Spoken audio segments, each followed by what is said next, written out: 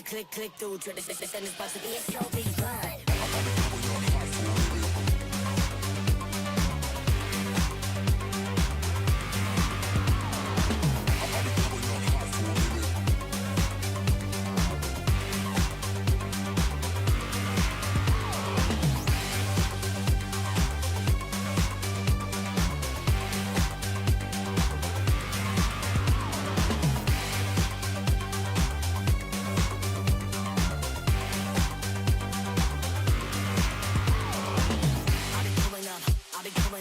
Everybody know the drop when I'm in it.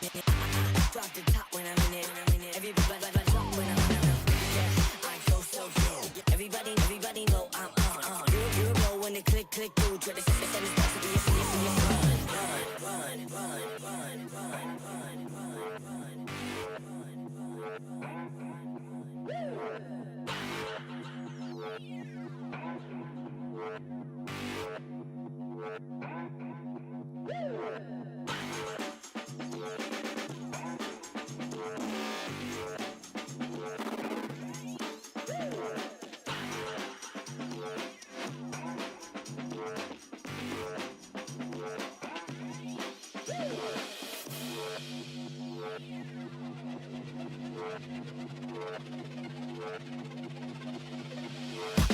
I'll be coming up hot for a minute. Everybody know the drop when I'm in it. Drop the top when I'm in it. Everybody know the drop when I'm in it. Yeah, I go so good. Everybody know I'm on. You know when the click through to the system is about to be a slow beat run.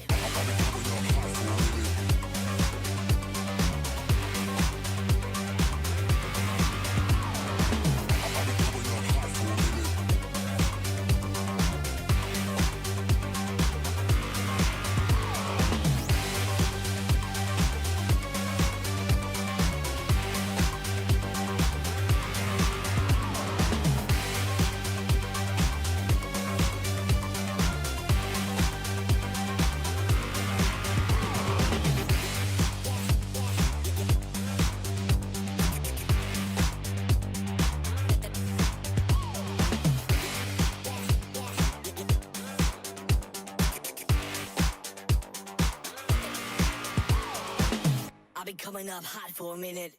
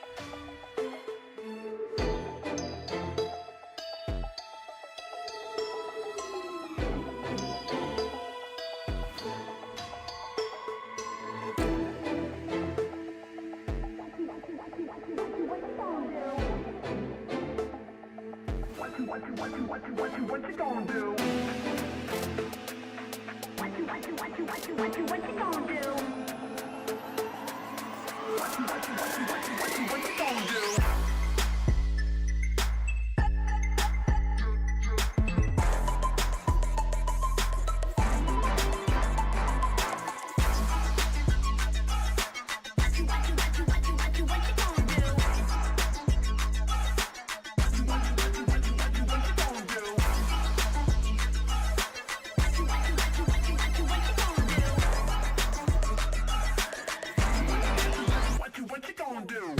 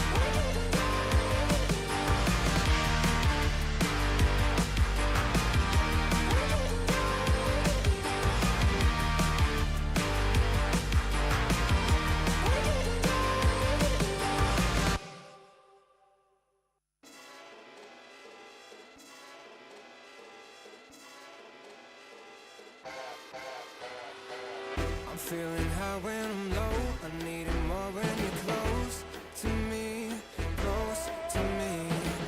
I'm feeling high when I'm low. I need it more when you're close to me. Oh yeah, yeah,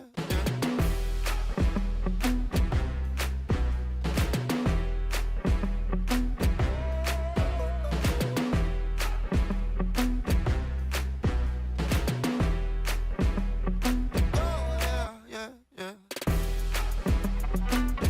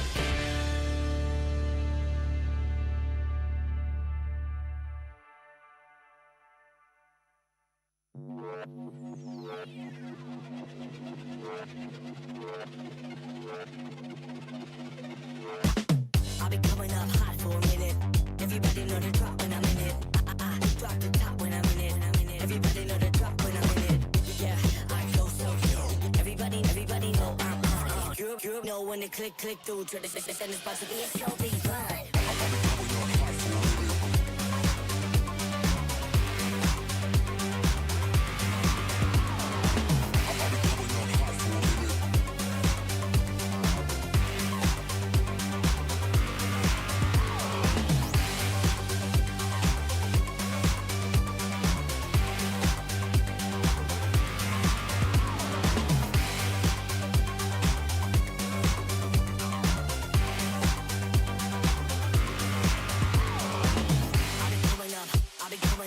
Everybody know the drop when I'm in it.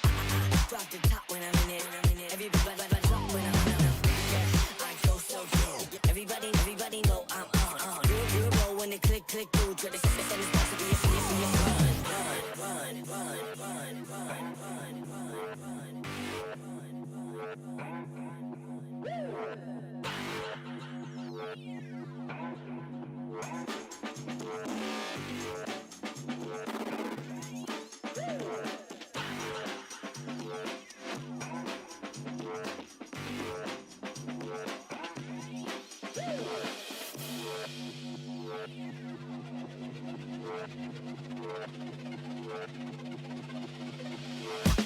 I've been coming up hot for a minute.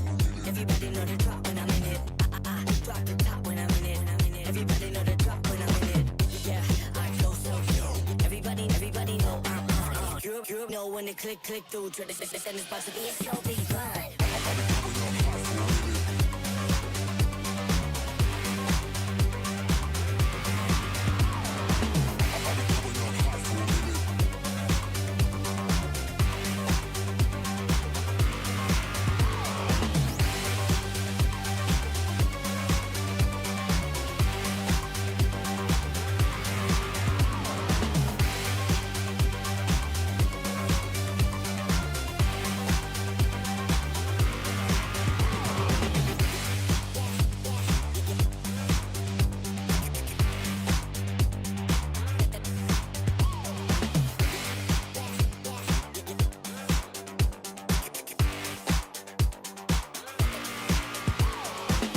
I've been coming up hot for a minute.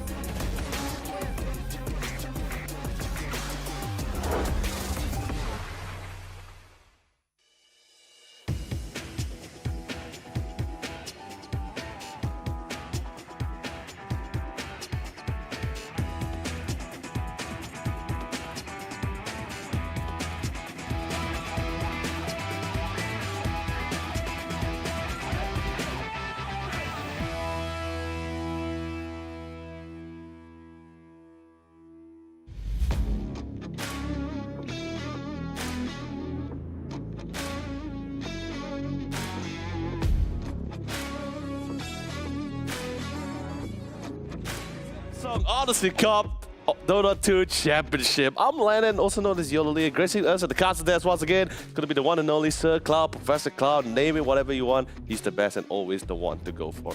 Sir Cloud, my friend, it's currently day 2 of the Odyssey Cup here. We went through a grueling day 1 here.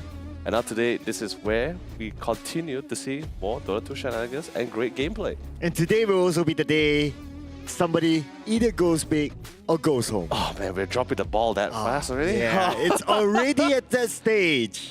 No, that's what I'm saying. That's why I hate the nature of the competition, right? Because there's only going to be one winner, and someone always has to be the one to go home. Yeah, I truly believe that everyone is a winner, but this is how it is. We can only crown one king, and that's how it is. It is. But everyone can be a winner if you check out the latest Red Bull Team Pamelo for the win. Just saying. Apple. Pamelo. Apple. Put it in the comment section, ladies and gentlemen. Team Apple or Team Pamelo? Hashtag Team Red Bull Team Apple. But everyone can win if you put in this discount code to get yourself a beautiful new Samsung Odyssey monitor. That's exactly right. So if you guys notice as well, anyone who's here, who wasn't here for the first day, here for day number 2, the first 2 initial of the discount code is actually represented to the region you're going to be applying the code for. So if you're from Malaysia, then it's going to be MY Odyssey Cup. If you're from Singapore, it'll be SG Odyssey Cup as well. So it's very simple. You take this discount code, you go to the Odyssey Cup website, which is going to be odysseycup.gg. You put the code, answer some question, and you're pretty much good to go, and just pray for your luck as well. But with that being said, Red Bull, Samsung is providing you guys the discount code. Red Bull come with 2 new flavors. You're pretty much curious of what Serkan and I we were debating about. Red Bull has released 2 new sparkling energy drink flavor. One of them is being the Pomelo, and I'm actually team Apple and Muscat Grape, which is actually a pretty great thing for sure. But you know, with that being said, moving up to our next schedule today here, we're going to be showing you guys the tournament format on how Samsung Odyssey Cup is going to be handling this Dota 2 tournament. Yes, and we've started this journey with the regions. So before this, we had 6 regions in our previous edition, but this time we have a total of 8 regions, and they went through an open qualifier series for us to be here in the playoffs, featuring 6 Southeast Asia teams and 2 teams of Oceania. And we were just done with day number 1 yesterday. We saw all the upper bracket matches, and today we will be seeing a few lower bracket matches as well as some other upper bracket matches. Correct. And the upper bracket matches today will somewhat determine which team is going to be going to the upper bracket finals, whereas the lower bracket will be deciding which of the only 2 teams out of the 4 will be still climbing up that ladder. But anyway, speaking of which, you guys are curious about our prize pool. This is it. It's a total prize pool of 20,000 USD. Champions going to be walking away with 8,000 USD. Second place 4,000 USD. Third place is going to be 3,000. Fourth and 5th, 6th place is 1,500 to 1,000 each. And we have 7th to 8th place is 800 USD and 700 USD. So in other words, we have 8 teams. And in other words, all 8 teams, even though you may not be able to get a championship spot or maybe a high position or even top 3, you're still going to be able to walk away with a little something for yourself. You know what I will get with my 8,000 US dollars? What? I'll tell you in a little bit more. Let's check out this new video for all of you, ladies and gentlemen, introducing our amazing players that you might be curious how they look like. Let's go.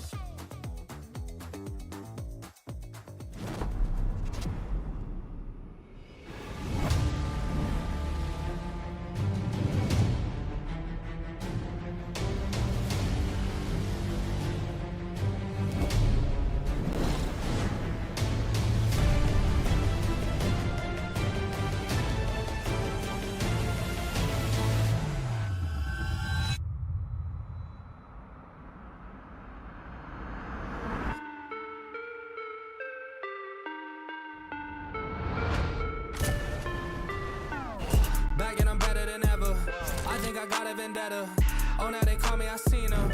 All of those times getting severed. I told them all I get let up. They ain't not tired of me never. Give me a shot and I swear I shoot like Berettas. That's how I shoot. Lately I'm driven like I'm on the roof. They in my lane, I got told on the move. Now that I'm popping, got too much to lose. Look at the numbers, got nothing to prove. I'm in the city, just me and my crew. Told me I'm sick and I know that it's true, but I'm still gonna ball. It's like I got a flu.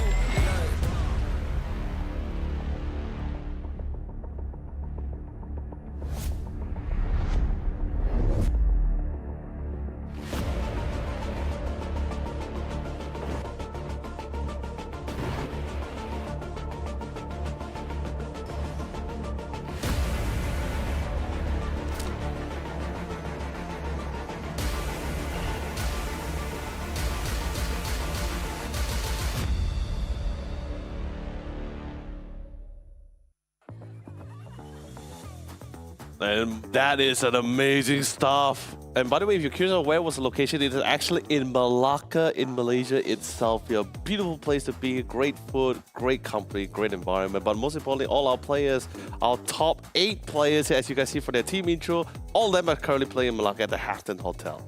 Yeah, the beautiful setting in which you guys can check it out later when we go to the player camps. But we would like to introduce our teams in this tournament. We have Myth Avenue Gaming, Team CSC, Dominator Esports, Hong Hong and Friends, Mata Esports, No Cylinder, Soy Milk, and Castaway.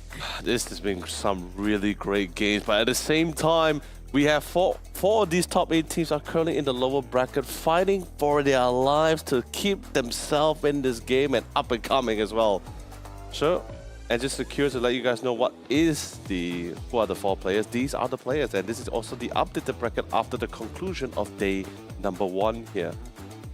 And here we have it. We'll start off with Soy Milk versus Hung Hung and Friends, followed by No Cylinder and Myth Avenue Gaming. These 2 sets of teams will be starting off in the lower bracket round 1 today. And we have the upper bracket matches as well. Manta Esports Castaway, Dominator Esports, and Team CSC. And this will be our schedule for today. Exactly. So as mentioned by Sir Cloud, we're going to be starting our first broadcast with Soy Milk versus Hong Hong and Friends. Although yes, for the teams that's currently in the lower bracket, the condition of the double elimination or the safety net is no longer applied since they're currently in the lower bracket as well. So this is their one chance and one chance only. There is no coming back from this if they actually lose this series, in particular for any of them in the lower brackets. However, there's something really exciting to befall here, right? Because you know some teams, I think we have seen certain teams even back in TI as well, where we see teams like performing exceptionally well when they are actually back against the corner. For example? Actually I'm not too sure. All right. Oh, Liquid, for example, that was like All right. back in like the previous TI. When you're back in the corner, Or OG as well, yeah. they respond. Yeah. So especially these teams that are on the lower bracket, that is, for our Series 1 and Series 2. They're obviously back into the corner. Like what you said, if they get eliminated here, no safety net, they're out. Man, I'm tearing up, man. I'm not tearing up. We haven't even started the game. I know that I'm just not really good at saying goodbyes, you know? Like this is... Let me teach you how to say goodbye. You start with good. After me, good. Good? Bye. Day. Oh, there you go. You're halfway there. Well, guys, with that being said, ladies and gentlemen, we're finally undergoing our first series of the day. It's going to be the lower bracket round 1. It's, of course, between Hung and Friends and Soyman. And this is the draft that's been set up. By the way, Yeah. shout out to our buddy Adam Spartanker. Oh, we yeah. actually also broadcasted at the hotel itself. Oh, yeah, I saw Yeah. it. He actually tagged me, yeah. I was very excited too. I was like, oh man, it's Spartak. Hope he's been fine, hope he's been well. Yeah, he's enjoying the hotel himself. Yeah. Well, that doesn't seem fair now. Well, we can swap places. Oh. Really? You're going to ask me to drive all the way here? 2 hours drive? I mean, we can call the emergency button. Because with that being said, let's quickly get down to business, class. So we have our first 2 picks coming from both sides, both the Bat Rider and the Enchantress. Bat Rider, fantastic initiative, fantastic post 4, and unlike most post 4, he's the kind of post 4 where he can actually farm stacks relatively early, and if things goes really well for him, you wouldn't be surprised to see like an insane Bat Rider and almost probably during 9 minutes or before 9 minutes to have a Blink Dagger already if things works out for him. So really fast-paced, really great initiative, something they really need to take into account, and of course, a fantastic dumpster hero. As the more napalm stacks, the more damage he does as well. Yeah, we've seen tons of Bat Riders being played here in this tournament. Lots of lasso moves. But that one hero that we have not seen the light of day is the Shadow Demon. Has been banned out again by Hong Hong and Friend. A very versatile hero to save teammates, to make engagements as well, so totally understandable. Yeah, and the Luna has been pretty popular as well, and Soymer is not a fan of it. Yeah, it's definitely understandable. Shadow Demon, although Shadow Demon did get the nerf, his Div Semi also got nerfed. The illusion as well is not as great. You talked about Crystal Maiden yesterday, but for bad reasons. But hey, you know, at least you still got that Crystal Maiden. Hey. It's still the second pick. It could be a Crystal Maiden post one. I'm just saying. No, we left that subject yesterday. Let it be bygones be bygones, okay? It's the Crystal Maiden. It's the support Crystal Maiden, the post-buy Crystal Maiden. You buy all the attack items, you add the attack speed. Crystal Maiden post one. Okay, so here's the interesting thing. So, BB's been pretty flex so far. Even in the most recent tournament, they were like, yeah, we see BB sometimes being picked up as the support BB for good reason. Got a high, very durable frontliner as well. Reduce a lot of armor because of his natural glue and also slows as well. So it'd be pretty great at running down most heroes. And if the situation calls for, he can always swap to the offlane. If the composition or at least the drafting phase doesn't feel right, Soymill has that counterability to swap out. But it looks like it would not have to be the case since they will be locking in the Marcy. First time we're going to see Marcy in the playoffs here. And we might see this Bristleback as a offlaner. Timbersaw is likely to be an offlane as well. True, but it's such a strong pick as well, and I'm surprised they actually managed to let that Timbersaw pick go through. So with the Timbersaw going through and Luna being the ban here, I'm very curious to see whether Soymek is interested to pick the Gyrocopter. I think so far, of all the ranged carries that we've seen, Gyrocopter seems to be the only one that has been able to contest against the Timbersaw very comfortably as well, because he is a hybrid DPS, does magic damage insanely well in the lane, and also can do physical damage when he gets towards the late game. So something nice if Soymek could pick it up. If they don't, I'm pretty sure Hong Kong and Friend might actually just ban it out in the next few bans, if they at least want to cater to that side lanes. But Puck, fantastic pick, a very strong mid laner, very elusive. I think they need to try to prepare that mid lane to play against that Puck. Yep, especially with the Dream Call, is able to lock in heroes inside of it. Marcy being one of the heroes that's very mobile. So it will be a decent pick. But then again, this Marcy could be a support Marcy. You don't want to put all your cards onto the Marcy itself. But this will be a good counter for Puck. Void Spirit, where is he going to go? It's most likely going to be the mid Void, and I think it's pretty great. So it's pretty elusive. He's also a natural Aghanim Scepter buy as well, so you have natural silence later on. He also he get dish out damage pretty well against the Puck, and also sustain quite decent farm pretty well, lane pretty well against the Puck as well. Not the natural counter, but still pretty great, and at least he doesn't have to worry about like going up against the Huska picks, because his Puck is definitely going to the mid, so they don't need to ban the Huska, they don't need to worry anything about it.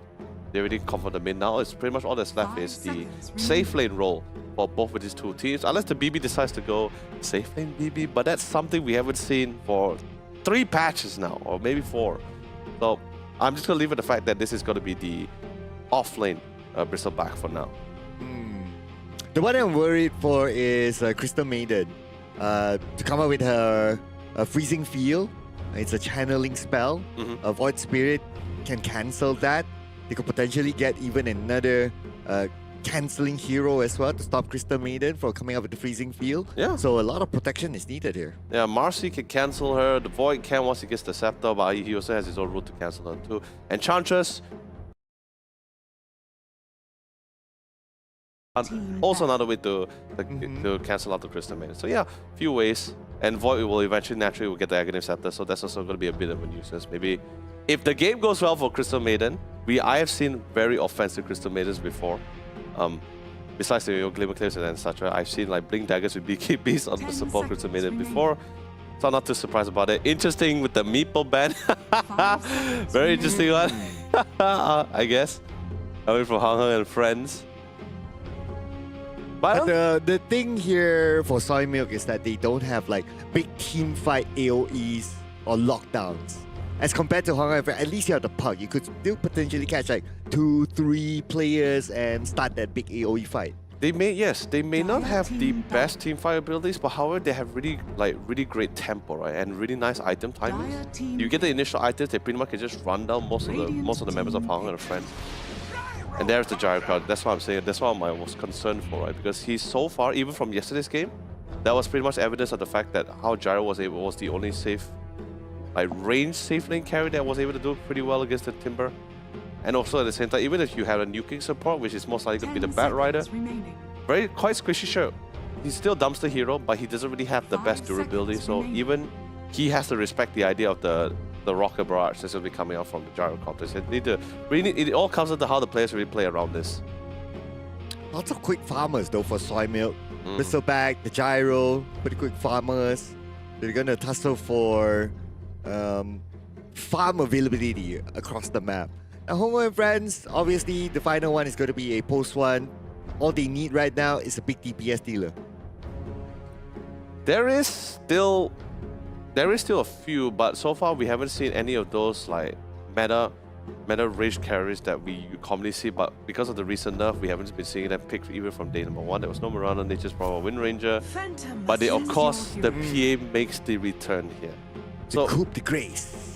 So far, we had the only few melee safe lane carries that we've seen that was recently coming up and about has always been the Alchemist, the Monkey King, or the Phantom Assassin. But of course, most of the team definitely opt to go for the Phantom Assassin over the... So opt to go for the Monkey King over the Phantom Assassin. But I guess in this game, the Phantom Assassin has a natural break once he gets a shard, so it's going to be pretty great against the BB. So I guess that's why they pretty much opt to go for it later on. The PA is quite a throwback hero as well. It is. Yesterday was the major throwback. I guess today, another great time to walk down memory lane since we also had the Crystal Maiden. And you know what? Speaking about walking down memory lane, they are playing in Malacca. The city of history. That is true. And the crazy thing about it is, usually BB, you don't really have to worry about like too much physical. You don't have to worry about too much physical damage. But Crystal Maiden actually does pretty great nuking in the lane. Was also on the same category with the Lich, where it's also somewhat of a lane dominator if you have enough mana to go for it. And paired with the PA, you can actually dish out a lot of magic damage. So maybe I guess ideally they was just hopefully try to bully out the BB, or maybe even try to bully out the support out of the lane to try to get that lane control. Someone on Soy Milk is a fan of the Apple for Red Bull. Hell yeah, Team open. Apple, man. So that's your buddy there. That's your buddy there. That's your buddy there. Even nothing. Wait until you taste the pomelo. I think he did. And he still thought the apple was better. Team pomelo, people. The apple, okay? Put it in the comment section. Team pomelo or Team Apple. We want to hear from you. Hashtag Team Apple. That's the real way to go here. But of course, finally, this is what Sir Cloud was talking about. The rooms that the players are currently playing in absolutely look so cool. It looked amazing. It really is. I feel like dropping by right after this. I'll be impressed. I'll see you there. We have a long day today, by the way. Well, it'd be nice to have a I'll see you tomorrow. Nice Not today, tomorrow. it'd be nice to have a nice bed with PCs around you. You know, at a hotel. I would have a too many PCs around me. I think if there were so many electronics around me, I would have at least like to have a cactus at least. Oh, why a cactus? If I'm not mistaken, like a scientific research states actually a cactus is really good for drawing in electronic waves. Oh. Yeah. So that's why sometimes you see in offices, like electronic offices, you see people have like 1 or 2 cactus on the table. Oh, really? Yeah. Oh, okay.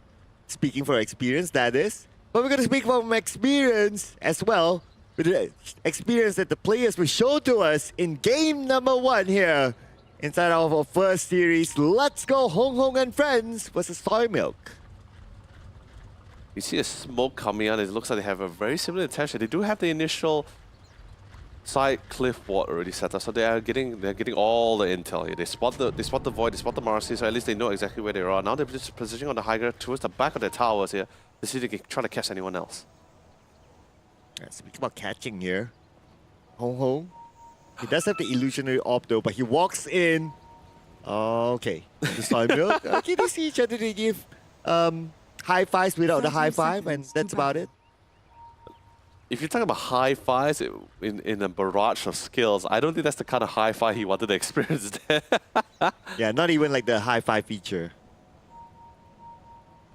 Okay, they spot a ward. But nah, yeah, I know, it feels tempting to deny the ward. I get it. Don't do it. Don't do it, people. Don't do it. Don't listen to the voices. Illusionary orb. And they take a bounty. Which is fine, but That's the root. Can he get the repulse in time? They know that he doesn't have the Oh, illusionary the orb. body block. They know, oh, just in time. Barely got it out. But he took so much damage before even this lane started here. So Hong is definitely going to be playing a little bit precarious, a little bit cautious in this lane. But that was a lucky one for Hong Hong. Not gonna lie. I thought it should be on cooldown. No, it's a 10-second cooldown for illusionary orb. It's not that long. Yeah. Every time he releases the orb, you can see Board, he just goes for it. He knows that the escape mechanism is not there. But it's okay. He got a nice handy salve, but that's actually going to slightly delay his ball timing as well, because salve is about 110 gold, so that was definitely slightly slow it down. Not too significant, of course. It's just slightly slowed.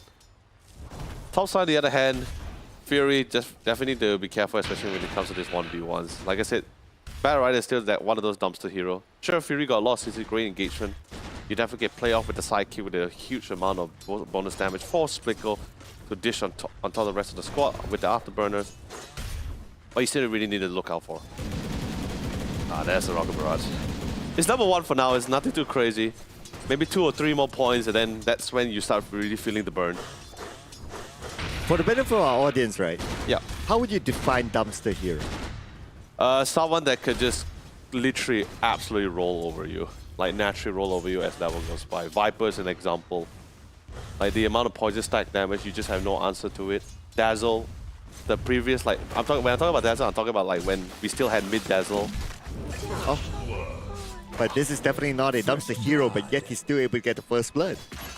Yeah, this is what I'm concerned, right? When you have both Crystal Maiden with the PA, it's pretty much similar to how the traditional lane combination that we have, right? Like Lich with Savan, Lich with Juggernauts, or Crystal Maiden with Juggernauts, very similar categories.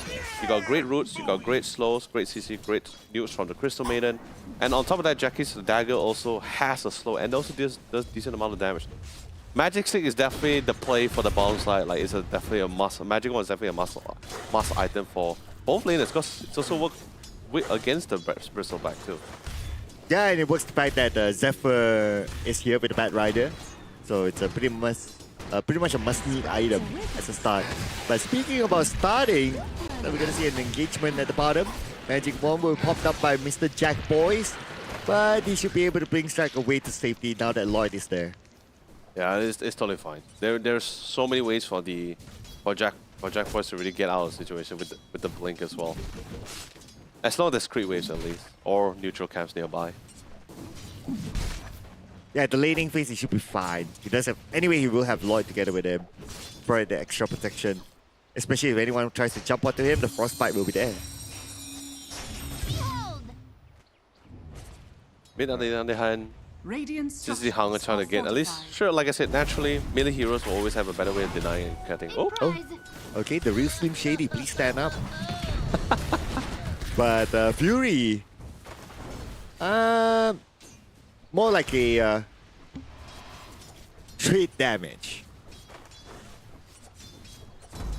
Yeah, I guess so as well. I mean, he's also great with initiating. He's just there to at least to ensure that Raven doesn't really get too far ahead, and also make sure all the damage coming from Zephyr just currently just focus on Fury instead. Just make sure they don't get the wave control, ensure that's always back in their favor. And like I said, Split Core with the Gyrocopter, Rocket Barrage great for magic damage, and Flat Cannon, you're farming and also naturally harassing at the same time if they're within the vicinity. So, best of both worlds for him. But Fury's going to play the zoning role now. But I would say when it comes to all the lanes, it's still pretty 50-50. Although we have the first split at the bottom lane. Yeah, the level one where especially when the Enchantress is still relatively slow. Yeah. And definitely pre-level 6 without the ultimate as well, so you don't really have to worry about like having him like re-slow attack space. So that's totally fine. That's totally nice too. And Fury, thank God, with the especially paired with the sidekick, so you can have this like natural lifesteal and bonus damage. So it's definitely something nice to have whenever you try to trade. Something similar to like what Brood Mother has for her first skill, which is this insatiable hunger. You get bonus damage, you also get that insane amount of lifesteal. Brood Mother was pretty much a thing back then. Don't really see a lot of Brood Mother now. I do remember sometimes in TI, the recent TI, we do occasionally see the off-lane Brood Mother. But you know, items has changed, items got nerfs again, so probably won't see Brood Mother in the light of day. Very similar to how we don't see much on Wind Rangers or Mirana. Actually, speaking of Mirana, I did see a Mirana during the recent Wallachia tournament, but it was mostly just a post 4. It's still a great post 4. We're going to see BB just taking away all the stacks. I mean, it's going to be easy for him to just cool spray his way to steal away those jungle creeps very early on. But we're going to see a rotation here by Lord Boons onto the middle. But Hong Hong, illusionary of use. They have a couple of seconds of a window, but it's not enough to take him down yet. Yeah. Really quick, really quick. I think that's the only problem about the Enchantress post 4. You don't necessarily have the best way to close the gap between you and your opponent. Even if you had the NC, it's still pretty much the same thing. You pretty much depend on your mid to set up the post. Oh, all right, here we go. Beautiful dream call. Catch Lord Boons. Botti will be able to get up to the high ground. Fury is there, but they will not follow up with the engagement. In fact, they have the Invis rune taken by Botti, bottled up. Now Fury goes up to the high ground. Zephyr follows through. Fury is in trouble. Okay, now this will be enough stack damage for Zephyr to ensure that kill. Yeah. I think this is the major problem that Soymilk currently has right now is that they don't really have like really great control over the puck. Don't get me wrong, they do have catches, they do have their own version of roots and the natural silence that comes in later. But even before the scepter comes in, all their skill needs to land, it needs to connect, then only you can actually get those disables. For now, there's no instant stun, there's no hacks like a lion hacks or earth spike, nothing of those sort. Oh. But all in now onto the bristleback. Rain will need to back off. Fury trades back damage for him. And Fury should be able to survive this. Okay, one dagger onto Fury. He's still being slowed down. Body is there to back him up, and Fury will survive this for now.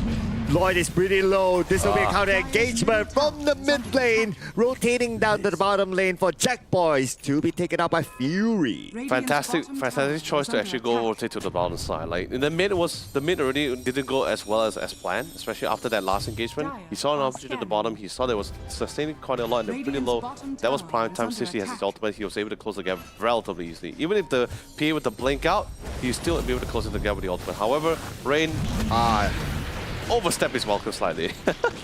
Yeah. Kind of look down the burst damage from the Crystal Maiden. Oh, Lord Boons. Yep, magic wand. That's as much that he'll be able to tank, and Jack Boys will show why he's jacked. Yeah, and this is a very high level Phantom Assassin as well. Like the amount of Phantom, if you notice from his emblem, he's played a lot of Phantom Assassin games. What level was he again? I think it was 30? No, it's... Hold on, that emblem is what level was it? Okay, we'll get to see that in a bit more. I think it should be 30, yeah. Or No. 25. Oh, but we're going to see a smoke here. A dual smoke by Lord Boons at bot D. Oh, it broke? Oh, okay, it broke. There you go. Lloyd is going to be the first target. Crystal Maiden is going to be an easy target for them to take down first. Leaving Zephyr alone, 1v3. But all their skills are on cooldown. Jack Boys is still there as well. And here is Hong Hong providing extra backup. Hong Hong comes in, illusionary orb, and dream call. Catch Lord Boons. He has nowhere to run. Potentially get another one. Would there be enough damage? On the Fury. Fury will still fall to the hands of Raven. It's going to be a brawl right now. Jack Boys has nowhere to go and will be taken out by Botti. Going in for the chase onto Raven. But Raven backup is on the way though. Hong Hong is still there at the back line. And Hong Hong will still not let them go. Raven comes back just in time to get his double kill. But we're not done yet with the fight at the bottom. Now Spinko is the one that's in trouble. Spinko tries to get underneath the tower, but the tower will not be able to save him enough. There will be Hong Hong there with the illusionary orb to go to the back line to take him out. And his other teammates, Rain, just arrived. But the moment they came, silence kicked in. There was nothing much he can do. Yeah, this is slowly to start to have a problem as well, because and at the same time, I love how the dynamics has been happening towards the entire game so well. You have this really nice, fast tempo composition from both sides. Everyone's capable of fighting this early game kind of style. The decision coming from Speaker to TP all the way to the bottom to join the fight, that was also a great help. But you know, the damage is pretty significant, and like I said, the major problem is still the fact that no proper way to control this puck. No one is going to be able to properly control Hong Kong. He has totally free. Oh, what a way to juke down the dream coil. Haha. Board D indeed. Excellent timing there. All right. It's time to go up to the high ground. Oh, The chase God, okay. continues on. And this time they'll definitely get board D. Oh, board D! 2 side steps away to safety. Splitco is there dealing the damage, but Splitco will be the next target. They want to take him down first to stop him from coming up with the amount of damage. Lord Boons will be chased down by 3 players from Hong Hong and friends, and there's no way that he's going to be able to survive that. Yeah, the Hung Hung is a problem right now. He's absolutely rocking this. And by the way, interesting enough, of all this action, he hasn't got a single kill, by the way. All assists. Oh, wow. 8 assists, by the way. From the bottom to the mid, no kills? Yeah, 8 assists. Man. But the thing is this, right? That's just, but at the same time, he's dishing out so much damage. And the best part about it, he can be as bold as he wants to, because like I mentioned before, no one can control this guy. And he knows this. He knows this. He's smart. He's pretty much smiling with glee and saying the fact that no one can touch this. No one can touch me. Nothing can touch me. Absolutely nothing. Yeah, can't touch me. Or can't touch this. Radiant's top tower Like is it under would attack. have to be a situation where his skills on cooldown, or he overextended or make a mistake. Then only they probably could actually get land those roots. But other than that, he's free roaming. It's free real estate for this guy.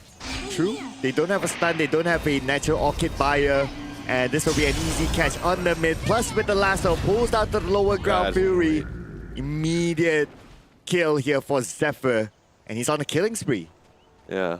By the way, Amazing Observer, can we check the items for Bat Rider? Probably 12 minutes. Ah, dude, he's so close. But it's fine. It wasn't like he was like farming stacks for these past few minutes. He's been pretty dynamic. He's been roaming around, assisting lanes. I think that's pretty great. If you look at the top, like bottom 4 supports, he's actually the top network for supports. Freezing field by Lloyd. But now Lloyd will be the main target. Lord Boons will take it out, dispose underneath the tower to get extra damage from it. And they will get the kill onto Lloyd. Yeah, but so far, Hung and Friends, cause and support is topping the net worth for each of their categories here. But you know, Gyro, you give it a little bit, you give it enough time, you can actually rev up those revenue pretty quickly as well. It's all about who is going to be able to break that tier 1 tower to really open up the map. So far, it's just been a lot of lane skirmishes, and this is going to be the starting of one. Jack Oh, boys! that's so much damage! Wait. Still able to blink dagger away, but the chase will still continue on, even though it's underneath his tower. There will not be his teammate in time for him to blink dagger away. Now Lloyd will be the next target. Lloyd being pulled back. Lord Boons will take one out. Radiant's bottom tower Yeah, so this is what I was saying just now in the drafting. They may not have a lot of team fight ultimates compared to Hung and Friends, Radiant's bottom but they tower have a has competition fallen. composition where it's really fast tempo and really great at running opponents down. So that was a very clear example, especially for heroes that doesn't really have the best of mobility or defensive item to reposition them as well, like Force Stars or Glimmers. Yeah, that's pretty much the exact result you're gonna be looking at. But then again, Hung and Friends still topping the network and also has a 3,000 gold lead. It's not really significant. It's not really too crazy, but it's definitely nice to note for. It's very we speak about like 4 staff, right? Yep. So Crystal Maiden can buy a 4 staff, and imagine combo that together with the Dream Call. It's an instant stun for at least one. True, but I think most of the time, I think he will actually try to opt for the Glimmer. I think like to get some magic resistance on anyone, but it's a nice parry for himself for the ultimate, so because no one's going to be able to stun it so efficiently. Whoa. Well, Lord Boons, that's going to be a dagger all the way from downtown to deal that amount of damage for them to secure the kill. And this is going to be another one. Fury falls to the hand of Jack Boys. Not the hero that they want to feed into. Jack Boys will be able to scale to the late game. Yeah, whoever Lloyd locks down, roots down, yeah, he's pretty much almost dead most of the time here, especially in this kind of situation. But finally, we see Hunger rotate to the top side. They are looking for that pickup, but no. Saw something, felt something amiss. Spy senses kicked in. Let me blink back, go back to the farm. I think this is exactly what someone is looking for. They're fine with winning skirmishes. They do not want a team fight. Just go back to farm, try to turtle out as long as possible as they can. But that also means you're also giving a lot of space for the PA to farm up. And he just took down the top tower. So that will give them access to the top jungle. The same can be said for Soymill since they took down the bottom tower as well. But if you look at like Hong Kong and friends, they're making good use of their space. It is. And I also love the priority of itemization coming from the Void Spirit as well. He is queuing up for his first initial item is going to be Disruptor first. He totally understands like that is definitely a requirement. That is something that they really need to have. It will help them to answer for so many problems. Silence the Timbers, it silence the CM, it silence the Puck as well. Ideally, it's just going to be Crystal Maiden and the Puck, but Timbersaw, silencing Timbersaw is also pretty fantastic as well. It's not going to be able to just tip a chain in and out or use rolling that often. Radiant scan, and they have the information. Jumps in with the lasso together with the freezing field. No way that Rain is able to survive this. Yeah, with the amount of damage that both supports has, they don't really need the Puck with them. Sure, Hong makes things a lot more easier, but they already have enough abilities to actually melt anyone away. Even they have offlaner, tanky offlaner like a Bristleback here. Pipe is so needed. It's going to be a really nice pickup. If they can farm, because right now Hong and friends, they're playing this at a really fast pace. Aboard, okay, pretty low on mana though, but just enough for you to get away.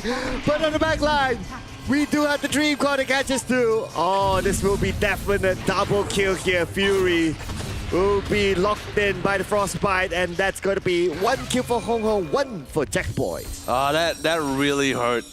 Still lane with barely any mana. He had the trace, he swapped it out to intelligence to give some bonus mana, then he was able to ult out once, and that was all he could. That's why Hong just waited it out. He pretty much knew he really can somewhat anticipate like where he's going to ult away. The mini ult, he's like, great. Dream Coil. Free food, ladies and gentlemen. So, free simple pickup. There's nothing much he can really do in that situation. And he really activated the wand, so the wand is on cooldown. So even though he got additional charges from that engagement, he still got silenced, he still got picked off, and the wand was pretty much still on cooldown. So no way to really get out of that. That's unfortunate. But it's fine. All these engagements happening on the other side of the map, but Split Go still casually farming. Has not been interrupted at all. True, the space has been created. They could probably come back at the later stage of the game. But right now, Hong and friends, they're moving as a 4. And they're trying to find the next target, going up to the triangle area, and that forces the gyro to move away. Yep. Oh, lasso. They catch one.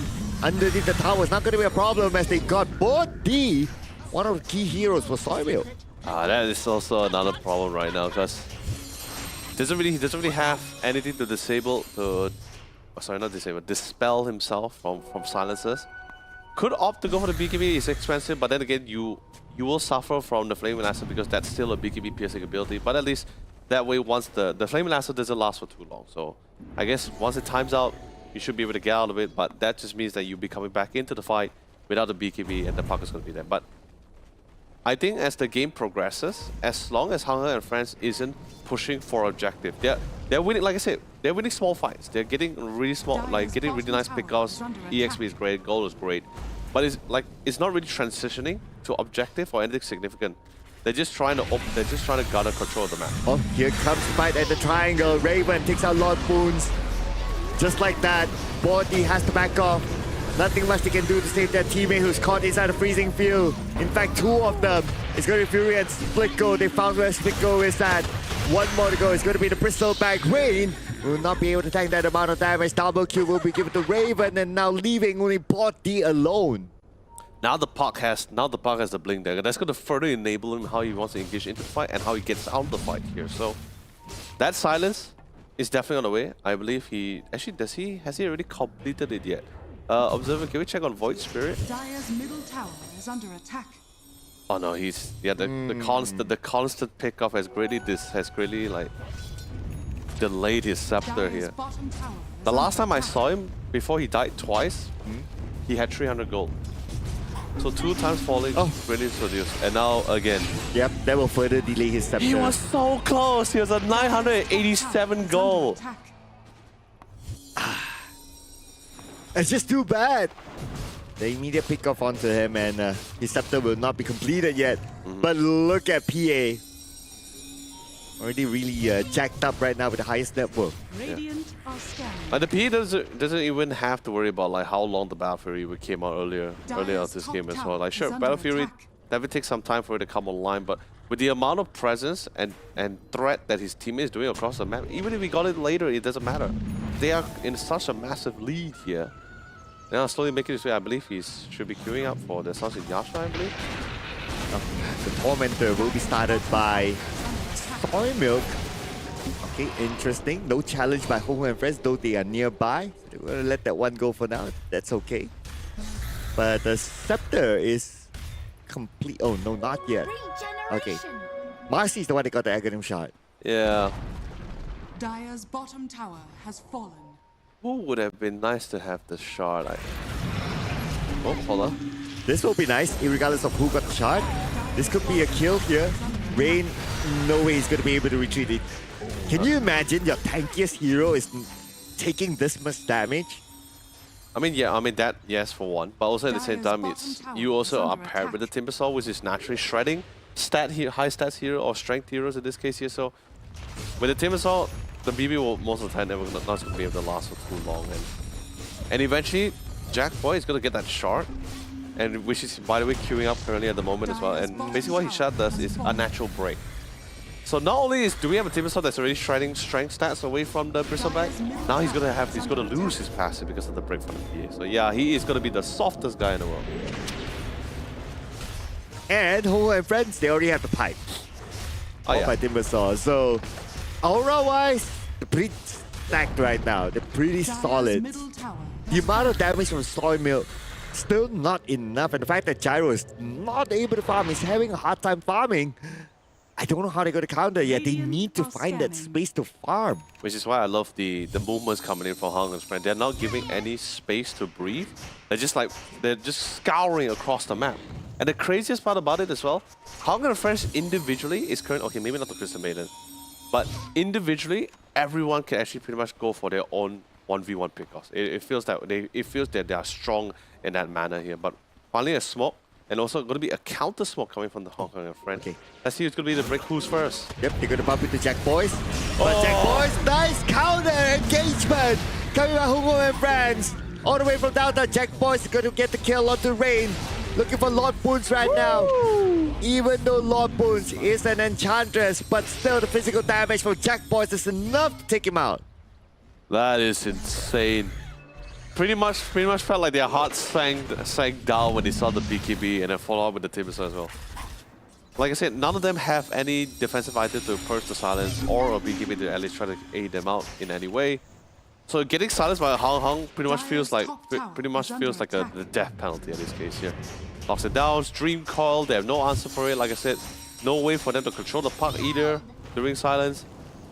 So Hong really have literally rolling on every member of Soy Milk. Run, Fury, run! Run, my friend! He's furious, but he's not fast apparently. So.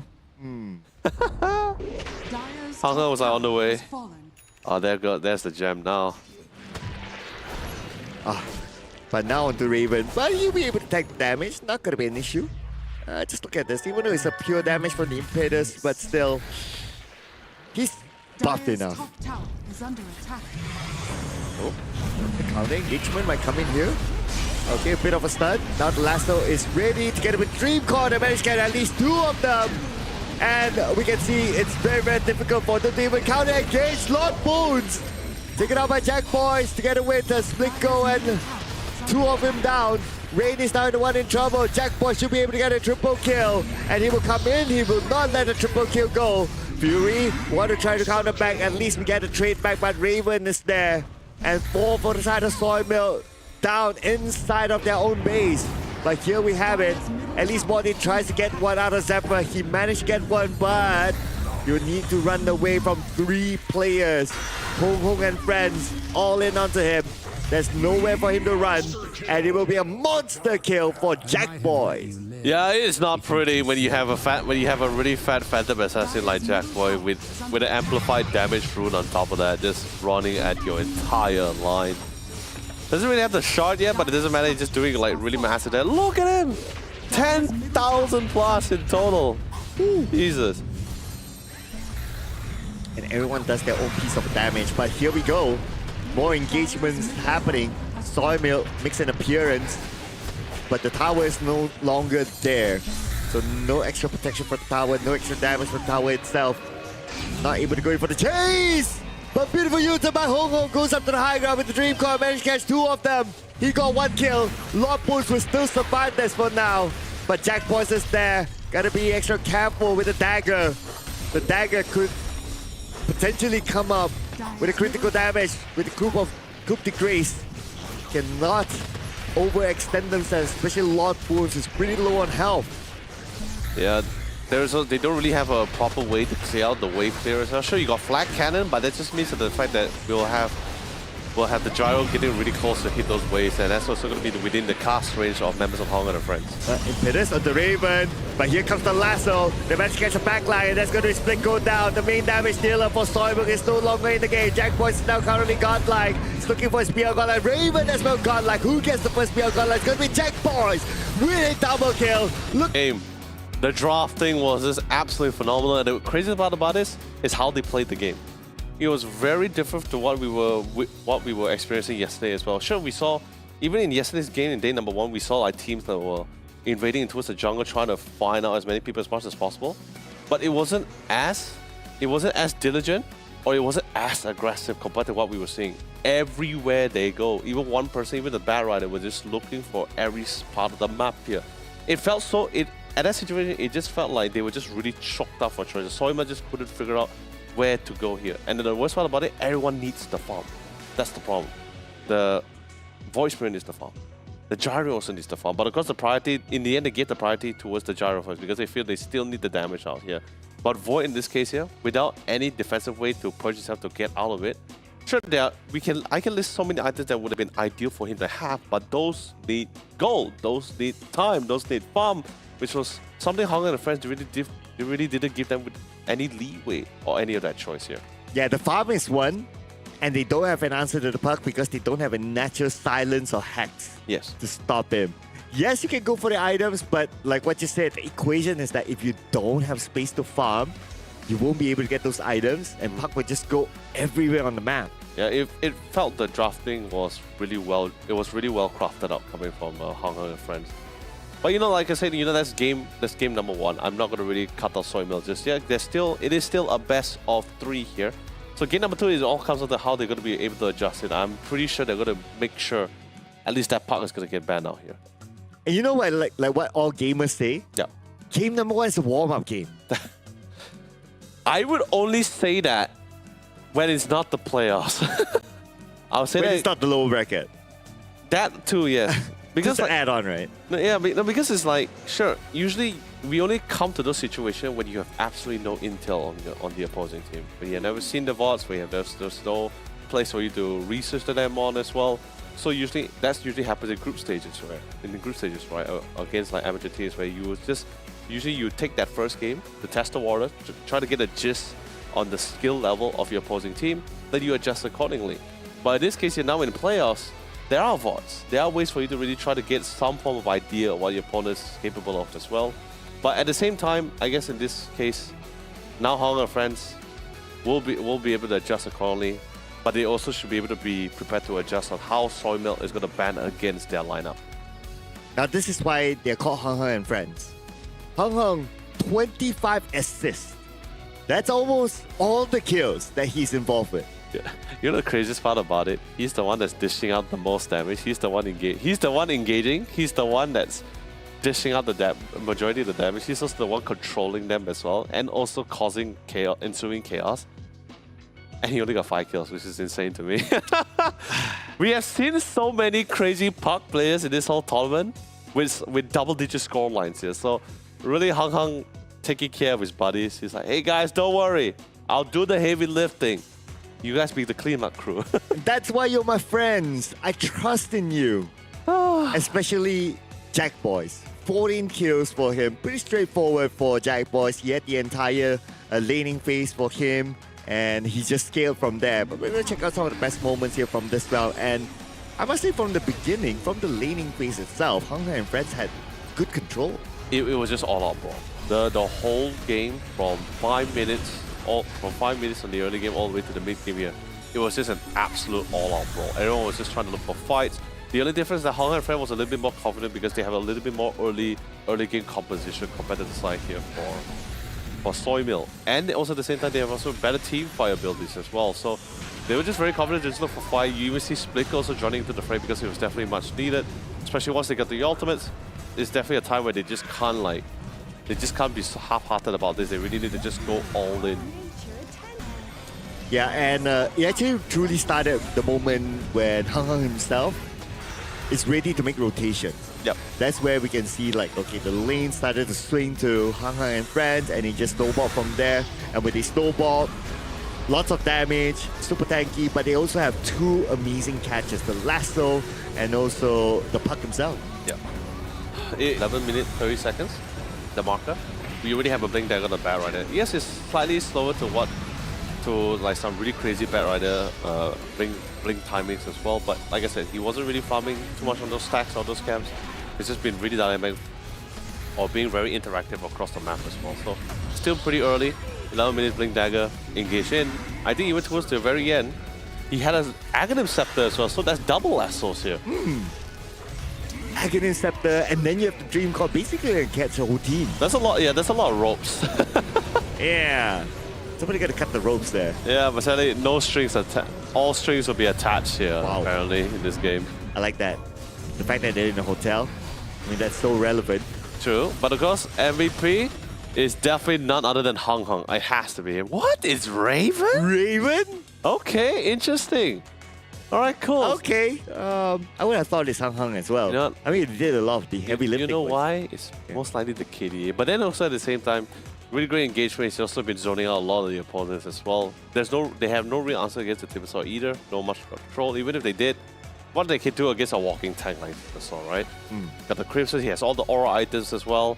And even the Bristleback, despite being their frontliner on Soymill's team, he doesn't really want to stick too close to the Timbersaw because every time a Whirling Death is proc, he's losing more stats every single time. The shot, we saw the PAQ at the shot after the BKB, but it was really not necessary because I still think they had just insane amount of damage. You know, by that time, the PA is just thinking to himself that, how much damage can I go? I mean, Because there's so much control, right? I mean, we saw he got the amplified damage, so he was pretty much just like two-hitting most of them after that. Yeah, he probably didn't even get the BKB.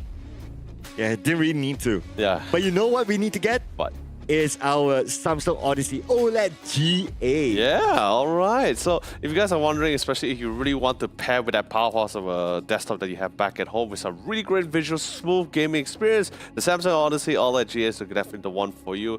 It's not just for smooth gameplay and visuals, it also is a beautiful 32-inch monitor. It also has a beautiful slim metal design. It has anti-glare technology, also utilizing OLED technology. But most importantly, it also comes with smart TV as well. Gotta watch smart TV, able to watch your favorite Dota games at the same time. Yeah. On a beautiful monitor. It is. Perfect. I love it. Yeah. And love the first game. Very fast paced, very action packed from start to the end. But will it be the same in game number 2, ladies and gentlemen? We gotta stay tuned because this is the lower bracket. One team will be eliminated. We'll be taking a short break. See you guys in a bit.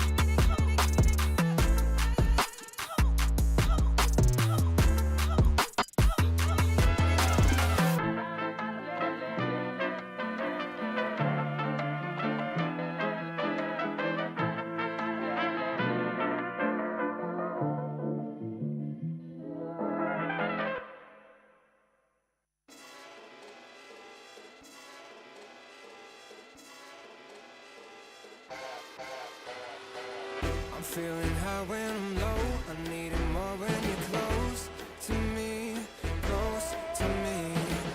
I'm feeling high when I'm low. I need it more when you're close to me. Oh yeah, yeah,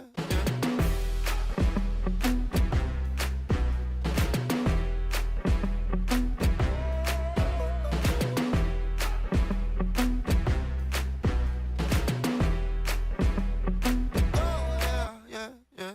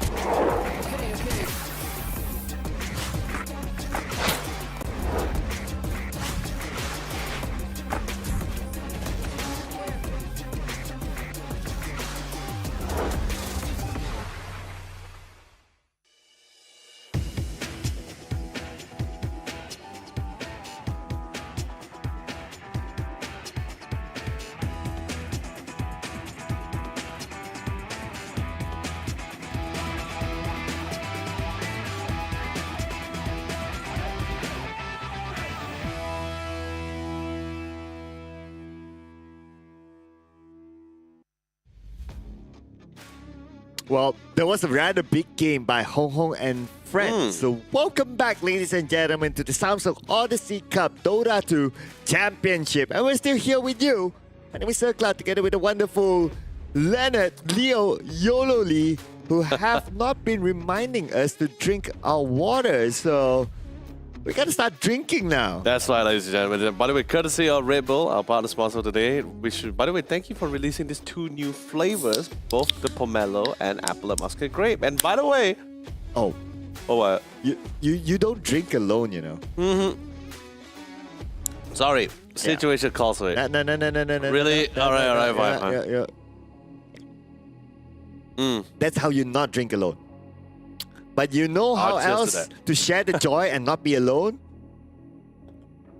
It's with What? this discount codes, That's ladies and gentlemen. This is especially for you who's currently watching the live stream. Whichever region that you're watching right now, just replace the first two letters. If you're in Malaysia, for example, you put MY Odyssey Cup. If you're in Singapore, SG Odyssey Cup. Indonesia, ID Odyssey Cup, and so on and so forth. That's right, exactly. When you take this, when you get this discount code, okay, you need to go to the website, which is going to be the odysseycup.gg. You input the discount code and answer a few questions, and you're pretty much good to go. That being said, You know what? What? Before we go there, you know what the witch doctor says? what? You make a big mess. Hey, that is not my fault, man. But It's all messed up right now, people. Hey, okay? hold on. Just do Okay, a quick there you thing. go. Yeah, we're good. We're good. We're But good. we'll not show the mess to you. I can't believe I wasted some of that good liquid right there. The goodness. But speaking of which, nothing's more better paired with Red Bull than a great game of Dota. So currently we're in our second game of our first series of today of the lower bracket 10 between both seconds Soy remaining. Milk and Hong Hong and Friends. And if you notice, 5 as well, seconds Hong and remaining. Friends is currently in the lead and only require one game away before they continue to climb up the ladder and most likely have to say bid farewell to Soy Milk unless they have something to do about it. And Hong and Friends going to pull out the sniper. Oh, mid sniper, but normally you pick a mid hero a little bit later. But this could still be a core sniper, post one sniper. Radiant Yet, team pick. in recent time, mid sniper has been a little bit more popular. Let's see what they will pull out here. But what we're sure is that the puck is out. No pucks, please. Okay, so the thing is this, right? Usually, the only time we ever see a sniper, a mid sniper in particular, is when you want to 10 pick it seconds against remaining. the puck because it is accounted against the puck. He is 5 seconds great at remaining. controlling the river rune. But more importantly, I don't think I have ever seen a game where a mid sniper ever lost to anybody so far. So that's from my recollection here.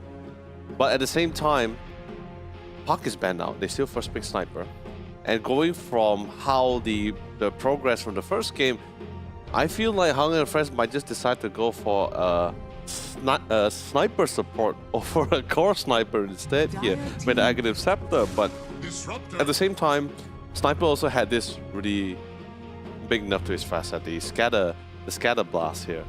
It pretty much got gutted here. So now even if you want to go for core sniper, we mostly see core sniper going for the ghillie suit over the scatter blast instead of facet. 10 seconds But anyway, at the remaining. same time, great to see the Brewmaster here, a very sophisticated 5 sophisticated seconds off lane, remaining. pretty hard, pretty durable, pretty hard to kill. He has his private split is always great. At the same time, he's also a vessel buyer if the Timbersaw were to come through once more, but then again, thank God they already banned out the Timbersaw, so don't really have to worry about it. But then again, at the same time, I'm concerned because last time the old Brewmaster, when people play Brewmaster for the offlane, it's usually the Radiance Brewmaster. But at the same time, Radius, I think people start to notice that building up the Radius first is a relatively long time. It's really a long time, same category with the Battle Fury. So we see Brewmaster nowadays going for smaller items before transitioning into the Radius itself. Support sniper, let's go. Yeah, I was here. Yeah, now that the gyro has been picked, right? So they're gonna use gyro. Before this, it was Soymilk that had the gyro. So they're gonna switch hands but then again, at one point we had support gyro with the shard though. It's tough. But I think in this case, I think it's the latter. It will be the gyro core, unless they decide to send sniper mid, gyro goes safe lane, and then they pick their support last. Like I said, so far it's been pretty flex, very weird flex kind of picks. But so Hunger and Friends is pretty adamant on keeping things as elusive or mysterious as much as possible. And Soymilk, this is their last pick. They use actually a decent amount of time as well to decide what they want to lock it. And Co-op, fantastic, man. Because from the state of things, don't get me wrong, Snapfire you have great damage, and Brewmaster will also come online much later, and the Disruptor as well. But these three heroes, if you notice, are very dependent on getting their level 6 as early as much as possible. So EXP rune 7 minutes at the 7-minute marker is definitely very crucial for them. So you want to amplify with more damage and great rotation from the mid. The Co-op is your answer here. Sonic Wave, massive amount of damage, great displacement, and also a fantastic roamer as the mid. So nice pickup coming in from Soymilk. I'm not sure about the Queen of Pain though. Really? Yeah, because you have to Doom. So you Doom the Queen of Pain, that's it. That will be the primary target. That is correct. But at the same time, it's very tough to catch the Queen of Pain. You would need to have to wait and be patient enough until the point where she blinks in on top of you or near within your cast range for you to cast them. It's not very long cast range, the Doom, by the way. I mean, it's decently long, but it's not that long until the point where the Co-op can be easily caught. So, for how we've been seeing him play the mid, I think he's going to be very well with his positioning. It will have to be in a very drastic situation, like maybe Clockwork lands, it has to be a follow-up for that Doom to actually land it perfectly on the Co-op here. Well, Blink Doom in, starting off with Queen of Pain. So, pretty scary there, pretty scary. If it's not the Queen of Pain, maybe the Brewmaster. It's most likely the Brewmaster. Yeah, just to not allow him to use the Primal Split. But the Queen of Pain definitely is the main priority. Whoever, actually, honestly, regardless of who he dooms, it's definitely going to be someone out of the fight. Definitely 1% out of the fight. 10 seconds remaining. Maybe not so for Disruptor and Snapfire. They can deal with that. 5 seconds Queen of Pain. remaining. My cards are still there. But interestingly, the Meepo is still being banned out. So, I guess it's... Really enough, it's actually from Hong and Friends that was banning out the Meepo. Okay, cool. Regardless, last ban. They figured it's going to be the mid for Hong and Friends to get rid of the Storm Spirit. What other high mobility heroes that we still have in the pool? Well, we still have the Void Spirit and the Earth Spirit. they can go Ember, as in Hong and Friends can still go Ember. Ember Spirit, yes. Yep, even though like the Queen of Pain could potentially buy the Orchid, but if they have the Doom, they wouldn't be too worried about the Orchid from Queen of Pain. Yeah, but insanely enough, Soymilk was still able to get their hands on the Luna here. Oh. And they bring the Outworld Destroyer here. Wow, OD is back, ladies and gentlemen. Who needs mobility if you have the potential damage? But at least for Soymilk, okay, I can see the idea here, right? So you have a team fight composition with the Disruptor and the Snapfire. You have the pushing capability with the Luna, so it's a little bit more balanced this time. You have the engagement capability or the finishing touch from Queen of Pain, so that's okay. I'll just be worried about the Doom, the big one here. If the Doom is able to catch Queen of Pain time and time again, Soymilk will have a big problem. I mean, it depends on how the game goes up. But if you can get the hands on board, that'll be fine. I think if he dooms the rain, it's also perfect as well. But right now with the last pick with the OD, I can definitely tell you this for sure. You got that. That's a lot of low intelligence. Okay, wait, low intelligence. I get decently low. He had two heroes that's not really that great. So OD is should be able to burst him down naturally. But more importantly is Astral Imprisonment. He has really great times to save anyone from... If he's within range, which definitely he will be in range, he has really great saves for anyone who's caught up within the Sonic Wave. If anyone gets caught up with it or inside the Static Storm, pretty much just drop in the Astral, he's pretty much gonna save the day. If he gets a Shard, then the person, even whoever gets Astral, should be able to walk out of it to at least try to reposition as quickly as possible to get out of tight spots. Yeah, so something nice to have, play in between. Who is picking up the sniper again? Sorry, someone missed that out just now. Yeah, I missed that out as well. You know, never mind, we'll see the way we're finally slowly getting into it. By the way, beautiful room from Hatton Hotel. Really nicely set up for all players. Really good to see. And all the Red Bull they can drink. Oh yeah, especially the pomelo flavor. Now the apple flavor, my Team friend. pomelo, people. Look at even my pomelo exploded when I opened the can just now. It's all over you. It doesn't want to let you go. Apple will never do that to me. Wow. Maybe we should try that one in one of these games. But speaking about the game, we're going to jump in onto game number 2. This is going to be our first series and also potentially the decider match between Soy Milk and Hung Hung and Friends. Oh, this is going to be interesting. So Fury's going to be the post 5 with the Disruptor as well. Like I said, Disruptor and the Snapfire, great damage, great team fight. However, you do need to get that. You do need to get that level 6 hours quickly as possible. So Lloyd is going to be the post 5 clockwork here, and Jackboy is going to be the safe lane gyrocopter. All right, cool. So post 4 sniper. Okay, that's interesting. Oh, look, observer. Quick question: can we quickly get on top of the sniper? Yeah. Okay, so he's still up. Okay, I guess because he is the support, so it's not really the cause. So he's still opting for the scatter blast here. The slow, you still definitely want the slow. You definitely want the bonus damage as well. But this skill was this facet was actually heavily enough in the last match. They really gutted this skill. Like even in the recent tournament as well, and it was even for core mid snipers now. People like which is rarely seen now, usually against the puck, they actually opt to go for the ghillie suit over the scatter blast instead, and I don't really blame them for it. But at the same time, also, not many range carries are dependent on the recent item nerf, which is the Glyphnir as well. So like heroes like Shadowfiend range carries, we still see. I think we saw a Shadowfiend yesterday as well. Yep. So we still can see those kind of range carries still coming into the mix. So far, we haven't seen a Husker. That's what I'm actually very curious about. We never see a Husker being banned. Actually, no, we saw a Husker being banned once yesterday against the Spirits here. Husker was banned yesterday? Yeah, one. Because Husker is fantastic with dealing Spirit Heroes. Any Spirit Heroes will just die to Husker. Okay. I still want to see an Ogre Magi though. It's still on the table. It's still on the table. Enough with the Ogre Magi. Dude, we saw a Meeple. Why can't I get an Ogre Magi? Because he's too dependent on RNG. Dude, he does not require intelligence. That's true. Dude. Imagine having him and maybe even a silencer just for kicks. No, man. Yeah. No way, man. No, I was satisfied with just yesterday's game already. I would not ask for more. It's been pretty good so far. I still want to see my Ogre Magi. Nah, man. You got your Earth Spirit, man. Because it makes sense. It's good. It's strong. Okay? Ogre Magi is good. Show them. In what universe? In the universe. Don't get me wrong. I'm not doubting the players that they can't pull off the Ogre Magi. I'm just saying that there are better heroes in the pool. And just saying that they're not good at Ogre Magi? I never said that. I literally just said they're not. I never said that they're not good at Ogre Magi. I just said that there are better options in the pool. Like an Earth Spirit? Yes. Okay. It's so much better. Grant me the Ogre Magi players. I don't think they will listen.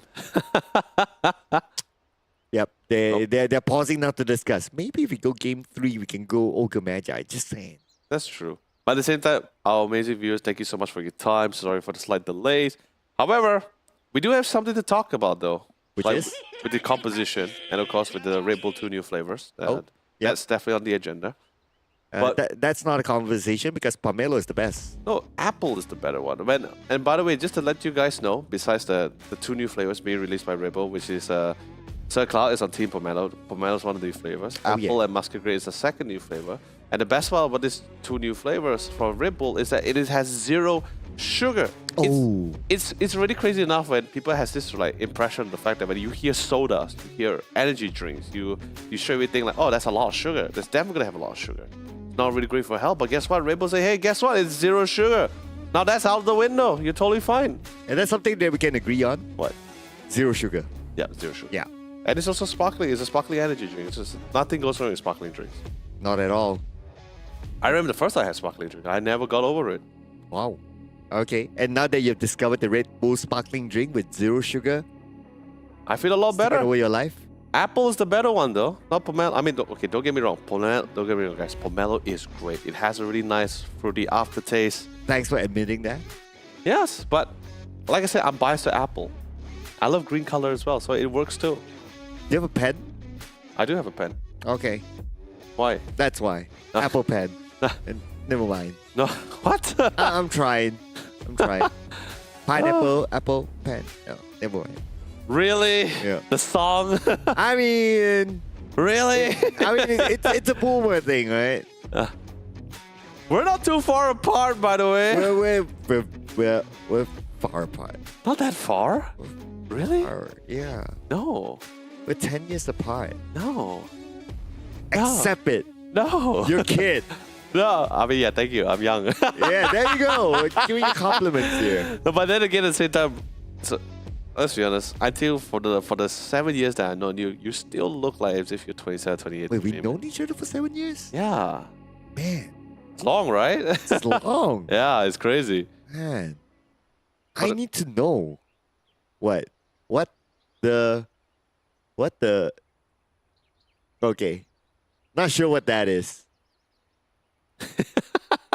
Okay, It's like What Morse does- code. okay, that's Morse code there. Okay, it's probably an inside joke. But I can understand it. They I probably know already. spend time, around Malacca and all that. you know. Sure.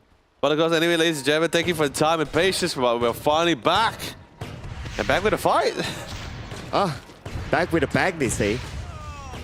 And can Lloyd actually run him down? Okay, the assault battery is still active, and yes, he will.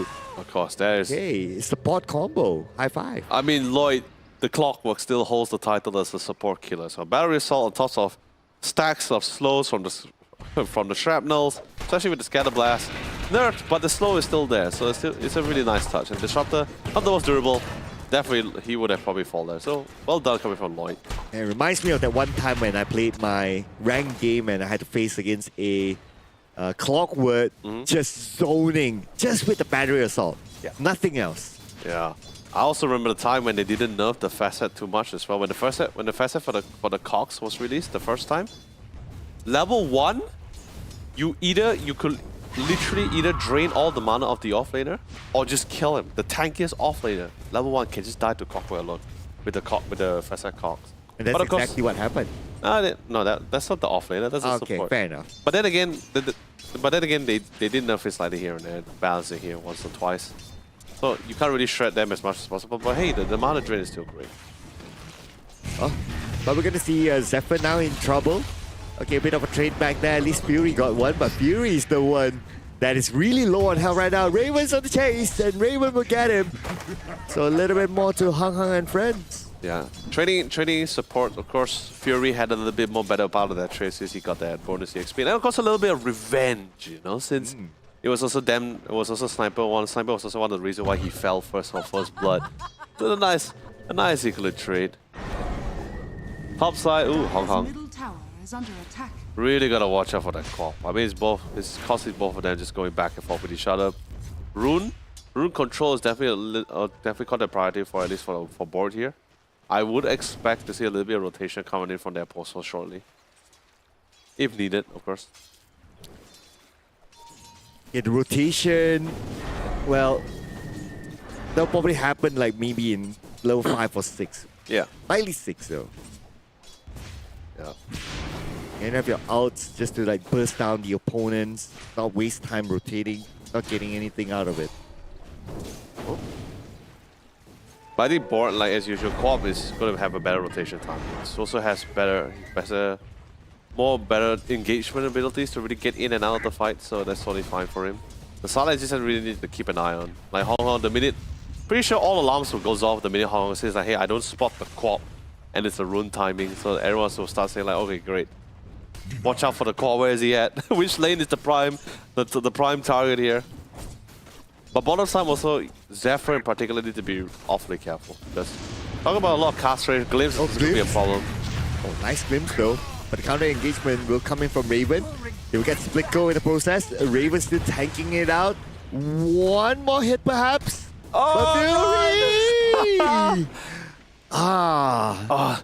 They underestimated the durability of Raven. Raven had some stick charges as well, so when he got glimpsed back, and remember, he's still a strength hero, don't get me wrong, Lucid Beam's a lot of damage. 2 points into Lucid Beam, that's a lot of magic damage on top of the Disruptor's Thunder Strikes, but... Oh.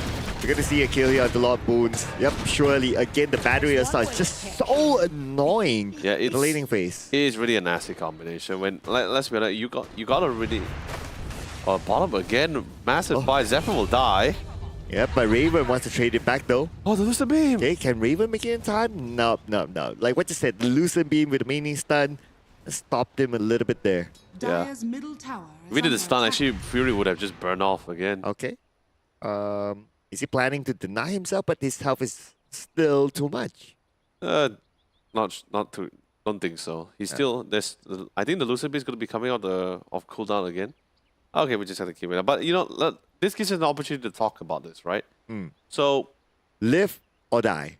bottom side. No. Oh no. Okay. Later, we'll have that auction later. All right. But for now, bottom side, the synergy between both the Luna and the Disruptor, right? So majority of the damage from the Disruptor is not actually interesting enough. Some people would safely assume like, oh, Disruptor, a magic caster, one would assume that his main damage is actually coming from Thunderstrike, but actually that's not. His main damage actually comes in from his harass majority of the time. It actually comes in from his attack range, his base attack. Really massive long range. Not a very high base attack damage. Shadow Shaman still has the highest when it comes to range supports.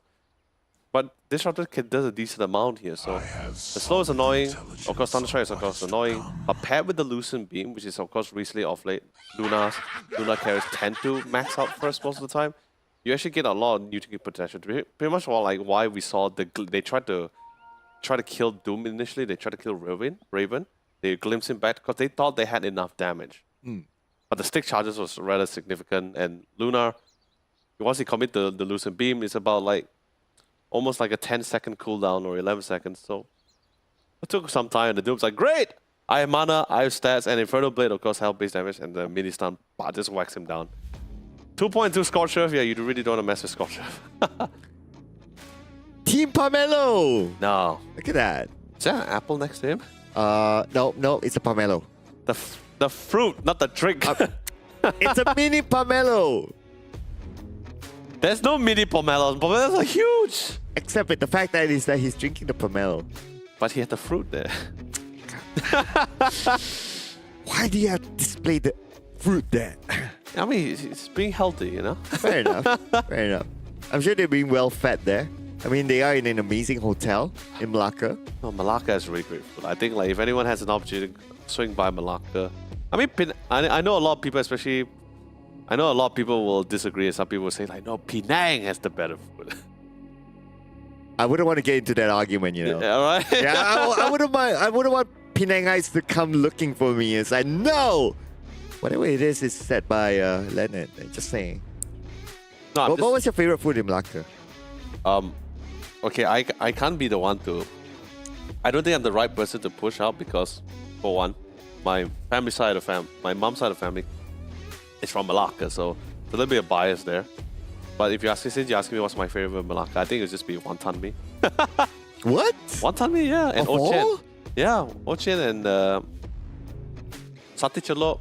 But I don't eat the peanut sauce because I'm allergic to peanuts. So that's a sad thing. Makes you go nuts. Yeah. Really bloats me up, you know? Wow, okay. But wonton mee in Malacca, really? Yeah, the noodle they use is actually rather different compared to KL, actually. How different is it? It's more springy. Oh, Yeah. I was surprised too. okay. And the Malacca chili was very good. Oh, it's so good. I wouldn't expect wonton mee to be springy though. Yeah, I didn't expect to, but they have different noodles there. Like the way they make the noodles is very different. Right. I was expecting like a You know those typical Asam Laksa answers or something like that. I could be wrong. I don't really like look for asam laksas when I go to Malacca. No, I don't really look. bruh, No, man. I go for like siham or something, you know. bruh. Asam Laksa in Malacca is the bomb. I never really tried it. I've always been more like an ochen, satay, and nyonya food, I guess. Man, you're so Korean. Ah, I just want to put that out. great. Now you're promoting to the world. I'm a half Korean and never been to Penang before. Yes. Maybe Penang, I should show you like the real Penang food. No, that's the thing, you know. I have a lot of friends, Malaysian friends, who's always constantly tell me, Leonard, you're not a true Malaysian. You never been to Penang. Which is true. I never been to Penang. Wait, you have not been to Penang? Never been to Penang, no. Please, ladies and gentlemen, strip him off of his passport. Doesn't deserve it. I mean, I only go to the south side of Malaysia. I never went to the north. Why have you not been to Penang? I guess it was far, I guess. Oh man, My folks also didn't like to travel that far. it's time to bring you to Penang. I've been to Ipoh though, that's fine. But it's not Penang, I know. Yeah, it's not Penang. I mean, Penang, Ipoh, you know, it sounds very different. Yeah. Yeah. But seriously, guys, whoever's watching this stream from other region, do come in Malaysia. Malaysia is a really great place to like good food. You can ask the players. We have very good variety of foods here. Yeah, our food culture is actually pretty insane. Yeah. It would be nice to see like the players doing a review of the Malacca food. Oh, Since they're there, right? at this amazing hotel. that's true. But you know what? But I also do notice like certain food you do need to have like a certain palate for it, right? Like for example, durian. Some people love durian, some people don't like durian. Do you? I don't like durian. No. Ladies and gentlemen, his identity card is off. It's disabled now. I would say it's bad. I'm just not. I never said durian was bad. Oh, by the way, finally, yeah, he got the kill there. Nice. Yeah, so he didn't survive that. He didn't manage to make that bet. But it's okay. Come back later. But yeah, I never said it was bad. It was good. Durian is good. It's just that I don't fancy it. That's the thing. So whatever your thoughts about you preferring apple doesn't count now. You gotta love durian before it's valid. I love durian. Pomelo is an amazing flavor. Just saying. Hold on. I think maybe it's gonna be a little more cover, but he's getting a lot of. Maybe these amount of stacks there. I mean, they're eventually going back and forth. It's like 500. Wow, that's insane. Okay, I want to see if Board would want to do the sexy stuff like, okay, blink in and do a scream. But we'll talk about that a little bit more because right now Splitgo is the one to fall to the hands of Zephyr. Lucky enough that Fury has his teammate Lord Booms there. If not, he might be chased out. Yeah, we'll definitely see a lot more action happening to the bottom side. Top, sure, it's just going to be like a little bit of an overextension here. This is going to be an example for sure. Oh, look at the amount of damage that Rain can tank, but if you have a body block there by Lloyd, can't go back. Yeah, it's a real challenge. Like the only action we're going to be seeing is just Lloyd whenever he feels like he finds a good opportunity and able to close in the gap. That's when you're going to be able to see him able to catch on top of the Brewmaster here. But you know, Brewmaster has been. I think this is our second Brewmaster game from yesterday's game and today's one as well. It's really great, but then again, his item build has been heavily shifted. But of course, missed out on the opportunity. Finally, Hung finally got the ultimate. He finds an opportunity to just drop down the cliff. And he left the Invis rune open for his teammate as well. Lord Boons lost his fellow compatriot, Raven. He got Raven actually. So one trade at the bottom, but still it's given to Hong Hong and friends. Radiant's middle tower is Well, under good. attack. But like I said, it's just once they get to that level 6, it's gonna be the real difference. But the fact that Jack Boy is 2 levels ahead of Raid, it is insane to me. This gets very scary. Now, not even doesn't really require Lloyd to be in position like too far forward anymore. You just drop one call down, a very perfectly well called down. Then Raid's gonna be in an absolute trouble. Yeah, raining onto him. That's really a lot of things, right? Rocket barrage, homing missiles, call downs. There's a lot of storms he needs to weather here. No, this is what I was. This is what I was worried about. Like I said, Radiant's top for tower is under Snapfire attack. Disrupt, the level getting to level 6 is absolutely crucial. In other words, that means the EXP rune is very significant for them. So the fact that they lost the EXP rune, that's gonna further slow things down for them. But at least now he's at level 5. Okay, he's getting close right now. But you know, getting the primal split is not the. I wouldn't say it's not big, but it's not the Yeah, there biggest you go. impact as compared to what you just explained. But if it's going to be a 2v1, Rocket comes in. There's going to be a small stun onto Rain. And more to come. Everything rain onto him. And the worst part, that creep wave was completely cleared out. So in other words, Rain had the full flat damage, the full frontal damage of that Rocket Barrage. It didn't split, it didn't shed to anyone else. All committed solely for him. And now Fury with the glimpse. Okay, onto Raven. Raven will TP away to safety without an issue. The glimpse have been used, so he knows that he can do that. Radiant's top tower is under attack. Oh, Okay, the rotation by Ho Ho. yeah. At this point with the Astral Imprisonment. Fury! Here comes the Assassinate all the way from downtown. Yeah, Odie doesn't really have the best rotation movements as well. He's rather not to say he's very slow, but he doesn't really have the best engagement abilities. He has insane castings, but he needs to get into a spot. Haste rune is pretty much important for him. Okay, Rocket on its way. Oh, Rocket, high Radiant's ground. top He's still tower alright. is under attack. Bam. Okay, anyway, Lloyd is at level 6, but he's low on mana, so he would continue on the engagement. Dire are scanning. oh, they they're waited for so him. cheeky. Oh man, that is sneaky. Made a real Slim Shady, please stand up. Split go, bam. Hey, wait, hold on. Observer, sorry, can we go down to the bottom portal? What's at the bottom portal?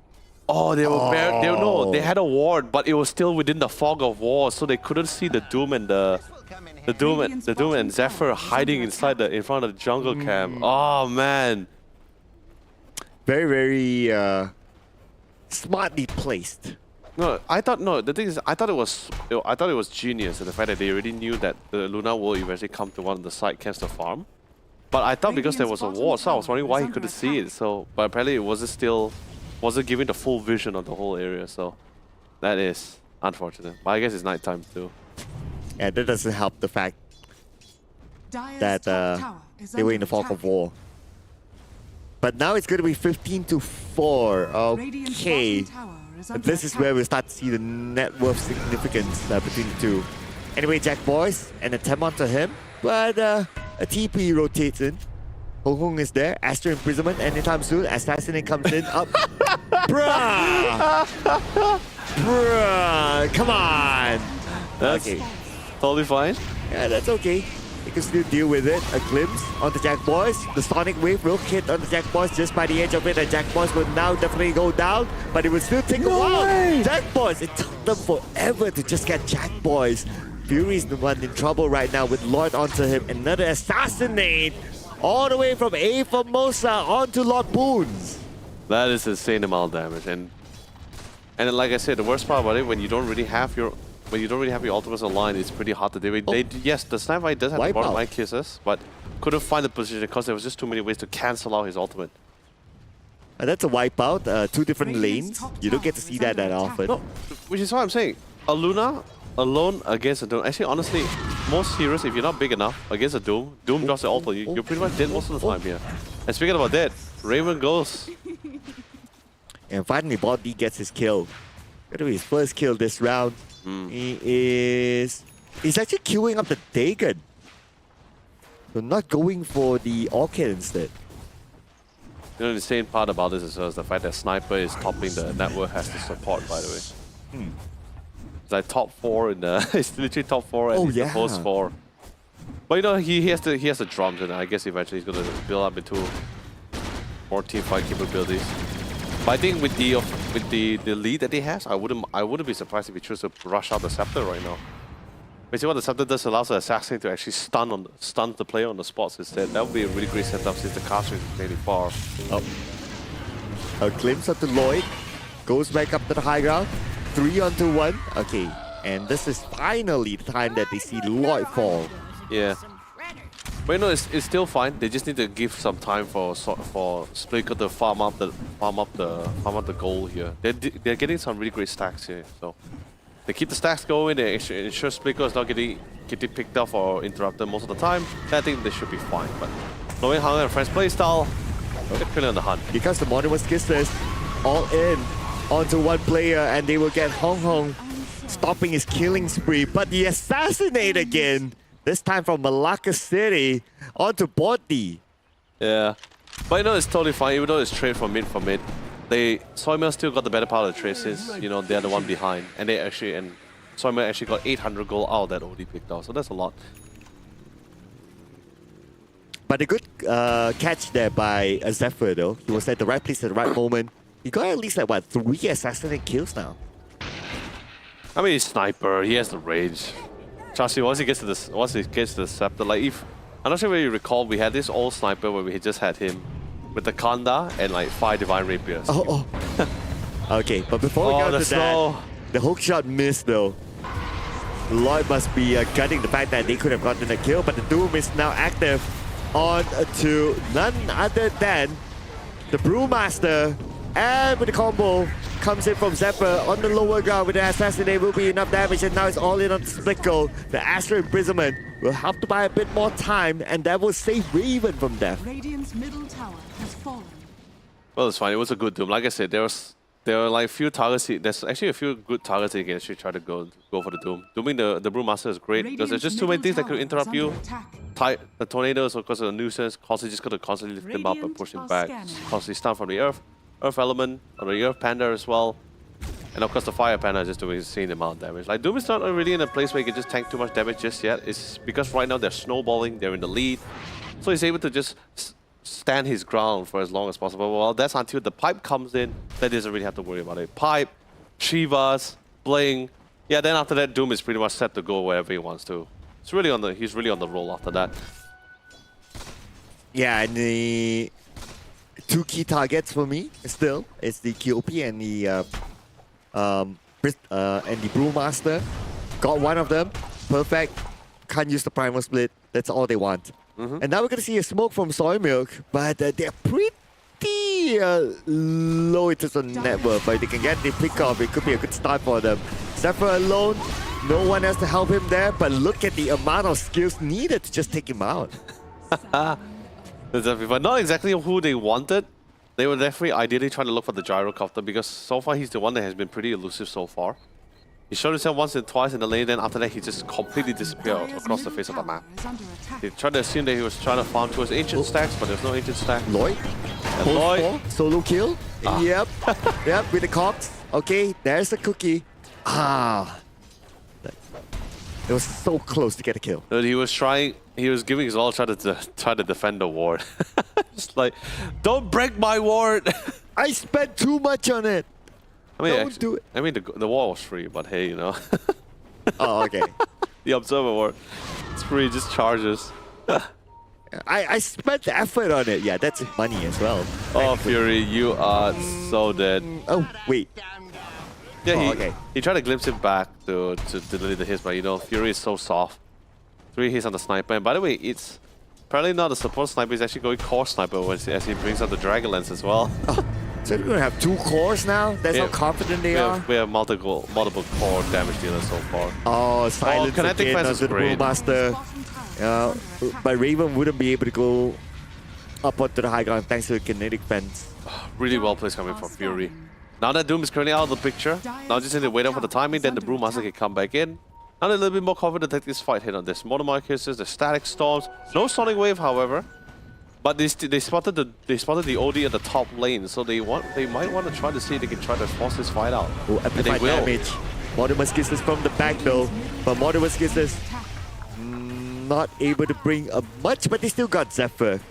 Still a decent kill there, although it's only a support, technically a support. Now amplified damage onto Raven. But Rain will change their target. They spot out Loy instead. Yeah. Oh, not done yet with the fight though. Raven is still here. Oh, here comes the cavalry. Hong Hong has arrived, ladies and gentlemen. The Astral Imprisonment might happen anytime soon. And look at the damage by Hong Hong. He got Rain together with Split Go. Hong Hong will take it out by board. Triple kill for 4. Jack Boys is here. Now this is the one that they want to take out next. He's going to be bored. He blinks out to safety for now. Jack Boy still trying to go for it, but he sees the wave of creeps and he will change his priority. Oh, it is doing insane amount there. You got the Scepter, Falcon Blade, including the Chrysalis. Yeah, he just came in. Just like he came, he saw, he conquered, Radiant's middle completely tower is under wiped them attack. out. I mean, don't get me wrong. Like I said, they spawned the OD top side. They found an opportunity to try to get the kill. They got Lloyd. They got Zephyr. Should be pretty content with that. They thought that maybe they could continue to siege towards the top tier 1. But I don't blame them because they don't really have much intel except having the ward on their own cliffs here. They're not sure what's happening on the side rivers. They're not sure what's happening on the top side of the river. As rotation was somewhat converging towards that mid area here. The OD came in. Hong came in. The gyro came in as well, just completely destroyed all of them. Especially since they have no more ultimates. And the Doom is ready with the pipe, by the way. So the Eclipse will have minimal effect. Not only the Eclipse, the Queen of Pain as well. And also the Disruptor. Radiant's bottom tower So Raven is now under pretty attack. tanky. He's queuing up the Blink Dagger next. But before we get on to the Blink Dagger, we're going to get on to Rain. It's going to be Lloyd here with the hook shot. Astral Imprisonment, just to buy extra time. And here's the call down. He can't even go up to the high ground. And it's going to be Jack Boys with the kill. Yeah, there's just too much. Too much damage. Now we have the BKB being killed by the gyro. Once he gets the BKB, a lot of this magic damage that Soyman is currently dishing out is just currently out of play. Sure, we see Splico slowly trying to farm up as the Luna trying to farm up as much damage as much as possible, Radiant's but bottom with the tower pace that has Hong and the fallen. friends is going, not sure. I feel that they're slowly going to be choking out of options here. Okay, Smoke rotate to the top. We're going to see a big one here. Okay, we do have the Doom still though. Doom with the Oh, assassinate. there it is. Here comes Rivalry, trying to find his target to Doom. But Oh. he's caught within the Static Storm, and now he's the one in trouble. After his Spaceman will buy time for him. Botti will be the one to go down first. Lockboots will be the next one, and now they'll fight. Split goal in the process. No other damage dealers. 2 more to go. They will escape, and Hung and friends will reset. Focus back onto the objective that's going to be the Aegis of the Immortal. Really, really well done. I love the reactive plays coming from Soyman. So even though yes, they did lose the fight, but I still love the reaction for him because they spotted the animation coming from Raven about to drop the Doom onto the Luna. That's why he dropped the Static Storm, he dropped the Kinetic Fans, trying to maximize damage from Eclipse. But that's where Hong comes in. That's why I say the biggest problem that Soyman will most likely have is the fact that every single time, as long as Hong is within range and out of their sight, he can save anyone from Static, Mortal Myers, Eclipse. If necessary, you see they try to go for the Sonic Wave, instantly Astral Imprisonment. So much damage mitigated out of the way. Doom comes in, and he still has the Doom. He doesn't even need it because literally, Jack Boy cleared out the competition. And now he still has Doom, by the way. And they still have a majority of their ultimates, whereas Soymill only has Primal Split. He has the Doom, and he has then they do have the Aegis of the Immortal. Okay, it's high ground time. But before that, it's going to be a hook shot all the way. no. From the other side, Jack Boy is going to be the cleanup crew, goes up to the high ground. Raven still has the Doom. He still has not used it just yet. Not like he needs to. As long as Jack Boys is able to get the triple kill. Radiant's top tower Yeah, they're in a very good place right now. And Hong also has the Blink Dagger, so he's always going to be able to just blink in, initiate, or set up. The best part, even if they try to gun on top of the OD, they just want too many ways to actually just save him there. And Who gets the shard? Oh, Sniper. Oh, that's nice. Really nice. The knockback is going to be great, especially for particularly the Corp or the Brewmaster with the Jumper Tower or Zephyr. He's going to be able to displace anybody. Actually, doesn't necessarily have to be gun on top of him. Anybody gets close to any of his teammates, he can actually throw it out in the flashbang and save anyone as well. So, pretty nice. A displacement ability. now they can go up to the high ground. It's just a matter of time. The Queen of Pain is at the bottom lane though, and the gyro is there. Yeah, they want to push out the waves first before they siege that high ground, so at least that way saves a lot of time. They can transition from the top or middle to the bottom, or in whichever comfortable order they are. Bam stunned, so that gave the information that Botti is still there. Oh, they're gonna run into that Wait. Luna. They spotted him too. Oh, that's an even nicer target. Juicy split go. And this is a Luna without the BKB. He's about halfway Oh, there there. you go, the hook shot. Okay, 2-on-1. and godlike for Jack Boys. Yeah, that's gonna further delay that BKB, and that's also gonna be a major problem. We do have a counter smoke coming on the side here for Soil here, but they're not looking for the T fight. They're looking for those individual player. Anyone that's currently running solo, currently not in the with the rest of the group here, they can find anyone at the back line. But Radiant's we'll find no one. is under attack. We'll try to see if they can try to cut the creep waves here, but no, Rain decided to play a little bit of safer role. Tried the TP, but just get astral and denied. Radiant's middle tower has fallen. Sad for Rain though. Okay, that's as far as he can go now.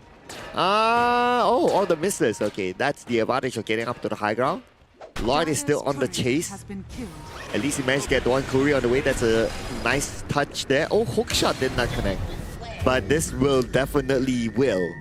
It's going to be the Astral Imprisonment, and Rain has nowhere to go. Oh, okay, still able to come up with the Primal Split. Okay, all right. Not bad, not bad. This is what we call a great escape.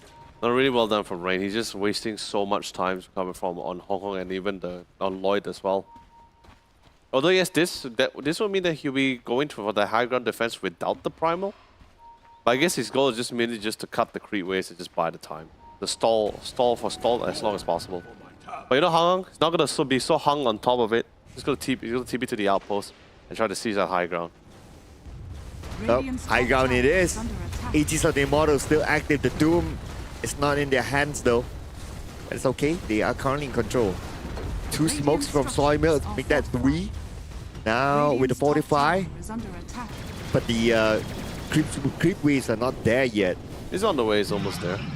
But that will be the last, that will be the next. It's gonna be quite a long time before the next one comes in. But finally a TP comes in. And we see the Brewmaster getting ready to come in, but he just does not have his primal split just yet. Yeah. And no Doom as well. But it's not going to be a problem. Okay, they still go all in onto them though. Rain will tank a lot of damage here. Down to 50% health, immediately gets smacked. And amplified damage on the body. But body is able to get the kills, not just yet though. Hong now tries to deal the damage at the Splinko. Splinko with the BKB comes in onto the back line. He does have the Eclipse, but nobody goes down from the side of Hong and friends. Instead, it's going to be Soymilk losing one and no buyback. And now they're trying to take down the mid tower. I'm actually impressed. Jack Boys hasn't died so far, but he's trying to die to the tower so he can actually proc the Aegis, because the Aegis only had 15 seconds left on the timer. Might as well. So, died, revive back. He still has his BKB, so he's still fine for the next upcoming fight. Radiant's middle barracks are under Maximize attack. the utilization of the Aegis of the Immortal. Soymilk, okay. Smoke. Already going to go in for the catch. Dire's bottom But tower is they're under 15 Radiant's seconds middle away from their barracks Luna to come back. Might as well wait it out. has fallen. Oh, Initiation. instead, the initiation came from Hung and friends to the side. The Static Storm will be called upon, but they only managed to get one inside the Static Storm. It's not going to be giving them any further advantage. Jumping onto the back line. Hong is currently dominating. The tower is still exposed. Soymilk, one buyback from their side. The hook shot all the way from downtown Splinko. The moment he shows himself back, he will be taken down. Splinko still survives somehow, but Jack Boys will get the tower in the process. Fury will be eliminated. Splinko will still be out thanks to the assassinate from Zephyr. GG well played will be called. Thank you so much to Soymilk for playing. Hope to see them again in the future, and Hong and friends will advance forward in the lower bracket. Yeah. Well done coming from Hong and friends. Giving up their all and still maintaining themselves in the race. But of course, unfortunately for Soymilk, this is the nature of the competition. We will have to beat you guys to do. But they will still be walking away with a nice 700 USD on their end here. But we are glad and happy to have you in this Samsung Odyssey Cup Championship. It is an absolute honor to have you guys here. Hope to see you guys the next time. But with that being said, let's quickly just analyze like what really went down or what might have went wrong in that last game at least. The Doom. The Doom? The Doom. Really? Yeah. Major CC from the Doom here. Not CC. A major Doom. Yeah. Technically. Yeah. Just need to target 2 heroes. To me, it's the Queen of Pain and also the Brewmaster. Yeah. You Doom these two, you're good. Okay. Yeah. For me, I felt the lane itself was the problem here because, like I said, there was a lot during that first 7 minutes. Really comes down to how the lane goes. You don't necessarily have to win it. I mean, sure, if you win it, it's going to be fantastic for sure. But if you're able to maintain a certain status quo, comfortable until the sense that, okay, we're just going back and forth. We're not like giving an edge. We're not giving too much of an advantage to the opposing side. Sure, whatever composition that they have definitely was someone trying to make things easier. I agree the top side was rather difficult. It's a gyro paired with a clockwork, and honestly, anything paired with a clockwork or a Tusker will always lead to a very difficult lane to lane in or lane against with. But other than that, pretty much things really spiral out of control in those lanes. It got so out of hand until the point where even the clockwork had an opportunity to steal the 7-minute EXP rune from the Radiant side as well, which, like I said before, when you have a Snapfire and Disruptor on your team, your team abilities are great. You have a lot of damage once you get those ultimates, but you need the EXP to get there. And the EXP rune is one of those few things that is like the stepping stone that allow you to get there as fast as possible. So even if you were to be levels behind, and now suddenly you're no longer, not only are you levels behind, but now your opponent is levels ahead. It got so out of hand until the point where even Jackboy, who was a gyrocopter, was 2 levels ahead of Rain, the level 4 Brewmaster here. It really went out of hand here, and the mid also was constantly back and flow, but there wasn't really much opportunity for Board to roam around to assist those side lanes, because not really a lot of damage they can really output without those sonic waves as well. And even just basing on the stats, right? Yeah. Lloyd is the only support. Zephyr is not a support. No, he was support initially. Then after that, he just started farming his own personal item. Yeah. He got the drums of endurance. That's already great. Then after that, it was just Dragonlance. He just wanted to be able to hit from a distance, assist on hitting the towers. I mean, Sniper pretty much just outranged a lot of things. And there was also another major problem is there's not much control on Hong Hong as well. When I mean not much control, I mean like not like stunning him or seizing him. I'm talking about the fact that just trying to keep him in check. He shouldn't have this much flexibility to just constantly drop down Astral Imprisonment for saves. Shouldn't have that much opportunity to just randomly just drop down ultimates as well. No one really kept an eye on Hong Kong. Hong Kong just literally just watching throughout the fight from a third person perspective, literally. And just decided like, okay, I'm just gonna go for this guy. He's the easiest target, he's the better target, he's the prime target, that's the best thing for me. And also, yes, like you said, the Doom is also the problem. Once you doom someone, it's almost a guarantee someone's gonna be out of the picture and it just becomes a 5v4. Yeah, even though the Brewmaster is tanky, but the whole idea of dooming him is not allowing him to use his primal split. Yes. And that's the key thing, right? And for the Queen of Pain, it's not allowing the Queen of Pain to blink away. So there's 2 objectives here. Interesting enough as well for the Sniper, right? Like what you mentioned, at first, it was a support-ish sort of build. But when he gained the momentum and he felt kind of nice getting those kills, especially from the assassinates, he's like, hey, you know what? This feels kind of nice. Yeah. I want to be a carry for once. And he just changed his build to like Dragonlance and all that. I mean, it won't be the first time as well, because like there are situations as well when your team is somewhat in the lead, even support also tends to go for a little bit more core item builds. And then Like Divine Rapier. No, not Divine Rapier. No. Not too far. I'm talking about like core items, like like things like BKBs, something that's to further amplify your damage output and amplify your engagements as well. Because most of the time it's usually just like fallback support items, right? You have the Mac, you have the Holy Locket, you have the Glimmer Caves, you got the 4 stars, you got the Jumps Endurance, Solar Crest. Don't get me wrong, those are great defensive support items. But if the situation calls for it, sometimes we don't see support players like opting for those items. They feel like, I think we're in a good place, we should be sustained. Well, because MVP is going to be Jackboy as the gyrocopter. Not the support MVP, but still, we can't deny the fact that Jack Boys is our MVP this round with a KDA of 13, 1, and 12. Only died once, which is that's pretty okay. That's pretty okay. And when it comes to builds, pretty standard for a gyro. No, I totally agree this time for a DPS or at least a carry to be the MVP. Not because of the KDA, but mainly because of the fact that how dominant he was in that top side. Of course, paired with Lloyd also did a great job to zone out the Brewmaster, the body blocking, the setup for Jack Boys. But the amount of threat he had on that top side to have to create such a level gap, which is rather massive as well as we saw, I think Jack Boy really earned this MVP for this round. If Lloyd didn't miss that many hook shots, maybe he's the MVP. I mean, he just missed 2 or 3. It's not that bad. I mean, the title MVP, right? You gotta be on point. All right, fine, okay. Yeah, it's the MVP. It's like you're always on point. That's why you're the MVP. But anyway, ladies and gentlemen, with that being said, Hope you guys have a great treat from just watching all your favorite teams and supporting them as well. Also, we have another treat for you guys as well. It's not the discount code this time. It is going to be this Steam wallet code. It's going to be this time. Guess that's exactly. It's going to be 4211. How you want to utilize it, how you want to use it is exactly the same with the Odyssey Cup code. You had to go to the Odyssey Cup website, which is odysseycup.gg. Input the code, answer a series of questions, and that's pretty much all you need to do as well. Yeah, and use the Steam wallet code to get amazing skins, including the Ogre Magi skin. Just saying. I still want to see Ogre Magi. No, even the Ogre Magi Arcana skin didn't look great to me. It was very weird for me. Get the one with the spinning wheel back. Yeah, the Immortals, yeah, sure. That one's cool. But you know what else we're going to get? We're going to get our rookie MVP here, ladies and gentlemen, and it's going to be Jack Boys. I will cheers to that one for sure. Here you go. Rainbow. Fresh off the block. Oh, of course. Yeah. Yeah, seriously, Pomelo has a really nice Rudy after this. It is amazing. But Jack Boys is also the one that played the PA in round 1. Yes. Absolute domination. Of course, paired with another lane dominating support like the Crystal Maiden is totally understandable, yes.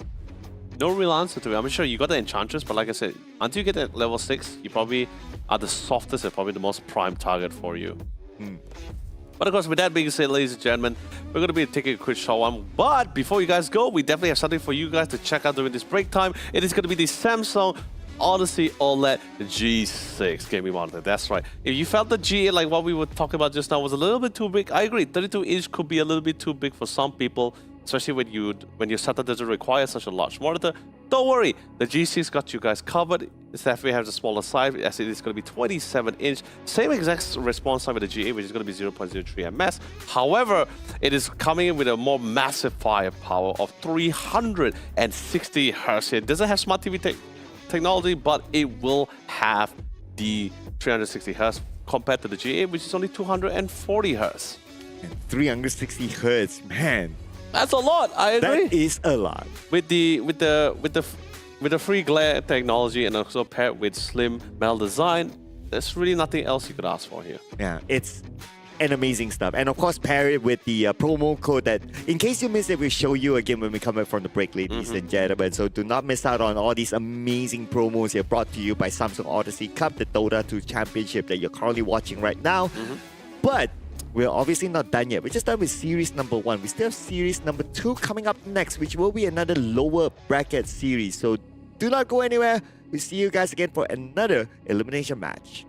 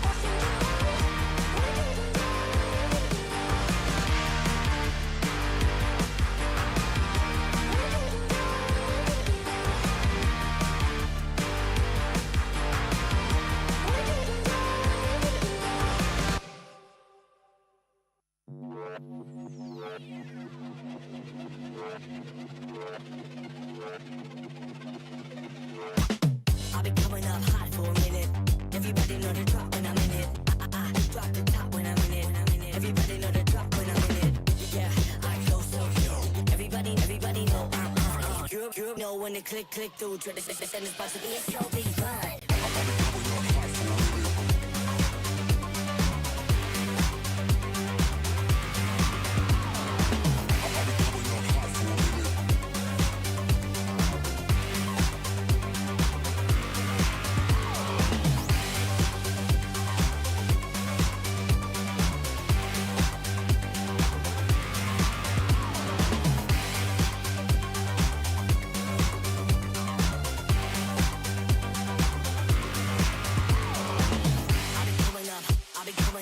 Everybody know the drop when I'm in it. Drop the top when I'm in it. Everybody drop when I'm in it.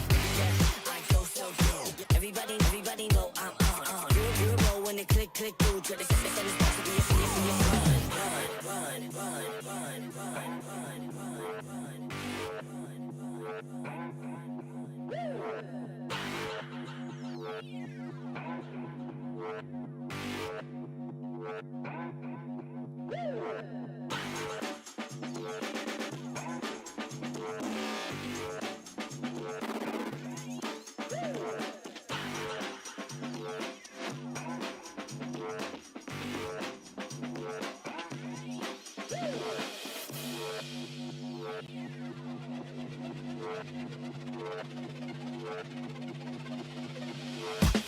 I'll be coming up hot for a minute.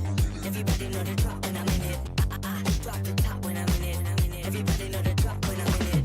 Yeah, I go so good. Everybody know I'm on. You know when to click through. Try to send this box to be a slow beat ride.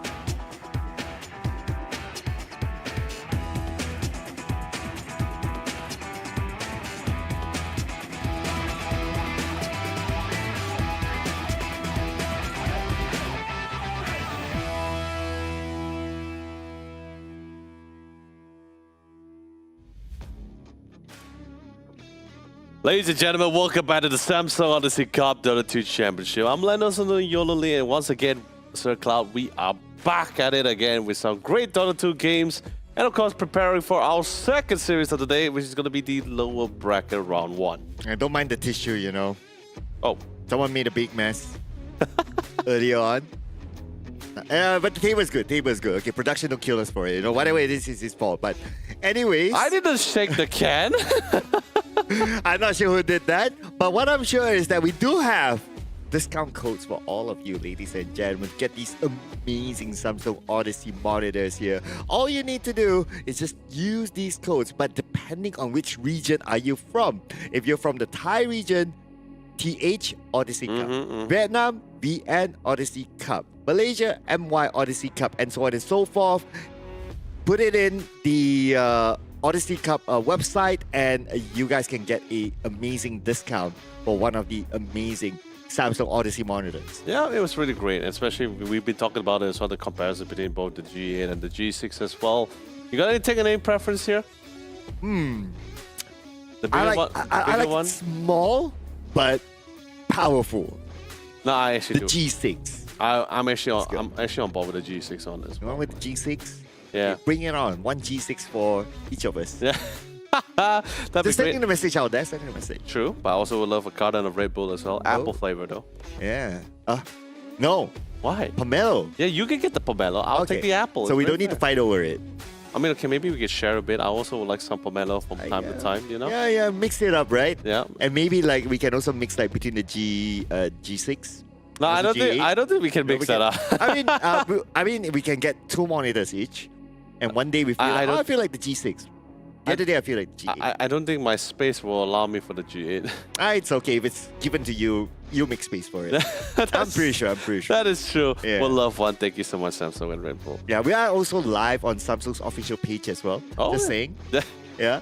So message sent. Hopefully. Sure. Wouldn't mind. I will cheers to that. Thank you, Red Cheers Bull to and that. Samsung. Yeah. Definitely for sure. By the way, just a reminder, zero sugar.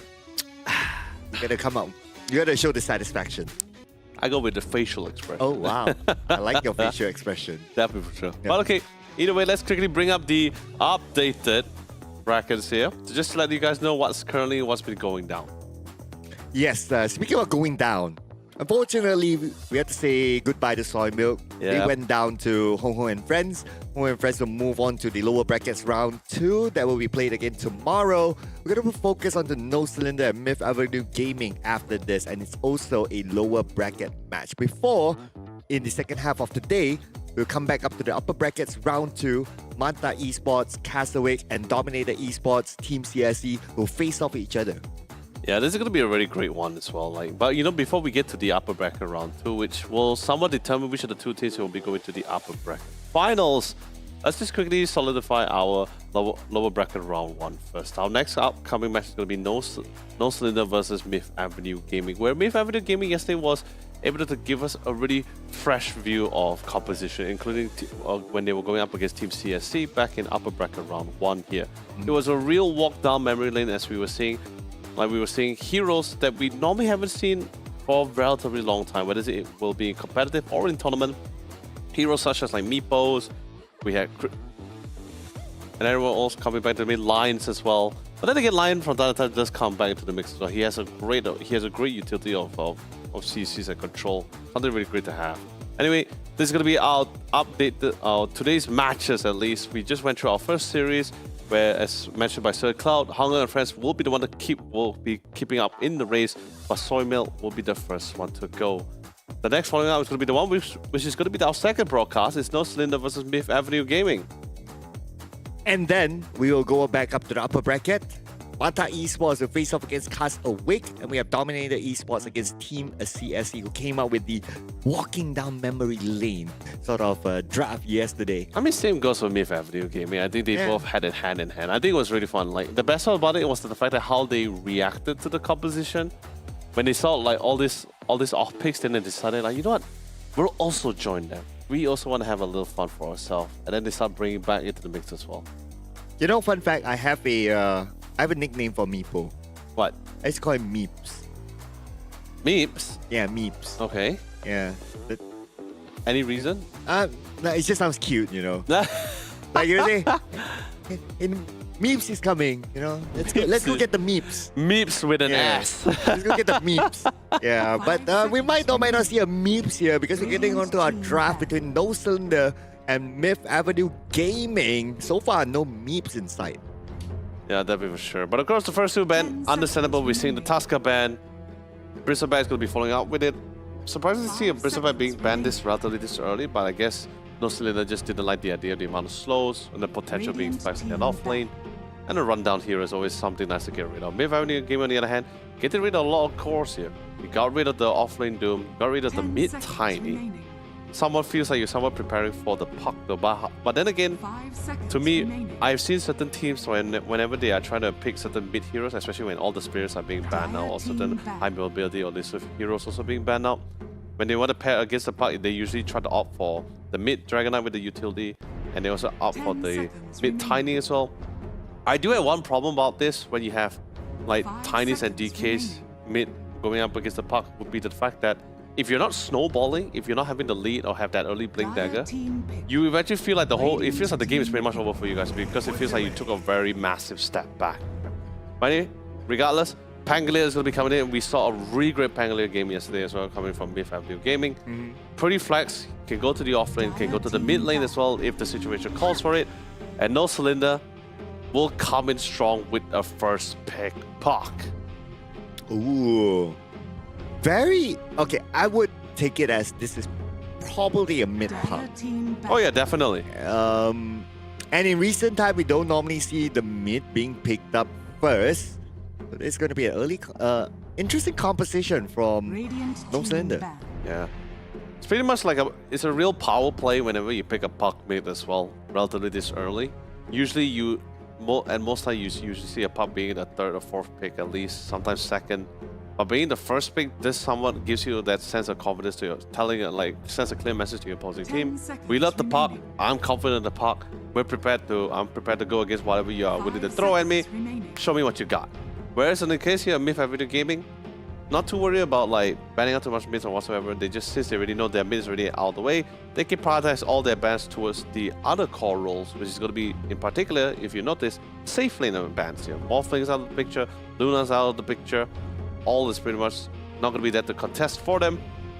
Now it's No Cylinder. This is going to be their last hero ban here. What is going to be the priority Radiant for them? team pick. They will ban out the Sniper, and that is a fantastic ban because, like I said before in our first game, Sniper was a natural way to deal with pucks, and his Sniper is also great for rune control. And until this day, like I mentioned before, and I still stand by my statement, I've never seen a game between two pro players where a Sniper ever lost 10 that mid. seconds Never. remaining. Haven't seen it. No, you're not going to see it again this round since it's banned. Correct, and 5 which is a very good seconds call as well, because if they were to lock out the Sniper here, Puck's gonna have a hell of a time.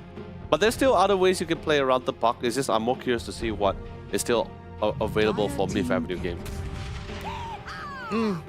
A common pick in this playoff. Mhm.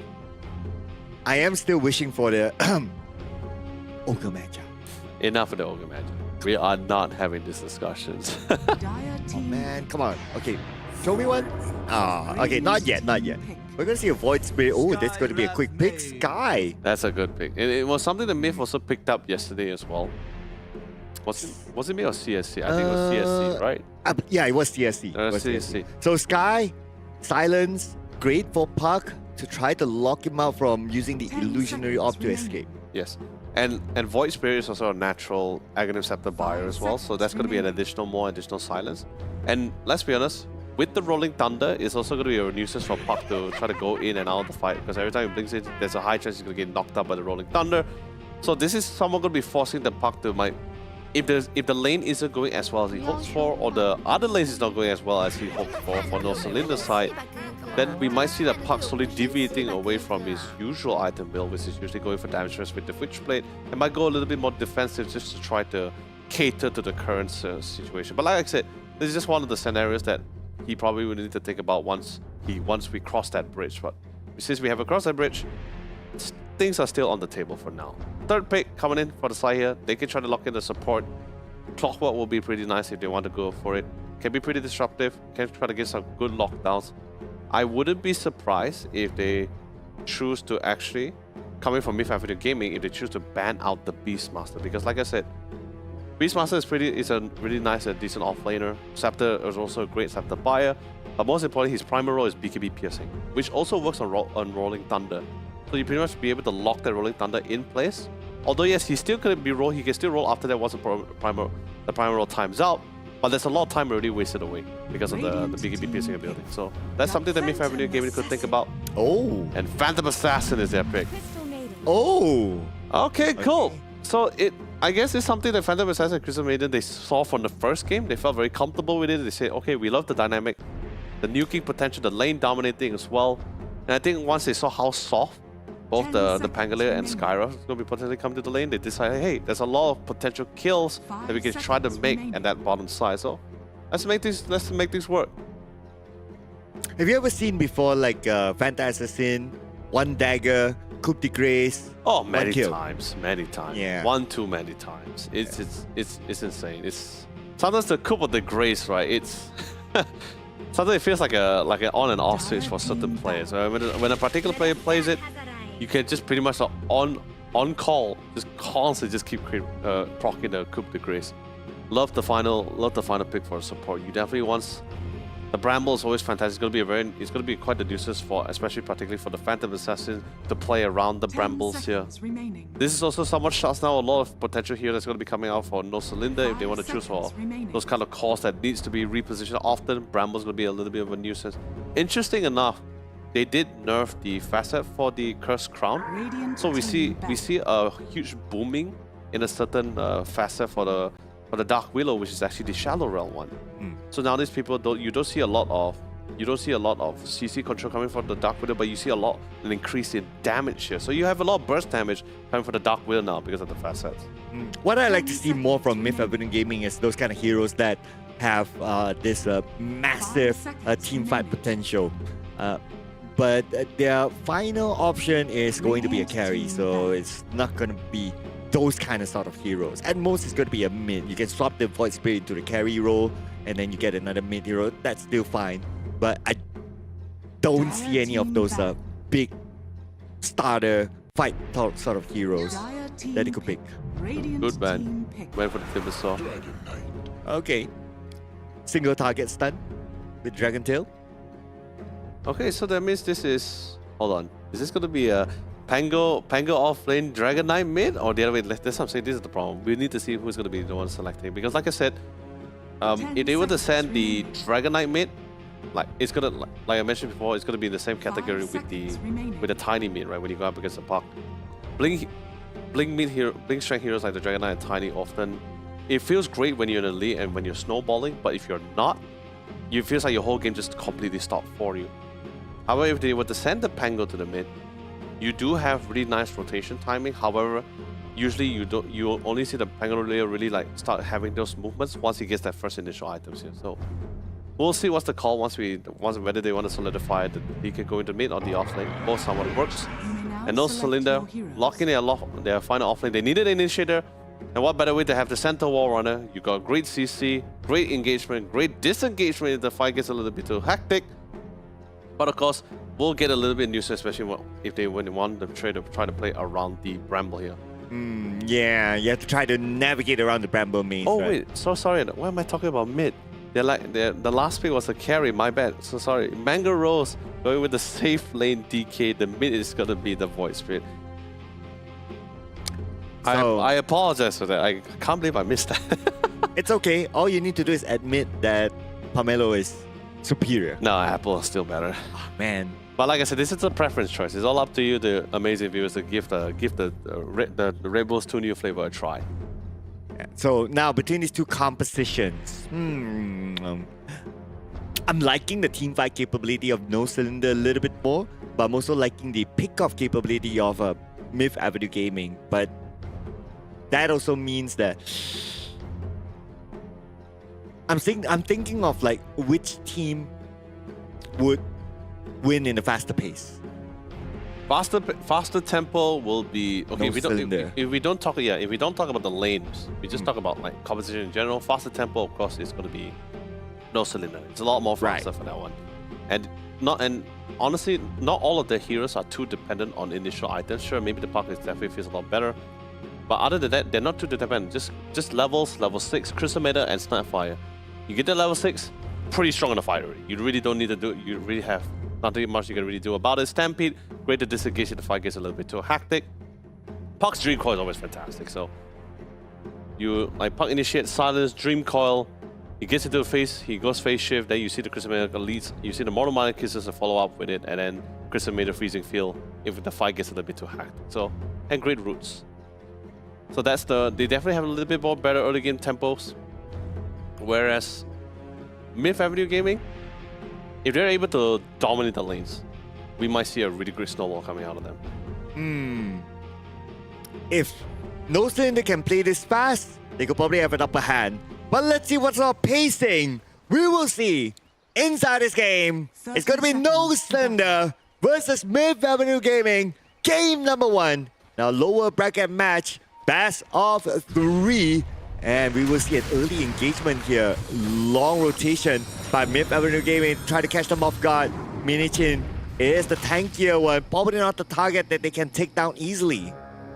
Yeah, sadly this is the other problem which they have is just mostly on controlling the puck. The only thing they can really control the puck like properly initially would just be the silence from the Skyra. Bramble, of course, if the puck walks away, then that's one thing for sure. If you throw Curse Crown on the puck, you can always face shift out of it. The Void, like I said, his root needs to connect, then it happens. Until he gets the Scepter, then that silence will be a lot easier. Dragon Tail, of course, will be pretty great, but you need that blink. But sadly, this is a safe lane Dragon Knight. So, no Blink Dagger, no early Blink Dagger gonna be coming out of Mango Rose. Gonna be straight up DPS items. Sounds like Yasa stat items all the way to go. So to a certain extent, they're going to depend on their Void Spirit to make those early single target moves with the rotation, probably after level 6. It will take some time. So you need to see how the lane goes with it. That's what I'm saying. Like the lane itself, I'm more particularly worried about the bottom side.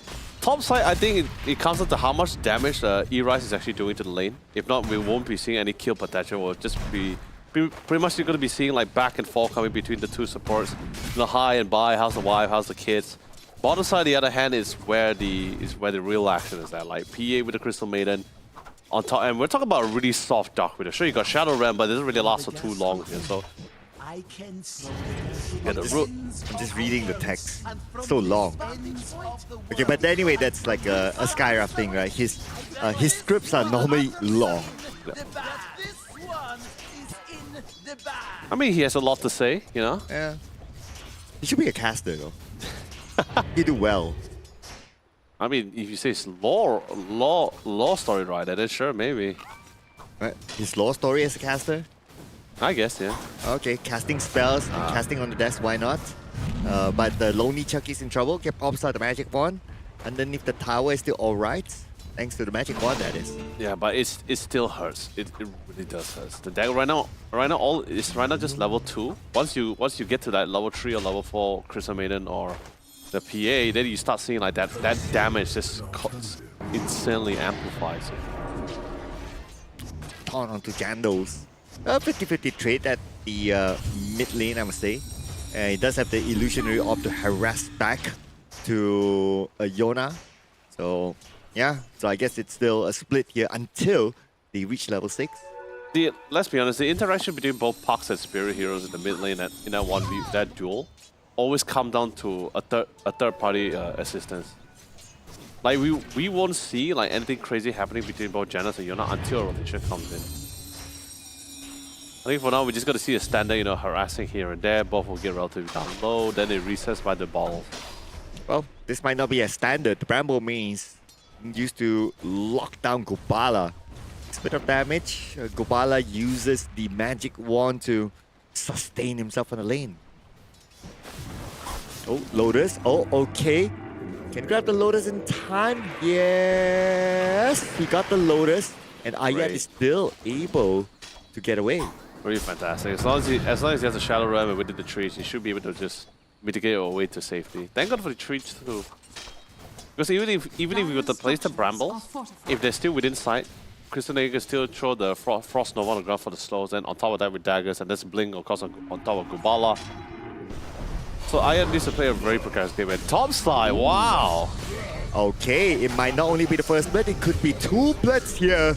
Both given to Mango Rose. Really well done. E-Rise did a crazy amount of harass on top of Dragon Breath, and like I said, despite the fact that the mana pool for Dragonite is relatively low, and his Dragon Breath is like 90 mana at level 1, So that just means that a lot of damage was being outputted by E-Rise. So he must have done some insane setups before he actually got those double kills. So well done.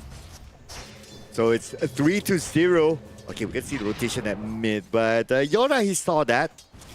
So pretty obvious. But that's more to like, okay, I'm here to refill your bottle. That's it. Which is fantastic. And this is actually a very common thing, right? When you have a support that fell, had an opportunity, TPs to mid to help reset the bottle, makes things a lot more easier for Jandal. So Jandal gets a refill bottle from the fountain and also the water rune. So that's going to be 2 stacks. But Yona will immediately wear him down. Yona is out of bottle stacks though. Yep. But it's fine, you know. He actually committed the whole thing just to actually pimp them out to this current state. Ah. What a good run. Okay. Not yet, not yet. Thought that will actually hit the creeps instead, but okay, interesting. Oh, only Chucky lost his courier. And Ayat could probably lose his life. And yes, he will to the hands of Tops. And Chucky wants to try to trade it back. The magic wall will be used by Gobala. At the same time, Ares at the top lane will be eliminated from this time and sent back to the base. But the lonely Chucky is still sustainable enough. It'll be fun. It'll definitely take some time. His movement's a little bit too fluid, especially with the swashbuckler, so he can somewhat get out of it after he got out from the root from the Crystal Maiden.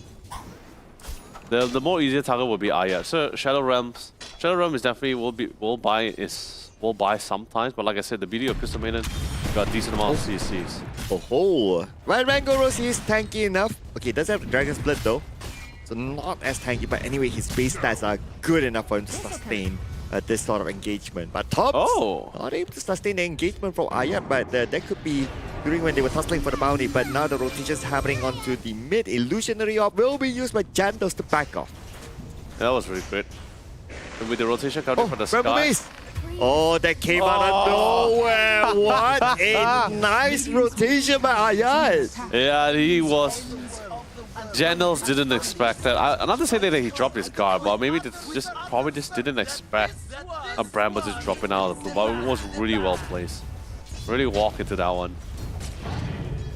What timing there by Ayat. We just saw him getting a kill at the bottom, and the next moment he was in the mid. Yeah, it was definitely a really nice assist coming from him. Oh, another Bramble Base, but this time Illusionary Orb towards the left side. His teammate Xavier is there together with him. And we have the Dream Call now being used.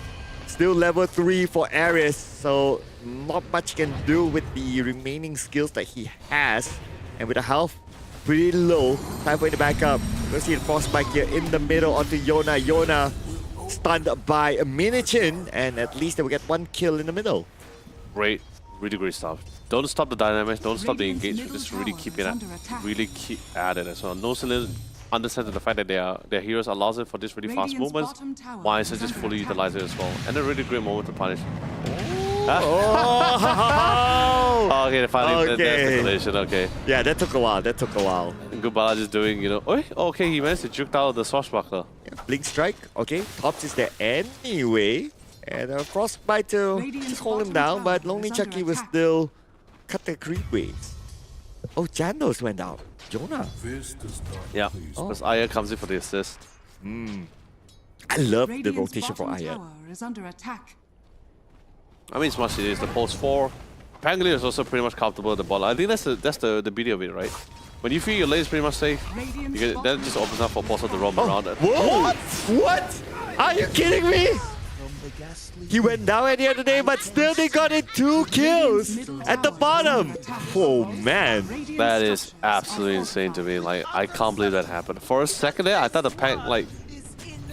I thought the order of things would have been the Pango dies first, then the PA dies after. But no, apparently it was the other way around. The worst part, Chris may also die in the process. But like I said, Dark Widow is currently in the place where just insane amount of damage with the Fast and the Shadow Realm.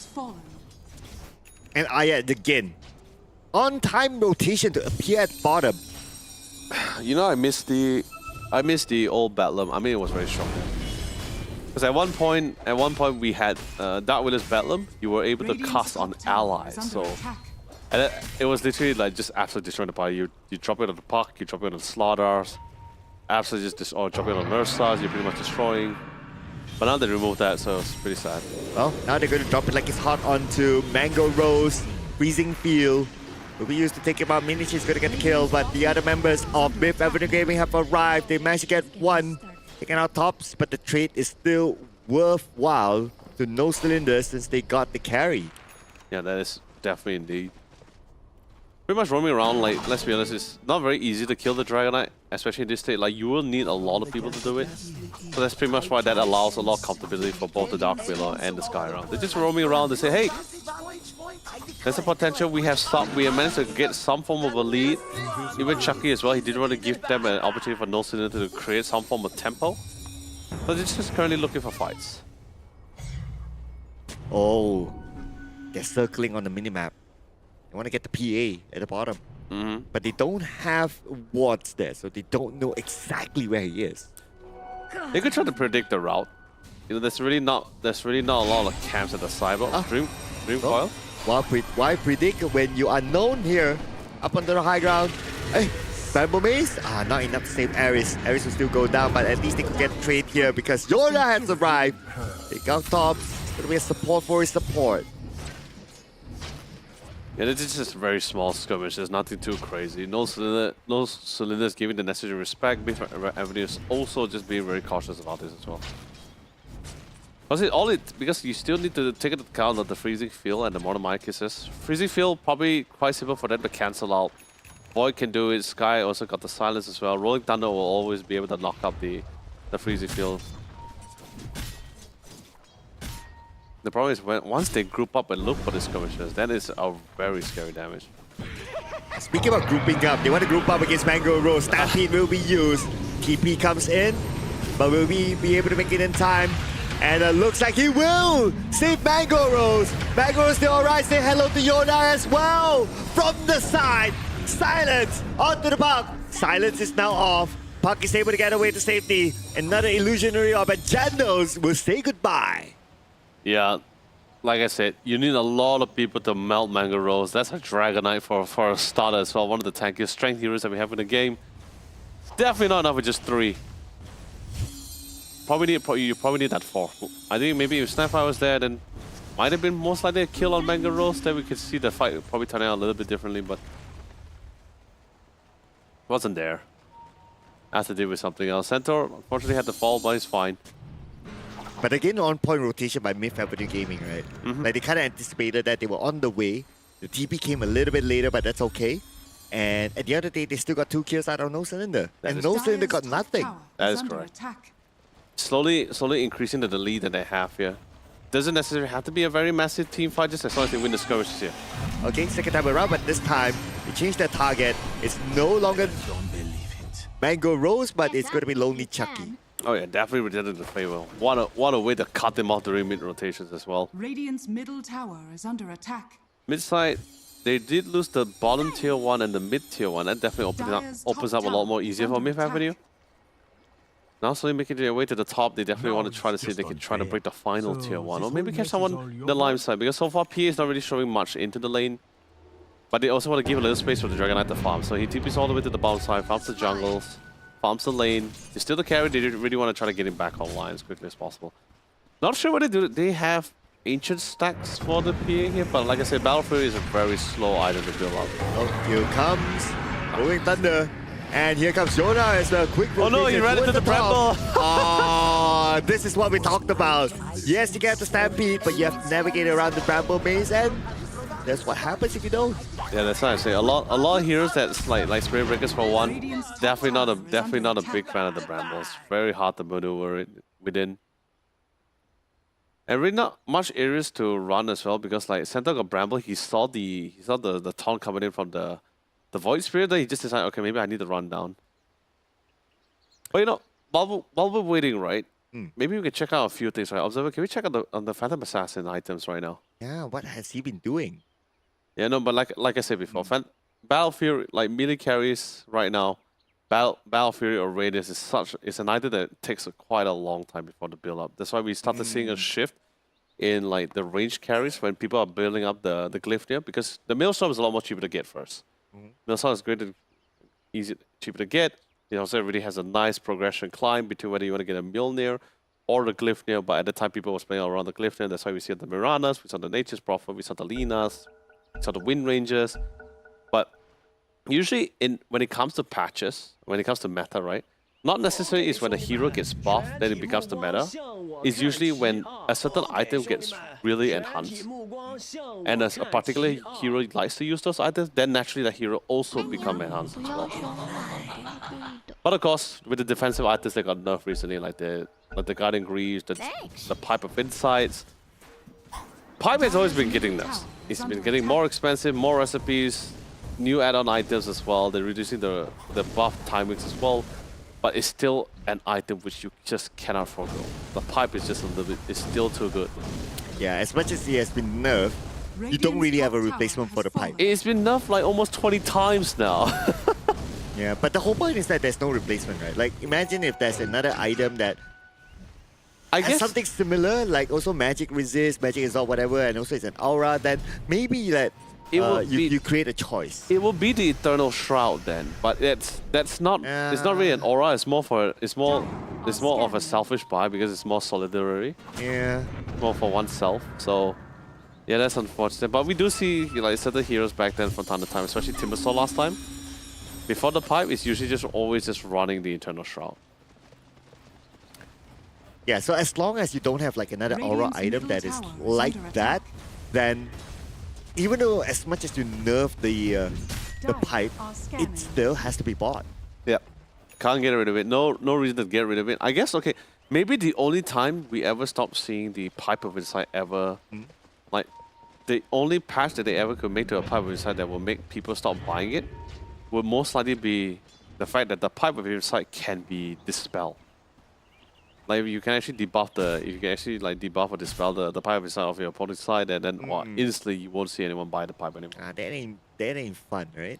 Yeah, I know, but that's something that Valve won't do. Please don't. Let's not get there, right? Not quite a slow man. But we're gonna get they try to sniff out the PA right now. Yep. But the PA kind of realized that okay, we lost our bottom tower. It might go to they might invade. Oh, Kubala's there. Kubala. Oh, only they stayed. Or they probably know. Not sure. I don't think they know that Kubala went up to this height. Yeah, they definitely didn't know. Safe. Because they just walked up on the base of the staircase and they saw like the camp was still here. Then yeah, PA is down farming the side camp. It's just really unfortunate timing. If they were there maybe a second later, they probably will find Kubala, and that most likely we will see a false fight there. Top, on the other hand, they're still trying to search for Kubala. He's not at the side camp, so they're transitioning towards the triangle. Not gonna find him either. They did run into the Centaur, but not exactly the person they really want to go for the kill here. They want to try to slow things down from the Phantom Assassin. To a certain extent, as well as trying to take control of the triangle, but the engagement will happen right now with the Stampede, and they found one. It's going to be Lonely Chucky going down to the hands of Tops. And they might find their next target. Oh, but it's going to be Minichin in trouble. Calls out for the Blade Mill. He's still okay. Thanks to his other teammates. And now Yona's the one that needs to run away. But then again, because of the Frostbite, Tops gets the double kill. The damage was so significant as well. Although yes, their net was behind, but their ability still allowed them to enable them to do just such really massive damage there. Stampede allows them to go in. Although yes, it was a concern because they were dishing out a lot of abilities, and if they weren't able to get any pickups out of it, then it would have been a perfect opportunity for Myth to really turn things around. But until then, they lost 3 members. The Sky was relatively down slow. He was actually picked up by the Puck. Oh, nice knockback with the Rolling Thunder. Yo, circling around, Mystic Flare, and there will be enough damage for Lonely Chucky to get Kubala. Yeah, good silence. Once the BKB comes out, then it's going to be a little bit of a difficult time to try to control the PA. But until then, until that BKB comes out, they're going to be able to try to find ways to control him. And speaking of control, Myth Avenue, once this BKB comes on the air end as well, a lot of this magic damage, Mortimer Kisses, Dream Calls, Freezing Fields, all will suddenly become really redundant. But Bramble Maze is definitely not redundant. How did he use it to get Xavier? The kill given to Lonely Chucky again. Oh, E-Rise. Here in the lead, checking out the, trying to set up the foundation before they enter the jungle, try to get more map control. Which play, but finally we see him queuing up the Eel Scepter. I guess BKB, I mean, Eel Scepter is definitely the cheaper way to play around this, so go for the Eels. You can be able to dispel the silence, especially particularly on the sky. That's one way to try to get out of the situation. But I think eventually we might see the puck actually opting to go for the BKB. No Octarine core yet, unless unless No Cylinder is able to turn things around. I think No Cylinder was able to turn things around. We might see a little bit of itemization change, but for now, Eels is the way to go. Cost friendly, cheaper compared to the BKB. Or the Lincolns, yeah, it's very expensive. Yeah, Lincolns is going to be an interesting choice, especially to stop the obvious single target stun. But if we talk about like getting all those big items, right, it's also about getting the farm in. And with Myth Avenue Gaming, they actually have a lot more control of the map as compared to No Cylinder. And they've been pushing No Cylinder back onto their half. And the last time we see a player from No Cylinder cutting across the river is now, and that's only the puck. Hold on to the queue. Now it's definitely a lot more quieter than it's supposed to be. Not really a big fan of it, but then again, like I said, it's all about just trying to get as many items as much as possible. But I think they can actually try to start looking for fights. Pango finally got the Blink Dagger. That's definitely going to enable him definitely slightly more. You see Aya trying to find the PA. He does finds Gubala. Will slowly force him out of the jungle back to reconvene with the rest of the team here. And Pangolin has already TP mid. They're ready for this 5-man engagement. Ooh. Okay. With the smoke, the target is just in front. Okay, amplified damage as well. But the big move's not happening yet. So the engagement in Malaysia, we call it tak jadi. Okay, but amplified damage is still in though. No clear target yet. And they're just searching for one.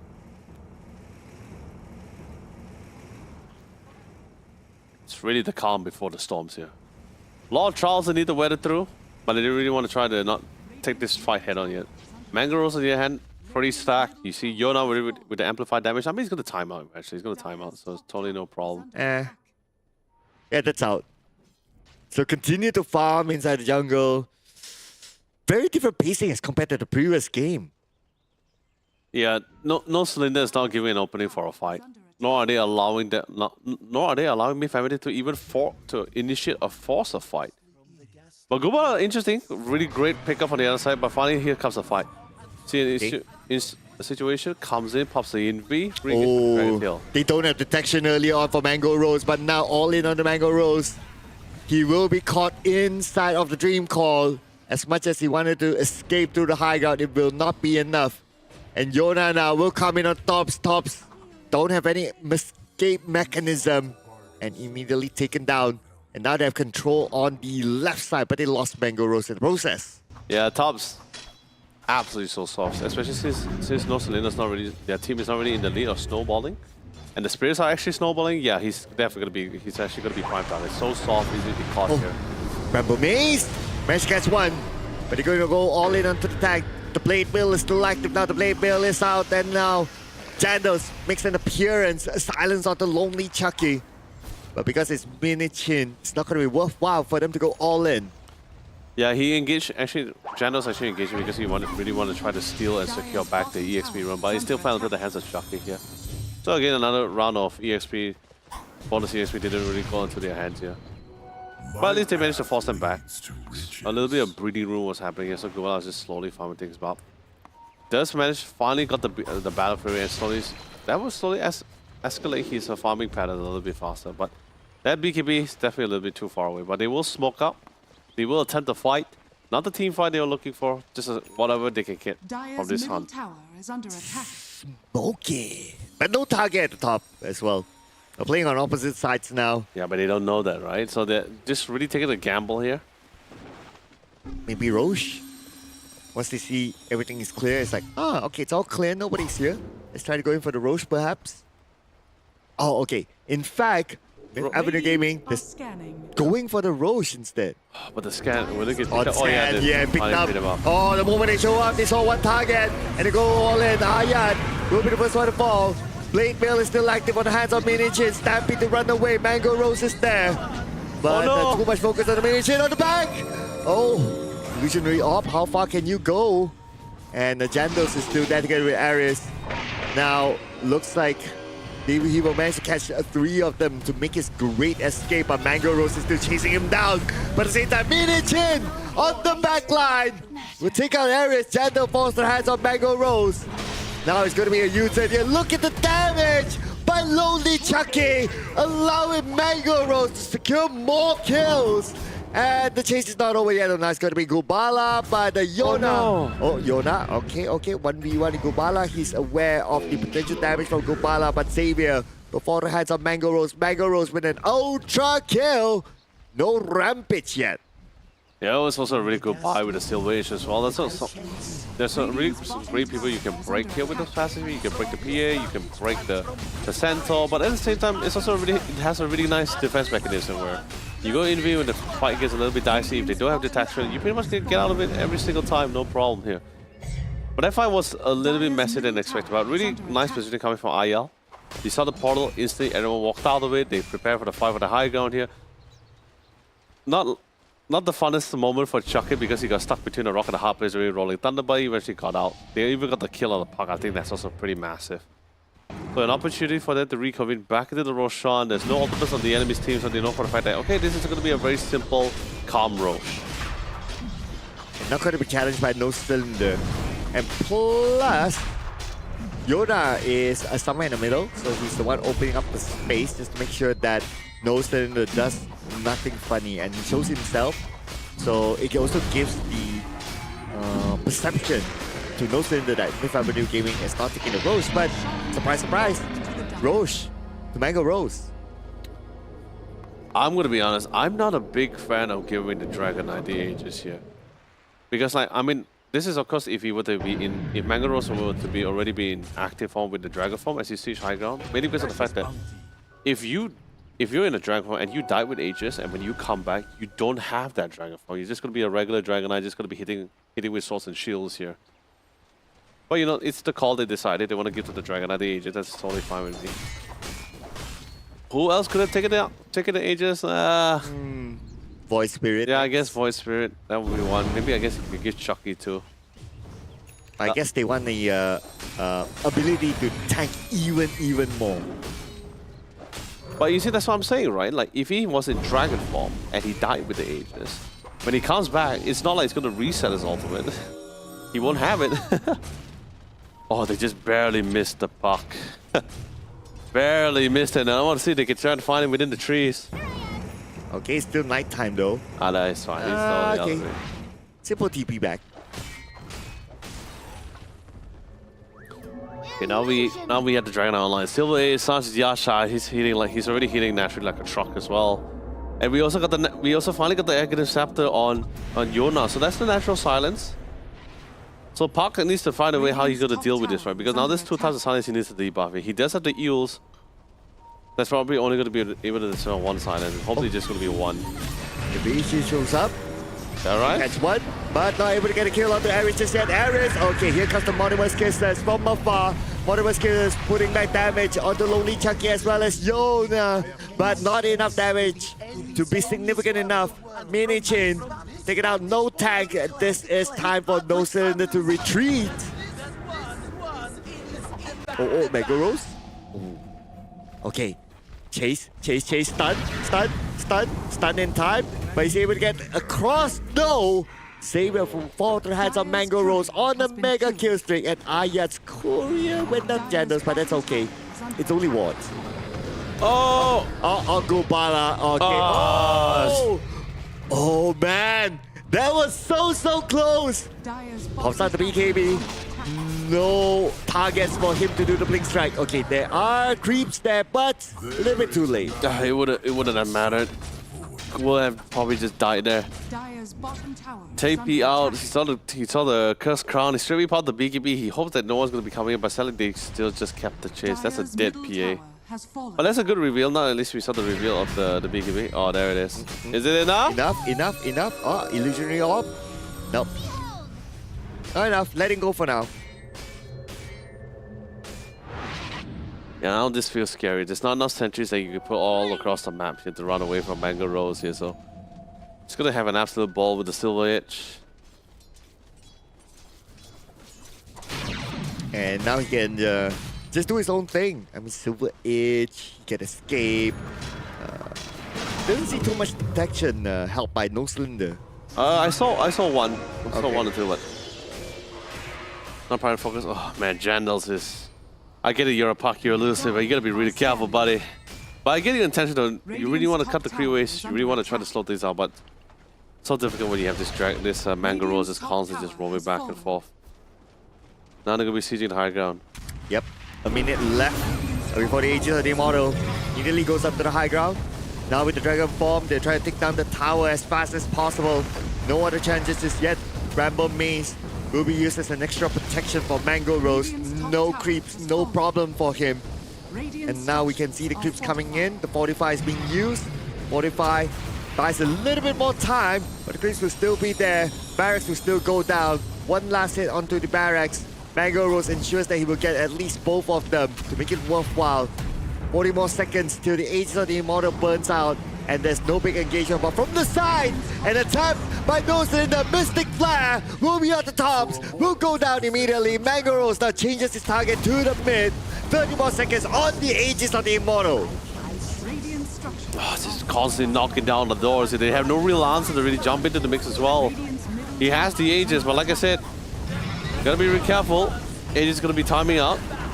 Not necessarily really dying either here. No more Dragon Form, but against to the back line. Straight onto the back line. Managed to get Ayat. There's going to be one down. Looking for more to come. Minijin out of mana.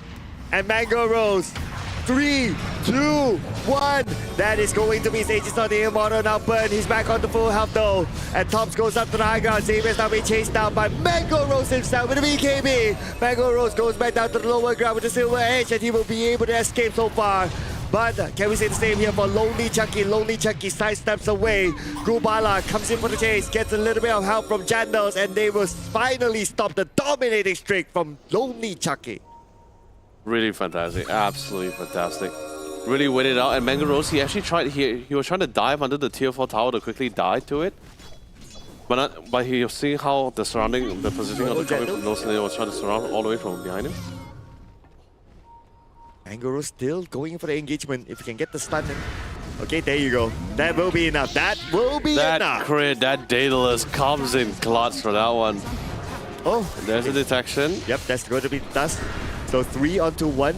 No way. Wait. Are you kidding me? Are you kidding me? He's still able to tag. He's still able to survive. He's still able to get another one. He's still able to get a triple kill before he went down. It's only Tom left. Ayat, as well as Yoda, can't do the business.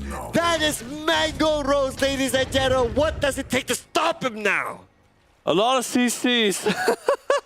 Dude, he was playing with the Yamlet, just constantly shifting back and forth. What really got him in the end was just that root as well. So, really well done. But still, what a turnaround there.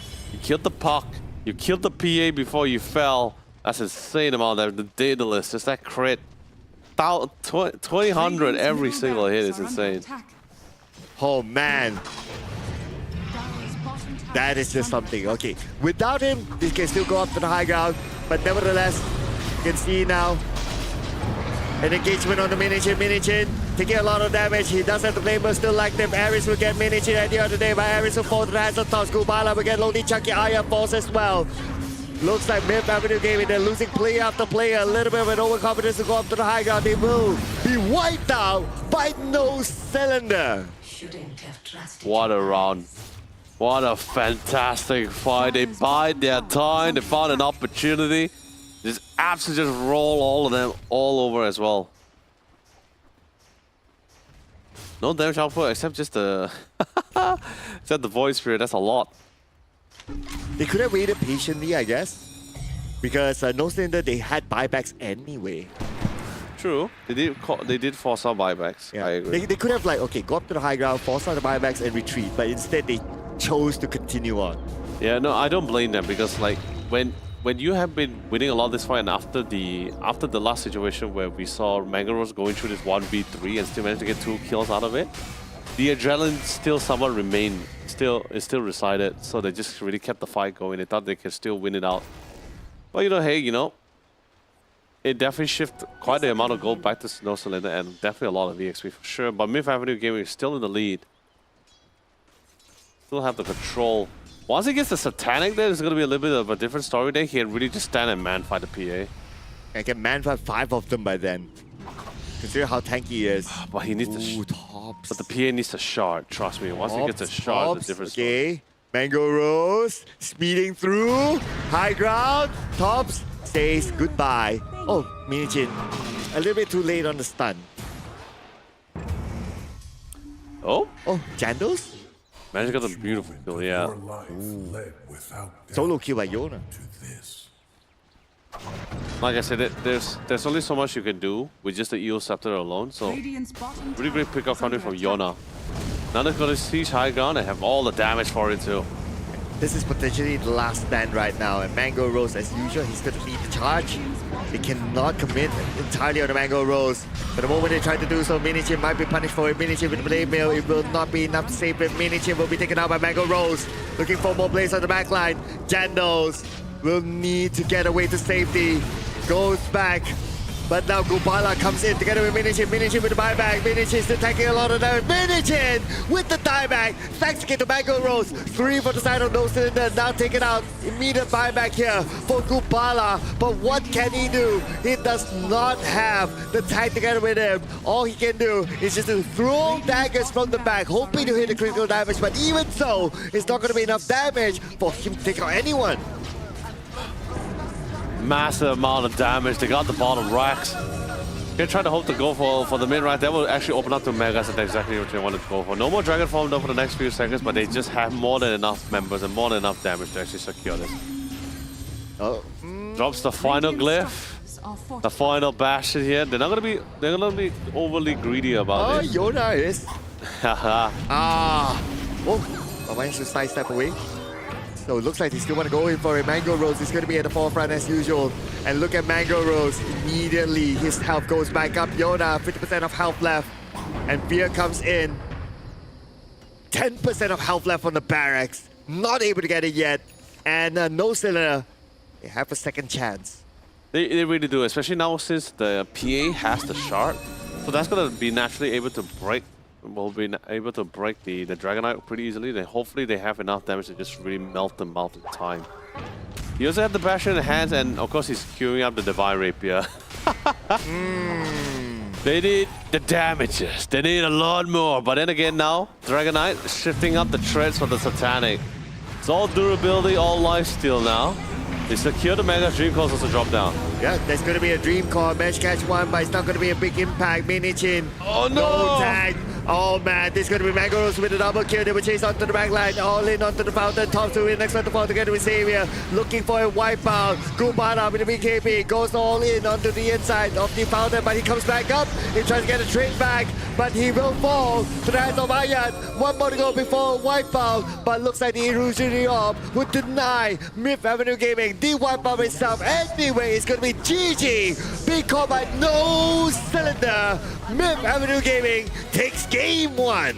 Really well done. The entire process and the entire game from the laning all the way to the mid game feels absolutely so livid for these guys. It's just constantly back and forth. A couple skirmishes here and there.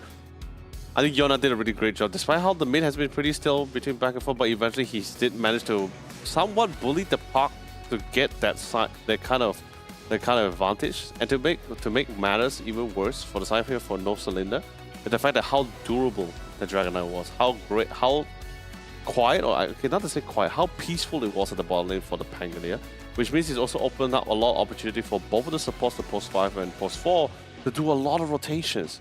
We see them go to the bottom side, we see them go to the mid as well, and Mango Rose, he was absolutely so comfortable because he's like, hey, you know, I'm level 5. I got my braces, I got my threads, I'm totally durable. Not gonna be easy for the center to kill me. The only time we ever see Mango Rose die the first time is when they had 4 people there. They had the Puck, they had the Centaur, they had the They had the Snapfire and even the Freezing Field was also coming just to pick him off.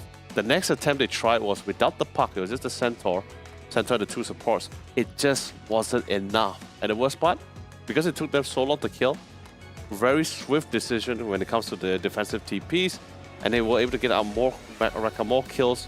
And then after that, it was just really just small pickoffs that would slowly lead to massive waves here. And then suddenly we reached to a point where Mangaros and everyone was just like, hey, you know, we're big, we got the blinks, we're leading as well. We're grouped up, we're way much more stronger and much more durable for you. And like I said, Freezing Field is great, Snapfire is great, Puck is great. However, with the presence of the Rolling Thunder, so many things could really go wrong for channeling ultimate abilities like the Monomai Kisses and also the Freezing Field. Puck also will have a little bit of a nuisance over time, even during the presence of the Rolling Thunder. You know what they say in my hometown? What? Small, big become heal. That is true. So you get the small skirmish, and then it becomes big, and then you get the win. I believe it's a Paribasa, right? Yeah. Ah, okay. Small, big become heal.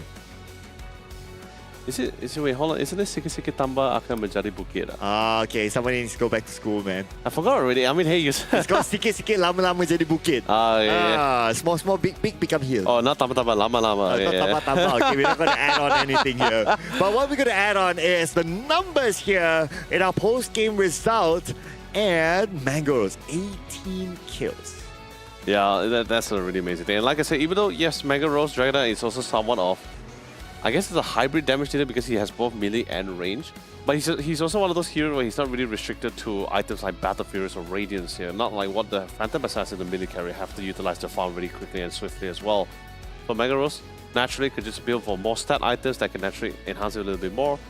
Gubala Phantom Assassin still has ways to go. It has to be the Battle Fury first, and after that, if the game goes well, he goes Deso. If it's not, then it goes to the BKB after that.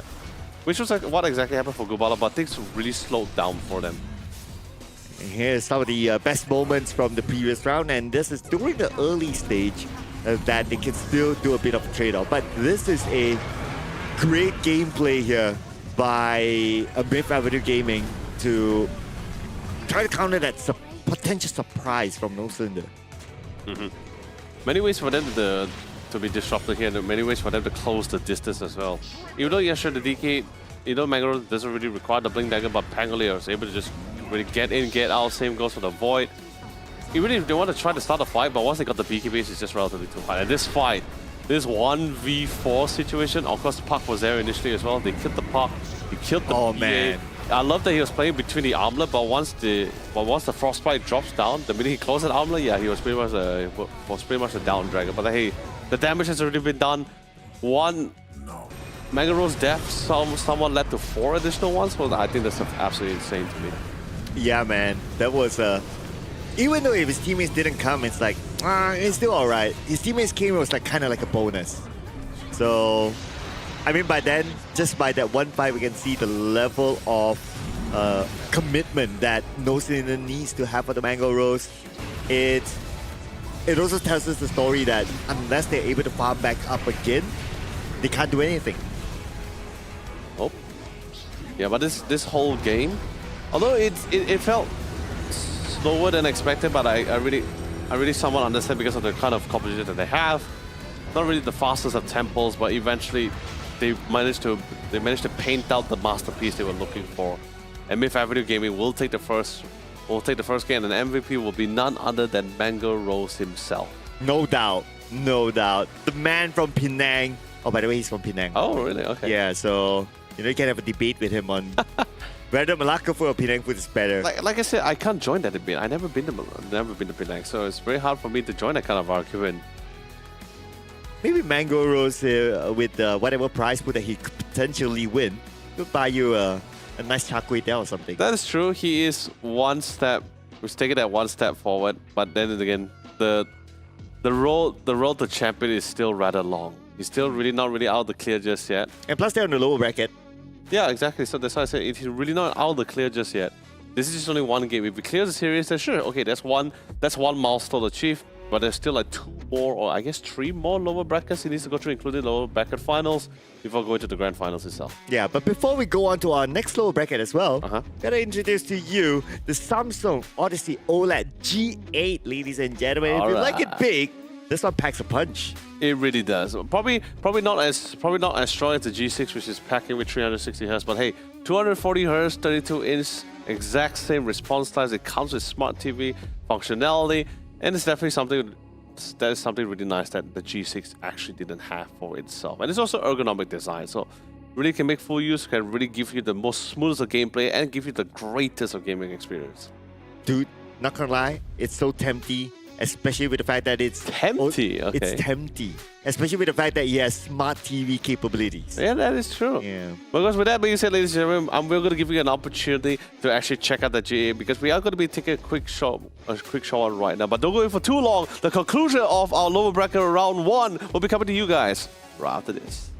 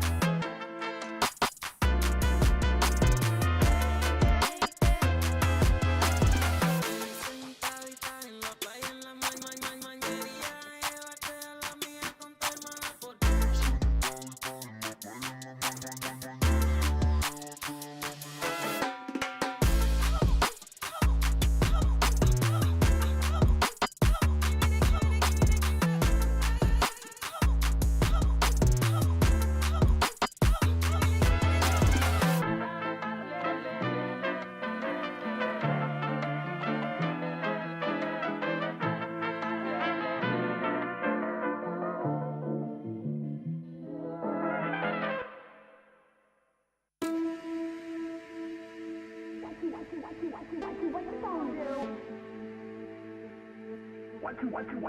What you gonna do?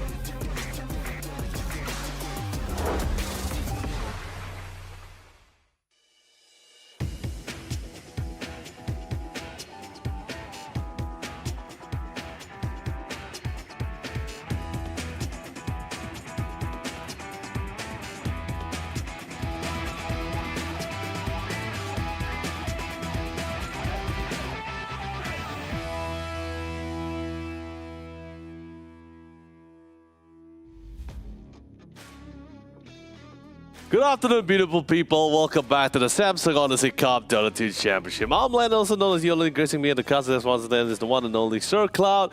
Buddy, I cheers to your presence. Really? That disrespect? Oh, okay, fine. We're equal. Yeah, you know that's how people like do the fist bump, right? But we use the can. Like, Yeah, but usually, if yeah. I'm not mistaken, if you do this on top of someone else, Oh. hey, don't return the favors. Usually, like, say, hey man, I'm over you. Oh, that's why we do this. Yeah, one, two, three. Yeah. Nothing beats Red Bull, ladies and gentlemen. All right. Okay. So, back to the matter of hand. We've been pretty energized right now. So we just went through our last lower bracket round 1 of today here. But before we go into greater details for you guys, we have a treat for you guys. It is going to be the one and only discount code for your exclusive selected gaming models. It's very simple. If you notice, for the first 2 initial of the code, it's actually going to be tied to the region you're going to be applying the discount code to. If it's PH, it's going to be Philippines. It's going to be, it means you're only Philippine Odyssey Cup. If it's NZ Odyssey Cup, it means that you can only apply this in New Zealand. TH, of course, is Thailand. MY from Malaysia. VN from Vietnam. All these codes are only applicable to the top 8 region alone here. So if you're not from those regions, don't worry. You have a friend, call them up and say, buddy, I'm going to give you this code. Go to the website, odysseycup.gg, apply the code, answer a few questions, and then probably post it over to my house later on. But we're going to post ourselves into our next draft, ladies and gentlemen. This will be the draft for game number 2. Let's see what will we get this time. And Noslin is going to be the one to pick up the Pangolier. Oh yeah, it's a very flex hero, and at the same time they found great destruction and chaos from the hero. It's also decided, you know what? It looks great on your end. Now it's our turn to pick it up for itself. So initially we saw from the bans, we saw the Green Show was pretty much one of the few bans that was being made on the other side for Noslin. So this time, since it is now up for grabs, they will be able to first lock it in for themselves, and it's pretty great. Soulbind, it's a pretty great lane dominator, great team fight. Soulbind is BKB piercing, and it actually locks 2 people in place. And what better way to pair the Soulbind, not just to only lock 2 hero, not to say really in place, but just to keep them within the vicinity, not does allow them to go too far apart from each other, is that any targeted spells on anybody who is locked, who has been targeted by the Soulbind, will get 2 types of ability. So in other words, if a Doom dooms on one of the Soulbind person, then 2 people will get Doom at the same time. So that'll be something really nice to have. But of course, at the same time, Noslin is pretty much stealing all the heroes away from Myth Avenue Gaming from the previous game. They got the Pangolier, they got the Dragon Knight. Looks great on you guys. Myth Avenue Gaming saying, hey, that's fine. We have other heroes to play around with. They went with the Mars, they went with the Clockwork. But I do like the Mars. I'm a big fan of having a Mars on the lineup. Ah. Great setup. And then you have the Grimstroke. So the Grimstroke can combo the 10 Inkswell seconds with remaining. Clockwork. Actually, Inkswell, hook shot in, bam. 5 true. seconds You can also remaining. do this pretty well with the Mars as well. You can have some really great setup. Right? Stroke of Fate to slow into the spear, or even Inkswell into the spear, or God's Rebuke Inkswell into the spear. There's a lot of type of synergy you can have between both Grim and Mars. So that bottom lane is gonna be really great. But of course, mid this time, although Puck is still in the pool, by the way, but they didn't opt to ban the Puck or select the Puck. They went for the Invoker instead. Yeah, because it's a great combo with the Mars, right? Yep.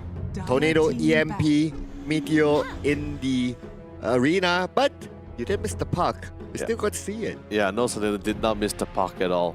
That last game when No Cylinder played the Puck, he wasn't able to bring out to his full potential. This is round 2 for him. He's not gonna miss that opportunity again. However, the Evoker do really take it to take it to the count, especially for Dragon Knight. Heroes with really low mana capacity that 5 gets hit by the seconds EMP. remaining. Oh, that is gonna be a real nuisance to deal with for sure. Those Radiant didn't have team space for Ogre Magi though, just saying. No Ogre Magi. You Okay? do have a space for support. No Ogre Magi's here. Okay. They could use the support. No. But, interestingly, No Cylinder decides to opt to ban the 10 leader, which I seconds agree. Myth Avenue is only lacking with a safe laner right now. They're trying to get rid of as many range 5 carries here. seconds remaining. I don't think they really want to try to offer the Lina here. Radiant Even so team far, back. yesterday there wasn't really much options with the Glyphia nerf. I think the Dire team next back. best option, like I said, if you want to try to play if you want to raise a range safe lane carries that's not dependent on the Glyphia, would be the Shadow Fiends also still ready in the pool. Snipers also still in the pool. But like I said, if you want to go core sniper, you can't really play around with the Scatter Blast. Most likely going to be playing with the Ghillie Suit. 10 seconds remaining. There are other melee heroes that's still available in the pool. You can also go with Monkey King. That's also 5 pretty nice to seconds have. remaining. Really able to get around the map. Wukong command is always fantastic. However, you are, I guess maybe the Monkey King may not be up for grabs mainly because of the Pangolier. The Rolling Thunder inside the Wukong command can be pretty annoying for the Monkey King if he doesn't have the BKB. So maybe we might not see the Monkey King. Shadowfield has still pretty something nice for him to play around. Or maybe No Cylinder is also thinking of something that they can use to deal with the arena. They try to buy time. There's something like a disruptor, put it in the arena, and just stop Mars or anything else from happening there. Dire team Not really. I'm not really all up for the Disruptor. Wait, hold on, let me see. There is still the Dark Willow if you want to go for it. I wouldn't mind. Dark Willow's banned Wait, where? by Myth Avenue Gaming. Oh yeah, okay, the last one. Ah, God. 10 seconds Yeah, remaining. they thought about that. 2 steps ahead. Yeah, that was the 5 last man too. Yeah, seconds I remaining. missed that one. Okay, Majority supports is out of the picture. But the Mars got the clock and the grid. What can further enable? Because right now, No Cylinder is just really lacking the cash. Don't get me wrong, Dragon Tail, it's a nice thing, but this is most likely a safe lane Dragon Knight, so no blinks. Ah, Mirana. That's someone we haven't seen for a long time, but like I mentioned yesterday as well, we still be great to see a post-4 Mirana. Templar A really great ascends your engagement. throne. And what? Ooh. Templar Assassin. Now that is a hero we haven't seen for a long time. Post 1 Templar Assassin, pure damage. That's gonna be scary for heroes like Dragon Knight.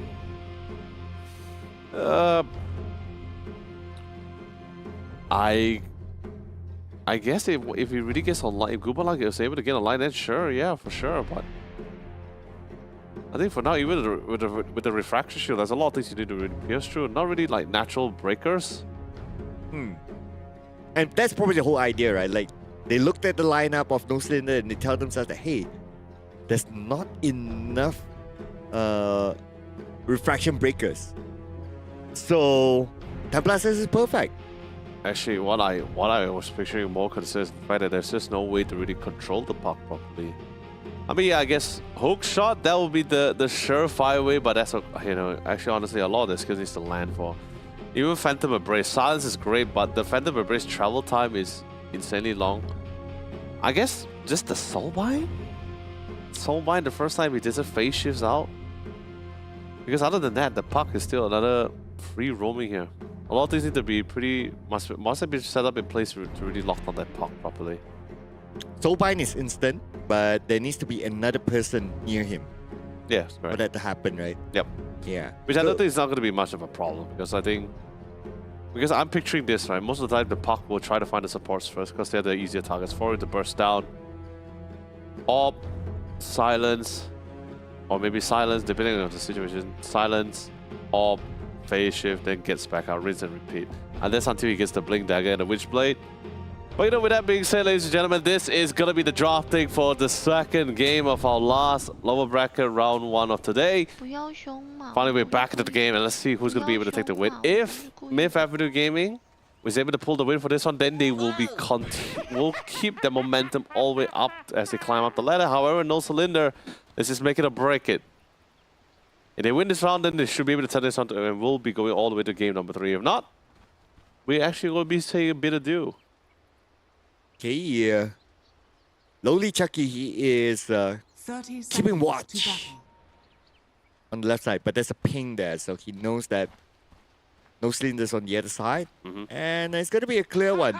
I guess we're not going to see anything aggressive as compared to our first series.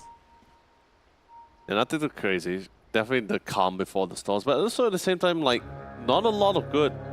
Usually you see aggressiveness usually because like their level 1 abilities has really high kill potential. But in this case for The No battle Cylinder, begins. if you land the Sacred Arrow from max distance, max range, then sure you can maximize the stun duration, but like I said, it's not instant. It's more of a traveling thing, it needs to land. So not a lot of high kill potential for No Cylinder. I don't think you want the Dragon Knight to have a Dragon Tail first as your first skill. That's not really ideal. So yeah, very calm opening. They didn't really want to invade it. Not sure they really didn't want to take a fight head on.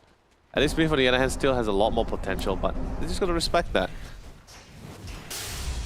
Well, we're going to see an early EMP, but Jandal still caught out the EMP, so down to 50% mana, but it's still early. He will have the bottle later on for sure, so that's not going to be a big issue for him.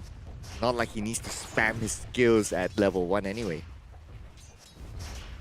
Still, on the other hand, I think mid is just going to be a constant back and forth. But bottom, on the other hand, I'm more curious because you got a clockwork. Nice kicks. Although a little bit, we're going to be seeing a little bit slower damage output coming from TA because TA's early beginning is really not a lot of high burst. It's just more the fact that because of his side blades, he's just going to be able to naturally harass, especially since his co-contender is actually a melee hero.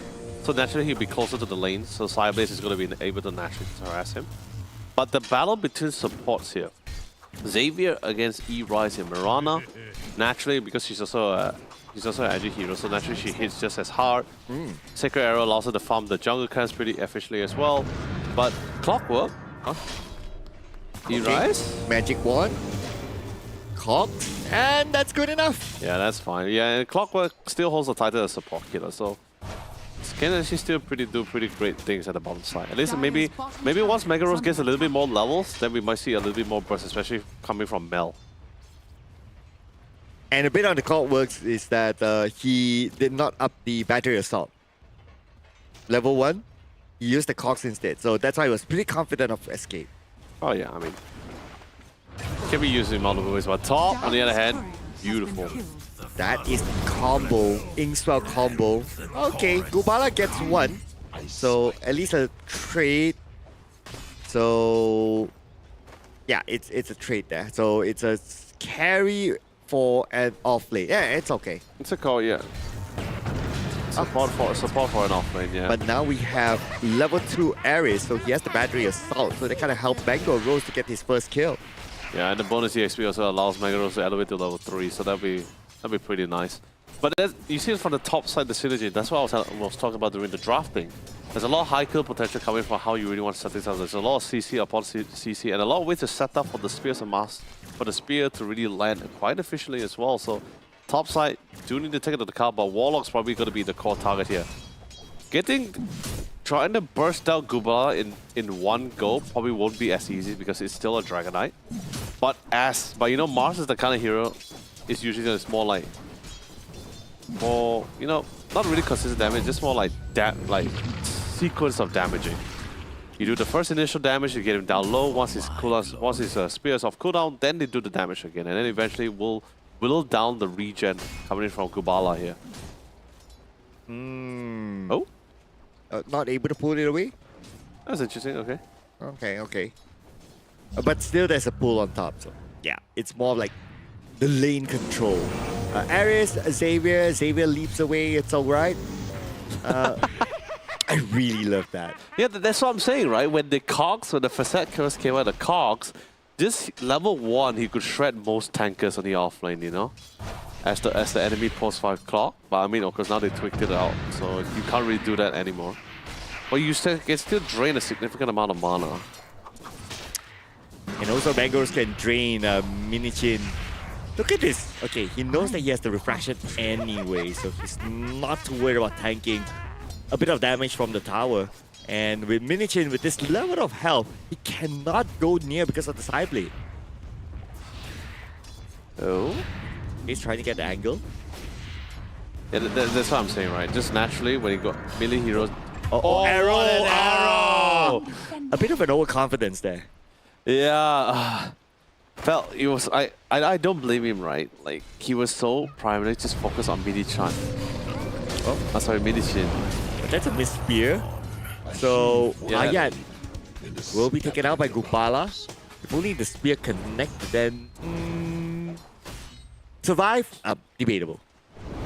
No, you still survive. Like the spear would have displaced him way too far for the Dragon Breath to have reached the green stroke. So yeah, that was. It's just what. Never mind. This is just one of those few scenarios where missing a spear does end up hurting a lot. Bottom side, I don't blame him. Mini-chin, he was so focused on Mini-chin, he was like, if it gets close, I hit with the side blade, trying to find the right angle. Sort of like, the thought slipped his mind with the Sacred Arrow thing, so by the time he tried to fall back, especially Tower was hitting him, just got speared there. That was a nice pickup. Something Arrow! Oh, really? That's a long one there. Sun, silence, Yona, very low, and Ghost walks away. No detection. That's still fine, still early though. Once he gets a drink, it'll be a different story. Oh. Okay, we're gonna get a good spear here at the top, involving Lonely Chucky.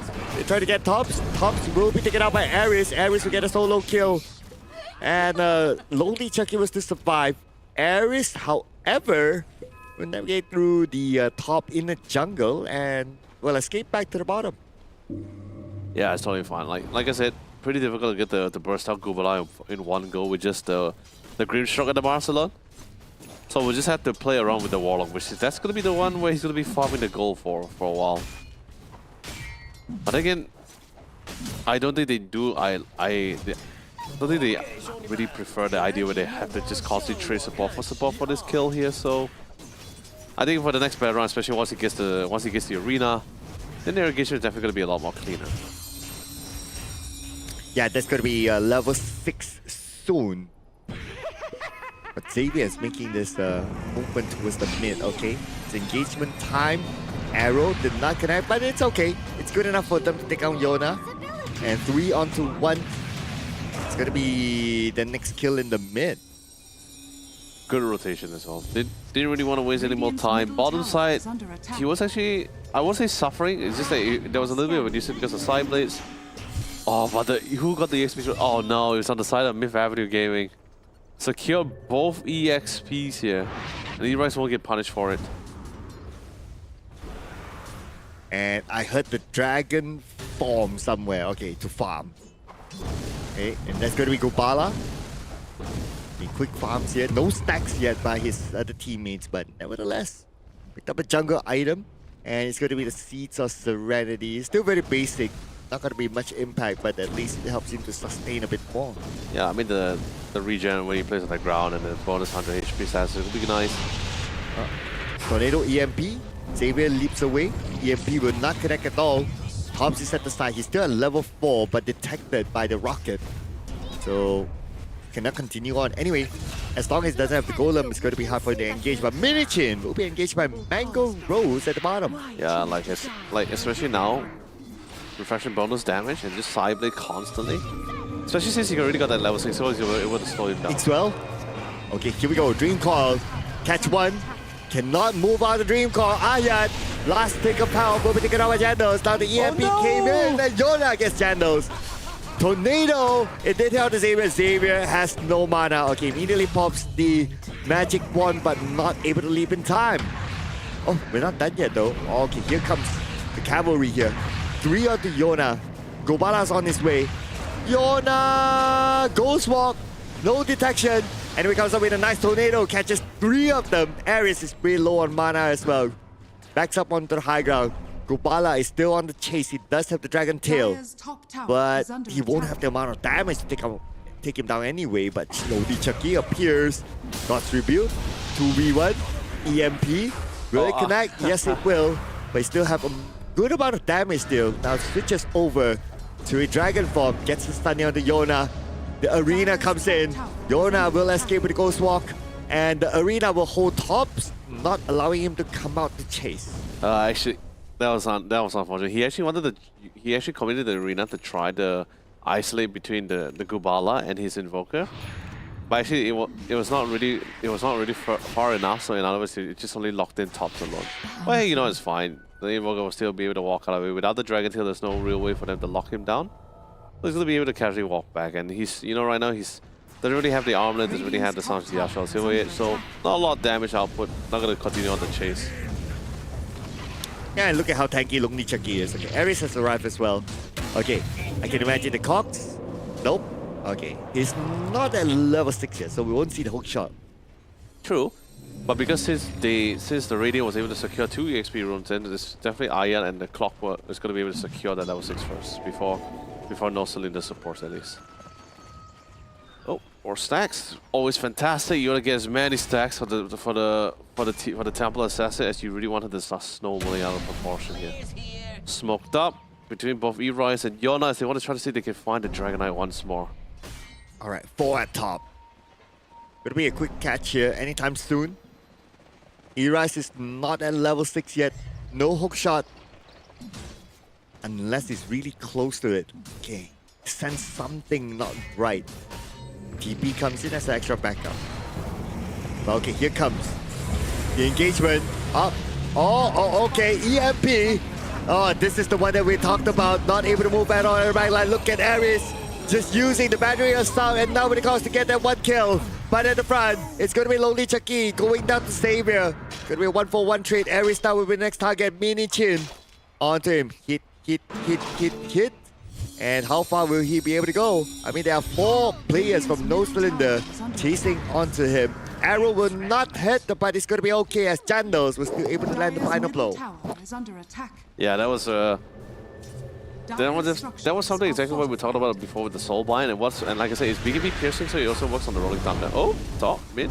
Yoda. Nah, it's it's okay. fine. Alright. So No detection anyway. especially a lot of abilities was actually somewhat expanded in the last fight. So, but like I said, they went into a fight without both Yona and Mangaro, so pretty happy with the fact that they only lost 2 more members. But of course, pretty great for No Cylinder. Since no massively between the 2 sides, so any kill and any XP is always a good thing for them.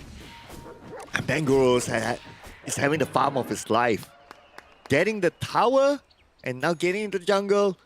Farm, has a stack, unchallenged. I mean, it's perfect for Mangoros now. Oh, he's really well farmed. 12 minutes into the game, he already has a Dragon Lance and a Blink Dagger that's currently on the way here. So he's really loaded. And in the middle, not as loaded, it's going to be Jandos. And now we have the Dream Call, catch 1. Can't Ghost Walk away, but we don't have the hook shot. All the way from the other side, the Golem will be called upon just to buy enough time for them to see their teammates, Ares, will fall to the Golem.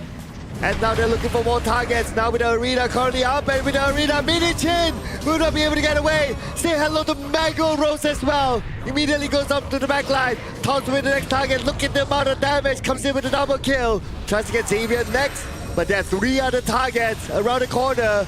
Mango Rose with the reflection takes a bit of hits, but he's still going to be okay. Gets back up to the high ground where his teammates are at. Everyone's resetting their cooldowns. The spear comes back in.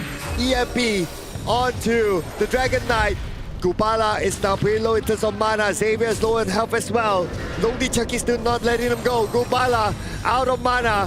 1 last hit onto Chucky, and Chucky finally taken out by Gubala after all that. Man, that is A real back and forth kind of fight, but well timing with the TA coming. Trust me, that fight would have been a little bit more different if Mango Rose really didn't come in time. That would have been insanely different here. But yep, good call. A lot of abilities expanded. And my god, like even in terms of EXP and of course slightly better there, and they managed to only get three. They managed to get 3 pickoffs in the process here.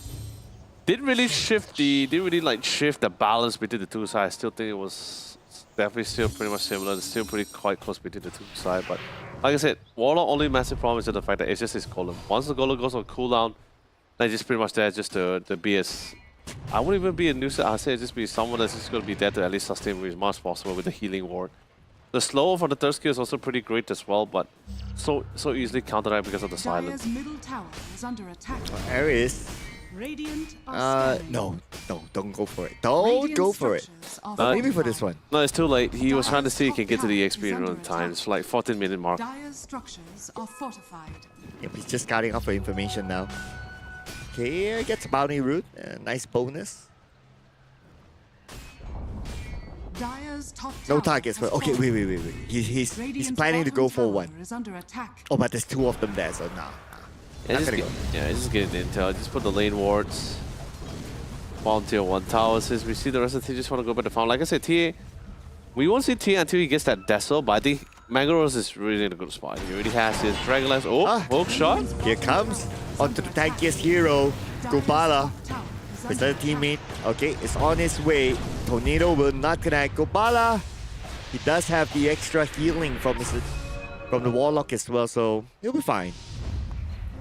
Yeah, they thought that they could try to find a chance, but guess what? The whole team's here. It's going to be smoke on top of smoke as well. They find Yona instead. And they do have detection. The arena will be called upon, but only no one is actually in the arena. Nobody is caught. But still, they were able to come up with the damage thanks to Mango Rose behind on the channels. Ares will be trained back by Xavier. But check out the back line as well. Xavier is going in for the chase. Trying to find Ayat as well. Ayat is inside the jungle. But they're looking for Minichin right now. Minichin, although he's as tanky, but because it's Mango Rose with the pure damage, will get the kill. Double kill given to Mango Rose. Yona is also on the killing spree.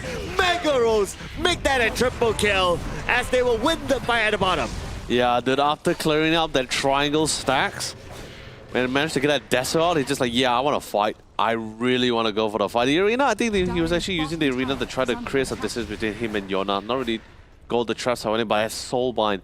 That soul bind, that was absolutely pitch perfect. He drops it down, he locked the puck in place, and also the DK at the same time. Mango Rose just came in and just literally started hitting the easiest target. And let's be honest, like I said, Dragon Knight doesn't really have the best of mobility, so the puck was pretty much like the bane of Puck's assistant just now was just merely just a Dragon Knight. He's just like, don't move faster than that.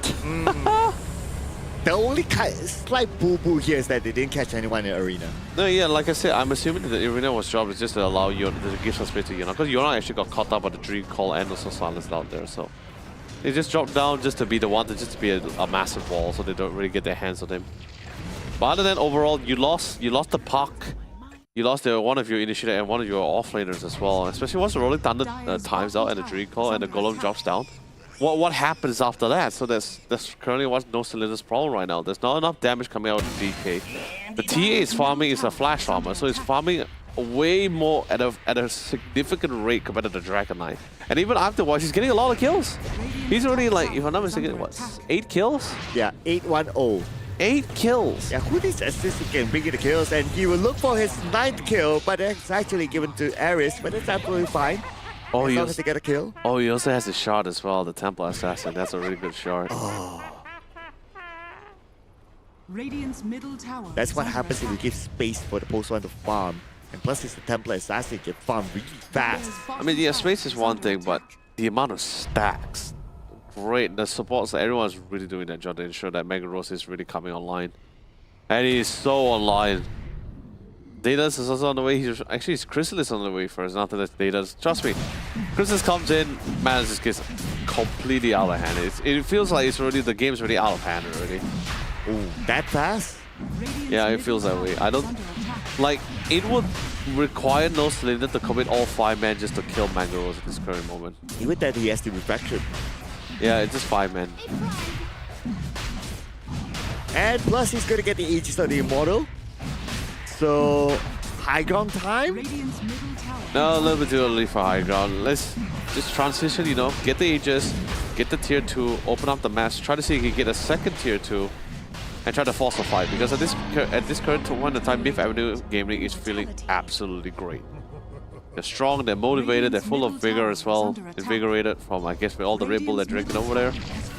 But is it pomelo or apple? I'm pretty sure it's apple. It has to be apple. It has to be pomelo. No, it's definitely apple for sure. I can smell the pomelo from Mango Rose's mouth here. That is an incredible skill. You can smell them from all the way from Malacca. Yeah, that's my mutant power. But this is mutant power from Mango Two Rose. Jumping hits onto the the backline. Mirana. 2 hits.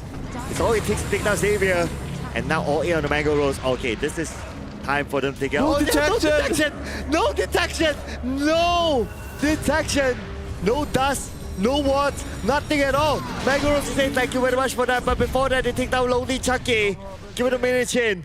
Mango Rose survived just because they don't have any detection at all. It was so close. Especially the person with the detection actually died. So Oh, yeah. don't really get too close. But Mirana just died with 2 hits. But you see what I mean? It's a situation where you really need to totally commit to get rid of Mango Rose at this Dire's point in top time. tower is under attack. If only they had detection, then maybe they could have gotten it. Could be. There's a lot of things that could I happen. had a hook shot. Yeah, the hook shot didn't really connect. Trust me. If we connected, then we would have seen the Mango Rose already flying. And he still has the Aegis. Oh, he will have the EMP. Moonlight on Shadow. him. Oh, oh. What a block! No, no. The arrow was blocked. You saw that, right? I can't believe it.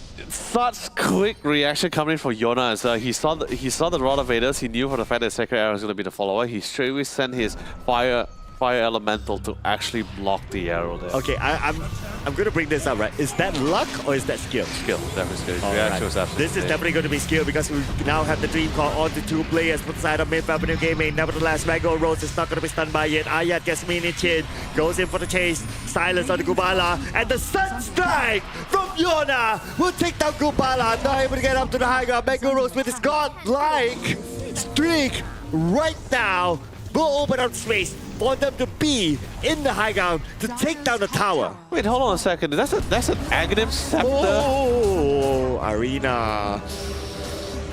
That's it. What There you hit? go. Oh, Ah. that's just it. No, wait, hold on. Hold the phone. It's an Aghanim Scepter Ayat. It's an Aghanim Scepter Grimstroke. No, yeah, this is what I'm saying, right? This is those kind of games where when you know you're ahead and there's no way for the enemy to come back, you don't necessarily have to go for support defensive items like Glimmers. You can just be like the Grimstroke. Go for the Aghanim Scepter here. And by the Not even the way, Aether Lens. Not even the Aether Lens. yeah, no need. Just straight up the Scepter. Oh, here we go. What's going to stop Mango Rose right now? He still had the Aegis on the Immortal for 2 minutes. He's going to take down the tower easily. I can tell you this right now. He gets a Daedalus. If he wants to, he gets a BKB, he becomes absolutely untouchable. They have no answer to it, except for Golem. Golem is the only BKB piercing ability, but that's not going to stop Mango Rose at all. Once he gets that BKB. I mean, if he chose not to go for a BKB, he could go for the Satanic. It's also up to him. This game is totally in their hands here and how they want to play it out. And look at the goal worth. He's like almost like 50% higher than almost everyone else. True. Oh, okay. By the way, the Aghanim Scepter for the Grimstroke, we see what it does is that whoever he targets it with his new ability, he actually spawns a painting clone of the original. Oh, they missed the Golem. Oh no, this time for Fifth Avenue Gaming to come in. Look at the backline, look at Mango Rose. Just look at Mango Rose. Keep your eye on him. Burns the Aegis on the Immortal. Not going to be an issue. He's still going to be okay. Gubala is there. Minishi is there as well. We do have the Sunstrike called upon, but nobody will be connected by the Sunstrike. Nevertheless, we do have the Arena catching 4 on the side of No Cylinder. All in right now. Throw everything inside the Arena to get the wipeout on the No Cylinder. Fifth Avenue Gaming will stand tall at the bottom lane and they will clean everything up. Literally, the buyback just straight away instantly becomes a dieback, and he just TPs in and suddenly out of the blue, a beautiful arena coming from Jock. He just absolutely locked it down in place within close proximity, allowing all the meteors, allowing all the side blades to hit as many people as much as possible here. And Mango Rose, oh, still just going to be queuing. And by the way, I can't believe I forgot about the item as well. Going for the Silver Age is absolutely perfect. There's quite a few passes you can break it, but ideally you just want to break that Dragon Knight. He's already hitting hard, but the Dragon Knight still is kind of durable. You break his Dragon Blood passive, and then you can really go into town here. But what a spear on the puck into the silence. The moment we were able to react to that, he just got eliminated. And now the Soul Bind here catches 2, and look at the amount of damage. But lucky enough, they're still in the Fountain. Fountain will be enough damage, and they still get it! Save here, but still fall to the hands of Ayat. Yeah. What are they going to do right now? It's fountain farming for this guy. They're having an absolute blast here. And now finally, as to smoke gets squatted out. I didn't really want to see it again. One last hoorah. One last They don't hoorah. care what the game happens. They just want to kill the TA, and they got him. He's worth almost 2,000 gold. Ooh. They don't care right now. They got Mango Rose. They're good. Yeah, that's good. They're fine with it. They light up. Ayat now will be the next target. He's out of mana though. EMP will come in, but Yoda will save Ayat. Oh, the tornado will help them to buy time to get away. Gubala is still going in for it. Ayat, nowhere to go. He knows that he's stuck there. He will be eliminated. Basically, you know, he was able to drop down his ability to get the illusion, a painting illusion of the Dragon Knight. So I'm pretty sure he's going to use it to farm some side camps. Now we can all calm down, people. I mean, that's a lot of gold. Like, suddenly out of the blue, you saw the net worth. Like, DK was like about 11,000. Suddenly out of the blue, after killing the TA, it suddenly just flew up to 14. Well, I guess No Cylinder, they have the lifeline now. They still have the top barracks still intact. I mean, yeah, sure. It's not really megas here, but it's still a 20,000 gold lead here. And the DK is not hitting as hard, but yeah, he can contribute to damage, but it's just not hitting as hard compared to Mangaros. Mangaros finally got the Shadow Blade. Should be able to break easily. What a spear. Beautiful. Well, only like what? 2 hits. 2 hits? Yeah. Yep. There you go. Hold on, wait. Let me just check this.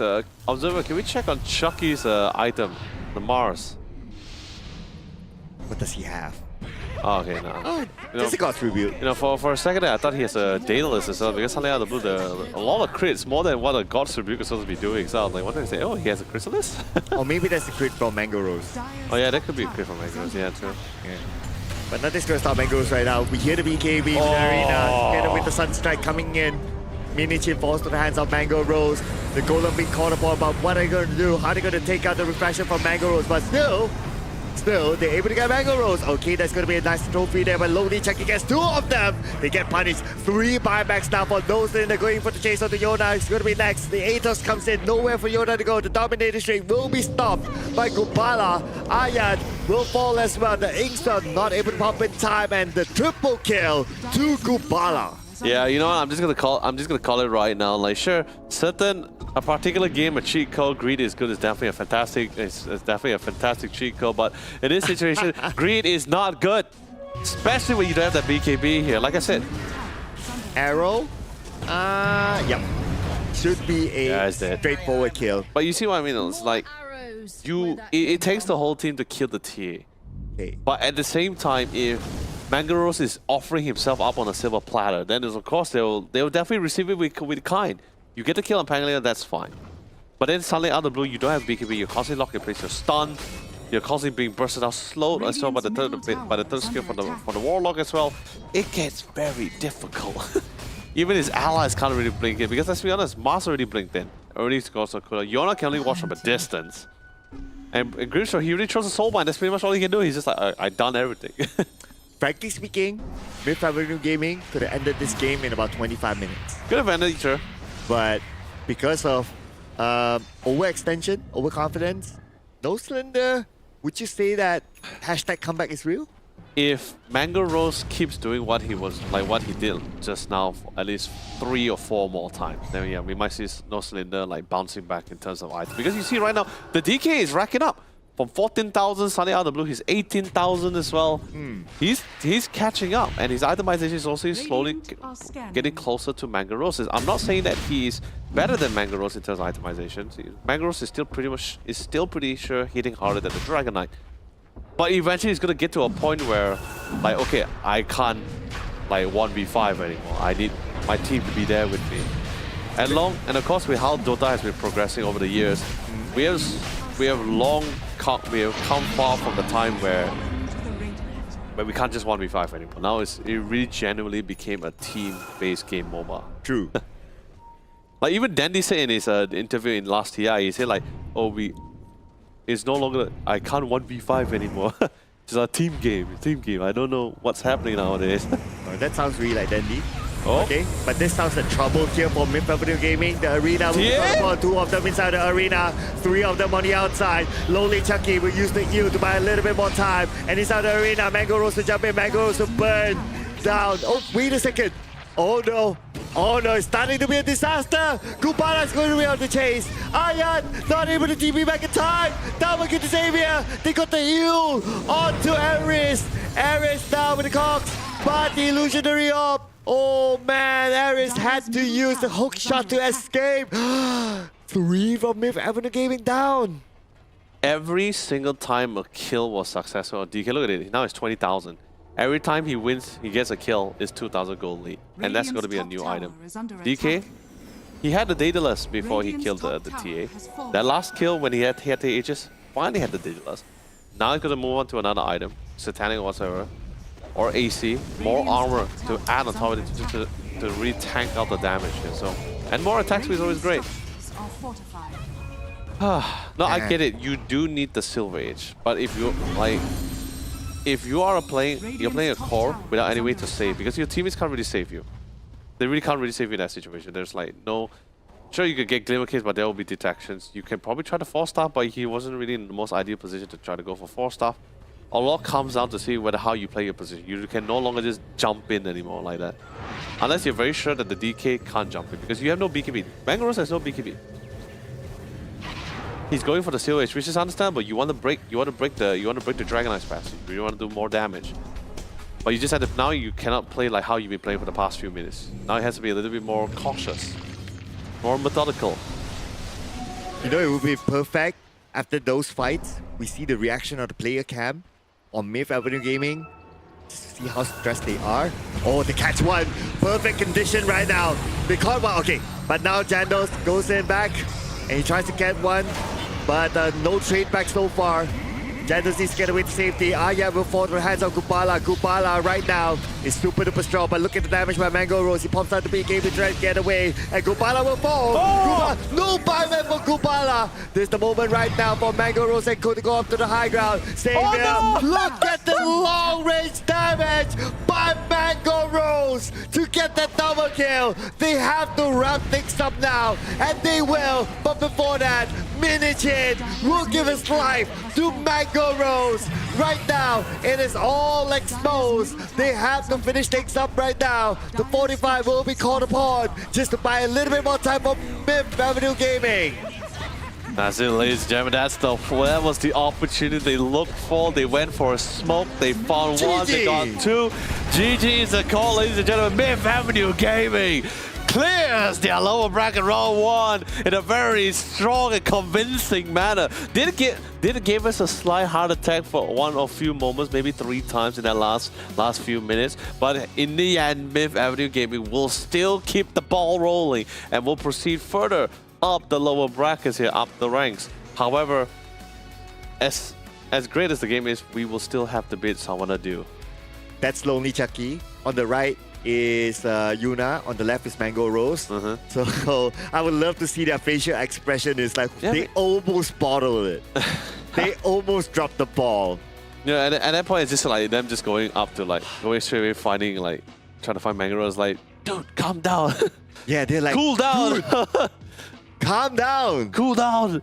It's like, no. Get your Red Bull and chill. But I don't get it. Sorry, not to say I don't get it. I totally get it. The fact that you're on a roll, you're constantly just popping players. Adrenaline rush. Exactly. It's just absolutely insane. The absolute thrill, it never gets old, especially when you are personally destroying any hero that comes in your way. Especially nothing beats the feeling when suddenly you crit and that guy just dies. It's just, oh man, that feels great. Absolute bliss. And that's why he wanted more. He wanted more. He wanted more. Yeah, it's that instant gratification he's looking for.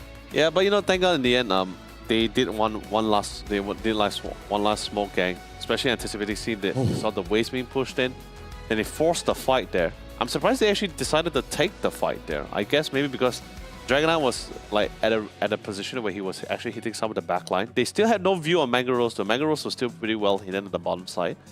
It was only after when they lost the Pangolier, they lost the Warlock, then they just somewhat decided, you know what, it's fine. I can take the fight head on. I know exactly where everyone has to be. It's just that means this Dragonite is all alone. And of course he has no Blink Dagger, so Mangaros just blink us all in, just started hitting. He pops the BKB, tries to run out of it, but very hard to outrun a lot of those heroes when they're trying to gun you down. Yep. Overall, pretty good game. Great player, but he has to calm down. Calm down. I think it was just that instant. I think for the past few games I've been saying he has been a pretty calm and collected player. And the best part about Mangaros, I think he's the only safe lane carry that we ever see in this entire competition where willing to try off-picks carries. Willing to try off-pick carries. Well, he is willing to try off-pick carries, and with that, he is rewarded with 17 kills, 4 deaths, 8 assists. Other than that, looking at the other stats here, Tops unfortunately not able to get anything. Mini Chin as a Pangolier, only 1 kill. He had a rough lane. A rough lane, yeah. It's really difficult, especially when you're going up against a range carry like the Templar Assassin, who is naturally hitting you every time you go to the creep wave. If you're a range hero, you can still, depending on how far you range, you can still play around the side blades, but as a melee, it's just absolutely impossible. Even back then, it was like always constantly like, it was just usually just Amber Spirit against the TA mid back then. It was just like Flame Guard, just sustain, trade in, hopefully burn out the refraction, try to pull through. There's also even times when we had like, before they nerfed the Tiny Avalanche Toss, we also had Tiny who was the natural counter to the refraction. But you just do one Avalanche, it instantly just breaks the refraction back then. But that was the old Tiny, the old Templar Assassin as well. But regardless, this is the highlights of how the game mostly come out. Oh, this is the one where the Puck, a beautiful, well-placed Soulbind by the Grimshaw, he actually locked in both the Puck and the DK together, allowing the TA to have free hits on both of the heroes at the same time. Yeah, that was the idea of Soulbind, right, by that time. Yeah. And this is where we already start to see the Desolator onto Mango Rose, and that's why he's able to come up with that level of damage. And that started to snowball, gave him the confidence. But this is that moment where it started to become scary. Like, yes, continue on, great, you get kill after kill, but you start to get a bit of overconfident. Yeah. But this was fine. I think the next one. This is the beginning of the downfall. His whole team is just watching him from afar. It's like, dude, we're down here. You're up there. No.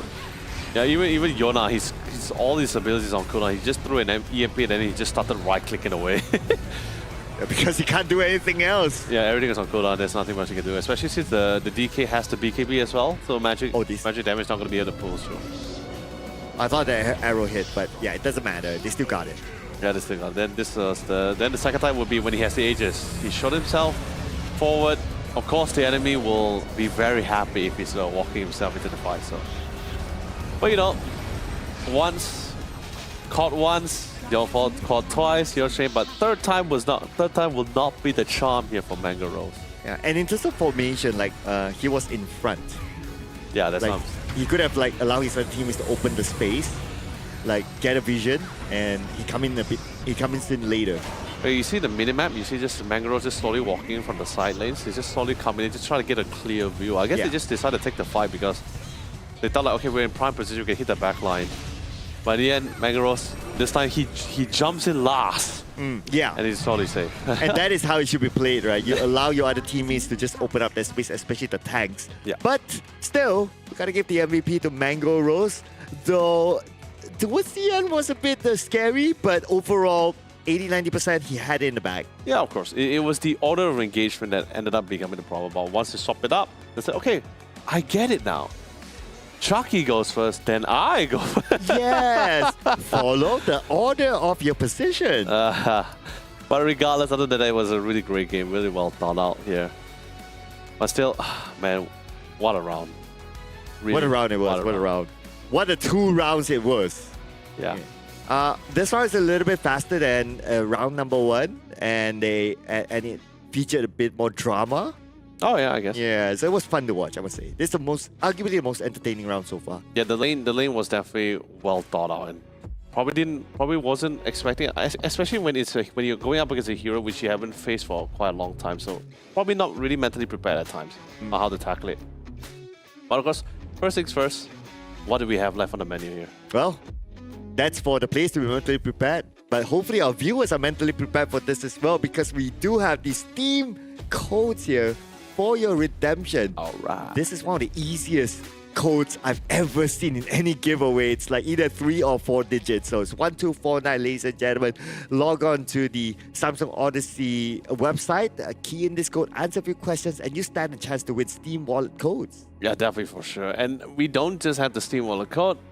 We also have other things to prepare for you guys as well. At the start of every series, there's also going to be the discount code for your gaming multi selection. But before that, let's quickly award our Rookie Award here. For the last series, it's going to be Gubala. And that's, of course, cheers to you. Courtesy of Red Bull, Pomelo, unfortunately. But still, pretty great.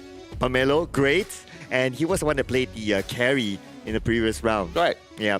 And he was almost the catalyst for them to make the comeback as well. It really was. He was slowly racking up and just making use of taking opportunities against their teammates. I won't say mistake.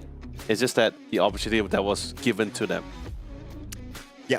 But you know what else What? do we have online? What? It's going to be our Samsung Odyssey OLED G6. Right. All right. Seriously, guys, I believe the term on where you need to treat yourself visually. So that's exactly what Samsung has prepared for you guys. It's a big Samsung Odyssey OLED G6. If the G is too big for you, like we mentioned before, get the G6. It's 27-inch. And although, yes, it doesn't have the smart TV, it may not have the size, but it is packing with 360 Hz worth of firepower. It has the exact same response time of 0.03 ms. Slick, clean design, just exactly like what we've seen here as well.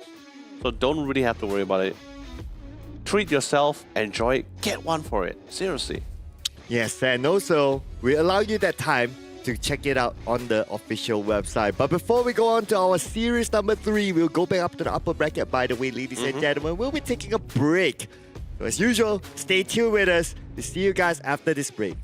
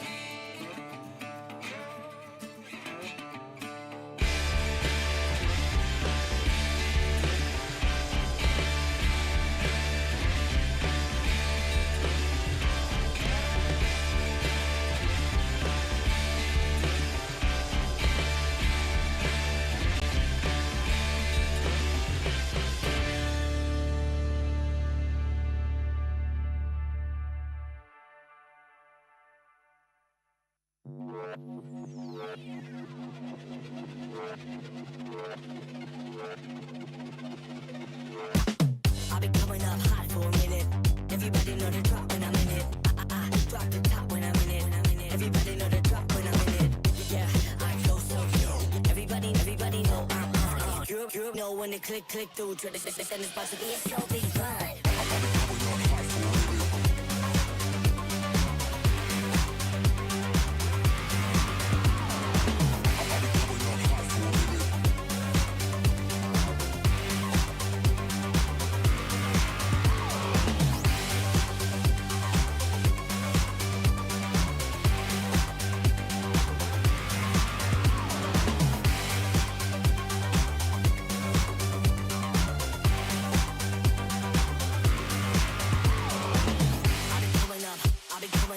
Everybody know the drop when I'm in it.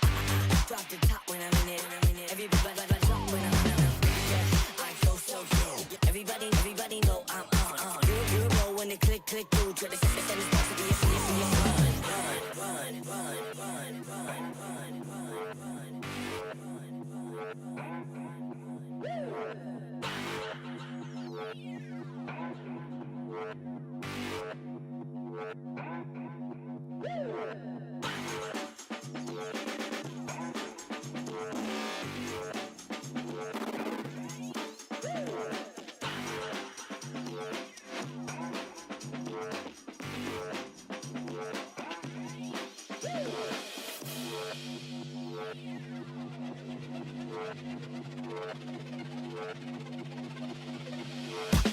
I'll be coming up hot for a minute.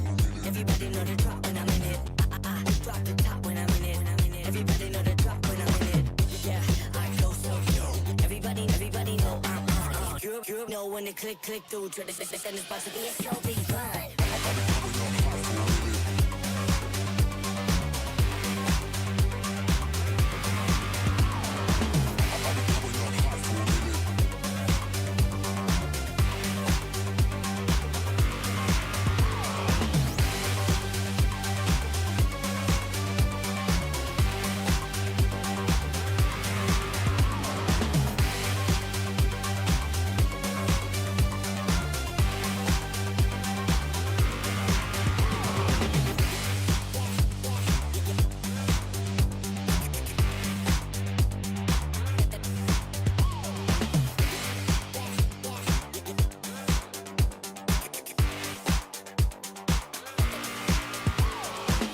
I'll be coming up hot for a minute.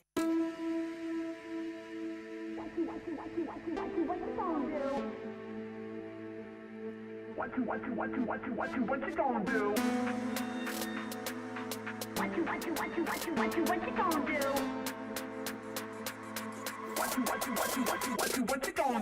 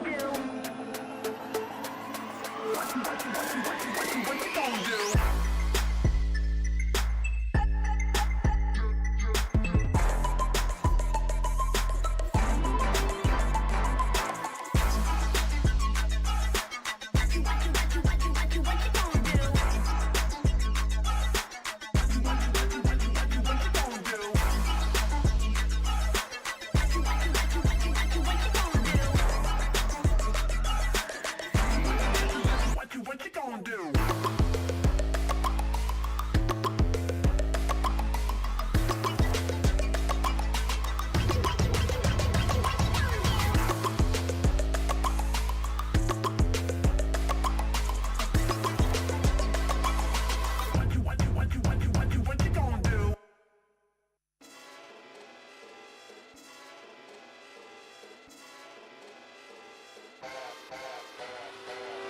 feeling high when I'm low. I need it more when you're close to me, close to me.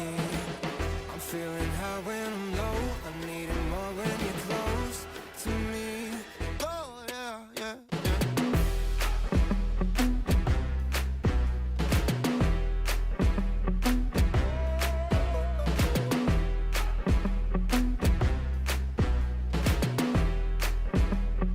Oh yeah, yeah, yeah.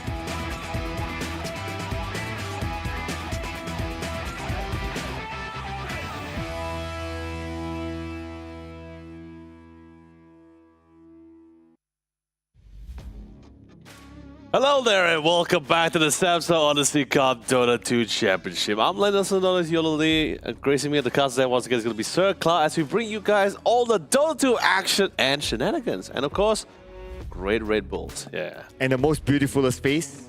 You, right? Yeah, that's you. And of course, all of our amazing viewers and broadcast team as well. So, regardless, great time. I will cheers to that for sure. Not Team Pomelo, but still fine. Yeah, there you go. And speaking of which, while Sir Cloud is sipping up his Red Bull, we'll give you guys a chance to check out the discount code right for you, amazing viewers, so for your selected gaming models. Kick it away. Yes. Key in this code, ladies and gentlemen. The code is very simple. Just know which region you're from. If you're from Thailand, it's going to be TH. You follow it up with Odyssey Cup. If you're from Vietnam, VN, and so on and so forth. And you can stand a chance to bring home a discounted, beautiful new monitor, which is the Samsung Odyssey OLED. One of the models, that is. G8 or G6 is definitely up for a debate here. I know we both about G6, but not sure about you guys. You guys can definitely check it out. But let's quickly bring up the updated brackets here. We just undergo 2 of our lower bracket series. So it's time to give you guys a clear picture of where we currently stand. Yes, and we just saw earlier today Soy Milk versus Hong and Friends, and Hong and Friends won 2-0. And we had No Cylinder versus Myth Avenue Gaming, where Myth Avenue Gaming won 2-0 as well. And they both move on to the lower bracket round number 2 that will be played again tomorrow. But after this, we're going to move our series to the upper bracket. And we're going to watch Manta Esports versus Cast Awake, followed by Dominator Esports and Team CSC. Yeah, so this is finally we're back to the upper bracket round, or most people like to say the victory road for these teams. But I just got the call. We are currently ready with the drafting, and we're jumping right into our 3rd series of game number 1 of the drafting here. And with that being said, the most contested hero in the TI for a relatively long time. Even though he got a decent amount of nerfs, it's still just as good. Castaway starts things off with the Naga Siren, and Manta Eastward will follow up with the Sand King and the Lion. Well, your boy Lion is in. Instant hacks. He is not my boy. Oh, he's not your boy? Not my boy. I thought you love his instant hacks. No, I love Enigma. Bring out Ogre Magi, people. No. Ogre Magi, Enigma in the same team? Please. People will say Enigma has more value than the Ogre Magi. But still, regardless, of course, it is a very difficult game to bring Enigma in the first place, especially now with the Robic. But at the same time, we have seen Enigma did come into the drafting recently at the recent tournament, which is basically where they were picking up against the Morphling. But we'll get right into that a little bit later on. But first thing first, next follow-up pick after the Rubik, strong post 4. Been one of the few go-tos even for earlier this year as well. Uncontested, Arcane Mastery is always a really nice thing to have. The lift is also really great to see. Once you get the shard, you can also start lifting up allies and pulling them out to safety too. So it will work pretty well, especially for those who gets caught by the Lion's hacks or the Lion's or Spy or even Burrow Strike. Once you get the shard, it's a great save. Definitely not a priority item to get first, but it's definitely something nice to have as you go, as they slowly progress towards later stage of the game. Yeah, and some of the interesting bans I would say is still going to be the Puck. banned. Timbersaw banned. Even the Gyro is banned. So those are some of the common heroes that we have seen. The hero that has not seen the light of day every round is banned is still going to be the Shadow Demon. I wonder when that will be released. But Radiant team I would prefer to have the Ogre Magi over the Shadow Demon anyway. But we're still going to see the Luna hard pusher hero. Definitely, Michelle. Luna is so far the most sought out and most go-to range carry, especially with the recent patch where they nerfed the particular. They not only nerfed the most meta range carries, but also nerfed the items that those range carries like to utilize. So it also impacted other heroes that like to use the Glyphnir in particular. However, with that being said, there are heroes that still are not somewhat restricted by the nerf of the Glyphnir, and Dragon Knight and Luna are one of the few heroes that are not too affected by the patch for it. And Elder Titan, we don't get to see that a lot. But it is very great as well. I think we saw one Elder Titan game yesterday as well. The natural order is really great. It's not instant minus armor and magic resistance, but the fact that you are able to pair it in the lane alongside with a pretty paired with quite the damage dealing core, it's pretty something nice to have. I would like to see the Mars on Manta Esports. But anyway, having Elder Titan and then you have Sand King, these are two big AoE heroes, and then you got Lion in between just to catch the key heroes. Dragon Knight with a stun. So so many disablers onto Manta Esports, and the Castleway has their own disabler as well, which is the Invoker. Yeah, it's definitely for sure. And some of these heroes are pretty dependent on mana to mount the cast skills, and they don't really have the best of mana pool, at least until they get more items to amplify it further. So the Invoker is definitely going to be a really nice pairing with the EMP. But more importantly, really fast tempo. Very quick to play alongside with his team members. Not to say it's not dependent on items, but it's just more the fact that he has enough damage to actually just roll alongside with the team if the team requires it, and that's perfect because you do need to pair. You do need to try to set up the pace to allow the Luna to actually get the necessary amount of farm. You won't see Luna joining in any of these fights relatively early unless there's a possible defense under his own personal tier 1 tower. So a nice offlane will be a perfect pair to play with this kind of tempo, this competition coming in for Castaway. Manta Esports, the Dragon Knight is still pretty flex. You can go safe. You can go safe lane with it. You can go mid with it. The Sand King is definitely most likely going to cut to the offlane. So let's see what's Manta's call here. And actually a very good ban with the Primal Beast. Although yes, they have ways to cancel out the Primal Beast, but once it gets to BKB, that gets a little bit too difficult as well. And it has a really fast-paced tempo with something that will pair pretty nice with Castaway. So good ban for that one. Maybe it's time for the Enigma, offlane Enigma to show. Nah. Okay, Tide Hunter, I think it's a rare one, but they could potentially work out for Castaway. Because what they need right now is a big beefy one to take out the damage. Tide Hunter is pretty nice. The beefy one would have been the Underlord, but they banned it out too. So it's also a good ban. Would have been pretty disruptive, but like I said, we don't have enough bans to ban all the heroes in the pool here. So there's still a couple left for them to really play around with, if they want to try to offer it, which is Centaur War Runner. Great initiator. Can someone take the damage? Can someone take the front line? And also and the Stampede is always great for getting in and out of a tight situation if required. Yeah, getting out of the epicenter especially. Bait out the epicenter and just run away basically with the Stampede. Okay, but they go to ban out, of course, the mid heroes. That's what Manta Esports will be looking for. I actually had Mars on my mind, but I was also thinking of if they pick Mars, Sand King can somewhat disrupt the arena. Elder Titan as well, so I wasn't that sure, but okay, Mars it's an okay pick. I mean, you can create distance to there as well, whether you want to use a stun, and more importantly, especially in precarious certain situation, you can actually use the Spear Mask to spear the Sand King out of the Sandstorm as well. So pretty nice thing to have if you don't really have the detection. I mean, you can really try your luck. It's not 100% guaranteed, of course, but it's always 50-50. Pangolier, last call coming into the mix as well, and it's going to be a mid Pango here. It's going to be a beautiful mid Pango as the Dragon Knight comes in with the safe lane here in the hands of Young God. Having a Pango when there's a Mars can't get out of the arena. I mean, but then again, you really want to have that rotation timing, right? Because although Pangolier is pretty great at rotating, but he does like to rotate once he gets at least that initial item as well, whether it's going to be boots or ideally we do see some cores prefer to at least wants to get that diffuser blade before they actually gonna start 10 roaming around. seconds remaining. But we'll just see how the laning phase is currently at the state of the laning phase in the side lanes. If 5 everyone in the side lane is seconds actually pretty much doing well, then sure Q will have a little bit more comfortable ties. Like, hey, okay, maybe I'm not too dependent on getting that in the shot. Maybe I can actually just start going down lane and just be as disruptive as much as possible. Because there is decent catch in some of this lane, decent amount of CCs. But and speaking of CCs, there's a lot on the side here for I guess Manta Esports here. Lion, Sand Kings, Dragon Knights, Pangoliers of the Rolling Thunder. If you don't have and even Dragon Tail for the Dragon Knight. So a lot of BKB, definitely BKBs are pretty much a must requirement because there's a lot of ways you can be stop and stun and control. And maybe a good pipe will be fantastic to try to counteract the Finger of Death and the Epicenter. Oh, and I also must point out that the one that is using Invoker is Wonder Boy.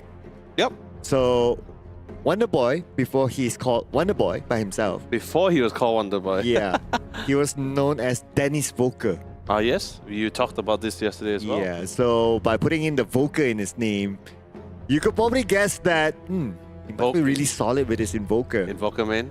Yeah, and he has that Invoker now, and it's great to counter against. Well, it's not counter, but because he has the Mars together with his team, so it's great to combo together with the Mars. I mean, definitely for sure. You got the Cataclysm is always fantastic, but I'm not looking too much on the Wombo combo, but just more on the item timing and of course the tempo that can be set with this composition that I have. Like I said, Managa Siren, one of the most contested heroes. She's still got the nerfs. She's still got the nerf, but still heavily contested for, and even banned out as well. Great abilities as well, great scaling, and of course, started joining in the ranks when one of the best vision gathering heroes when it comes to illusion. At a safe distance, just sends out illusion, can farm especially if it needs to be required, and the real is absolutely such a long channel ability, such a long range too. But a very aggressive smoke coming from the Radiant SJ. We'll try from the flip side and go for a massive roundabout. Oh, keeps going around here. Young God and Wonder Boy exchanging tips. All right, we're going to see the first smoke by Manta Esports. But because there's a ping there, so Castaway, they kind of have an idea that... Gym later. Gym later, okay. I mean, that's what happens when you have all the players in the one hotel, but... Let's see if they're going to get the first blood here. Kimizu seems to be in trouble. Boru strike away to safety onto the high ground. Yeah, no choice. He has to do it because if not, he most likely would have caused a death for sure. Regardless, Gym later, not bad. You know, after the grueling game, after a casual fun, especially after sending either one of them to the lower brackets, like, hey man, we still gonna have Gym later. Yeah, I mean, they still play. No. So even if it's not today, they can go gym tomorrow. He's just like, hey, no hard feelings. I sent you to the bottom to the lower bracket, but hey, Gym, pulling weights together. Yeah, side by side. And then discussing like, hey, you did that early on. You know, why do you do that? Just rubbing in his face. Just rubbing in. At the same time, also telling him, it's like, hey, why are you so weak? Carrying only like, what, 12 kg? Oh, no wonder you can't, yeah. No wonder you can't carry your team. Oh, no. No, that can't be the way. But you know, it's cool. You know, I love the conversation and all these teams are having for themselves here. But Q, Wonder Boy, going head to head with each other. It's going to be constant, a little bit of a back and forth. Nothing too crazy is probably going to happen there. More interested to see what's happening to the top side because that's the Naga and the Luna. That's a lot of damage you're getting. You got a decent amount of CC, and as of course, like I mentioned before, as of late, Luna started putting more points into the Lucid Beam, so you also get not only to safely secure creeps, but also great for doing damage as well. It's a nuking as well. Nuking and a stun. Lucify. That's going to be the first stun. Make that 2 stuns. But it's still level 1 for everyone, so it's all right. Yeah, level 1, but he's already like almost less than half HP, and that's I said. There's a lot of chain stuns at the top side. Hacks, Earth Spike, Barrel Strike, Sands. Okay, it's not really a CC, but adding more damage on top alongside with the Sandstorm, it's gonna be pretty detrimental here. If not playing character, yeah. But yeah, so we're just going to see this exchange at the top. Although there's like 2 stuns, but I don't expect like big moves unless a rotation for the mid kicks in. True. Bottom side is, let's be honest, strength battle between strength heroes is not going to be happening much, except between the supports. But that's because of Teehee. That is true. And because of natural order, naturally losing armor here. Yeah, packs a punch. And one hit. Oh, one more, sorry. one more. Bam. This is a good opportunity. Yeah, man. to He's learn. young God just jumping to the codes, man. Radiant's middle tower is under attack. Love it, man. Like, you know, it ain't Dota without a little bit of good banter here. So pretty nice stuff. Yeah. The voice lines are a bliss. It really is. And also, I guess it's also going to be a difficult time for Castaway to try to reel anyone in because, like I said, it's a channel ability. And, you know, you have two heroes with two different with stunts as well. So you really want the other ones to be able to save. So really try to see how you really want to play around with that one. Mid, I think it's pretty standard. It's going to be a very slow one. Sure, Wonder Boy is going to be able to get some natural hits in because he's a range hero. And then Q, because he's melee, going to have better ways to secure the piece and denies. But still a trade between the two. And when it comes to denies and also last hits, Yeah, which is why you can see on the list right now. Nothing too significant, of course, but naturally melee will do a little slightly better for sure. and plus it's a Pango anyway, so it's not going to be hard for him to land those last hits. So not too much of a surprise when it comes to that. Same goes for the Luna as well, leading in terms of the last hit chart. I mean, yeah, it's Luna, man. Whether is it secured by base attack or using Lucid Beam, it's totally up to him. Structures are fortified. Oh, that's an early 45. Radiant structures Probably are something happened at the bottom. Denied. Oh. Or maybe not really. I can tell you, yeah, nothing much. Just going for secure top. There's the engagement with the stuns. Yeah, just pretty much just high and high. But like I said, top side is probably the one where we're going to be seeing a little bit more action than usual. There's just so many ways to go because of the amount of disables that's currently in hand for the Manta East for top lane. Chidori, so far, he's been trying to keep distance with the Lucid Beam, but eventually he's going to run out of mana. Oh, that's going to be a stun. Okay, this is probably going to be the next kill. And finally, they will get it. And Kimizu gets the kill on the Castaway. At the same time, Young God's courier got taken out, but no items in there. Yeah. I mean, this is going to be the standard. I mean, as long as it's not Chidori that's actually dying to the top side, I think it's still totally fine. Sand King, getting items and anything is pretty great, but because this is not, you know, this is not mid Sand King, this is going to be the Aura Buyer, this is going to be the offlane one, so won't see anything too crazy. But then again, once we get to that mid game when everyone starts having Blink Daggers, right? So we're talking about Sand King's going to have a Blink Dagger, Blind's going to have a Blink Dagger. Q, if he wants to, he can also opt to go for the Blink Dagger.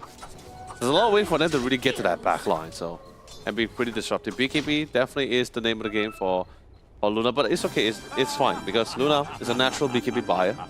It's just a matter of when is he going to get it for sure. But other than that, pretty slow lane. 1-2 kills, it's nothing too crazy. It wasn't like what we've been seeing so far for this from yesterday and earlier today as well. But there's like already every lane there's like 2 or 3 kills like every 2 minutes. Telekinesis, Tornado comes in. Yep, this is going to be the sandwich between Wonder Boy and... Oh, wait a second. Alright, that's going to be an Echo Storm that saved his life, and he got a bit of backup from Kui. Yeah. It's a very calm, a very quiet game for this one, don't worry. Oh, Tito! Oh, Blood grenade! One more, bam! Yeah, Kishka never gave up. He's just... Like, even T, like, although there's no ward, he's just making the safe assumption that there's no ward there because, like, how do you know it's there? But, oh no. Wonder Boy. Beautiful game coming in for Lucify. Radiant are scanning. And that's going to be 3-1 right now at this stage. I'm going to reset the ball. Nice touch. No, honestly, it's a lot scarier. Like, comparing between the Elder Titan and the Lion, who is actually better at ganking, roaming towards the mid, definitely Lion's a lot more better. You set things up so perfectly for the Bangalore. And thanks for the bottle as well. Yeah. He died. He came back. So, naturally, Pulse 5 being the great support he is. They're doing all the dirty work, basically. Look at the movement here by... it needs to be done, right? The support dirty work. Nobody wants to do it, but the supports have to. It is an honorable role, my friend. The honorable work. Yes. Yeah. as a post-side player myself, I totally understand. It's a very thankless job. I mean, if he enjoys it, that's fine. You know. It's fine. As long as his carries are able to carry, I mean, Sometimes it's all support about. can only bring you so far. You know, sometimes it's all about that brotherhood. You know, it's like, I did this for you, brothers. Like, thanks, brother. You know, it's that kind of team, that team love that they have for each other and trust. Oh, you mean like you buying me that cup of coffee? Dire's Yeah. bottom tower is under Like attack. tomorrow? Yeah. Nice. Hot latte, please. What? Okay, that's an illusion. Okay, calm down, young god. Calm down. He got the dragon's tail onto an illusion. Yeah, I mean, it was an attempt. It was a good roaming. It was a good chance for him to roam. And like I said, it's literally 3 types of stuff. Actually, 4 types of control. Radiant's Hex, bottom Earth tower Spite, is Dragon under Tail, attack. Burrow Strike.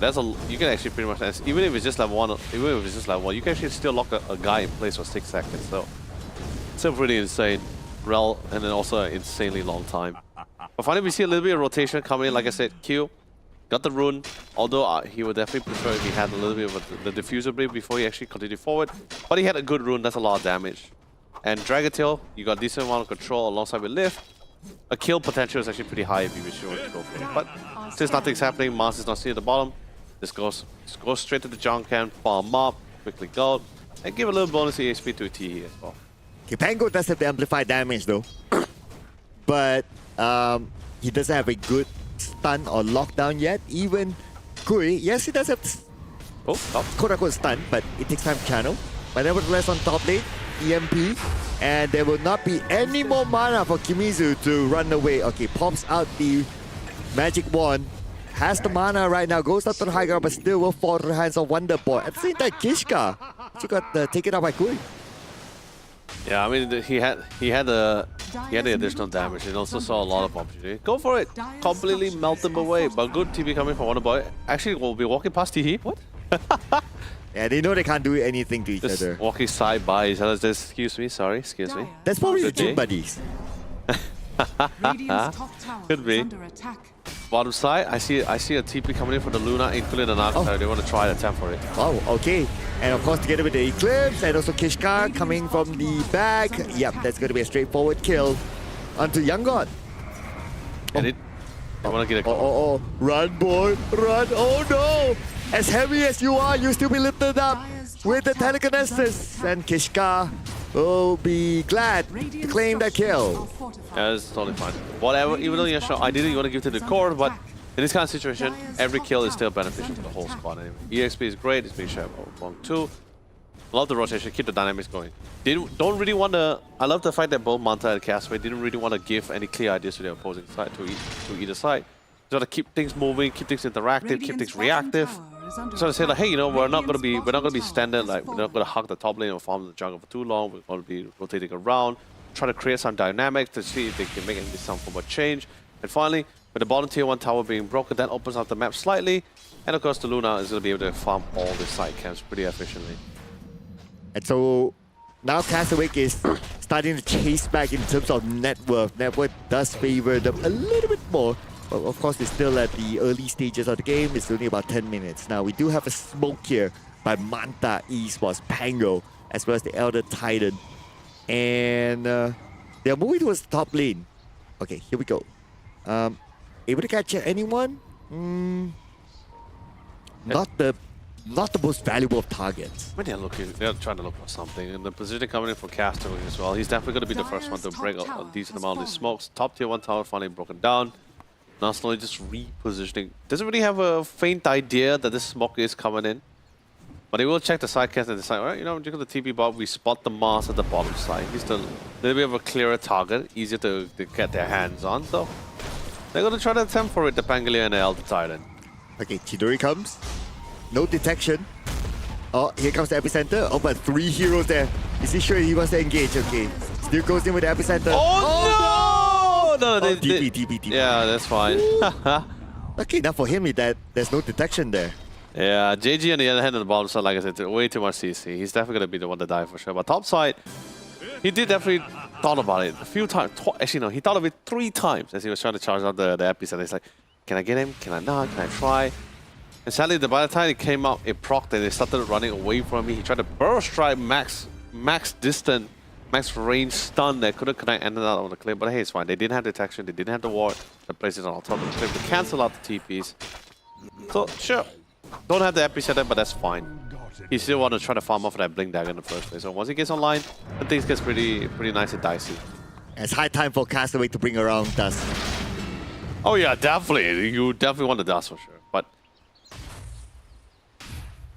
I think there's much lane, nothing too crazy happening. Well, it could have been a kill, but it's okay, it's okay. I mean, it's Could still have like been. 10, 12 minutes, that's fine. But they're going to make their rotation down towards the bottom lane. Yeah. Elder Titan is there to get a bit of angle. Wonder Boy is on his way. He's someone to have the information. The spear will come in. Manage to get the stun on the Guri. It's going to be 2v1. Oh, the Earth Splitter here. Oh! And JG takes a bit of damage, but nice tornado to stop two of them from moving forward. I love how the fact that JG actually directed them into the range of the tornado, but of course well placed with the tornado, so was able to catch on too. I mean, it didn't really lead to anything. He doesn't really have the arena of blood to try to follow up with the following damage, but it's fine. He stays alive. They all be able to get out in time. Shidori is uncontested, and that's pretty much fantastic. DK Dire's it's bottom also tower uncontested, is under but if we're attack. talking about who's a better flash farmer, of course Radiant Luna is are the scanning. Chidori is the one that's naturally farming probably much more faster than Yangda here. Just according to the network alone. But he's not too far behind. He's slowly eventually catching him. He already has the armlet. The BKB is somewhat on the way. And once the BKB comes, there's a majority of the magic damage on Castaway's side is pretty much, you know, not going to be doing any. It's not going to be doing Yangda any favors at all once the BKB comes up. And another smoke movement here by Manta Esports towards the mid. A ping. Okay, they know who's in front. It's going to be Wonder Boy, Dire are scanning. but it's not going to be easy for them to engage Wonder Boy. Plus, before they engage the Wonder Boy, they must be prepared with a dust. If not, the Ghost Walk might save him. True. But then again now, but there's just so much CC they can replay with. And now Kibizu also has the Blink Dagger here. So it's going to be the Radiant's primary bottom initiative tower is first. under attack. Lucifer has his Blink Dagger on the way. He's somewhat queued up as well. He's about 1900 gold at the moment for the Lion. So once again, until Wonder Boy, you get the first stun, you get another stun, a Hacks, a Finger of Death, and a Swashbuckle. The guy's dead. So I think that right now they're just pinning on the fact that maybe we can just actually Dire's completely middle melt tower him up is before you under get the Ghost Swap out. Dire's structures You know are fortified. the saying, right? He can't use the skill if he's just constant perpetually getting stunned, right? So I think that's the goal. Maybe he'll get the dust later on, but for now. Dire's middle tower is under attack. Now here's the more important question. Is it a Griffin Knight or a Dragon Knight? Oh, Radiant's top tower that's a is good under point. attack. Not gonna lie, I Dire's do middle like tower this is under design though. attack. This skin. Nah, man, Dragon Knight should be Dragon Knight. Ah man, if only there's like a rider on top of the Griffin, that would be perfect. Radiant's then bottom it becomes tower Griffin is under Rider. Griffin, yeah. But he can still be the Oh Griffin Knight. Oh no! As much as he wanted to TP away. Nice stun into the jungle. Lucifer just decided to throw the craziest blind earth spike in the world. Was he truly blind or he had a vision? Blind, no vision. He just took a chance. He's just like, you know, let's see if I get anyone. Pretty much similar to what we saw from yesterday's game as well when the smoke broke. Sankey still couldn't see anyone in the trees, but he knows the smoke is broke. Just blind stunned into the corp yesterday. Radiant's middle tower is Take your under chances, attack. people. Wait, does it cost much? Not to the Lion, but that was a very massive trade for sure. We're gonna see a massive trade here because you're gonna get the Elder Titan. Not that massive, but Yeah, still a kill's a kill. You know, like I said, so far it's just been one. It's just nothing too crazy. No massive team-wise. Just one or two kills. Yeah, Kibizu has the blink there, so he should be getting out. He is currently queued up for the Kishka? Bloodstone here. Oh, okay, 4 staff. Kishka Dire's bottom can't tower move. is under attack. He's stuck there. Okay, that'll take a while. 10 more seconds. No one knows he's there, so I think it's fine. You know, sometimes the Ruby needs the arcane, the Archmage just needs the temporary sabbatical, right? Spend time with nature. He's been dabbling with grimoires and tomes of knowledge for his whole life, you know. So let's spend time with nature. Just like all of us, we could use some time with nature. Touch grass. Yeah. Hashtag touch grass. Yeah. That's why our flooring is green. Oh yeah. Oh yeah, that's the best that we could get. Oh, speaking of which, four man smoke. The Luna is within vicinity as well if necessary. Luna? Oh, they're not gonna go to Luna. Okay. All right. No, they can't. They spot the Dragon Knight on the top side, so they know for a fact there's someone nearby. Okay, there you go. It's going to be the arena Oh, on the Kimizu. Only one caught inside of it. And here comes the Pango with the Gui rolling around. And also at the same time, the Song of Siren will kind of buy time for them. That will save them for the Earth Splitter as well. Lucifer takes a lot of damage and he will be the first one to fall to the hands of Chidori. And here's going to be a Borrow Strike. They manage to catch one. Lucifer is out as well. And they try to get Chidori. Chidori! Super duper low. Kimizu will land the final blow. And there will be one more that they could get. And that's going to be Kishka. Nowhere for Kishka to go. Young God will make sure that he gets the kill. Ah, they were so durable. They just tanked out the majority of the damage. But then again, the Song of the Siren came a little bit slightly later, so the initial damage was somewhat down. Once the song climbed out, the Eclipse was somewhat competitive for the line. They did get the line. That was great. But like I said, now everyone's got the Blink Dagger. Everyone just engaged with the Luna, the main damage. Yeah, no more. There's no Eclipse. Like I said, majority of damage right now for Castaway is just a lot of magic. So when the Eclipse is timed out, when there's no Arena of Blood, when you fail to get the initial, when you already got your initial target, just back out, don't overstay your weapon. Because Manta Esports don't mind prolonged battles. That's exactly what they excel in. They're fine with this, and they're also pretty durable, so they can actually tank in a lot of damage to whatever is prepared for Castaway. And Reel-In, don't get me wrong, Naga Siren is great. The Reel-In is a powerful ability, but the only problem was the channel ability.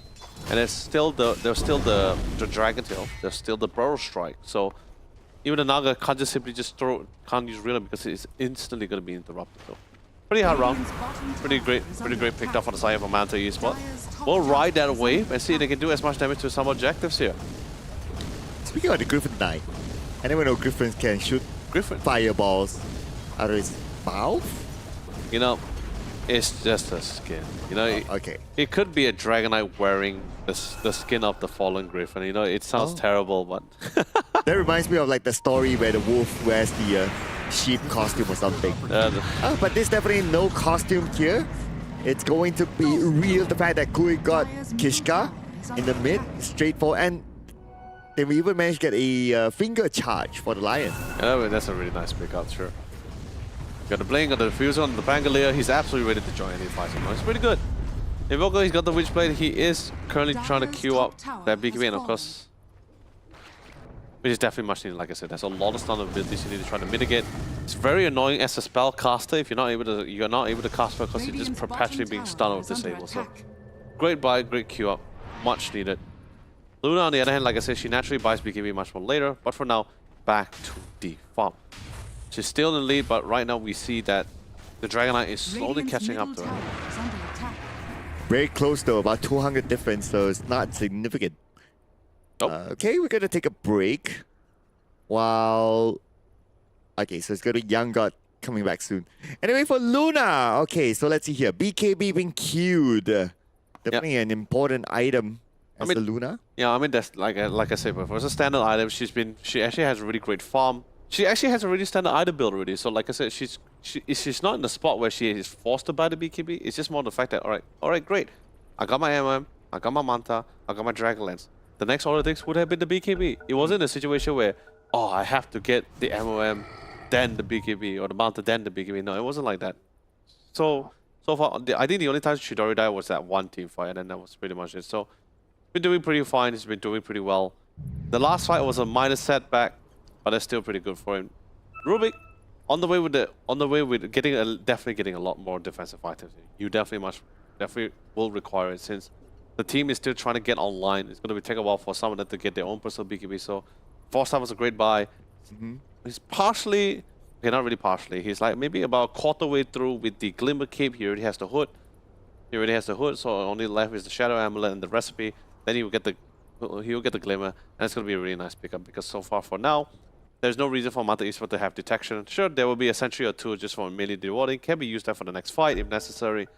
Other than that, no one will actually naturally bring a dust of appearance. So it could be a nice surprise. It could be a really nice surprise in a very tight situation. We'll get to see as they will try to secure the very first Tormentor. And who will the shot go to?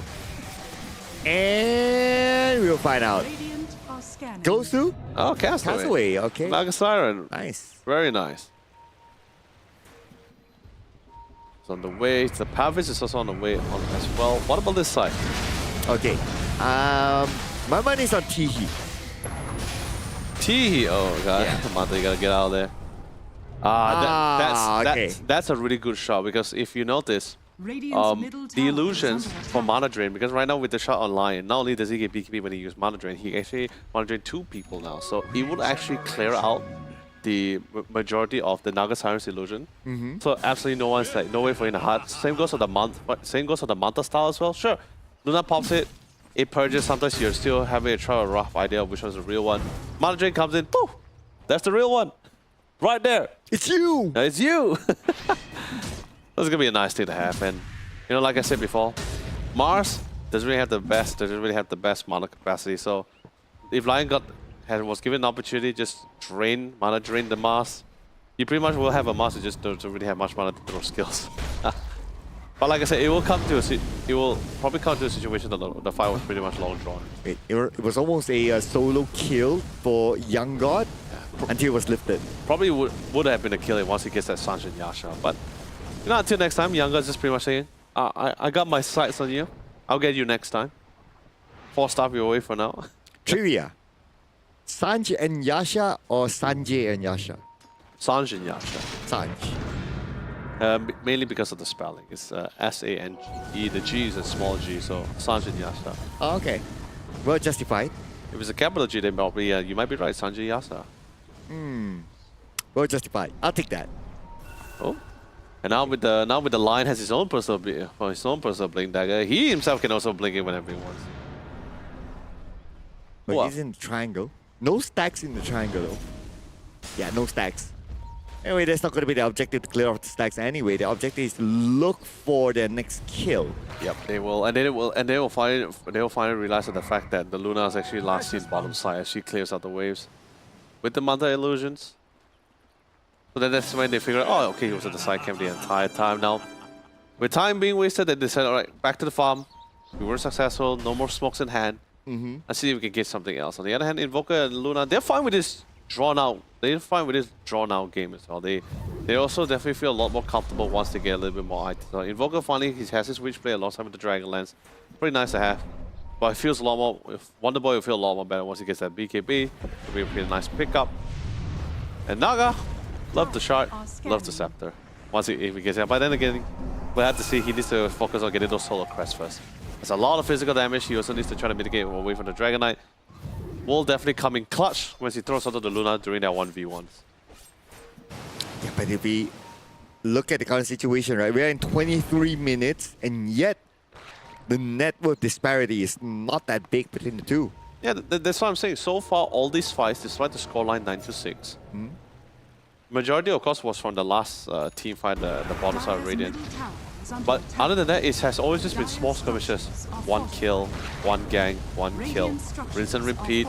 No one really wants to look for fights because, like I said, when you have this kind of lineup, no one really wants to look for massive team fights. Oh, maybe Kimizu wants to look for one. Let's come in with the Borrow Strike, but that target is pretty tanky. Backup has arrived, ladies and gentlemen. And it's going to be all in now on the JG. 4v1 without expending too many big skills. Yeah. So yeah, that's just pretty much it. That's how the game is gonna go. They notice a lot of teams at the top side. They say, all right, let's try to break that bottom tier 2. But then again, at the same time, with the intel that he's currently inside, they'll take the bottom portal from the top side and see if they can cut off his escape. But of course, Wonder Boy, very smart, very quick on the intel. Straight away just TPs out. And that's what we call game sense. Yeah, you sense like, oh, on the minimap, it no longer exists. They're probably coming to it. Cool. And also, I forgot, with the mana drain as well on Lucify, he's a personal walking fountain. Not with health. Like, if they had a Pugna, then they have a portable fountain. Pugna heals, Lion regens back mana. So it's like a portable dispenser. But in this case, just a mana dispenser. Okay, so now I want to see that combo. Like, in the same lineup, you have a Pugna and a Actually, Lion. I've seen that before, but that was a long time ago. Okay, let's see in this Oh yeah, one. don't forget, mana drain also slows as well. So, pretty nifty in the team fight. And then you have an Ogre Magi. Nah. Oh, come on. Nah. Dire's bottom tower is Alright, under tier I'll be 1. waiting for the day. Probably won't come. People, Dire's bottom tower give it to me. has fallen. But what they're going to be asking is going to be the Roche. Yeah. Out of high ground. And they're getting all this intel. You know, the rows, all the TPs are coming in right now. Yep. Look at the minimap right now. Dire's bottom Finally, the big fight they were waiting for as well. A lot of positioning coming in from Kishka, but I think they decided to forego it. Yeah, they know that it took too long. Yeah, risking themselves to be Dire's bottom tower taken is out under by attack. Manta Esports. Manta Esports, however, they're still around the corner. Okay, smoke in. Smoke may be broken soon. No, not yet. GG does have the arena. Okay, we're gonna see the jump in right here. Arena catches the backline. They manage to catch the Elder Titan. With the subtract onto him, will be taken out immediately. But Finger comes in from the other side, losing 5. We get cast away. Tihi immediately buys back. TPs to join his teammates to come into the fight as well. Young God takes the damage from the Eclipse. Young God has to get away, but thanks to the pipe, he still survives. And now another blink comes in from Kui. Kui goes in straight on the back line, fights Kishka, and now the Hex comes in as well. Where are you gonna go? Wonder Boy maybe able to go all the way, but the stun came in from the side to make sure that Wonder Boy will not be able to get away. It was such a clear target. Don't get me wrong, getting the kill on the L Titan was cool. You got rid of the natural order debuff, but more importantly, they lost the Naga so early. Manta Esports just prioritized the one person that could literally disrupt their whole entire combination here. Got him out of the picture, no Song of Siren, and of course there was the buyback on the Pangolier. And yes, buying back early pre-30 minutes is a thing, and it's actually no problem at all. So Pangolier commit, suddenly the fight became a 5v4, and by the time he comes back in, that's when all the BKB times out here. So Luna, he did a lot of damage to the Dragon, massive damage. But he decides to fall back because he understood my BKB time is going to run out, he's going to be back off, Pangolier bought back. And they're very near to that top tier 1 tower, so reinforcement is actually relatively quick for the Radiant team. So they try to do damage control. They did lose some members in the end, but Manta Esports will be able to get something out of this, and that's going to be the Aegis in hand. Aegis in hand, control over the top jungle. Radiant's bottom tower is And the under DK is attack. hitting pretty hard. Now he has he's Chrysalis. almost with that Daedalus. Chrysalis in hand, Daedalus coming soon, BKB up in about 3 more seconds. It's time for them to push the middle lane to get the tier 2 tower. Or smoke. Yeah, they Radiant's can. They have bottom so tower many is blink under daggers. attack. Like I said, 2 blink daggers. Actually, no, 3 blink daggers. A lot of CCs, a lot of stun. Radiant are And scared. the worst part about it, you can't BKB out of hacks from the line. The minute you get hacks, that's just pretty much done. It is exactly what we saw yesterday on the Muerta. But of course, DC Scan try to predict the route. 6 Sands came in for Chidori, decides to fall back from the side camps, and then will actually save his life. He will still be able to live for another round. Okay, but at the bottom, Radiant's bottom tower is under a attack. very chill approach here by both sides. Manta Esports, we can see them gathering at the Radiant's bottom triangle tower has on fallen. side of Castle Wake. They're looking for a pickup before truly pushing, but okay, looks like patience is up. They will just push right now onto the middle, trying to take down this Radiant's top mid tower. is under attack. Now this is a really good call coming from Castaway, because right now they're split pushing 2 waves, 2 lanes, and also the fact they try to force Manta Esports back, at least force one of the TPs back into one of these lanes and try to take this fight head on. Lucifer is spotted out and Oh, instantly wow. melted away. Man! The Sand King was trying to see if he can follow out to try to get his hand on top of Wonder Boy, but will fail to do so. Now they know no line, they TP back all the way to the mid, gets reeled in and prepare for a big fight. And here we go. But look at the U-turn here by Young God. The amount of damage is enough to take away Castaway, and he will get that kill. Young God is currently dominating in this match, but check out the behind. He was coming with the arena, but the arena, look at this chain stun in the arena. Oh, no. It's not able to be called upon. BKB has been used by JJ and finally uses the arena. But because Young God, he has the BKB, he can walk past the arena itself. And The Young God sleep. is going for the chase all the way to the backline. One more hit, and he will get the kill. And finally, they will get Chidori after all that. The King's given the Tihi. The BKB is still active on the side of Wonder Boy, but Young God will have enough damage to take him down. The tower is still active in the middle, but he will go down really, really soon. But before that, they fight Kishka on his own high ground to take up 4 players out of Castle Wake. Oh, JG. He was trying to, actually, what happened initially was JG was within vicinity of Young God, but he tried to misdirect him as he blinked to try to go for the spears. However, Dragon Tail is a targeted ability, so Nice border strike to the back. it's too. It's still a root. Okay, no detection though. No, he's under the Oh, tower. oh, yeah. He should be fine. But yeah, so Dire's middle he, tower yeah, but younger, well, I guess he forgot Dragon Tail is somewhat of a target ability, so it doesn't matter if you blink, it will still get him. So you got a spear in time. And to make matters worse, Luna could have popped the BKB because instantly you saw Kimitsu coming with a Let's beautiful strike! band strike. It's just the immortal popped. Okay, it's going to be round 2. Ding, ding, ding. Here we go, JG. Oh, good hack. He does not have the arena though, but he walks into the middle of all of them. The EMP will not connect because of the Song of Siren. And the Song of Siren, by a little bit of time, but the continuation of the fight here by Manta Esports will take down 2, maybe even 3. Castaway will not be able to get away. The Dragon Tail will come in with the stun. But they will be able to trade back 1 on the Teehee. Only 1 support, but they lost 3 players. 1 buyback here for the side of Castaway, and now the arena will be called upon on the middle.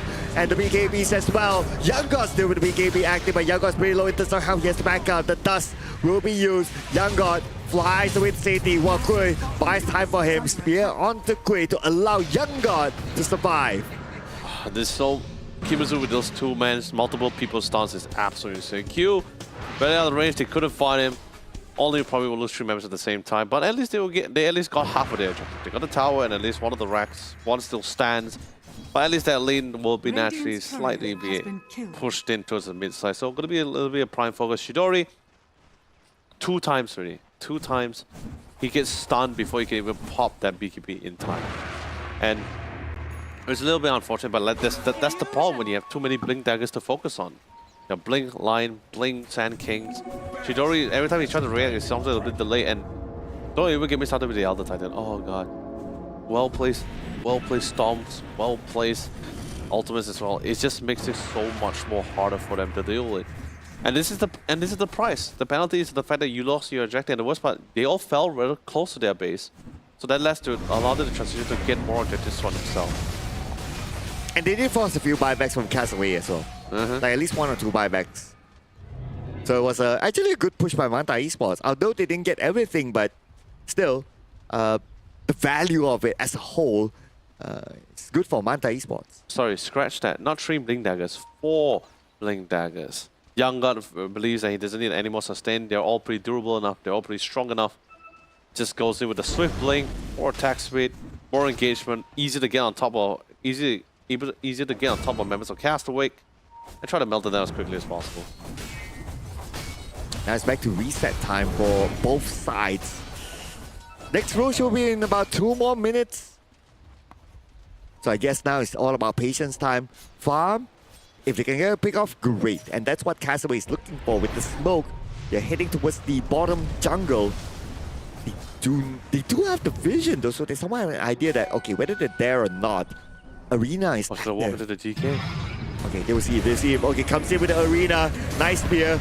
And as well. Oh, but they're not able to get a kill. BKB is active. And now they have to get away. The Song of Siren did not catch anyone at all. Oh no. It's a failed attempt by Castaway. I mean, okay, they force out the BKB off the DK, so at least that way, at least the next time the DK goes to the fight, they should be able to try to control it as much as possible. But that will come to the back whether Shidori is going to be, as long as Shidori doesn't get stunned. If he doesn't get CC, that's fine. Oh. But the 2-man stun. 2-man borrow strike. Close to the tower, and that is a beautiful one. Epicenter will be used as well, and now Castaway there to back away the spear to buy a little bit more time. The blink will come in as well. Castaway, they have to disperse right now. Kishka, just in the nick of time, TP's away to safety.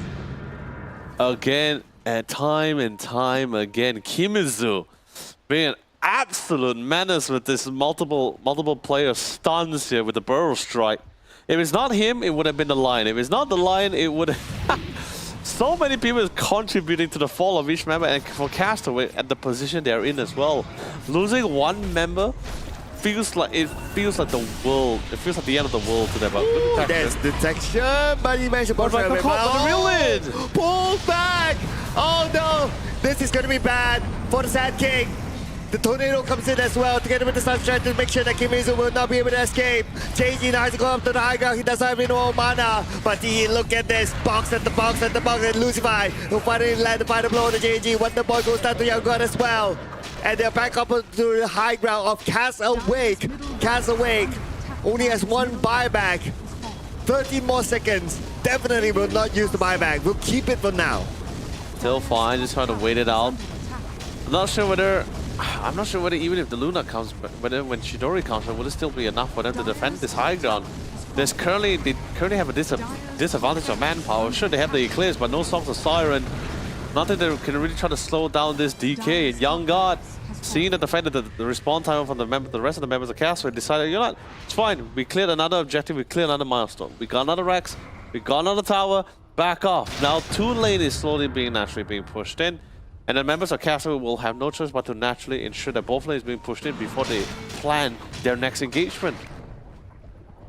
And by the way, I'm not sure whether you noticed, but every single time Mars JG gets stunned, Lucifer is like the happiest guy ever, just because they start draining his mana and it's suddenly out the blue. By the time Mars gets out of it, JG gets out of it, it's just like, oh, I'm out of mana. I can't do anything. But yeah, that is what happens when you give the tormentor shot to him, right?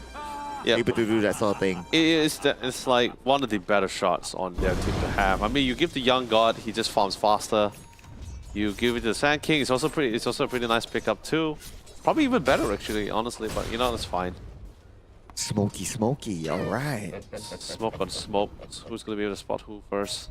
Okay. And we're gonna see a big flank here by Manta Esports. And on the inner side, but they need the information. 5-man smoke on the Castawake to be able to detect them soon. And Castaway will be at the forefront. No smoke's broken just yet. Oh, but now the formation is broken. It goes straight onto the back line. One arena. Straight down. The media being called upon as well. The Young God. They want to take out Young God, but the Young God has the BKB still active. And now he'll fire back onto them. Young God's BKB is now expired. But JG will take it out by Kimizu. Not enough damage taken out Young God just yet. He's still tanky enough. And Castawake, they lose their main tank. Dude, Kimizu again! He did it again! Just keeps stunning and stunning and stunning! Every single time Chidori wants to get into the fight, but he just keeps getting stunned. Multiple people stunned at the same time. Allows the breathing room for Young God, even though Young God got caught by the Arena of Blood. Everyone wants to try to follow up with him, but they just can't because Kimizu keeps stunning them too many times. And I don't blame them because they also want to ensure that the minute they activate their BKB, it's not to be too defensive, it's just more on the fact that they want to keep the fight going, but that just never happens because every time Kimizu stuns them, Young God resets, he managed to bounce back, he said, okay fine, it's time for us to join in the fight. Suddenly out of the blue, members of Castle has no choice but the BKB just to run or TP back. But still, it was a great initiation by Castawake though. No, that's why I thought it was pretty cool. They tried to bait out with the illusion rune. They threw the solar crest on one of the illusion, they popped out. Lion went to the earth spike. It actually stunned Chidori one time. Oh, they catch one in the middle. Okay, that should be enough damage. Oh yeah, yep. More than enough. Yeah, mega kill streak ended. Drawing lines on the minimap right now. Try to clear off the jungle or the triangle at the bottom, but nobody's at home. Yeah, no, it's not.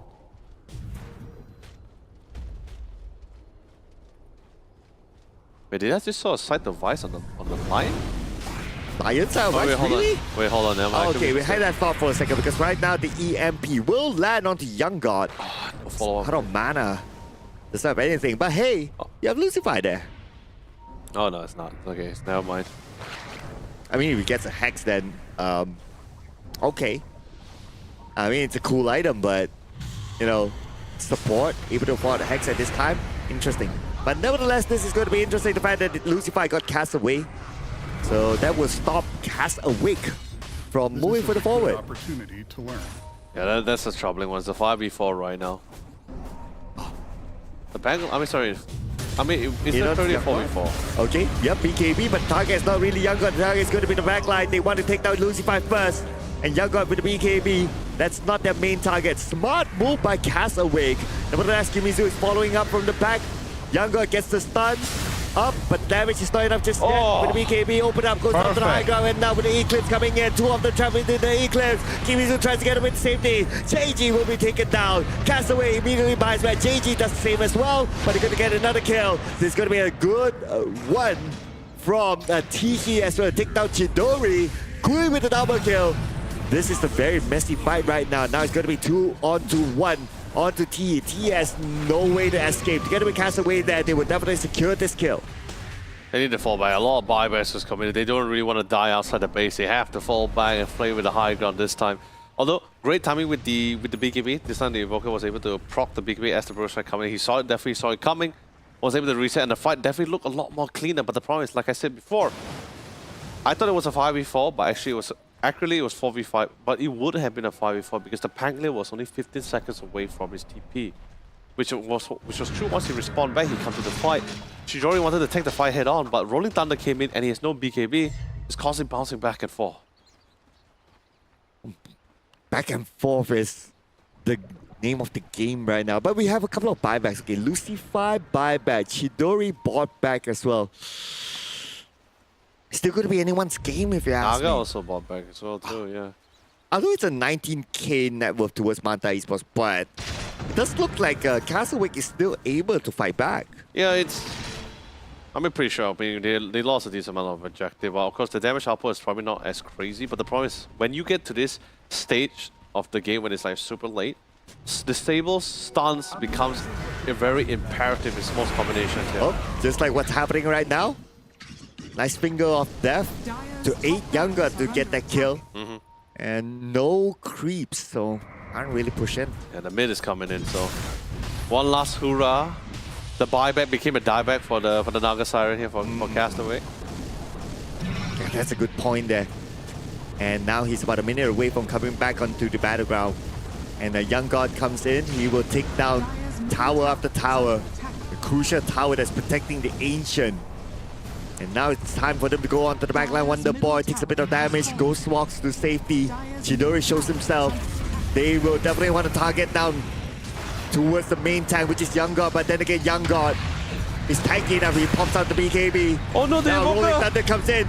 And Wonder Boy goes down. Wonder Boy immediately buys back. He needs to come back to the battleground. And now we have the Tornado, but it did not hit onto anyone at all. The Arena will be called upon onto the backline. The Magic Young God finally. Young God immediately buy back, and he needs to come back to the fight quickly. But we do have the Hex onto Wonder Boy. Wonder Boy can't do much. Chidori will get another, will be killed, and GG has been called. Castaway will be losing a game number 1, and it will be given to Manta Esports. Let me give you the title of this video. It's gonna be called Stun Galore. That was the name of the game. That's gonna be the thumbnail for this game because that was literally how it was the entire time. So much CC, so much stuns. Because in that late game, one stun is pretty much detrimental for these guys here. And it wasn't in a situation where it wasn't those kind of games where we were experiencing like the past few games that we had where it's like, okay, do they have enough disable? Do they have enough stuns? Do they have enough silence? But suddenly this game is like, everyone has a stun. Yeah. Everyone has a hex. Everyone, it's going to be a massive problem. Sure, you got BKB, but guess what? There's like 3 of them, they're all strength heroes. They're all pretty durable as well. And Lion, he has that talent tree where the more stacks he has on his finger of death, he has also more HP. So basically, everyone, they're all members of Manta Esports was pretty much staring down at Castaway and say, great, we can wait 6 seconds for your BKB. We're totally fine waiting for that 6 seconds because once that 6 seconds are down, you're dead. Pretty much it. That's the name of the game. But then again, Kimuzu, I think if anyone has to get MVP, it has to be Kimuzu because I failed too many times. Many times when we see the Luna and everyone's trying to, not to say that they're trying to be passive with the BKB activation, it's just more the fact that they only want to use it when the main fight starts. They didn't want to get interrupted when they pop their ultimate, once the fight starts ensuing. That never happened because every time they get into position, Kimuzu is very quick to well position yourself to not just stun one person, it's always 2 or 3% at the same time. So I'm just like, that is, and it's not like coincidentally, it's consistently every team fight, he's always chain stunning multiple people. So I'm just like, that is insane. And every time he stuns a person, it's always leading to members of Castaway retreating back to base. So really well done coming from Kimuzu for that game, seriously. Yeah, so and we have to give the coordination as well, right? To Manta Esports, it's like, okay, the stun comes in, the follow-up as well.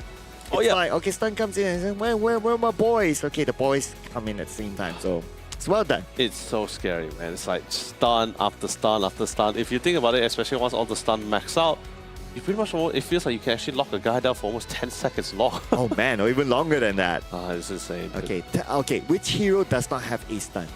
Even Luna has a mini stun. Naga Siren, well, with the net, technically it's a stun. No, don't even talk about like Castaway. Just look at Manta. Everyone has everyone has a way to either to disable you, stun you, or lock you down in some place. Even Echo Storm. And by the way, that tease Echo Storm on Chidori. There was that one moment where Chidori was going toe-to-toe with Young God in that mid-tier 2 tower. Chidori was almost ready to walk free, but he had an Astral Spirit already well placed at the route of escape. And he just dropped it down. I'm just like, yo, that is absolutely beautiful. Yeah, but we're going to check out the beautiful highlights here from the previous round. And like what you say, right? Stun galore. And both teams that are able to start fights. The arena was well used, if you ask me. Like, I really like how it was like used to target the backline all the time. But like what you said, even if they target whoever they would have wanted, other players can support with their own stun. Yeah, it's really troubling because you have this beautiful arena of blood every single time, but your cores can never get into the fight with you just because Kimizu is just constantly either slowing down. Either Kimizu or an Echo Storm. It's either one of the two here. There's no really proper way, and every time they want to pop songs of the Siren, it's also rather difficult because he's so soft at this stage of the game. One stun pretty much means death for him. And like, oh, you see again, 2-man stun again and again. It's so punishing. Yep, and there was a one time as well that Song of Siren did not hit anyone at all. Oh no, yeah, because he popped because he thought that he was within range. I know what you're talking about. You're talking about the Radiant bottle jungle, right? In their jungle itself, they would try to lock down the Dragon Knight that they caught initially. So she popped the Song, but he was already well within, like at the max range of that Song. And they were also trying to play among the trees as well. Okay, so this is the one where I said 5v4. The Paglia is here. He spawns. He goes to the Rolling Thunder. He instantly went for the Luna. The comms was just straight on the Luna because he knows they're already calling out Luna's BKB 4 seconds in. 2 more seconds is currently out, and this constantly staggering back and forth. And this is where Young God is just, he can just go front. They can pull off the stuns onto him, but yet he has other teammates to be able to follow up. So it was really nice. But you didn't talk about the MVP earlier on, right? MVP? Oh, I already said Kimizu. Kimizu. Yeah. Well, let's see if Kimizu is the MVP, ladies and gentlemen. And this is a confirmation. And yes, you are absolutely right. There's no one else other than him as well. And let's be honest, he's a Sand King. He has a normal lane, but at the same time, he has been farming pretty decent. They're also racking in a lot of revenue. It's already insane enough of the fact that once a Sand King, they get a Blaster, they get a Shivas, they get a Pipe. That's just actually no, not even a threat. Just Shivas. Bloodstone, that's pretty much all he needs. He's just so durable, he's just able to sustain insanely as well. The Pipe is there to assist because there's like decent amount of magic damage that's going to be able to mitigate. It's a lot of strength heroes to deal with, a lot of walls they had to go through. While Kimizu's stunts are all objective stunts that always led to objective kills or forcing the opposing team to constantly retreat back. So really well done, Kimizu, with the Sand Kick here. Yeah, very well done. The 3-man stun. Constantly. Yes, constantly, consistently, that is what brought him the MVP as well. So that is round number 1. Yeah, round done. We're not done yet though because we still have round number 2 after this. But before we go on to that, I'm going to remind all of you for our amazing reason why we are here. Oh yeah. Which is our Samsung Odyssey OLED monitors, which is the G8. Yeah, definitely for sure. Definitely, I believe you all deserve to treat yourself with something fantastic. The G8 is actually a 32-inch gaming monitor with a slim, slick design. You would assume 32-inch will be rather massive, but don't worry. Slim metal design, ergonomical. You can adjust it however you wish. It also comes with a package of 240 Hz with a response time of 0.03 ms. Smart TV technology, and of course, smooth gameplay, and of course, it has this glare-free technology, so you don't really have to worry about like poor eyesight or long duration of straining. Pretty great for yourself. Yeah, and for yourself, take a break right now because we'll be seeing you in a bit for game number 2 in our best of 3 series after this break.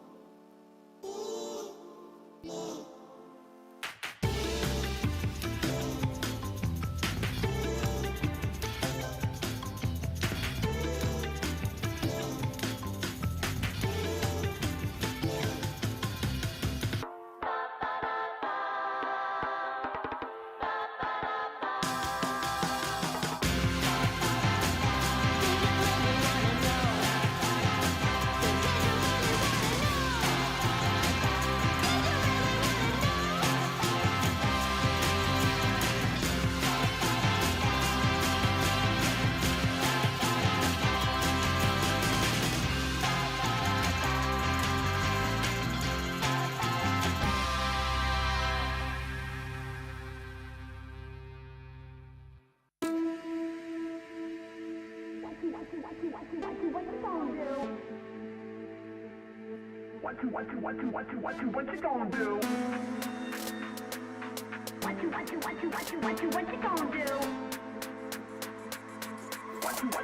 What you gonna do? What you gonna do?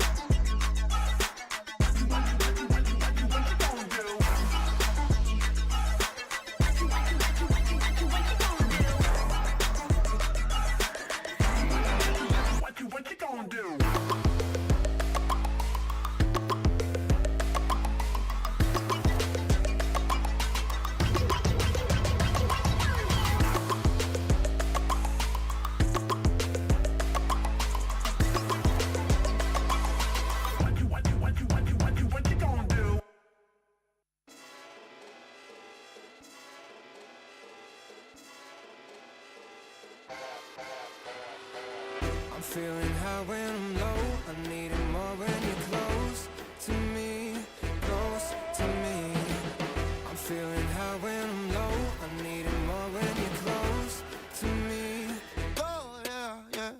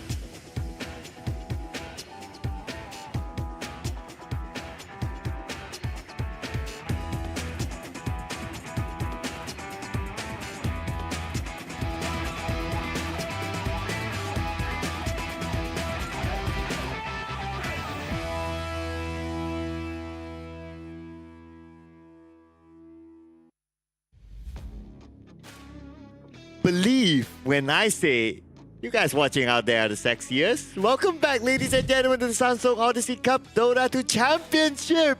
And we are not done yet with the day. My name is Sir Cloud, together with the wonderful Leonard, Leo,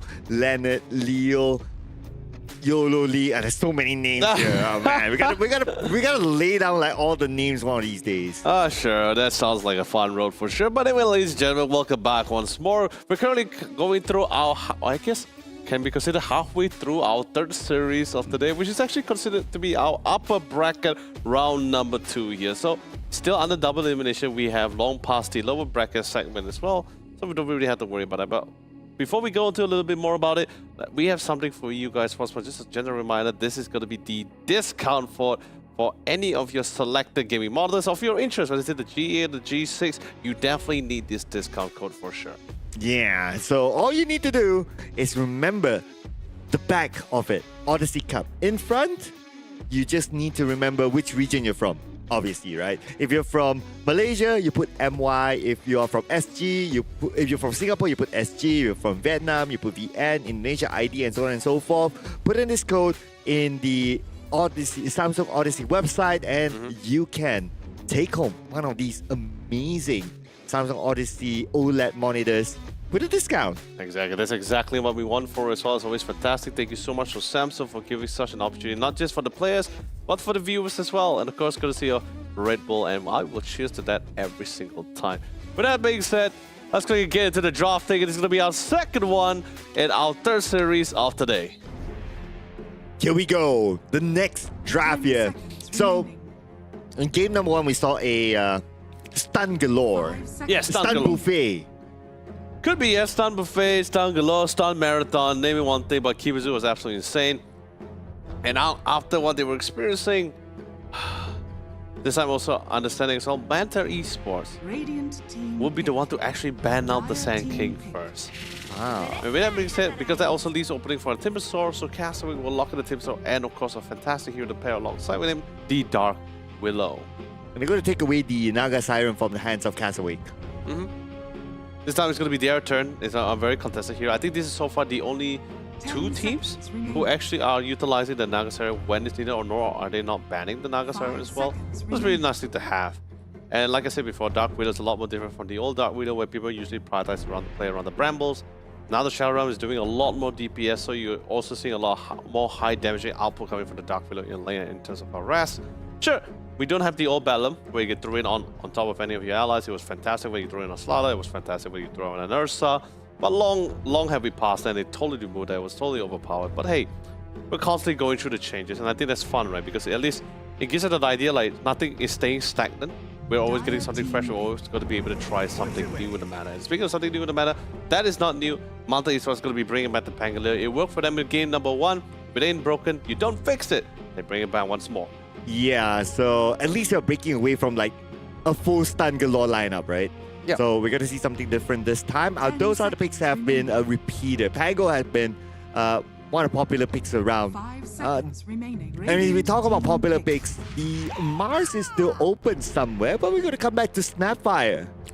The Mars to me honestly has always been more of a situation off lane. It's more like it's an option, but it's not like somewhat of a priority. There's still some pretty great off laners that are still left in the pool. and has been somewhat been prioritized for the bans as well. Doom being one of them.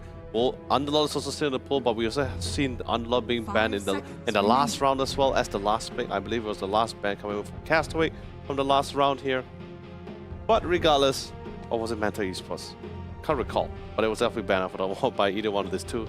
Snapfire is pretty great. You do want to get that level 6, or you want to get that Monomai Kisses as well. You can further enhance your damage. Naga doesn't really have a lot of damage, but you do have that nice armor and magic armor reduction, and also the magic resistance reduction as well. So it's pretty nice to have. Great CC, great loot. Of course, Vision is always great with the illusions. Pango. If this is a mid Pango, it's pretty much going to be seen like the other one, where you have some really nice rotation timings, but it always feels a lot more better when you get that initial item. Once you get a diffusal, it feels a lot more cleaner in those engagements. But if the silence are doing well, maybe it may not have to, our different queue may not have to wait on that diffusal. Yep. But when Castaway comes in, okay, they can still go for a support, they can still go for a core, they can probably leave the mid lane for later, and we're going to see Trio Protector making his debut in the playoff. Luna? Wait, hold on, Luna? Luna? Yeah! Alright, cool. Because like I talked about yesterday, Luna and Trian combination has been one of the few go-tos back in the recent tournament that we had. And the craziest about it, even Team Falcon was a very big fan of this combination. If the Tusker was a ban, it most likely would have been the Tusker with the Luna, but the Trian and the Luna would be pretty fantastic. You got that nice, and it's also the best part about it, the Trian Protector gives the living armor, so having bonus armor in the lane and of course lead sheets are always fantastic. Great to at least keep that sustain and keep that Luna nice and beefy for long prolonged fights. You know, coming back to Manta Esports, they could use something with the DPS. Considering that we have the Trio Protector, you want to get something that can take down trees, right? But looks like instead of going for the mid corridor, they're going for the mid puck instead. So this time, no more mid Pango layer. It's going to be the off-lane Pango layer this time. And then we're going to have the switching with the mid puck. But like I said before, puck is always in this situation where you will most likely the matchup is going to be against the high elusive mobile heroes. And that's exactly what currently Castaway is currently lacking. They can actually try to opt to get rid of the Queen of Pain. I think that's something really nice on their hands.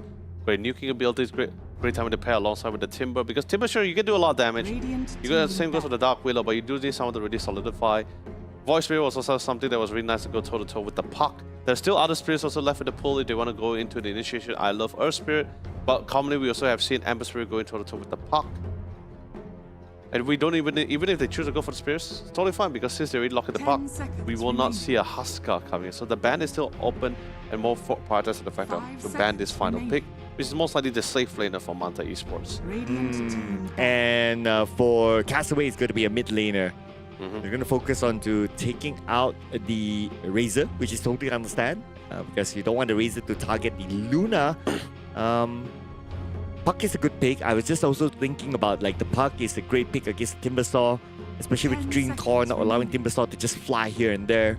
So that would be pretty nice. That'd be nice. Although most of the time one would assume like, okay, maybe this is the part where Castaway had to ban the Dragonite, but I don't think they really have to, because Timbersaw naturally shreds the Dragonite, and Dragonite doesn't like the idea of Dark Widow because they're just snoozing around with the Bramble, especially post BKB. So they don't really have to worry about banning the Dragonite. They can actually focus on banning other safe carries. We don't have a lot of melee carries. We do have the occasion Phantom Assassin do come in place. There's still other ranged characters still in the pool. Morphling has been one of the few bans that we had in some of the previous games. We still have the Gyrocopter, which is pretty fantastic against the Timbersaw. Really great because, you know, he's a hybrid DPS. Magic damage is pretty fantastic against the Timbersaw in lane. You got a nice harass with the flag cannon. He farms pretty fast alongside with Luna. Pretty much be able to catch up a decent amount of damage. But they will ban out the Templar Assassin. Yeah, because Templar Assassin with the Side Blades, it's a pure damage. So it's good against the Timbersaw as well. So that's why they don't want to deal with that. So coming back to Manta Esports, they want to focus on banning out the mid heroes. 10 seconds remaining. I would say, Dire team pick. yeah, I was thinking of Invoker because he is one of those heroes that can naturally buy the Orchid and that could counter on the Puck. Oh, right. Super long game. Okay. Not necessary. Castaway can play a fast game. That is true, but no, that's why I say it all comes out to what's the mid period. Because Luna, you still want to give some time for her to really come online. You probably won't see her joining any of the fights until she gets that Manta Dragonlance and MOM. That's where she feels a little bit confident to join the fights, or even BKB to a little bit of assurance. But this final pick needs someone to really elevate some of their initial phases. You already to make it to someone that can actually do a lot of damage. I thought it was Squad, but no, you want to go against a Puck. They might even want another control disable. Like I said, I'm not a big fan of Tiny mid. Like in this kind of situation, it's been commonly seen between Tiny against the Puck. Queen of Our Pain. Spirit would be nice, but they go with the car. All right, cool. Got a good cast. Pretty okay in lane. The bot gives an insane amount of sustain, especially once you get the Scepter, which by the way, the Scepter is no longer the Water Park, it's actually now the fleet of ships, which is so basically you got this chain stun abilities here, and you still get the damage reduction buff, which is actually rather significant here, so that'd be a pretty nice pickup. And it combos well together with the Triumph Protector as well. Overgrowth is a BKB piercing ability, so that'd be pretty nice. Yep.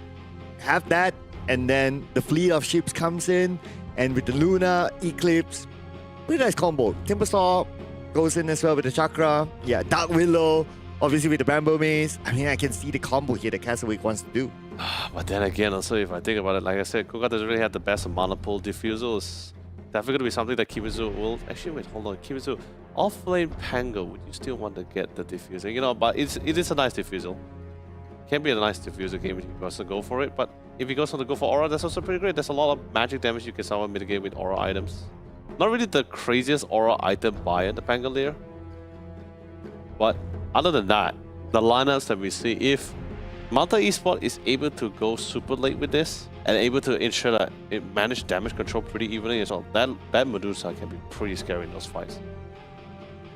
And looking at the preparation of the players, oh, they all have their own Red Bull, which keeps them energized. Same for us here. Exactly.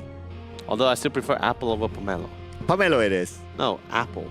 Pomelo, I'm enjoying this. Allow me a sip of my beautiful, gorgeous, tasty beverage. I will cheers to that. I will not deny that it's a good beverage. We gotta ching this. I don't know Yeah, whether they there you heard go. that or not. Yeah, I'm not too sure as well, but yeah, we did that. Wow, all right. That is good. Yeah, I can never get used to the aftertaste, and it's really nice and fruity. But speaking of which, we are currently underway, and of course, very aggressive start as everyone goes with the smoke gangs to see if they can try to catch anyone off guard here. Naga smoke pretty much got revealed here, so gotta be a little bit careful. We'll reveal a couple more. Yeah, Teehee, okay. Bramble Maze onto Teehee. Oh man, Teehee's in trouble. First blood, for sure. It's a very simple one. Castaway was pretty confident with it. They have really strong level 1 abilities to take this fight head on, a decent amount of CCs and bursts with the Lucid Beam and Bramble. So they're pretty confident. They move forward and naturally got the first blood for it. Well placed positioning coming from the rest of the team. Okay, off cam earlier, during the break, you said this one is probably going to be a game 3. So, based on the lineup, based on the draft, are you still on with game 3?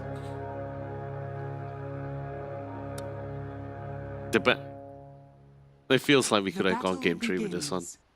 So you still think that it's game 3?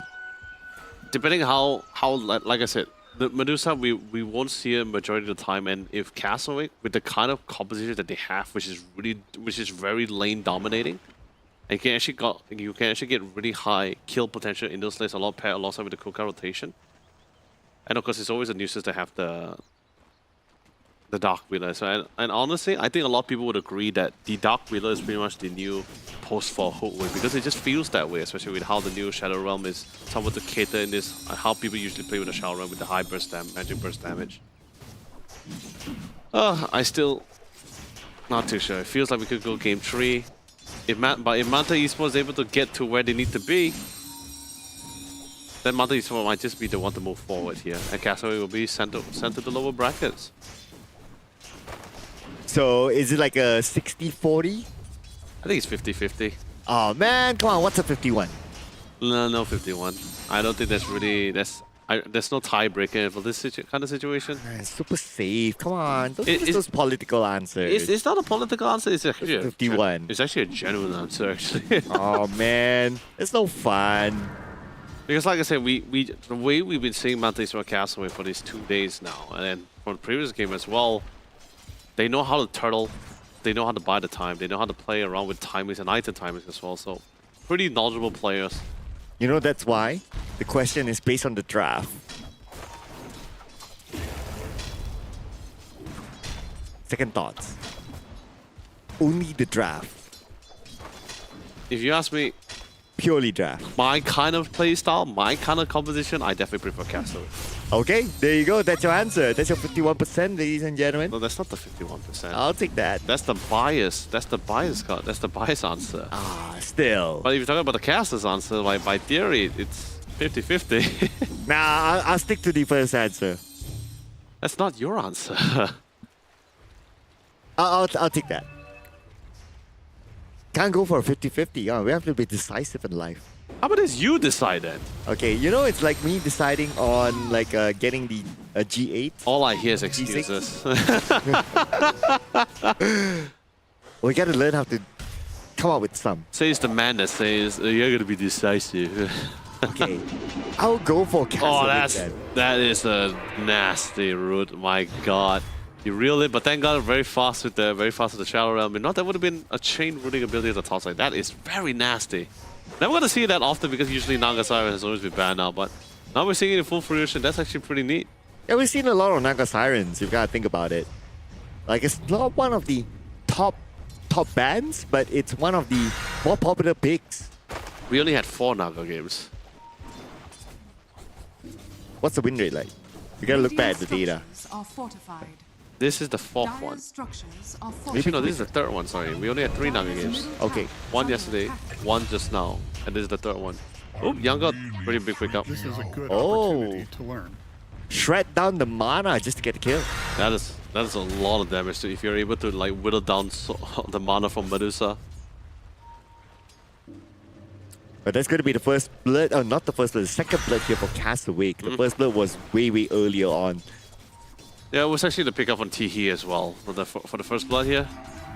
So pretty much going hand in hand. Just constantly just pressuring out Young God. Look at the damage from Shadow Realm. I mean, sure, it's just a level 2. It's a level 2 Medusa. Comes with the brambles. Beautiful ways to play around, navigate through the brambles. Gotta keep him alive. So I'll put on my theory, right, on why I think Castaway could probably win this round. Okay. It's because their composition is faster.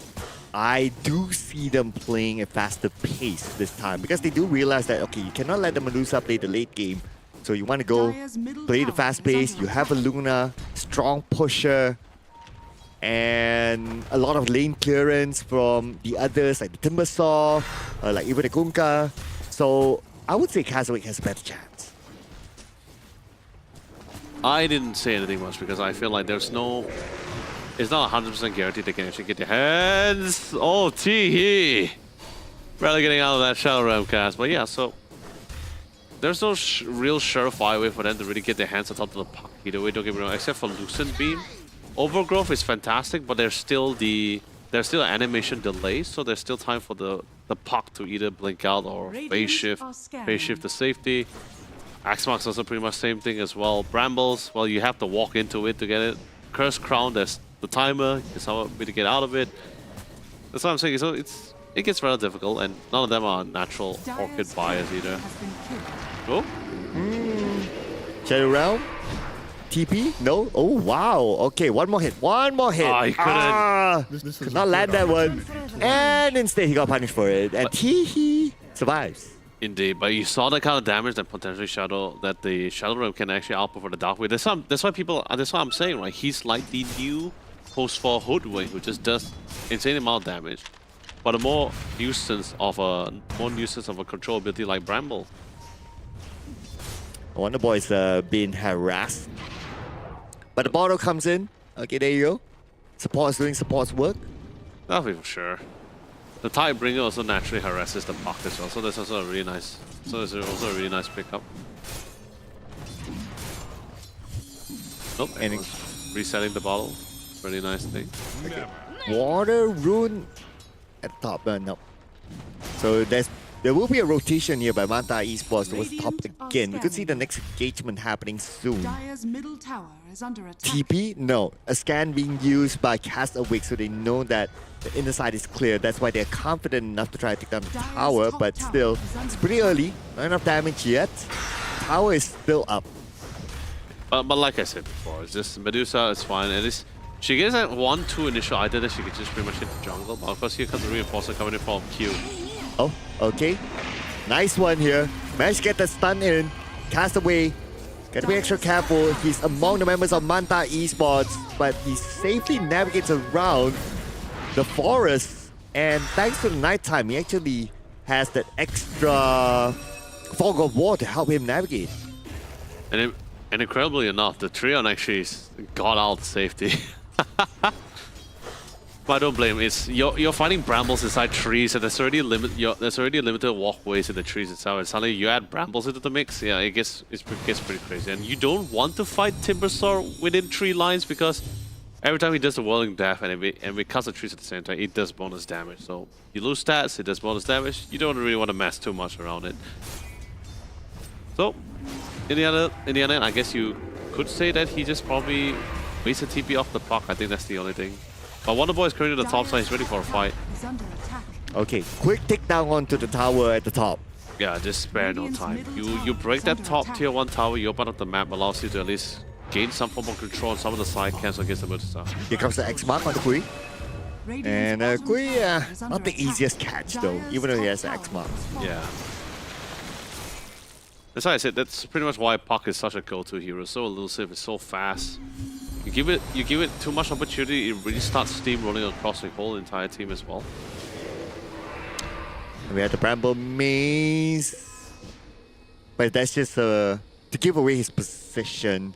Yeah. Allow Kishka to like, okay, someone's coming in, but everything's paused. Clean water.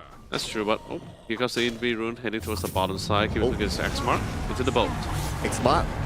Boat. Not connected. He X-Mark a little bit too early, but I guess he did it Yeah. because he just wanted to cancel out the Rolling Thunder. So, but once the X-Mark is out, he was pretty confident. Like, oh, JG's like, oh, great, I can just walk out of this. No boat, but you know the boat's not a long cooldown, so he eventually gets it back. The bonus, at least he got the bonus buff out of this. Yeah, baits out the skills of who knows, right? You could find another opportunity to get the kill. Yeah. By the way, Chidori now has a space to farm is a thanks good to the opportunity. harassment of JG at the top lane.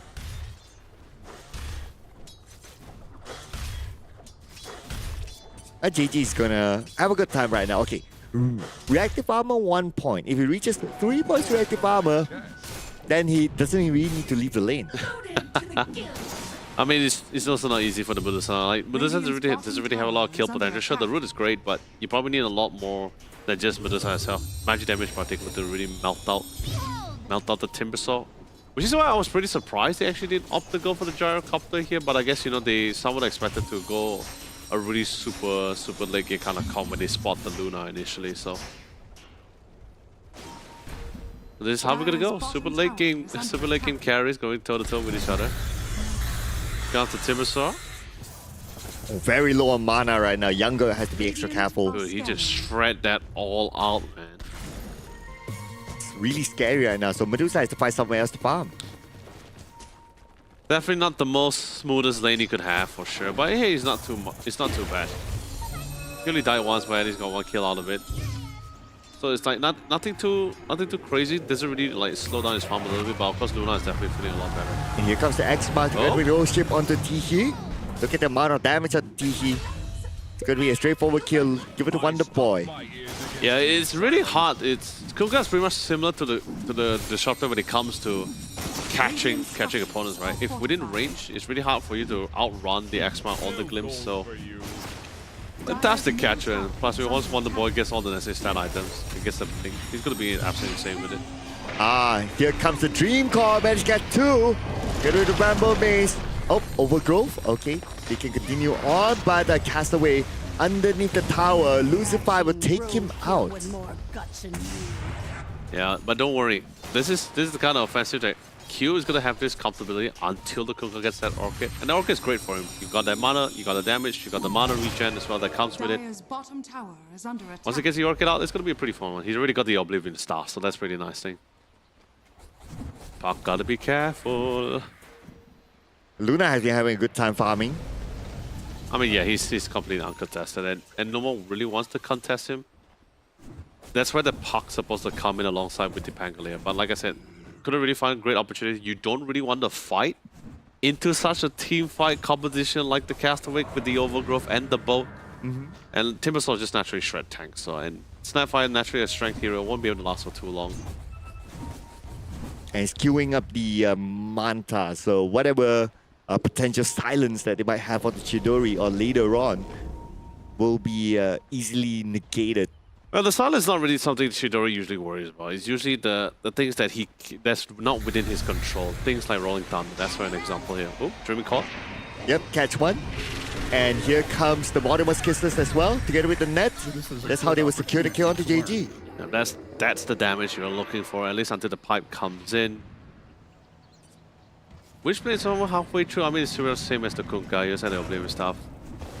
They tried out the can, dropped the... They, although did not commit the Lucifer, didn't really feel the need for it, but Rolling Thunder was just enough for our dear Pangolier to actually roll out the safety. What about tops? What about mid side? Rambo Maze, nicely done, not Kui.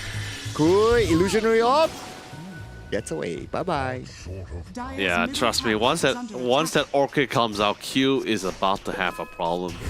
Which is fine, you know, after he gets his Witch, at least he has his Witch, he's gonna have his Witchblade by then. So once he has his Witchblade, probably can queue up, if the game, in the game somewhat going south, he can queue up for early eels if you, but if the game is somewhat going quite well for him, could opt to go for the Linkers, but this some of the game has been pretty quiet, but the favor is still in Castaway hands. They still will have the initiative. They still have the form of control. Here comes the X-Ma together with the Ghost Ship. Oh, just in time. Song of Siren. Has to buy a but this bit one was more gonna fight. time. Waiting for backup to arrive, and here comes the Eclipse. And we started off onto the backline. They managed to catch a couple of them. Overgrowth will be used at the same time. The Dream Core will manage to catch at least two of them. Chidori together with Kui will go down. Two for the side of Manta Esports. They're looking for more now. JG comes in onto the back. At the same time, they're going for a chase here. Castaway will be pulled back with the net. And Youngo is going to get that kill. Fight's not over yet though. JG will now be the next target. Goes up to the high ground. And the vessel is still onto him, so he cannot continue on the fight with the vessel effect still there. But nice roll onto JG. Managed to catch him. Oh, no. Back to back.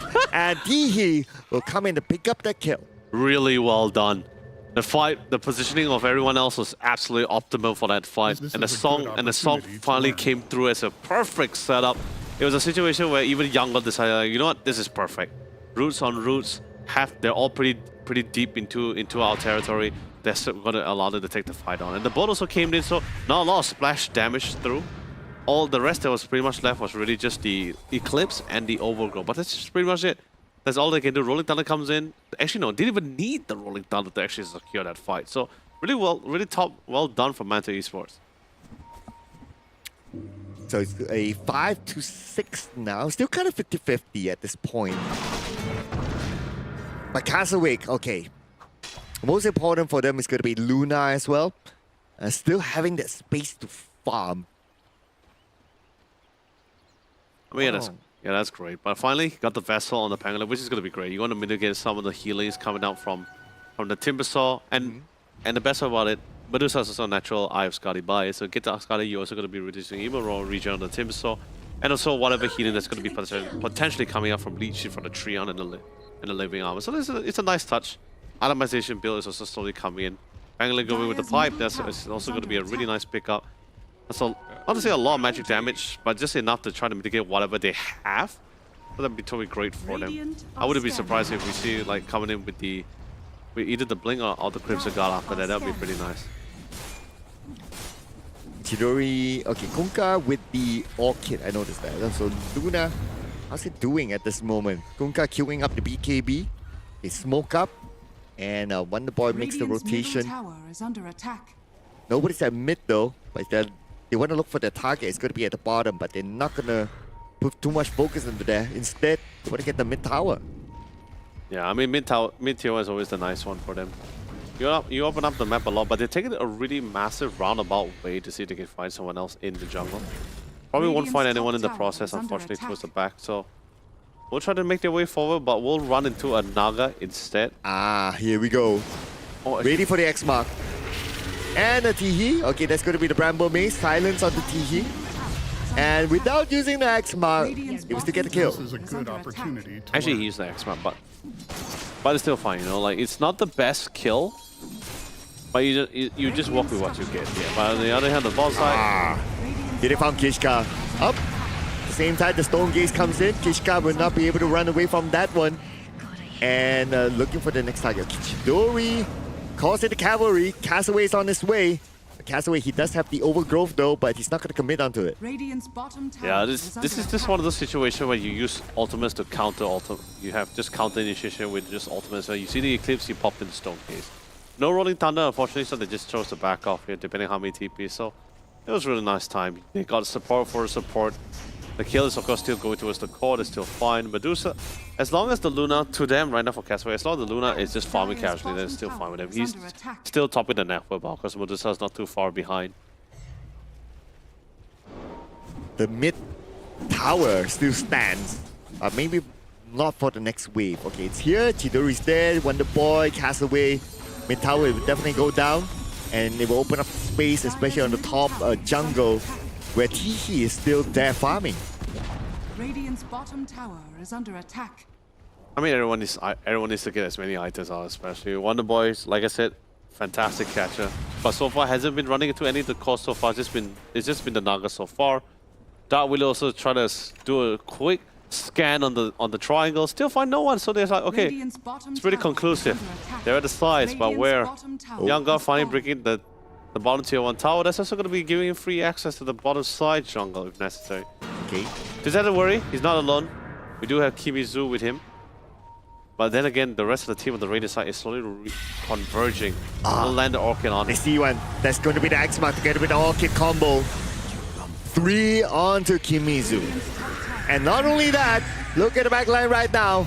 We do have the fight here. Overgrowth will be used against 2 of them. Tihi comes in. Tihi, he might use Song of Siren anytime soon, but Tihi will use it right now to allow his teammates to run away. Silence now onto the buck. And they will definitely be able to catch him. Okay, Illusionary. Oh, but Pierce on the other side. Still able to survive. So far, so good. And the Timbersaw is not able to catch up, but it's okay. They will get access to the tower to take it down. Such a great disengagement. Although it wasn't as clean as they hoped for the fight, because they weren't really in well position for the fight. They still were able to have a really clean disengagement. It was really well done. Naga, fantastic positioning. Although Tihi did walk to the slight left, that was actually allowing the Kunkka to actually get the Orchid on top of the park, but hey, still in the end. Walk back in, got a temporary silence. Allows, at least gives a second additional for the puck to reset to actually get the illusion off, get the phase shift in, and got to safety here. I mean, they did lose Pangolin initially, but that was the initial part of the fight, way before that whole massive team fight at 5v4, so really well done. But the Treon, that was a beautiful place overgrowth. Playing around with the trees, giving them all the necessary vision in itself. And that's the X-Mark for you, ladies and gentlemen. Young got still okay. In fact, he asked for a high five, but come on, guys, be a sport. Not yet, you know, to them. It's like, you know, until the victory, it ain't over till the fat ladies sing, so I'll give it a little time. Oh, it ain't over till Leonard sings. No. Either way, Timbersaw slowly make his way through. Dire's bottom tower is under attack. Chidori passed by, but he did not know. Okay, he saw TE there. All right. Yep, there you go. There you go. That's TP cancelled. Okay, now it's just a matter of time, frankly speaking. I mean, he does have a better movement speed as compared to Tihi, so maybe Tihi denies himself. I doubt so. There's no creeps down here. The Lucid Beam is just going to constantly cast him. One more to go. A little bit closer. One more. Okay, mini stun. That's enough. Die with honor. Well, That will help him to buy his BKB. It definitely does aid him in some way, but I'm happy he actually opted to go for the BKB first, because the rolling down is a little bit of a nuisance for him. He really just want to keep it at it as well. And you know, BKB is also great with the Socks Society. If you time it nice enough, you can see, you spot the animation, you prep for it, you still actually keep the ball going. Oh, but speaking about keeping the ball going, they're going to keep it rolling right now in the middle, with Lucifer being the next one to take it out by Kishka. Let's get the backline by Kimizu disengage. Radiant are That's fine. So far, it's just support pickoffs. I think majority of the time it's just been support. What? A little bit of a misclick. We saw that. A fallback. Where's my tip? I could use a tip button. Fall back for now, boys. We saw that. Oh man, that's unfortunate. But hey, you know, it's still fine. He can still be dead to assist them in some ways. Just trying to find the Medusa. I think they will find the young god, but see, defensive TP something to reinforce. This is the coming. Not sure whether they noticed that the overgrowth is currently off quota. I think they should, right? Like it was in front of their siege, front of their tier 2. Yeah, they should if they were like Are scanning. Tentative, looking right? there. Yeah. But they were like just looking at their own screens. Then maybe they didn't notice that. Yeah, but it's fine. It still works in their favor because Castle just decided on no overgrowth. We don't want to take the fight. Actually, no, maybe they do know. So now this 5-man smokes. They want to see if they can try to make something happen. Yeah, they're like rubbing their hands right now, licking their lips. No overgrowth people. This is their chance to strike back. They find the core. Luna is the name of the game, but Kuka is someone nearby. They did spot the the tree on. There you go. Oh, Kimizu goes back up to the high ground. Castaway would wish that he has the overgrowth, but nope. No catch. Yeah, no catch at all. No dice. No one wasn't really revealing themselves, but now they somewhat regroup back into the lane towards the mid side. And they're preparing to siege that tier 2 tower. And here comes the ping again. Okay, Chidori shows himself. Okay. It's going to be an engagement to Lucify. Lucify would have started to fall in the middle. But like what you said, it's like support pickoffs. Yeah, it's nothing too crazy, and it's not really transitioning to anything amazing as well. But hey, at least on the right side, they are slowly making their way. They cut into the creep race. They really want to try to get something out of this as they break the top tier 2 tower. Got the Orchid, they got the BKB, so not too worried about the Rolling Thunder, or the Songs of Siren, or the Puck. Kimizu just ping chilling at the side. But as long as his teammates are not there, we'll not be able to make the engagement. Well, they are coming in now. Okay, here you go. So spy. We need more of them though. Another TP coming in. And we have the Rolling Thunder now, the Wonder Boy with the BKB. He'll be able to back off easily. Not gonna be an issue. And he's still together with his teammates. But the backline, okay, we do have Tihi here. Tihi amongst them all. Song of Siren. This is gonna be a setup here. God. This is gonna be a big setup. Where is the setup? Where are they? Not able to make it in time. But they will still continue. Okay, that's the setup here. That is going to be a dream combat. You get 2 of them with the Mortimer's Kisses coming in from the other side. They will get a kill on the Castaway. At the same time, Lucifer will fall down to Chidori as well. They will try to counter back. JG gets Young God. They got the main carry. They're looking for more right now. Kimizu with the X-Mark onto him. Kimizu will not be able to run, but Kimizu somehow still managed to slip by. But not for long as Kimizu will win the next target. Falls onto the hands of Kishka. And they're taking a lot of damage. Kimizu immediately buys back. He's come back to the battlefield as Young God right now puts pressure back on the Chidori, pumps the BKB to get away to safety. Kui will now be safe as well with 10% of health left. Goes up to the northern side as JG falls to the hands of Kui. That was insane. The song was great, although yes, not the cleanest of setup. They were a little bit too far. But looks like they're fighting over. They still find Wonder Boy. Oh, got an extra kill. Dude, Medusa is insane. He's already got the eye of Scotty, so it's been not only slowing down movements but also reducing a lot of region that the team was trying to get out of those kind of situations as well. Even Chidori, he was just walking forward. He has no choice but to pop the BKB and just walk out to safety because that Medusa is Young God is just hitting himself away for free. And now he already has the Chrysalis also queued up as well. Chrysalis? He's gonna hit way more hard. It's gonna be real dangerous now. Yeah. But anyway, they just took down the next tower, so allowing them a lot more access into the jungle. Alright, here we go. Castlewake's waiting for the chance to take the Tormentor down. Alright. Winning 3 players there. Not gonna be a problem. Okay, who will get the Tormentor? Let's see. Kishka, perhaps? And it's Castaway. Oh, that's the best one. Right. Tell me about it. It would have gone naturally to the supports, but like for the Nature's Guys, basically allows the Treon to just be invisible whenever he's within the near any vicinity of any trees. So this is something that was really great last time, like when Treon was like a constant perma-ban for post fights, right? Because he naturally zones forward.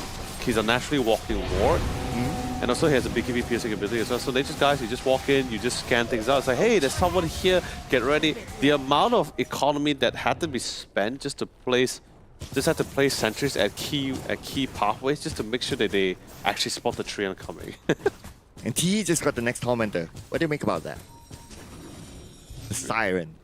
I mean, it's pretty nice. It's pretty great as well because it also gives regen during the entire duration. So not only are you saving and setting up for your allies, but you're also giving them some regeneration during the process. Yeah, we saw how early on he used it to set up. Right? It's pretty nice. Go back, get among them, press the Song of Siren, and then they come in. So with this sort of buff that he just got, allow him to make a better setup. True.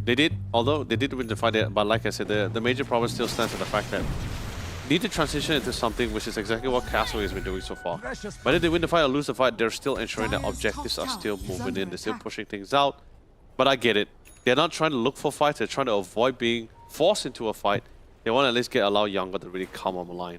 I mean, sure, he's hitting pretty hard, it's pretty great, but you need to hit harder. Timbersaw is pretty tough with the boat buff as well. That's a lot of things you need to go through. Living armor, bonus armor is there. Something needs to be done.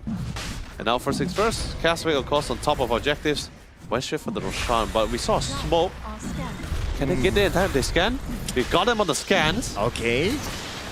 They're rushing there, but I don't think they'll be able to make it in time though. It'll be barely. They will definitely get the Rosh. Okay. But the question is, will they want to continue the fight after the Rosh here? That's the potential there. Okay, they have arrived though. Okay, looks like they will still go in. Okay, yes they will. Fight again. One out target. It's gonna be Castaway. Immediately buys back. He still has the overgrowth though, so he needs to come back quickly. Support his other teammates. At the same time, we can see the roll. Oh, all in right now onto one target. They're probably gonna get this kill. Kimizu is gonna take a lot of this damage, and Kimizu, look at the amount of time they need to take him down, but finally they get him. But the fight's not over yet though. Young God is still among them. At the same time, Lucify will be targeted down. Taken out by JG. And now it's going to be Young God. Young God still tanking out with the mana. And the Song of Siren will save him. TP's out to safety.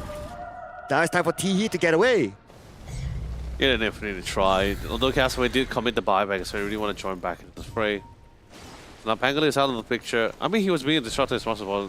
Castaway did not last for too long. He was knocked out by the Rolling Thunder once, and then after that it was just all said and done when Younger was just hitting him away. He was hitting so hard. It was absolutely insane. Regardless, they still managed to secure the Aegis. Still pretty solid, still pretty much in the lead. Not going to be falling back here. Like, it's only in the clear for Manta Esport once Medusa reach a certain threshold. Once you get a certain item, once you get at least like maybe 3 or 4 items out at least, I think that's the part where they just say like, you know, it's time for us to be on the offensive. And now we're at 30 minutes, right? Yep. I guess one of the key things is that how Medusa has been built up. Well, the first thing first, he prioritized actually trying to get the Skadi, which I think is fantastic. Stats is great for her. She's a natural Skadi buyer. It's also going to be great to counteract against all the healing that's going to be coming in for Castaway, like I mentioned before. Timbersaw reduced Timbersaw's healing, reduced the Trion's healing, and the Satanic that's going to be potentially picked up by Luna is also going to be greatly reduced as well, just because of the Skadi. Now the point for Medusa is to get more damage. Just keep piling on. And once he gets the Butterfly as well, this is going to be even more harder to really pick her off. Pump up the damage, right? Once you get the Butterfly, that's also going to be forcing the Luna to get the MKB. Not to say that I can't hit her without the MKB, but it definitely feels a lot more better. But that will be his next item for sure. The Luna is trying to sniff him out. Still has the Aegis of the Immortal. Trying to get the second tower at the bottom. But the ping is in. Okay, they know that Young God is in the triangle. They're gonna go up the triangle. They see Young God. Young God is low. The Bramble Mace will come in. Young God, where's gonna go? The Eclipse will be called upon as well to help to take down Young God. Young God is very low in mana. Immediately with the Stone Gaze to get away. His teammates are there and they will counter upon the members of Castaway. They try to get this one kill. But then again, the Shadow Realm is activated so they can save himself. That was unfortunate, but it will force an ultimate for another ultimate as well. But at least they know for the fact, okay, we don't have to worry about Stone Gaze. Keep pushing forward. They're confident, they still have the Aegis, they still have the initiative. Let's be honest, the only way for Medusa to really purge out the overgrowth is just really just the Manta style. So he's just trying his best to save it onto it until Castaway really throws out that ultimate. Luna still has the Aegis of the Immortal, and they will clear off the triangle. This is going to be a free farm area. I mean, it's great, you know, they've been pretty objective, have this objective mindset. They got the top tier 2, now they got the mid tier 2, slowly making their ways through. They did spot the Medusa illusion, so they are trying to anticipate his walk past and trying to search for him as well. They go for creep waves, did manage to spot out that the Chidori was somewhere on this way. That allows Medusa to slowly walk towards back to the top lane's base entrance. It's going to be a quick refill there for JG, thanks to the X mark. Very useful Sight of skill. Wise, yeah, it's solely just committed. It's just solely focusing down for that Medusa. That's going to be the first view on the side of Vice. And the follow-up comes in, the stun, the ghost ship, and then the blink. Yeah, managed to juke once, but here's going to be an ew. Right, to buy a little bit more time. And TP in time! Yeah, that is really well played. Yeah, look at all the tips there. That's what I'm saying. That's how annoying Puck is. Just the ability to just get in and get out. Even the Orchid and... Which I'm really surprised. Radiant's Orchid and top Side of tower is Ice under still attack. not enough. Yeah. If only the ghost ship landed, then it will be enough. No, I think maybe... Actually, did he actually use the Orchid? I only saw the Sight of Ice. So. Or was it the Sight of Ice into the torrent, into the bot? Oh yeah, I guess he was just trying to change CC him there. I guess he didn't use the Orchid. I could be wrong. Maybe we'll see back in the highlights. Yeah, my gut feel is that the Orchid wasn't used, but yeah. I mean, we can check that out later because right now what's going to be more important is going to be Manta Esports coming up to the triangle. Oh no, wrong person. Not the hero that they want to lose. Chidori pops the BKB now. BKB will be wearing off really soon. At the same time, we can see here the Dream Call managed to catch 2. So it looks like Castaway is now in trouble. Oh, Castaway, they are not able to save Chidori. Chidori now 50% of health. Chidori calls out the Eclipse, hoping to counter back, but Chidori will be out. There was no Aegis of the Immortal. In fact, they managed to get Wonder Boy, and Wonder Boy is now in trouble. Oh no, Castaway, they lost 2 of their key players. Oh, that is terrible. The minute they saw the BKB on the Luna, everyone was... Manta Esports' whole comm was going on full alarm. They're like, get her now! Run her down! That BKB is going to time out, and it was absolutely well timed. The bot was so quick on it. Blink, Dream Call perfectly to lock him with 3 other members in place there. Absolute picture perfect. The best about it, like I said, now Medusa chose to forgo the butterfly and decided to go for the BKB. Now he decided to worry too much on the magic and all that much more control. So he has 2 different types of stage for himself because he knows he has the damage. Now keeps it going as well. And Chidori does have the buyback though, but he's still keeping it for now. But JG. Alright, JG gets away to safety, still able to take out the damage. Castaway's waiting on the left side, inside of the bushes. Not making the big moves just yet. They do need Chidori though. They are outnumbered at this point. They have 3 players, but they straight go onto the backline. Dream Call on the 2. Where's Timbersaw going to go right now? Timbersaw able to go onto the high ground. Shivas will help to buy time, but Young God still gets that kill. Even though the tower is still like that, but they're able to go onto the backline, get that 1 kill. And now Kishka might be the next one to be in trouble, but it's only illusions. Middle tower is under Yeah, now attack. without the Timbersaw to really frontline things properly for them as well. Slowly going to be CG for this, but you know, they expanded all our abilities. No more Dream Call. Saw the Koga here, they saw the Luna as well. They said, you know, it's fine. We got the tier 2. We're able to, at least finally, we're focusing on that objective. This is what I'm saying.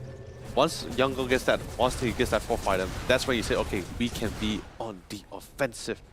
And that all started with that smoke towards that triangle and it played absolutely perfect for them. But then again, Castaway is not really out of the picture just yet. Still hitting pretty hard. Just need to find an opportunity to really get their hands on top of Young God, and I think that's just pretty much it. Absolutely perfect this is. Actually, hold on. Observer, can you do me a favor, buddy? Can we check on Pocket? Oh, hold on. Never mind. Don't switch to the Puck yet. Oh, because we gotta keep our eyes on the Chidori right now. 1 net on Chidori, but because of the Manta, he's alright. Oh, overgrowth! Okay, hang on. Where's the follow-up no follow-up for Oh, this. no No. follow-up. It was more of a defensive overgrowth. Actually, it was an offensive one. He blinked in for it. Now we want to see if we can get a couple more. Oh, but Chidori comes in, but Chidori is pretty much alone. Wonder Boy's behind, causing the ghost shape, Eclipse, but nobody is home, okay? Tries to chase onto the back. Young God is now pretty low. Young God will be taken out, and Young God enough damage for Young God to be eliminated. But they're not out of it just yet. Kimizu has to get away to the high ground. Kimizu is still okay for now. They're going for the chase on the Kimizu. The Hex on the Kimizu. Where are you going to go? Come back here, Kimizu. And Chidori gets the double kill. The Song of Siren will be used just for himself to escape. Ah, that was so unfortunate. Everyone was trying to get into position, and Medusa doesn't really have the most ideal of movements. Surprisingly enough, didn't really commit the stone gaze, but I guess, you know, he somewhat ran out of mana throughout the entire ordeal here. So, very nice pickup. That's a really good shot down there. A much needed one. If Castaway actually lost that fight one more time, I think it would have put them in a very precarious situation. But for now, things have been pretty balanced out. Everyone's currently at the same starting line. And the Puck, that is, haha. Got the Linkers, doesn't really have to worry about the Hex too much. You got the use to at least disable, to dispel the silence. It should be fine. Just always ways at least cancelling out TPs, because like I said, they don't really have a lot of ways to really cancel out or stun TPs except from the net or the root from the Medusa, or even from the Puck as well for the recall. So the EOS is also going to be a really nice assist there. So early on that overgrowth where it was used but there was no follow-up, do you think that was a deliberate overgrowth or it was it was definitely deliberate. He really wanted to try to keep them all in place because his team is on the way. It's just that although yes, ideally you would have loved to have your teammate to quickly follow up with it, but that's still totally fine. They're still somewhat far away. And because I think at that time, Manta Esports didn't feel, I think at the time even Young God didn't feel too much of a threat from that overgrowth, because overgrowth with no additional follow-up, I guess he just thought like, hey, maybe not too many people maybe they're not really planning to engage too much. That's why he played around with the trees. But then the Timbersaw came in and the Luna continued on with the chase as well. And also with the Shivas, it definitely helped to slow things down. Oh wait, hold on. Okay. And that's all for a second. The Roshan is still up for grabs though. And Kui comes in with the illusionary off. And now here comes the Eclipse. At the same time, the Multiverse kisses from afar to put a lot of damage into the pit. Let's see who will get it. It's going to be Chidori! Chidori got the Aegis on the Immortal. Now it's time for them to get more kills. They want to get it done. But the Aegis on the Immortal immediately burned down by Manta Esports. But the fight's not over yet though. Look at this JG. He's going in for the chase. He is down to his last stick of health, but not able to get the kill. He's still buying enough time. But finally with the Chakra, JG gets the kill. And we still have Kimizu around the corner. Young God will be the main target. A TP coming in by Tihi. Tihi shows himself. Young God's very low in terms of mana. And at the same time, the Song of Siren will save a Young God. But are they planning to re-engage? Yes, they will. They're not going to let this fight go anytime soon. They got Kish can process. Great re-engagement here. JG's attacking a lot of damage, but Young God's pretty low. Young God does the last thing of damage. Young God!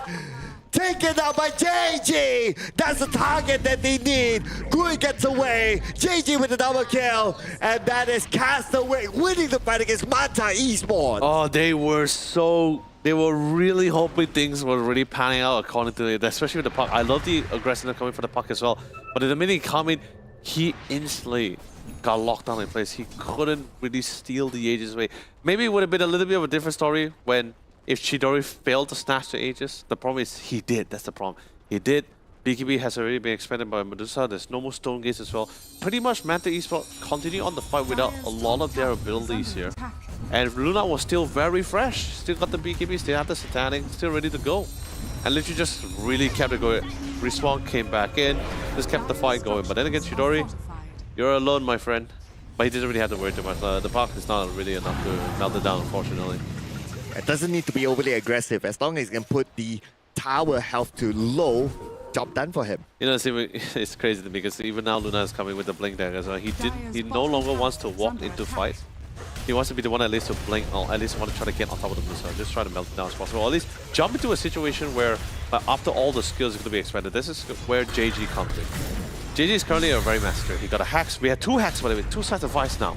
So there's a lot of threats coming in from both the Kunkka, the Treon, and Timber. So he had a lot of walls. It's going to be forcing Manta Esports to play very defensively. Once all those defensive items is currently timed out, like the BKBs for example, that's when Luna comes in. He says, hey, I'm fresh, I'm ready. I'm going to try to take you head on.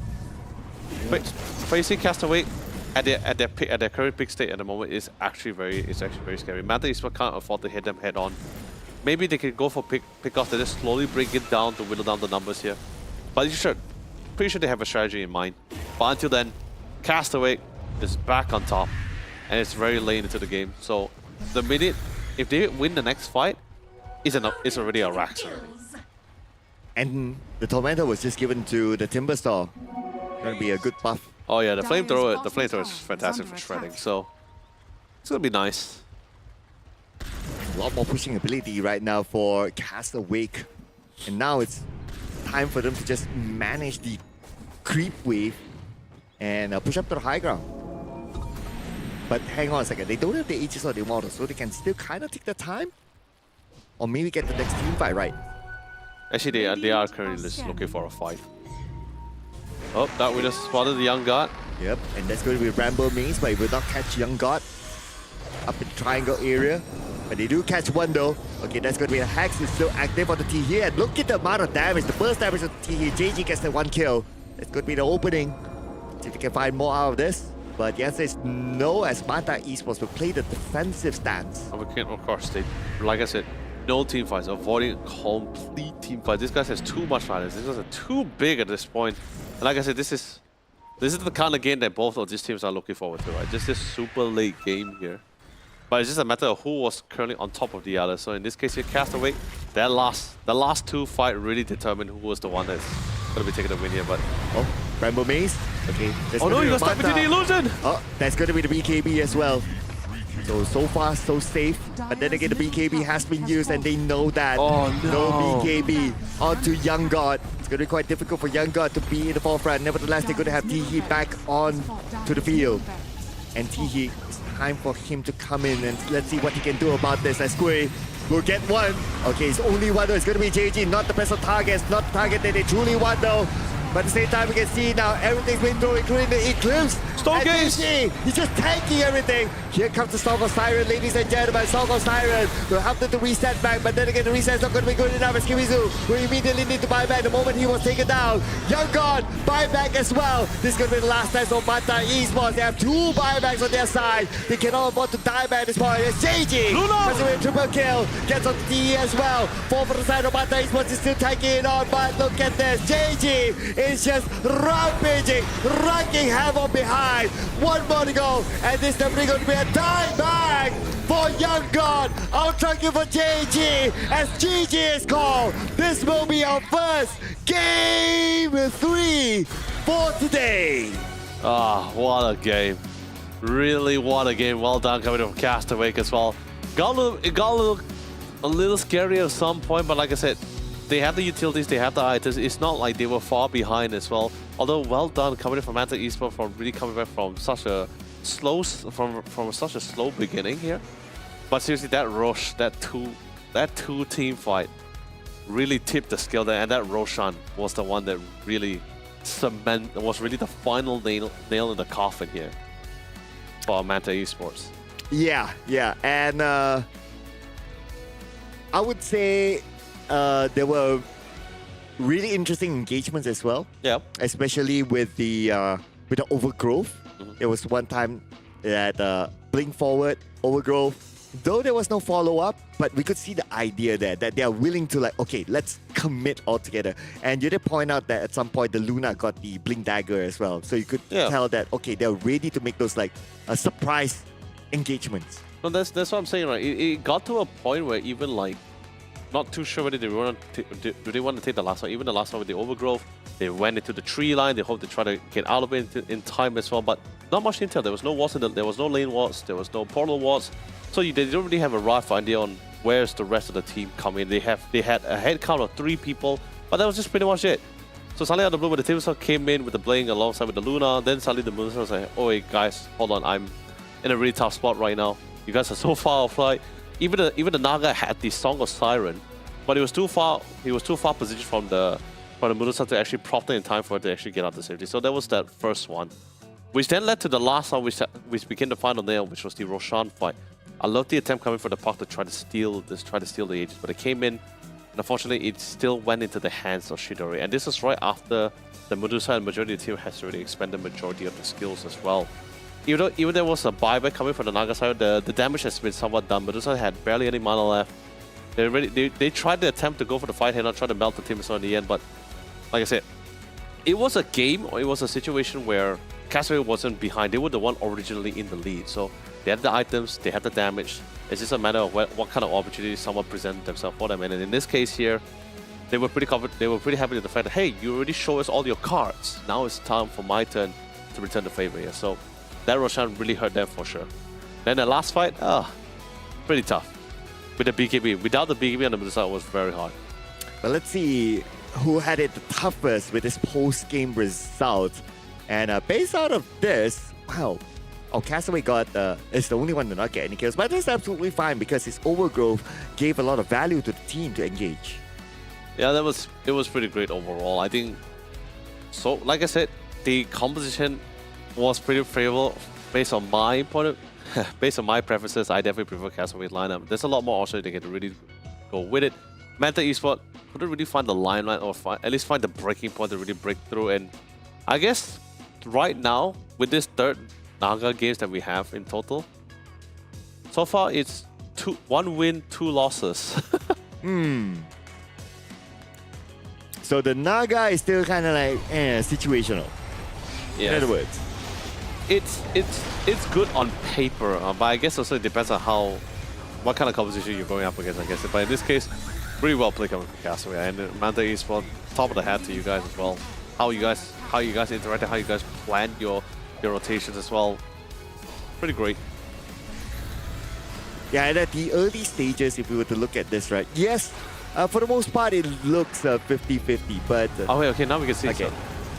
Yeah. Okay, so he didn't Orchid him. So he just hacks, Torrent, Lucent Beam. They thought it would be enough, just in time for the bolt to hit, but that split second was enough for it to still get out of it. Alright, cool. Now that we look at the highlights, right, I would also say that one of the turning points is when the Hex was bought. I mean, we already knew those items was definitely going to be coming out to control most of the majority of this year. It's just that which kind of situation determines the fight. Like this one, it doesn't matter if you kill the Kunkka, but so much has really expanded here. So no BKB, no Stone Gaze, and Timbersaw, he's always low cooldown. He's always ready to go. He's always ready to rock and roll. Shidori is just well timed and prime. We saw the buyback coming from the Naga. I'm just curious. Alright, so they thought they still have enough damage to melt out the Timbersaw. That was their prime target. The Tyra's coming, they did manage to kill the Dark Willow. But yeah, Luna just had free reign. Just completely hitting everyone. Okay, the damage is just too significant. And Medusa without mana, well, can't really withstand the damage. There was a part where I wasn't too sure about them targeting the Timbersaw as well. Like, there were other options, but...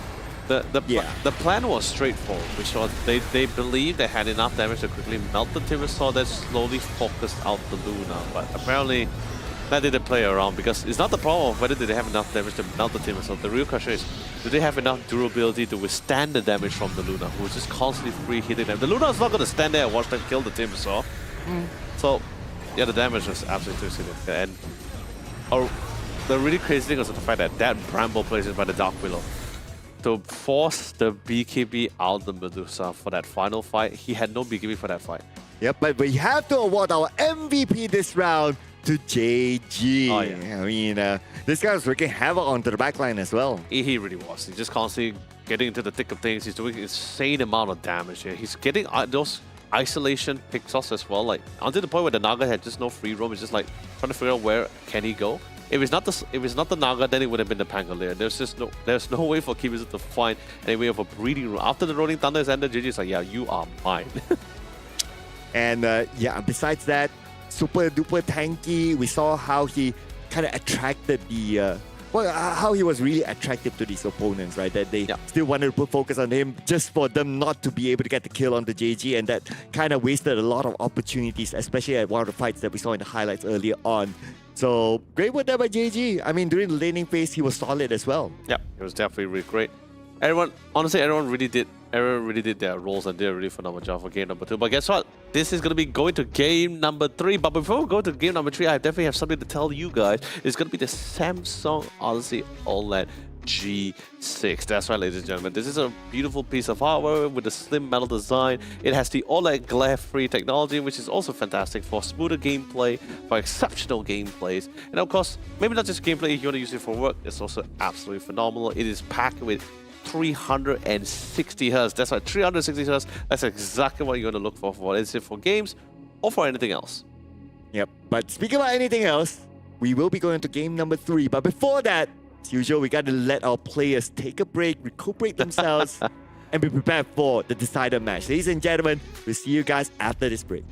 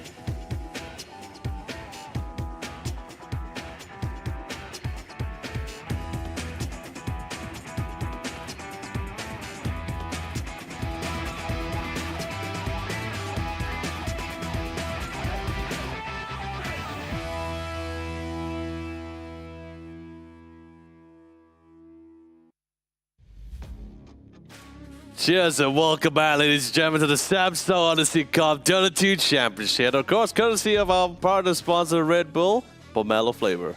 Absolutely, and I'd like to cheers to everyone's return as we are going to our first Game 3 of today. Cheers to that. So, what are we doing? What are we doing? It's called rubbing it in. Well, fine. We'll cheers to that too. Anyway, ladies and gentlemen, welcome back again. We're about to go to Game 3, our first Game 3 of our third series of the day in the upper bracket round 2 here between Castaway and Manta Esports here. Yes, and it's going to be our first Game 3 of our series for today, that is. And it's going to be an interesting one because it's going to be the decider match of who moves on to the upper bracket final and who will be sent down to the lower bracket. But before we get on to that, again, we'd like to remind you that we have a discount code for you. Oh yeah, it's absolutely fantastic. If you guys know this as well, the first two initials actually belongs to the region. You're going to be able to apply this code form. If it's VN means, of course, if you're from Vietnam, there's going to be VN Odyssey Cup. If you're from Singapore, it's going to be SG Odyssey Cup. It's only entitled to 8 regions that's currently entitled in this tournament itself here. So, can't do it in any other regions, only on the top 8 regions that we have in this current tournament from the teams.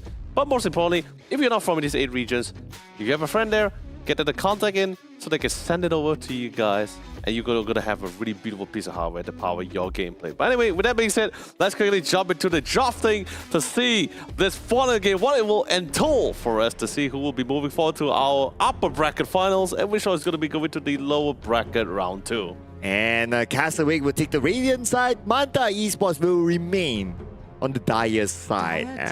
Dark Willow is going to be a repeat, but we're going to get the reintroduction of a Tusk, and this is going to be the Tusk, the first Tusk for today. Exactly. So Naga this time is going to be the one to ban. So Tusk comes back into the pool. Good to see you, my old Viking snow buddy here.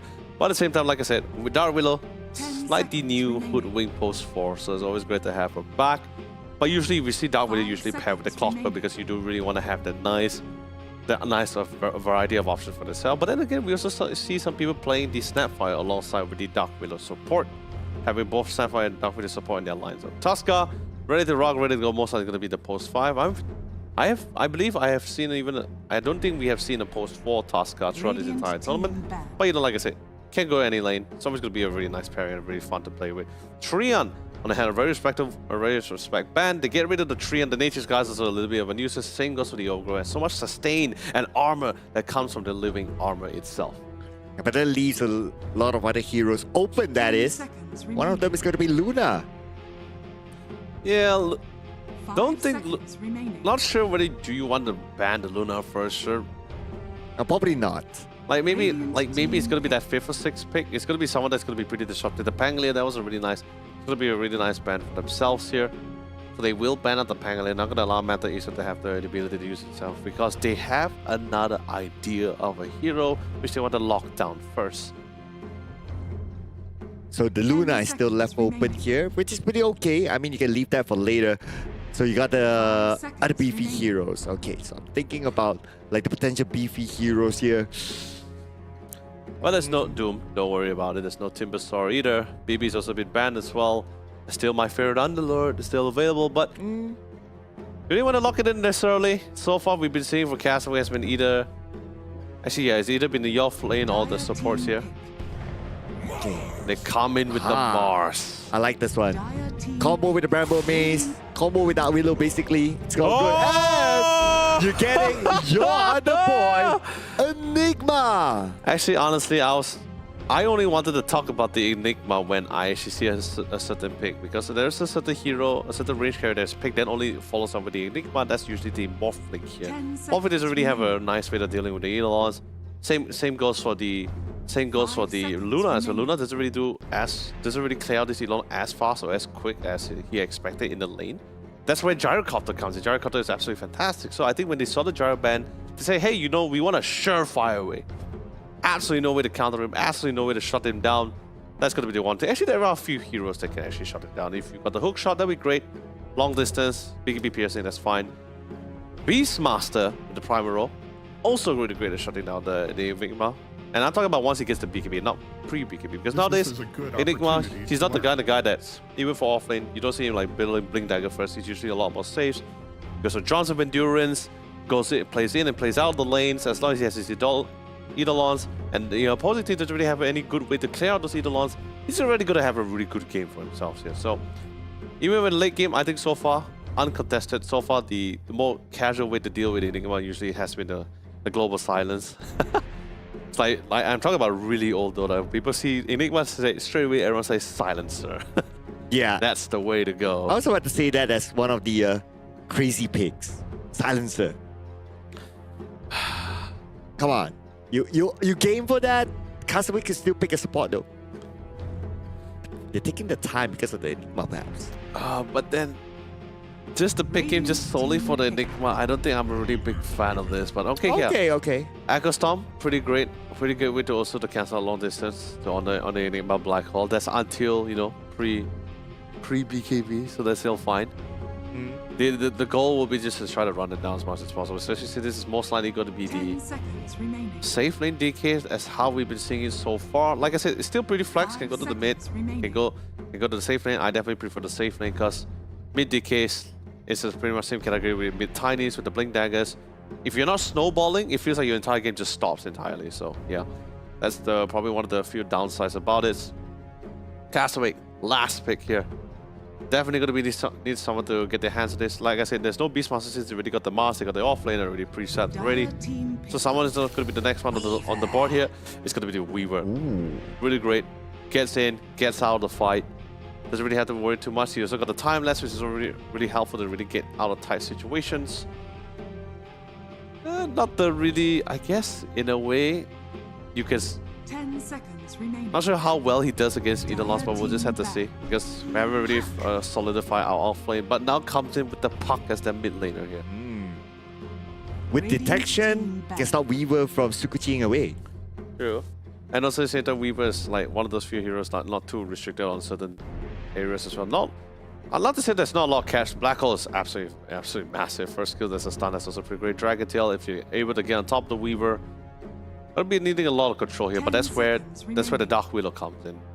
If there's no BKB, a lot of these heroes are gonna have a really tough time navigating through the brambles, and it's always gonna be the Echo Storm if necessary. So good pickup, good ban as well, especially since they're locked in with the Puck. They go with the Void Spirit, who's been doing pretty well against the Puck so far.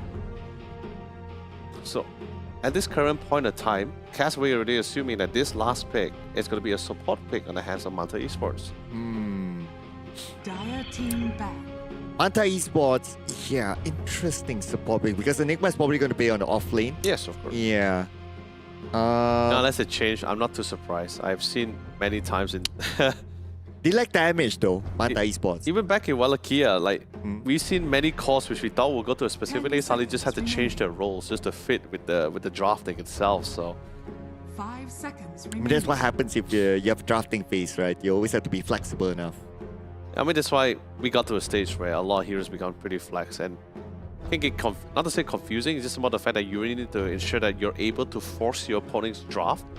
You really force the team captain or your opposite to a wall where they don't really have much of a choice here. So, pretty straightforward. What will be a nuisance for them? Earth Spirit will be pretty nice. Get in and get out. Tank out the Puck. You can actually go for the Sniper if they want to go for it from the side here, or Castaway. support sniper. No, not Might be harassed by mid sniper. or mid sniper, right? Or castaway, yeah. Oh, I know that's they for opt to go for the invoker. All right, so it's a pretty good one. high mobility, This is support. like QOP. 10 QOP with seconds the remaining. QOP with the Orchid. Works well against 5 Park. seconds Works well against remaining. Enigma. I mean, I guess you could run alongside with the team here, but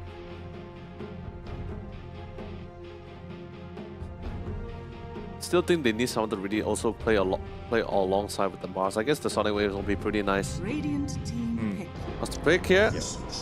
Visage. Okay, so all You've been right. calling Visage since yesterday. Yeah, I've been looking forward to it. Although yes, they did tweak they did nerf the facade, but overall, still pretty strong hero. The only problem about Visage right now is that he's extremely slow. Movement 10 speed has the seconds most remaining. slowest movement speed I ever seen. But he has such a high burst in the lane is absolutely insane. So it's most likely it's going to be the off lane Visage supporting Enigma, which also works out as well as the game's from Sky. He can also handle themselves, and there's the Quap. There you go. Bonus damage here. Yep. Natural buyer of the Orchid. Goes well against Park, goes well against Enigma, even though Enigma, especially when Enigma comes out with a black hole. I mean, that's if he wants to go for it. So far, we've been seeing a lot of corpses going for the dagger one first for the initial burst and stats. Then after that, follows up with the Aghanim Scepters. So let's just see how this game goes. If it goes according to plan, then can still opt to go for the Orchid if he wants to go for the Puck. But like I said, eventually Puck will have a way to.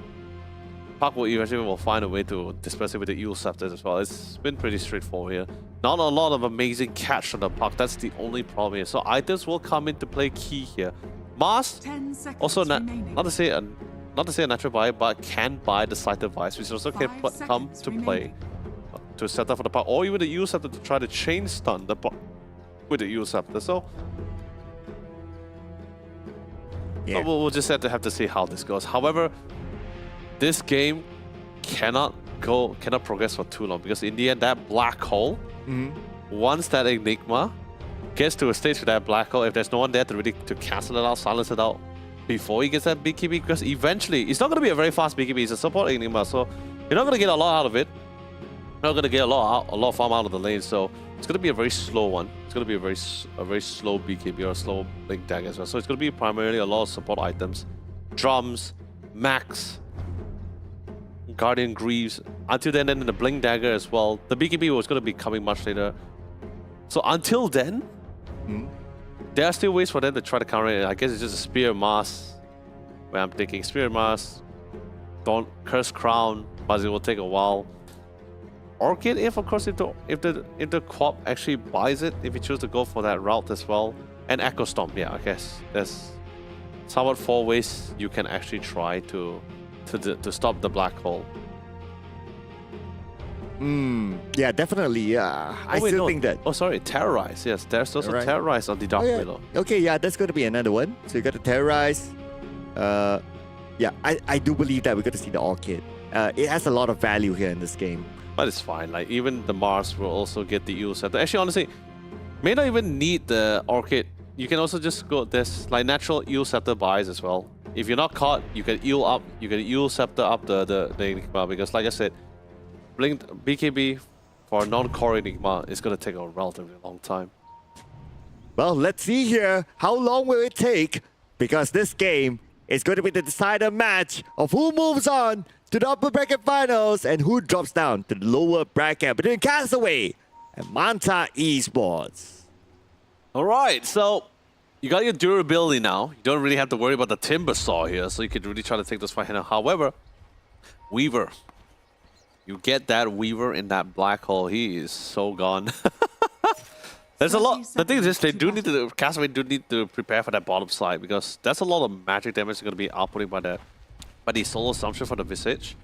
So you definitely like the teardrops is definitely a must buy to have. So anyway, Smoke broke. They also had the Watcher. They spot out Castaway. So they say, all right, careful, Smoke Gang coming in. This is a good opportunity to learn. Oh, that's the Shukichi. Lucify alone. Kishka level 1. Okay, he does have the Bramble Maze. Lucify is going even deeper and deeper now. But yeah, it'll be fine. Slowly just trying to find a way to walk out of this. Slow and steady wins the race. Yeah. Enough space, he's out. Yep, it's there. Back and ready. I'm very curious to see what that top lane is like. It's been a while since I saw support Enigma. It's been quite a long time. For good reason as well. Not to say that it's bad, there was definitely a lot more viable picks in this game as well. It's still left in the pool. But it's always great to see Enigma again. I wanted to see it, I didn't expect I'll get it in this manner. This is a good I thought it will be a opportunity little for bit of a different scenario that I'll actually see the Enigma. That's why we always put our hopes up, right? Just like I'm still hoping for the Ogre Magi.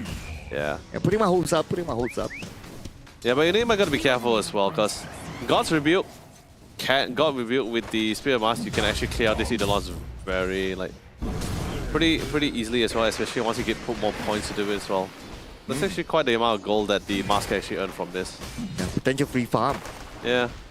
Bramble also does pretty decent amount of damage to Eidolons too, so really gotta look out for that one. Oh. But now Castaway had to look out. Okay, lucky enough that he was inside of that jungle, so the Falcon Ward did help him. You know, I've been talking about visits the whole day yesterday. Today I decided to give it the benefit of the doubt that maybe they do not want to bring the Visage in, but he's here. He's back. I'm glad you're back. But at the same time, like I said, laning with the Visage, teardrops is the way to go. I mean, they can't get it now. It's still currently on cooldown, but once they can, it's best to procure it. You're going to be receiving a lot of nuking damage and rest coming from the Visage. Sure, it's a little bit mana costly, but he's just so durable. But he's just so slow. That's the problem. I don't know why every single time I see a Visage game, I just see him just having the slowest movement speed. It's insane. So it's not because of the animation, right? It's not a psychological thing. No, I mean that. Like, it's just a pair. I mean, he's a spectral, undispectral, so. So he has the license to be slow. Yeah. Apparently, you know, his bonus is heavy. Oh, wow. Okay, I mean, look at him. He's carrying chains. Okay. Like really heavy chains. That's the answer, is the chains. Maybe one day we get a... I'm not sure if there's like this Visage skin that doesn't have chains on it. Not too sure. I haven't really dwelled in all the skins yet, but oh. And Dota has 1 million skins right now. So, But we might see Kishka giving away 1 out of 1 million potential kills to Young God, but no. He got back up there for JG. That's fine. Like I said before, Dragon Knight's mana pool is exceptionally low. It's already pretty costly for him to cast out Dragon Breath as it is. It's like 95 mana when he only has like almost a 300 plus mana pool. Pretty much he can only cast 3 times and that's it. So that's pretty much where the support comes in to try to nuke it out, or at least harass it down to size. At least that way when the Dragon Breath comes in, it's either usually like a finisher or at least a stack upon damage here. So we're gonna see JG pretty much alone, and this time he is not gonna be sacrificing his Eidolons. Maybe he realized that, hey, you know what, I've been feeding JG, so I'm not gonna over spam that now. God, I love money. Bottom side, I'm very curious to see like what's really happening there. Right, so top gonna be pretty slow. I guess also bottom is also pretty slow as well. But I'm really curious to see how this Elder is gonna be, or this Weaver's gonna be playing around. Weaver's not really the most. Actually, Weaver's a very squishy safe lane carry, but this is just one of those situations where you don't really have a lot of other like ranged safe lane carries to play. Like you just somehow fall back to like what is the next best thing, right? Weaver's also one of the few things that's slowly coming to light. We were back in Wallachia, that happened recently. We saw a few Weavers being procced down. Some melee carries coming back, like the Monkey King and the Alchemist. I thought that was pretty nice to have. Yeah, so this is pretty much, he's gonna be farming Shukichi, goes in, goes out, and there's the teardrops, right? Now you got the teardrops. Gonna be able to tank out as, you know, like I believe it's 5 to 6 charges, so that's like 5 to 6 times. 1 punch, 2 punch, 3 punch. Lucy V, 50% health. Chidori follows up. Bit of a trade-off health between two. But yep, Ooh, Suzuki, yeah. yep, that's a good jukes there. Oh, by the top we got Spear.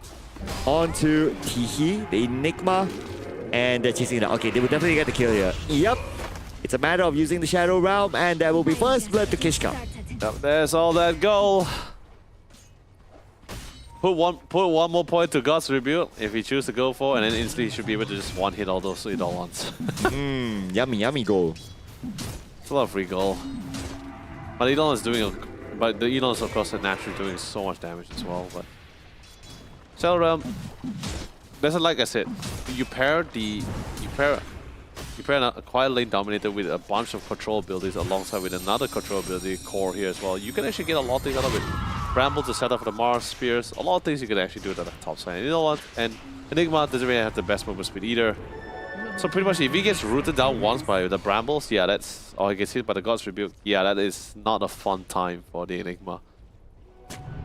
But bottom side, you know, at least the research is doing pretty well. That at least gives a little bit of opportunity for Lucifer to see if he can make something happen to us at mid. But it'll be pretty hard. It'll be pretty hard to catch that co-op. The silence is to come in through first. But really well placed wards so far. And also, I think Castaway, the fact that he did see the task on the lane for a second, he instantly just went to the mid. He was just like, you know, I'm just gonna check. Just so it was also the rune This is timing a as well. I good want to at least opportunity allow to learn. either one of these two mid bottle buyers to at least control the rune. Chidori with the keyboard issue, but he'll be back soon for sure. Okay, now we get to have a good close look of those chains. Okay, no, so this skin doesn't show the chains. The original one sees him holding chains. This one he's holding statues. Or at least gargoyles. Oh, that's even heavier. I guess, you know, these stone statues, somewhat the same thing. I've never carried a stone statue before, but on theory, it sounds really heavy. I mean, yeah, unless it's you're carrying those that's like exterior looks like stone statues, but inside is just hollow. Oh, that could be it. That could be it. Or maybe I could just go into the gym a bit more. I guess. You know, maybe I could follow the guys there. They're probably at the gym now. I'm surprised this is the one time you actually did talk about like the cosmetics of certain heroes. Yeah, yesterday you were going all at it. Well, to be fair, we had more pauses yesterday. To be fair. That's I guess that's true as well. But hey, this gives us an opportunity for a little downtime and so sort of like discuss a little bit on how the competition is somewhat playing out in the laning. Since the last hit is also somewhat to be expected. Pretty equal to the top side. I'm not too surprised it's melee on melee. Or more of the aesthetics of the skins. I mean, the Arcana for the Queen of Pain is still pretty cool. Not that the fact he actually changed a little bit for the outfit here. So now she literally looks like those vampire queens now. Like the noble Astrocrat at least.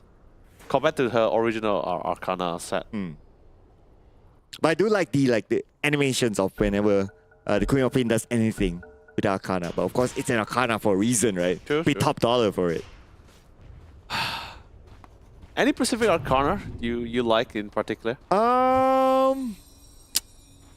do like the Juggernaut one though. That's the classic one, right? Yeah. I think that's pretty nice. The PA one is nice as well, but yeah, Juggernaut wins for me. I wish the Ogre one was a bit nicer, but yeah. I agree. It's because it's Ogre I got it. But anyway, let's see Shiska here. 2 hits with Eidolon, but Eidolon's move speed is not going to be enough. Wait, hold on. Observer, can you quickly click on the Enigma for a second? Oh, by the way, This nice is a rotation coming good from Pop. opportunity to learn. Oh, what's the sussy part here? No, because I thought I saw a 200 IQ play, right? So the spear, the Mars spear the Dragon Knight, and then suddenly out of the blue, I saw a tree being cut down. So I thought I said, oh, he had a tangle to it. Did he eat the tree so that the spear doesn't connect? But you know, I could be wrong. It could be like post after that younger when I eat a tree to heal. I could be mistaken. Or maybe he had the tangle, but yeah. They just eat the tree, right? Yeah. Like I said, I could be mistaken. But if my suspicion was right, then I said that'd be pretty insane. Like 5 million IQ play. Like before the spear actually connected on the tree, he eats the tree, so at least it just went through. Pretty much similar to like what we saw yesterday, right? Where the hoodwink through Ooh, we planted a tree to go over the bush, right? Oh, Is under attack. Okay. yeah, the park is. It's fine. Like I said, not enough controls on the park. Oh yeah, this Enigma is skinless though. Not a lot of skins on the Enigma. I think he only has two. One is the one that looks as if like he's a Arabian Night. yeah, Arabian Knight. Actually, no, he looks like a frog. Let's A frog? the lips and everything. I was like, is that a frog? Like okay. Arabian frog? But the other one that gives me like the vibes from a certain like ninja anime, you know, that the antagonist at the time. Ooh. I do like the Arabian Night skin on the Enigma though, not gonna lie. Yeah, I love that one. I have that in my collection. But anyway, the Bramble base is definitely in the collection. Wow, yeah. Say hello to Sonic Wave. Yeah, Wonder Boy making his point loud and clear, and the double Bramble prime position. They ate that, and they had no choice but to take that. Dude, Wonder Boy's Queen of Pain has to be respected. We saw how he played it yesterday as well. That is true. Bottom tower is under attack. It's been pretty great. Dire's structures But like I said, this is the kind of composition where you just need damage, right? So this is where Corp just comes in. Sonic Waves are absolutely insane. Doesn't really need too many items.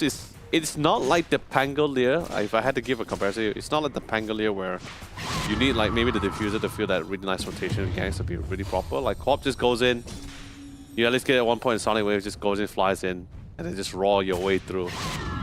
No one's not going to be able to withstand that kind of damage. And he's queuing the Orchid as well. So, expected item for him to be prepared, and that will give him extra magical damage later on as well, on top of the silence. I mean, it's also good mana regen as well. So, I mean, it works perfectly, right? It's great for the park, it's great for the Enigma. Eel Scepters, of course, there's going to be something that's going to be picked out later on. If Mars chooses to go for it. If it's not the Eels, then it would have been the Sight of Ice. Ah, that haste. Would have been... Wonder Boy would have loved if we could have reset that bottle. But, bottom side, Kimizu. Slowly walking away. Shukichi every single time to mitigate the damage from the Soul Assumption. I hear the Bramble. I don't see the Bramble. Okay, spotted the Bramble. Okay, now you do see the Bramble. But you do 1v3, Tsukichi in between all of them. Oh, the silence onto him. And there goes the green ball. A second away. Nice. But still got... but still able to get away. All right. And there's the Echo Stomp. Lots of skills wasted there. And here comes Sonic Wave. Putting back damage on the Kimizu. And Wonder Boy is the one. Here is the arena as well. Oh. And Lucify will need to say goodbye underneath his own tower. Yeah, they just man up the group top. Like Mars wasn't really doing, like JG wasn't really doing anything crazy against the DK. I mean, it is the DK, it's such a durable hero, so might as well just come to the bottom, make something happen. Especially since he spawned more than 3 people. So yeah, I'm just gonna come in, secure all this kills, secure all this EXP. If only this was like 3 minutes later, then most likely they could have transitioned to try to secure the second EXP rune that's gonna be spawning in 14 minutes. And Chidori right now, it feels like he has everything in control. Like, I mean, even though he was alone earlier on, it's just a matter of him getting away. But because there was Wonder Boy there, they managed to counter and get a couple of kills. But speaking about kills, again. Yeah, they're just planning to be mobile. Don't waste any more time. They have the damage. They have the nuisances. Chidori can always pop in and out. Oh, so annoying. But here we have the Bramble Maze here. This guy's Tihi.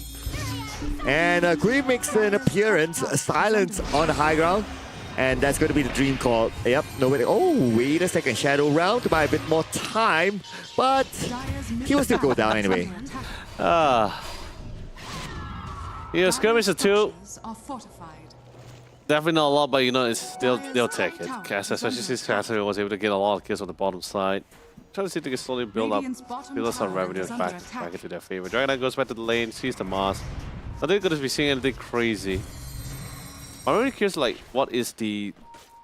Observer, can we check things out on the Enigma? I want to see what's the item flow he chose to go for this game.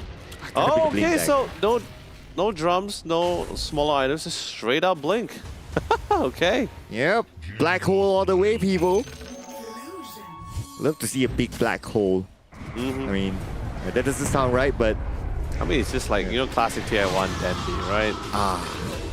But Lucifer, he ain't having a good game. I mean, every time we pan over to him, He just went down. I mean, like I said, it's just all this skirmish. They have a really good catch. Poison Dagger into Brambles, no real answer. The slow's insane, and on top of that, you got Echo Stomp for the final deal here to further set things out. Oh, mid tier 1 falls. That's gonna definitely naturally open up the map. Naturally, really nice for that to really roam around. I mean, they already, let's be honest, Castaway is already like rolling around Manta Eastwards jungle even without the before even the tier 1 tower fell. So now just a lot more easier, a lot more comfortable. Let's see what's the next. Who's going to be the next prey? Ooh. Okay. Nobody in the triangle. Okay, they're gonna go inside. Okay, another counter smoke here. Oh, black hole. This is gonna be our first black hole in the game. Okay, let's be prepared. Radiant Potential, yes, but Blink Dagger I don't think is ready yet though. But we do have the Athos onto the Visage, but he got Castaway, and Castaway, look at the amount of damage, still able to come out with the Earth Split to try to counter back. JG gets Lucify again. Lucify really not having a good time. Athos right now being used on the JG, opens up the arena for him to get away. And a look at the Terrorize there. Because of that, Young God took a bit of damage from the arena's wall. Yeah, the Terrorize had to disengage. You know, it's fine. Support on support. Split up was also pretty a big amount of damage as well. So not really the ideal spot for everybody, but they did notice the TP. They saw the Enigma. They didn't really want to mess with Enigma. Like I said, only way to really to control it is just the Curse Count, Echo Stomp, and just the Spear Mass. But since Mass is really somewhere in the thick of things, Echo Stomp was also utilized. Terrorize was the only one, but they didn't really want to play around with that battle. Oh, that's going to be JG's the next target. But he's going to spend too much because on the backline, Wonder Boy makes an appearance with Sonic Wave. Oh, Black Hole not ready to be used just yet. But really we're having that space to do so because Wonder Boy was to put damage from behind, allowing Kishka to get a kill on the Kimizu. Chasing down Young God now. Young God, where are you going to go? Manta Kui is there on the left side, but he will not want to have any part of this. Really well done. Love the priorities coming in from Wonder Boy. Did not hesitate, especially once he got the Orchid. And he knows the fact Enigma is absolutely so weak this current stage. There's no way for him to dispel or keep him alive in any of these fights. Just to go straight to the back line. Went for the isolation. Even if Kishka was like, okay, I'm so all in with you. He goes to Shadow Rim. Just constantly chase down the Enigma before he can even prop in that black hole. Now with the existence of the Orchid as well, you can't see him just simply throwing out black holes unless at least away from the Quap. Still no chance for him to truly use the black hole effectively yet. Okay, this could be a chance though. Again, comes in. Again. Silence. But Takuchi managed to be used in time. And no chance for TE to use the black hole. Wonder Boy shows up. Lucify again goes down, but finally got Wonder Boy Mega Kill Streak. And then here is the arena catching 3 of them with the Terrorize together. They take damage from the arena wall. And Castaway will be want to get double kill. Third one, Kimizu, and it's given towards JG. Absolutely perfect. If it's not the Mars, then the Quap is the one that's going to be forcing them to join the attacker to have a beautiful setup for the arena. But everyone got locked in. Follow up with a beautiful spear on the puck. He didn't really have the phase shift, I believe. I believe he didn't have the phase shift at the time when the arena dropped in. And of course, on top of the spear, follow up with the Terrorize to get that full lockdown on that puck. Well done, really. But like I said, again, priorities is just making sure that Black Hole doesn't come out. So that's where Wonder Boy comes in and he's like, yep, Enigma, I am going to make your life a living hell. Man, even the Tusk is not having a good time. Look at this, his Nepal is all the way down there. Radiant's middle tower. Every time he shows up, he goes down. Look at his either. He's queuing the Blink Dagger, but not even able to get it at all. It's like I said, it's a very costly item, especially when you're not getting, if you're not snowballing, literally, you're not farming, you don't have any space to farm in either way, especially when your opponent is being so super aggressive about it. And that raise of that silence.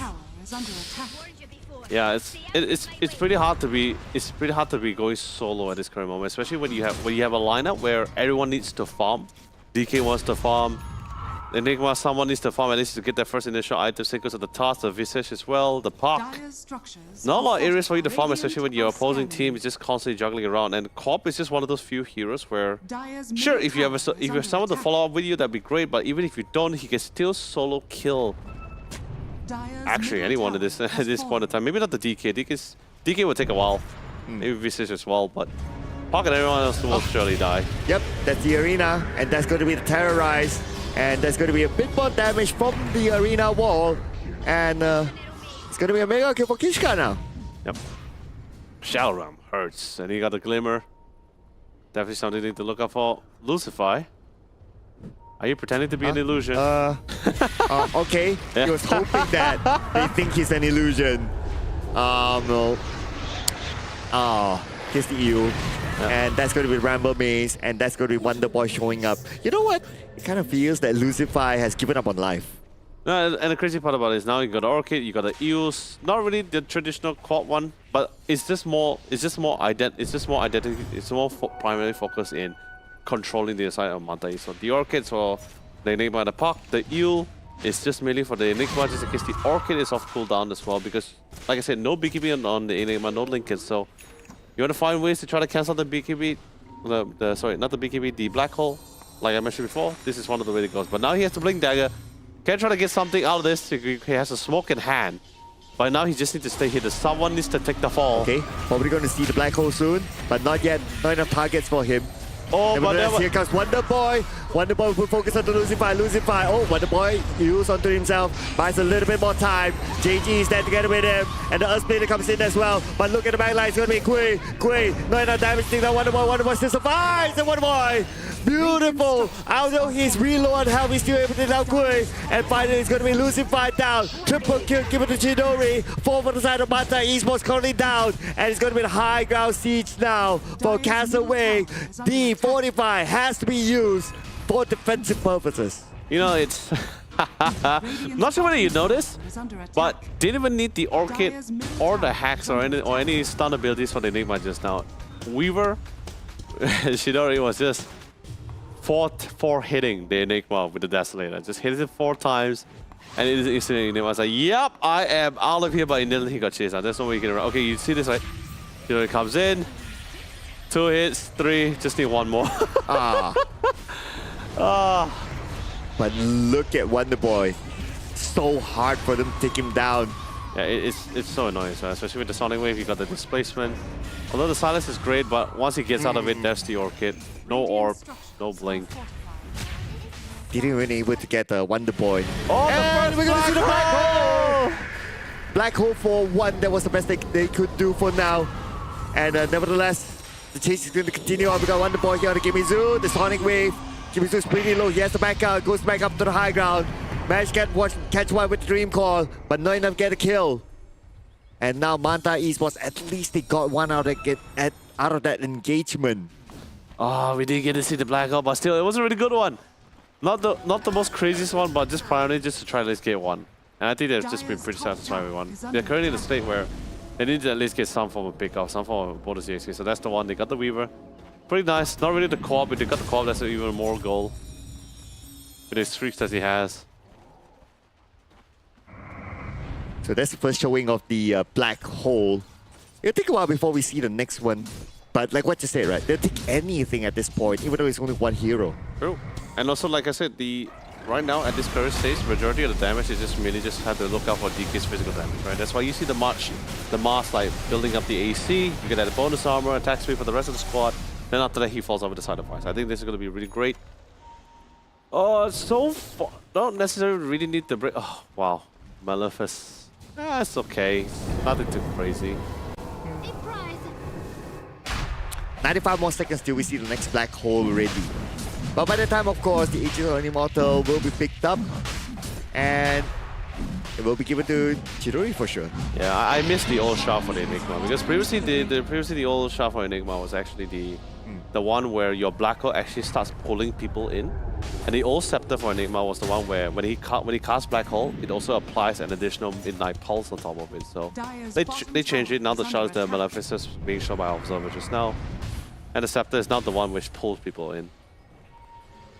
It was fun while it lasted, you know. We're slowly changing over time, you know. Nothing stays the same. And that's why Dota is a very progressive game. Yeah, I agree. Dire's bottom tower Also is under changes over attack. the time. Let's see if anything can change here with Manta Esports taking down. Oh, Oh, that's a surprise there. JG says hello to Young God, but Young God still forcing his way through, trying to get the tower, not able to get it yet. Oh, the Earth Split will stop him from Radiant's TPing turret away. has been killed. And the Earth Split, it does cut through the BKB. And displacement also as well cancel out the TP. So a little bit of an unfortunate situation. But you know, it's just because those kind of times where you're not tower alive. But finally, comes into the mix. Wonder Boy, who's his next target for prey? If only he has the vision, then probably going to be Enigma, but okay, no vision, no hurry for Wonder Boy. That's fine. Now they Radiant's recollected. top tower He has is the under Enigma attack. has the blink dagger as well. Just need to really This is a choose his good fight, opportunity his to opportunities learn. properly. Radiant's top tower has fallen. And go back up, but he needs the creeps here, ladies and gentlemen. But still, they'll put pressure. Okay. Anytime soon, we might see the black hole.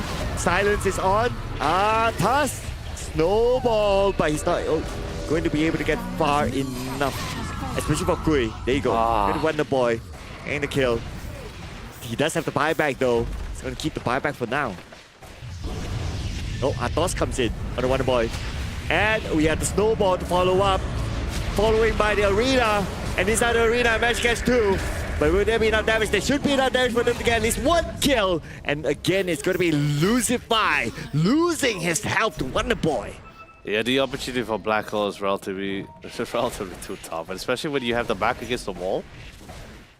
Not really a lot of good option for him to just jump in to survive. Oh, good attempt with the Aethos. They'll be able to blink out of it.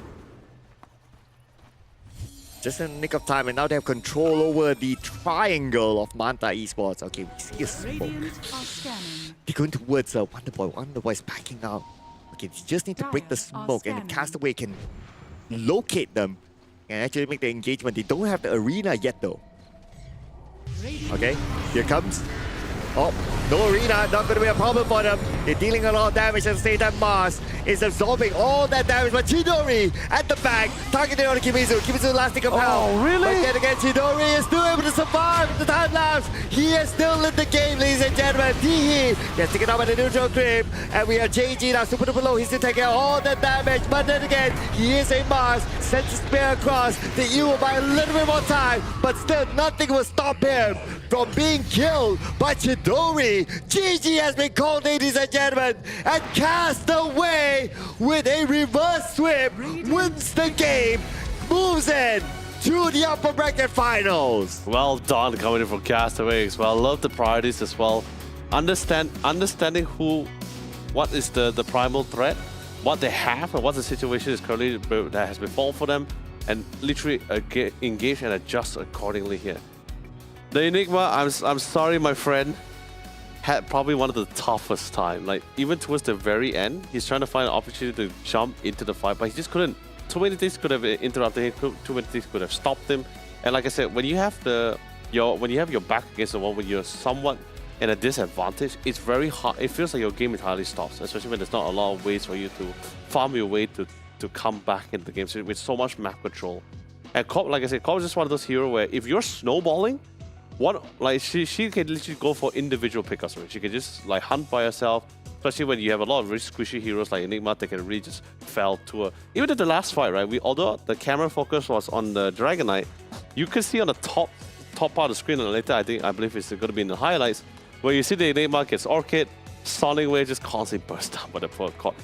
Ever since from the 12, I believe it was a 12 minute marker, all the way until the very end of the game, Wonder Boy was just on that Enigma. He's just like, yep, you and I are going to be best friends for life. Oh, wow. Indefinitely. Yeah, well, that's not what Enigma wanted, right? It's like, oh my goodness, why is he leeching on me? Why is he leeching on me? It's that kind of clingy friend that you never asked for. Oh, man. Or more like that clingy girlfriend. Yeah. I mean, it's Queen of Pain, Enigma. I mean, we don't even know whether he has a gender in the first place. He's fair enough. It does look like a male figure, though. He's like he's like space. He's like universe and space itself, isn't he? So it can be any gender then. I don't. It doesn't matter. Love is for all. He's like a celestial being at that point, you know. Okay. But also another player that really had a hard time is Lucify.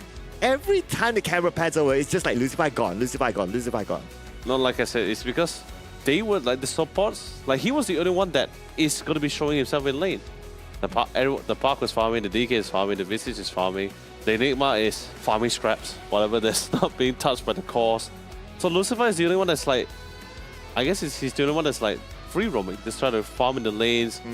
He's the only one that can't. Like no one really want to go to lane. Like I said, Visage has the poise of movement speed. Same goes with the Enigma. They have no way to really disengage. The DK has his own area of farm because he's the safe laner, and same goes with the Park. So not a lot of areas when everyone really wants to Shadows farm.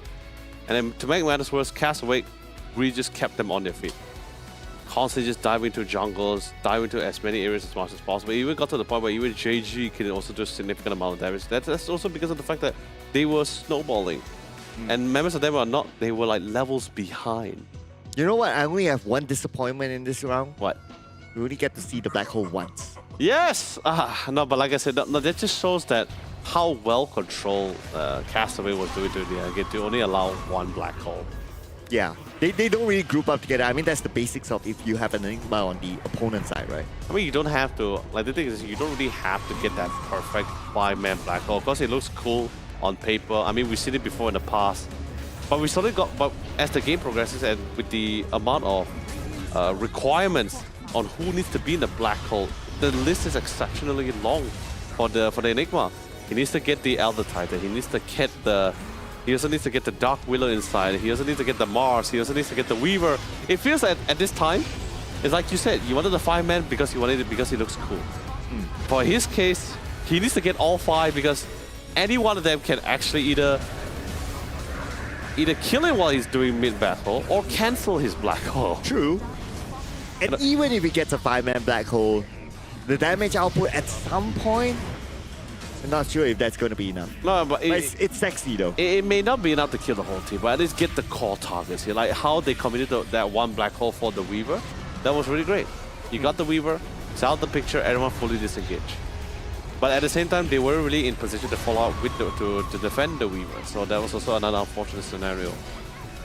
But other than that, like I said, very difficult game for, especially when you're falling behind.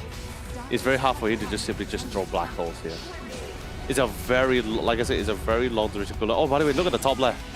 You see the Enigma, Orchids, and for Blast. No way for it to go anywhere, man. Can't even get close. The clingy girlfriend. The clingy girlfriend. And you know what? When we talk about clingy girlfriends, right, we always have to give them like the benefit of the doubt. There's a reason why they're clingy, because they are always our MVP in our lives. Yeah, definitely sure. Wonder Boy, of course, taking the icing of the cake here. Absolutely well done. Itemization is perfectly catered to meet with this current composition and scenario as well. And the game, of course, shout out to all the rest of the members as well who was able to do their part in this entire games as well. Great work here. I mean, it's a very one-sided game, I would say. All right. Yeah. Maybe at the laning phase, it's like, okay, it's pretty neutral. But when the rotations start to happen, it just snowballs all the way to forever. It really snowballed to the end. Yeah. It really went out of control for that as well. And the best part about it, they weren't there. They weren't Wonder Boy and everyone. Their IGL all just keep calling out, don't give them a breathing room, because once they get online, it's pretty hard for them to really try to turn things around. Anyway, with that being said, that is going to be the conclusion of our third series of today. We have finally have our first upper bracket finalist. It's going to be Castaway. Glad to have you guys there. Of course, it's not the end of the road for our opposing team. It is a double elimination system. It is the upper bracket, so they will be waiting for tomorrow as they climb their way back up for that grudge match in that grand finals. But you guys can climb up in terms of skin collections with this Steam code that is for you, ladies and gentlemen, 3495. All you need to do is go to the Samsung Odyssey website, key in the Steam wallet code, and answer a couple of questions. You stand a chance to bring home, well, Steam wallet codes, that is. Yeah, which is going to be really great for yourself. I mean, not just for skins, could be for something else, but definitely something for sure. Courtesy of Samsung and, of course, their partner sponsor, Red Bull, with this two amazing newly released flavor, the Pomelo, and of course, the Apple Muscat Grape. And speaking of Red Bull, we are going to be crowning our rookie for this series. It's going to be none other than Q, who's playing the mid laner, who's playing his Puck, and unchanged so far. Cheers to you, buddy. It's a great game, great performance overall. Kui? Which one is it? Hui, I guess. I'm Yeah. sorry, buddy, if I pronounce your name wrong. Forgive me. But cheers to you to your performances. But I do like his picture though. He's giving a thumbs down to it. It's like, you guys are not the rookie MVP. I am. That be for sure. Well done, job. And by the way, fun fact: Red Bull Malaysia is actually the #1 energy drink provider in the world. Oh, wow. It's really great. Oh, what else? And of course, this newly released flavors. Oh, Well, man. like we mentioned before, the apple muscat grape, the pomelo, and the best part about it, it is 0 sugar. Okay, you guys can see it's a little bit too far, but hey, 0 sugar, and it's a sparkling drink. Absolutely fantastic. And you know what else is fantastic? What? Our Samsung Odyssey OLED G8. Ah, man, that is absolutely great. Beautiful beautiful piece of hardware, slim metal design, glare-free technology, and of course, with not as much firepower compared to the G6, which is 360Hz, it's still whopping with a 240Hz, 32-inch of absolute beauty and hardware, ergonomical design, and with a response time of 0.03 ms here. And the best part about it, you would think like, okay, such a powerful unit, you would expect like, would it mean that it's going to be overheating a lot? Do not worry, it has a wonderful cooling system to really keep for long duration of gameplay, or maybe not even for gameplay. Could be for work, could be for video, could be for chilling. Up to you. Absolutely perfect for all everyday usage. Yeah, but what else is going to be perfect? What? It's going to be our final matchup because it's going to feature CSU. Brought the Meepo yesterday, so True. who knows what sort of lineup are they going to carry in onto our final series for today. But before we head on to that, we got to give time for our players to prepare themselves. We're going to head on to a break, ladies and gentlemen. So we see you guys for match or series number 4 soon.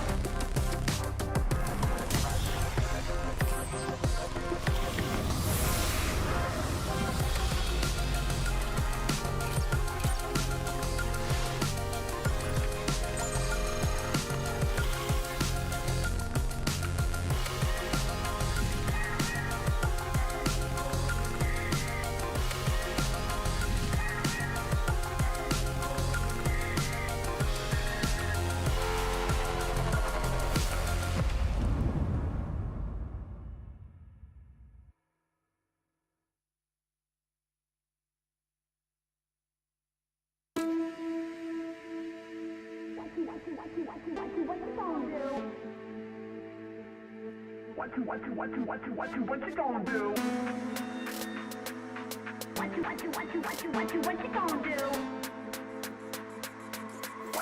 What you gonna do? What you gonna do?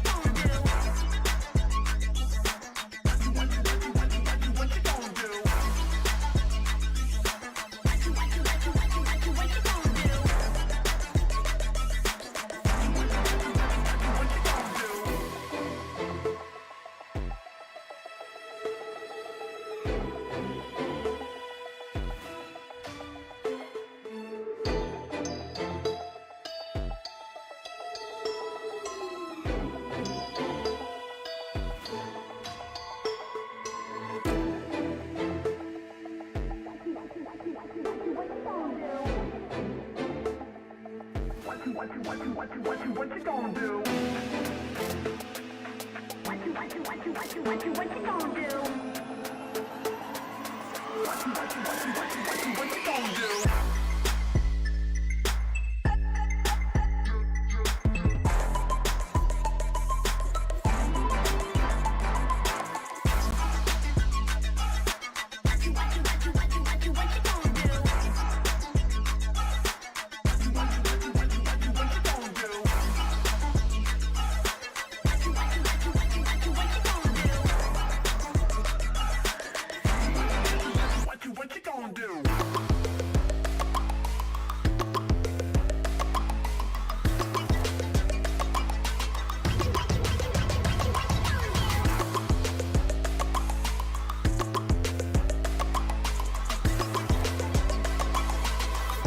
What you gonna do? What you gonna do?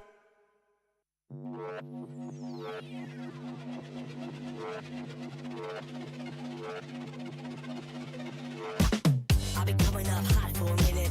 Everybody know the drop when I'm in it. I drop the top when I'm in it. Everybody know the drop when I'm in it. Yeah, I go so cute. Everybody know I'm on. You know when the click through. Try to set this about to be a so big fun.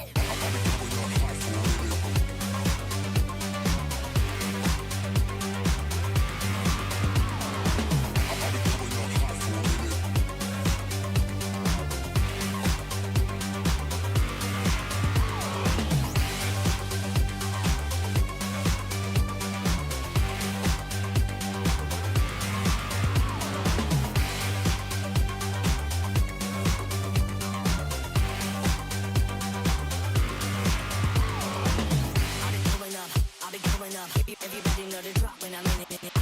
Drop the top when I'm in it. Everybody drop when I'm in it. Yeah, I go so cute. Everybody know I'm on. You know when the click through. Try to set this about to be a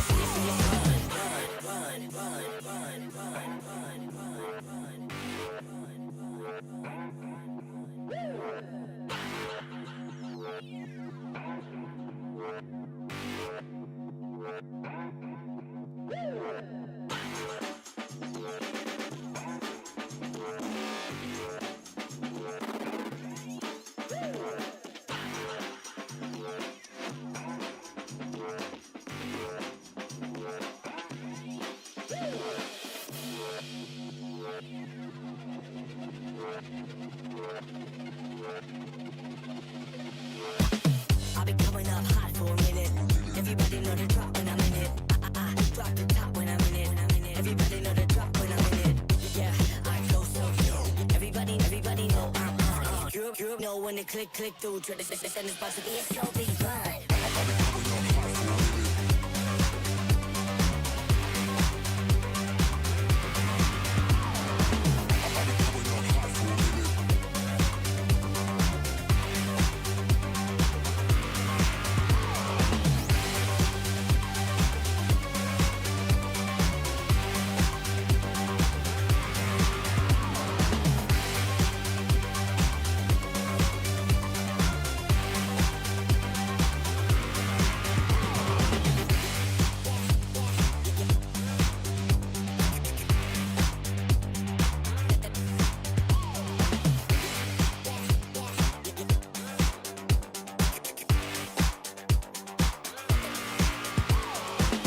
I've been coming up hot for a minute.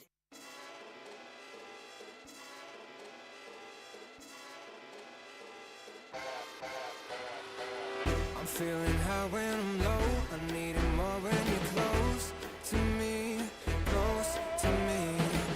I'm feeling high when I'm low. I need it more when you're close to me. Oh yeah, yeah, yeah.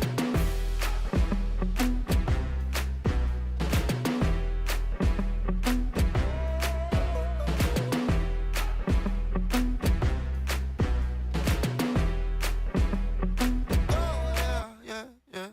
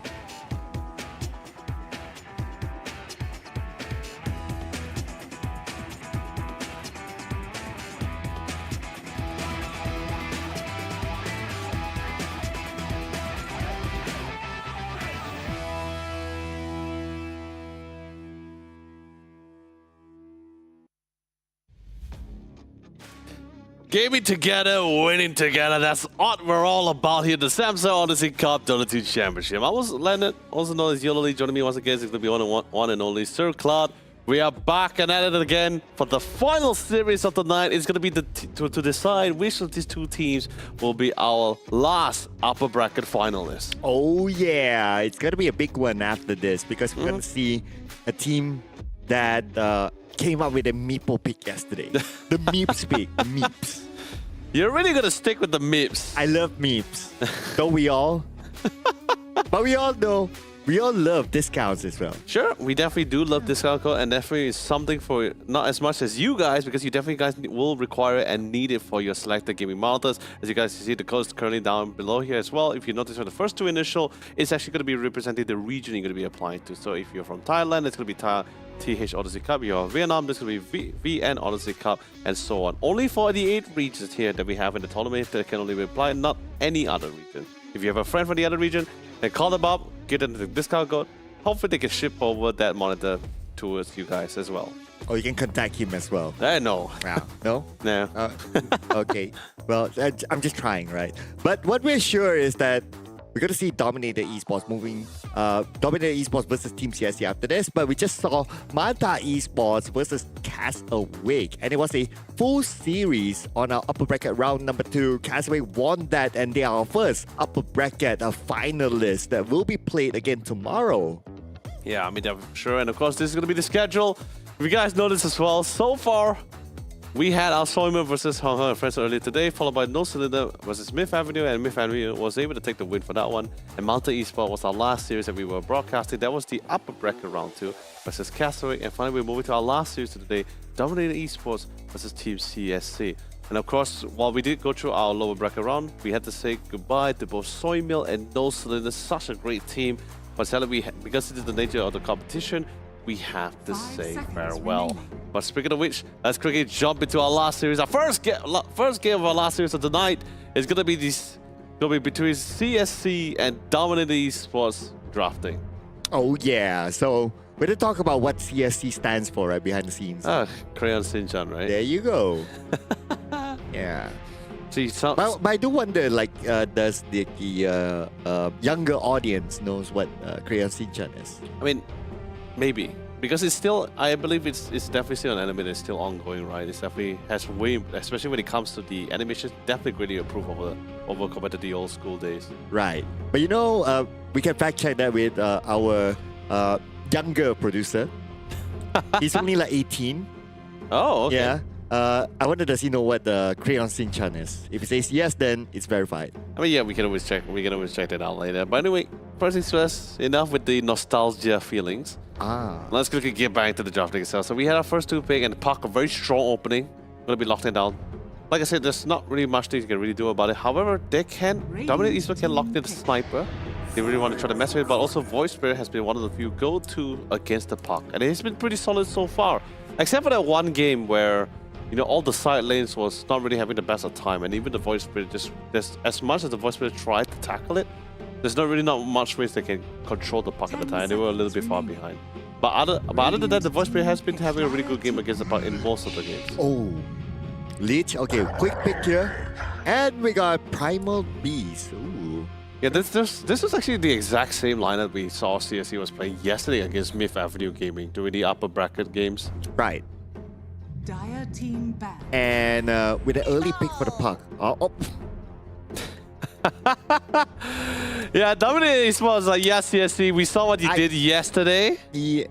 We're gonna take it out on ourselves. I told you everyone loves memes. Yeah, that's See? We're getting memes here. You love memes? I love memes. No, I have absolute horrifying traumas of meatballs. Oh. So many ranked games against Smurf meatballs in the opposing teams. This is going to be a fun meme. Oh, we'll just have to see. But of course, following on from the next few bands, they dominated really lost in the second one. Was currently lacking. CSC side is going to be the safe laners. So they're getting rid of one of the few core ones like the Medusa. Stonegaze, of course, has been pretty. Will be definitely a pretty nuisance for the people because a little bit too many things for you to control. Eclipse. I guess Luna is also going to be the next one on the chopping board here if they really want to try to close it out. Unless they lock it. Unless they have absolutely no fear about the Luna. Which I think they should, really, because they have a lot of really great early game tempo here. The Primal, the Lich, the Sky, the Puck. Really so massive engagement really coming for these guys. Yeah, I'm trying to think on theory, on paper, right? How is Meepo going to survive this? You got a How Puck? Meepo's going to survive? Lich? Chain Frost? You got a Primal Beast? Pretty scary, though. No, that's what I'm just saying, right?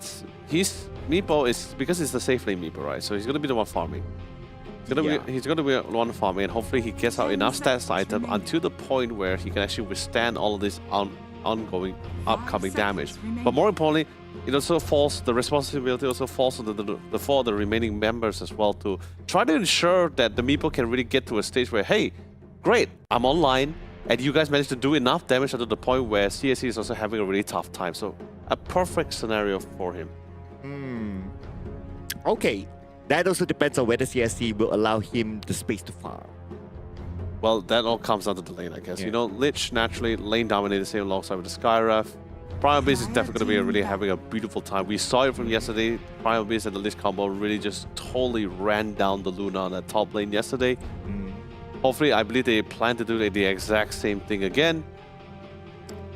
A solid invader, Primal Beast, Puck is a solid invader as well. Strong initiator as well, and BKB piercing abilities. And if he gets the Scepter, oh, he's going to be breaking a lot of passive. The BB's passive is going to be going. The Meepo's passive is also pretty much out of commission as well. Same goes, anyone with passive on the side here at Dominated Esports is going to be broken once that Primal gets that Scepter, which is going to be a very fantastic buy. Oh, they banned out the Alchemist. Okay, Alki's being banned. Yeah, I Because- call him Alki. No, because like I said, you really want some of the really fast-paced farm with these guys here. So Alchemist was definitely within the jurisdiction. But it's like what I mentioned earlier. One of the few melee carries that we currently have in the pool, the Wukong and the Alchemist will slowly coming to light as well. It's just a matter of whether the teams really want to pick it up. So love to see that he is keeping Alchemist within the radar. The final play is going to be coming in is the Beastmaster, which is actually... Why are you getting all your wish lists? No, it's not about wish. Like Beastmaster is not my wish list. It's just that he, like I said, he's just one of those heroes that's really good at countering certain heroes like Enigmas, the Pangoliers, Rolling Thunder. And in this case, it's the Primal Beast because Primal Beast is naturally going to be picking up the BKB. So with the Primal roll, you're going to be able to cancel out the BKB, although it's a short cooldown for the Pulverize.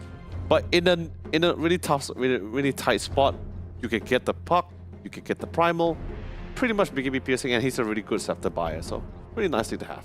I want my Ogre Magi now. Nope, no ogres. Doesn't make sense. We're getting the Visage, we're getting the Beastmaster, we're getting the Meepo. Come on. Okay, I don't know about the Meepo, but everything else somewhat makes sense. And now there's the PA. Okay. Fast pace, although PA is a Battle Fury buyer, so like I mentioned before, Battle Fury Radiance, well, takes quite a while to really get those items up as well. So you probably won't see much. Probably won't see much attendance when you get to that mid game because that's by then it will be the time where the PA will get the Battle Fury, so it's going to be trying to focus on to get those necessary amount of items. But if the laning phase is absolutely phenomenal, then we actually might see it getting out a lot faster. Than actually will then might even lead or transition to a Desolator, which further enhances attack ability and play alongside with his teammate, which is pretty fast tempo and low cooldowns. And imagine with the critical, like the Meepo babies, you know, they wouldn't be able to withstand that much. And it could be like, at some point, depending on what he builds, maybe a one-shot with the Stifling Dagger get a kill? Could be, but then again, like I said, that's only in the situation where if they're able to put Meatball or at least a majority of their members 6 feet under the ground. But until then, Battle Fury is always great cleaving, of course, when you want to try to clear the Meatball. And of course, naturally, PA has a brick on his own with the shard. So, Scepter the Primal, shard on the PA, great passage to breaks, great fast tempo. I think this is going to be a pretty good game. Going to be a pretty fun one for both sides. Both have their ideals, both have their ways of how they usually play out the game. Let's see which ideal will pull through as they go head-to-head with each other in our first game of our final series of tonight. Man, Meepo is really, really risky. But we saw it work yesterday for Team CSC, and now Dominator Esports, they are inspired by Team CSC's Meepo win yesterday. It was a solid win when they got the Meepo at that time as well, up against... what's that opponent again? Myth Avenue. Yeah, Myth Avenue Gaming. And it was a solid round. So that team, Dominator Esports, can repeat that sort of feat again as we head on to our game. It's going to be game number 1 of our series number 4 in our upper bracket to decide who will move on to the upper bracket finals. Interesting enough, let me see this, right? So early game, level 1 skill. Decent amount of damage, decent nuking abilities, decent displacement. Okay, I guess we could see potential. There's high potential kill potential for both CSC and Dominator Esports. It's a matter of who is going to run into who first. Both are smoked up. Do they have similar ideals and they want to go in? Jig Roy, good to see you, old friend. Put the casual wards. Very nice. Same goes on the Radiant. They have all the visions here. I'm going to be able to find anyone else, but the position of the Radiant from CSC, if you notice, they went all the way to the top side of the rune. Here to see if they can run into anyone else on the top side. And here comes Justice. I believe we're still going to stick with the name Justice. 30 seconds. IGST6. Say it really fast, right? IGST6. IGST. IGST6. IGST6, yeah. Okay, I try.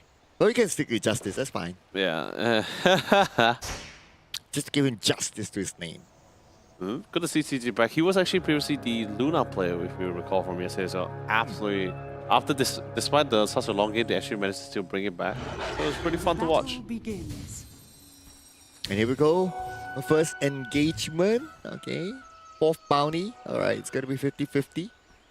Yeah, and by the way, this is not gonna be the helm of the Overlord. It's no longer the helm of the Overlord build when it comes to the Beastmaster. Now it's slowly coming to the Scepter aura items. It's been pretty great. Once he gets those drums out, he gets a lot of damage into the gaming field here. Something to really look out for. And of course, naturally, Boros, it's always nice to have on the long side here. And I wanna, if we talk about like the laning phase, right? At the bottom, should be strong enough. I mean, you have the dagger with Rain Cloud, and then you have the range from IGS6. So they should be able to control the lane well enough and just harass Wommy as much as possible. I mean, yeah, natural mucus as well. Wommy, Beastmaster really loves prolonged fights as well. But then again, you have a lot of nuking. Like, Lich is just one of those lane dominants paired with a really high stake. Also with another kind of a lane fighter as well, like a PA. You really have high potential of a kill rate at the bottom. But Beastmaster, I think, will definitely take a while. He's still a strength hero. But Rubik, on the other hand, definitely more of a softer target here. So could be the prime target for that to actually try to focus down on Juju here. And hopefully it's not a bad Juju for him. Top lane, however, how do you make up the comparison at the top? I mean, like I said, BB support, Ghoul just minus armor constantly as well, but you do need to respect that idea. Skyrim, like I said, another lane dominator, high burst, low mana abilities as well. Will slowly just poke out the competition. Like I said, BB is just one of those heroes where doesn't do well against magic damage, and that's where Skyrim comes in. And once Skyrim does enough damage, that's where you see Guy comes in with the onslaught, trample. And currently for now, CJ just really need to look out for that one.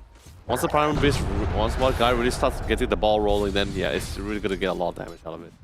And just zoning out the BB at this point. Mid-battle, Puck versus the Void Spirit. I mean, it's pretty straightforward for that one, actually. Rune control, of course, is nice. Melee between range is, you know, as usual, melee heroes always has better way of denying security creeps compared to the range. However, Puck being range allows it to get some really nice natural harassing. And of course, as usual, Suki, very elusive with the Puck. All comes down to which third party is going to be coming in to really try to break the ice. And Jikroy comes natural harassing, a couple of pokes in. He does have the rebound and of course pulls him down. Not on the lower ground though. Suzuki can still give a bit more poking onto Jikroy while he's still winning the mid battle in terms of last hits. Yep.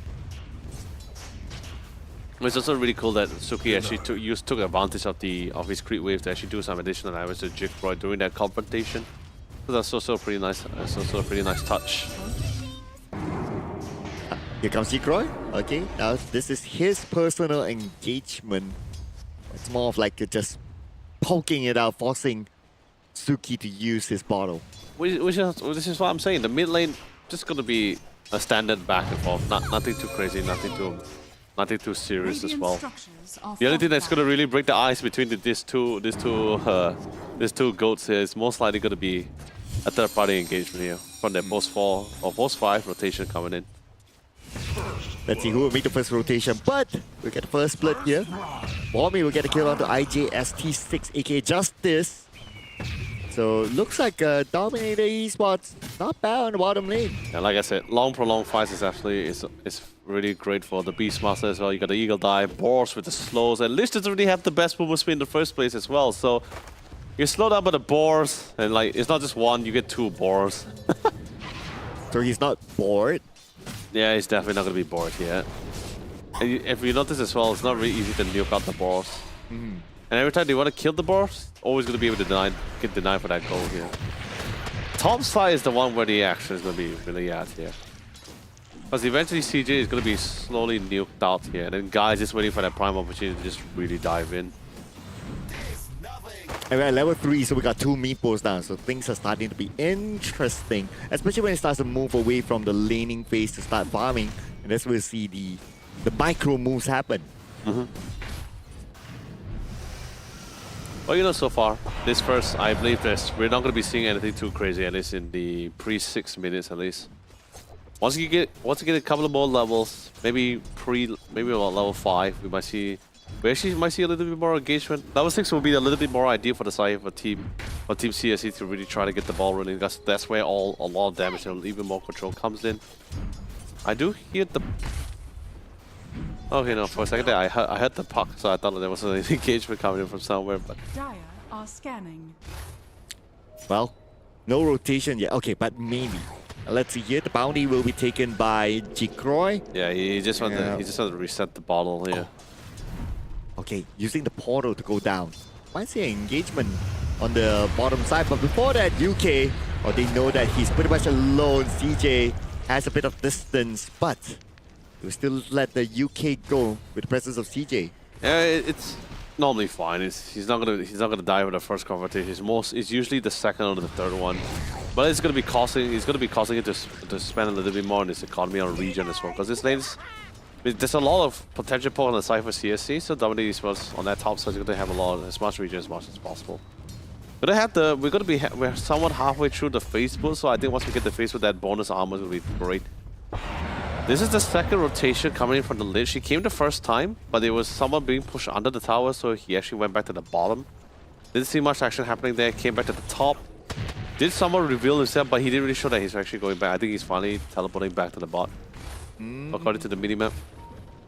Okay, yep, there you go. Back at the bottom, so it's a reset again. But he also saw the opportunity that the Rain Cloud needs help. Rain Cloud takes a bit of damage. Oh, okay. A bit of a use of a Sinister Gaze there, just to try to help his teammate. Juju is pretty low, but not enough nuking damage yet. Yeah, not gonna be overzealous about that one. A little bit unsure whether they could even try to get the kill or if any potential defensive TP. So the puck just came down. Go for the defensive TPs alone. Just want to see, make sure the PA comes up. But Radiant's middle tower is under attack. Rotation by Suki to the top to get a kill out the CJ. actually, did CJ came bottom? I feel like he came bottom. Suki was actually bottom the entire time. Oh, yeah. Oh, okay. Interesting. That was a quick one though.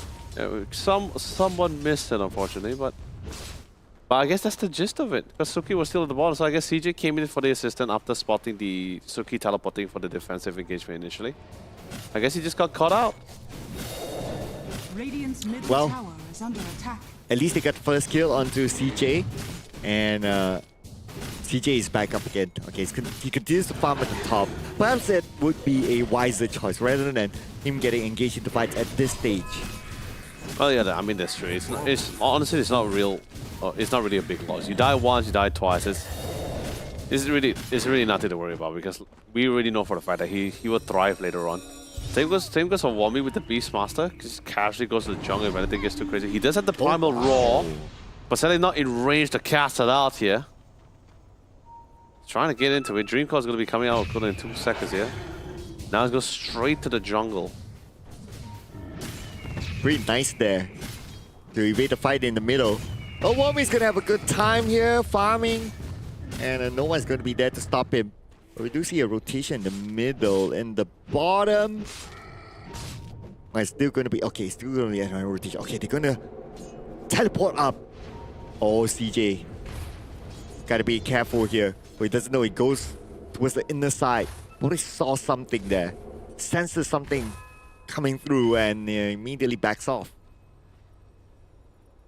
Well, this is one of those active gameplay. You got the Primal, he has the is under attack. He has the Pulverize as well. Pretty soon we can try to make something happen, but we'll actually spawn no one, because people knows for the fact, right? Bottom tower is under attack. Oh, we got a TP by IGSD6, and UK has nothing to stop him from going back. Yeah, that's fine. I mean, it's just Brisa bad never doesn't really have any disabled first place as well, but it's still okay. Meepo is just still casually farming. They're going to be trading towers for this top tier 1 for the bottom tier 1. However, we do see an engagement coming in for CJ, including the rotation coming in for Jigroy. Aha, here we go. Engagement here onto the top, but easy for Guy to get away. Moves out to the high ground. The chase is still ongoing. Jigroy is going in for it. Pops the bottle to make sure that he has enough mana when he needs to. And Guy's going deeper and deeper into enemy territory. Yeah, and they're not going to really commit this race for too long, so they know for the fact that the onslaught is going to be coming off cooldown. I mean, it's about 10 seconds away, but they don't know that. It's just usually safe to assume that, okay, once he gets his onslaught, he's going to be getting to another area. Going to be increasing the gap between the distance between it even further, so don't waste any more time. Go with the lane, go with the farm. They got the bottom tier 1, they also got the top, CSE also got the top tier 1 as well. So, you know, all in all, just tower tradings. He got the smoke. Okay, they see one, and it's going to be 4 against 1, and Wommy will go down. Great punishment, much needed one as well. They saw Wommy coming to the jungles not just once, not just twice, but 3 times already. So they figured, you know what, it's high time. Let's see if we can find someone else. We've actually found him. It's a big core target. Great thing to slow things down. He has the I believe he has the helmet of the Dominator at the current moment, if I'm not mistaken, coming in from Wommy, the Beastmaster, but we'll see how the rest of the team will progress. Jigroy is ready to try to go for the engagement. He does have a ball of invincibility. And Wommy is also currently here. That's going to be the Guy Wommy. Oh, the PA reveal. Ah, alright. Goes all the way in. The PA is still there though. Oh, the silence. Takahashi. And they should be able to get this kill. Takahashi pulled back, and that is Jigroy to get the kill. Your new queen. Yeah, great timing with the silence. They're going to be able to buy the PA at the necessary time, because if not, Jigroy would have actually just rolled right on top of him. Not really exactly the target he wants to, but you know, he'll just take what he wants. And yeah, there's the helmet of the Dominator. Helmet overload on the way too. Let's see how Meepo is doing right now. It's a peaceful one. He's like halfway through the diffusal. Just left the recipe. He's almost there. The Primal, on the other hand, just constantly just be pushing away. It's just, you know, there's nothing much happening on the bottom side as well. No one's really like trying to force a fight either. Because everyone really wants to farm. Beastmaster really wants to farm a little bit, try to get at least those initial items out. Meepo, as naturally as a safe carry, also going to be quite quiet. So it's just mostly just comes down to the Void Spirit and the BB and the Ruby to try to make some waves across the map. But rather difficult because there's just no way for him to purge out the silence. You get the minute the Void gets silent, the Jigroy gets silenced by Takahashi, there's just really nothing much you can do. And remember, it's silence on silence. The puck has a silence. The Skyrim has the silence, and don't forget the sinister cases are coming in from his own personal lockdown for the Lich. You could add an icing on the cake, so there's also the Primal Beast with the Pulverize. Oh yeah? But most of it are like single targets. Most of it, that is. But yeah, there are some like multiple targets, but when it comes to like lockdowns, then, well, what do we have? The Dream Core? Yeah, that's the AoE, sure. Like Silence, so Pockets is probably the only one that's AoE. The Silence for Sky is actually targeted. That's true. Guys, slowly, I guess, yeah, he's really he's about 200 gold from his Mithril Hammer. So this makes it he's like halfway through that BKB. Radiant Once he gets this BKB, pretty much no one can really cancel him except for the Primal Roar. The Beastmaster has the Primal Roar, is going to be able to BKB pierce that BKB. And someone locked on the Primal Beast. But then again, I guess that will be a very drastic scenario. Ideally, he wants to use the Primal Roar and probably the Puck. That's a very strong lockdown. I think the only time you probably see him use it defensively to cancel out the BKB piercing on the Primal would be when he gets his hands out of the void, I guess. Oh, level 6 all around with smoke. Doing the wrap around. Yeah, trying to find the next target. They see Beastmaster though from the high ground. Beastmaster reveals himself and the Dream Core will come in. Beastmaster, nowhere to go. And it's bad timing. The Pulverize is still active. J-Croy shows up and J-Croy looks like he makes the engagement up onto the high ground. Very, very bold move by J-Croy, but he's confident with his teammates there, but still he went down to the hands of Suki. Silence onto UK. UK can't do much about it, but look at CJ coming in from behind to get Guy. Fight's not over yet though. IGSC 6 will be netted down. Cannot move at all. Double kill to CJ. Just all this impending damage. Although yes, CJ a little bit late to the fight, but he's currently coming here. He's currently on the commissions to try to take this fight head on. He has the diffuser blade. Wombi comes in, finally respawn, and a crit of the coup de grace alongside with Suke will be able to secure the kill, CJ. Oh, okay. Still dancing around though.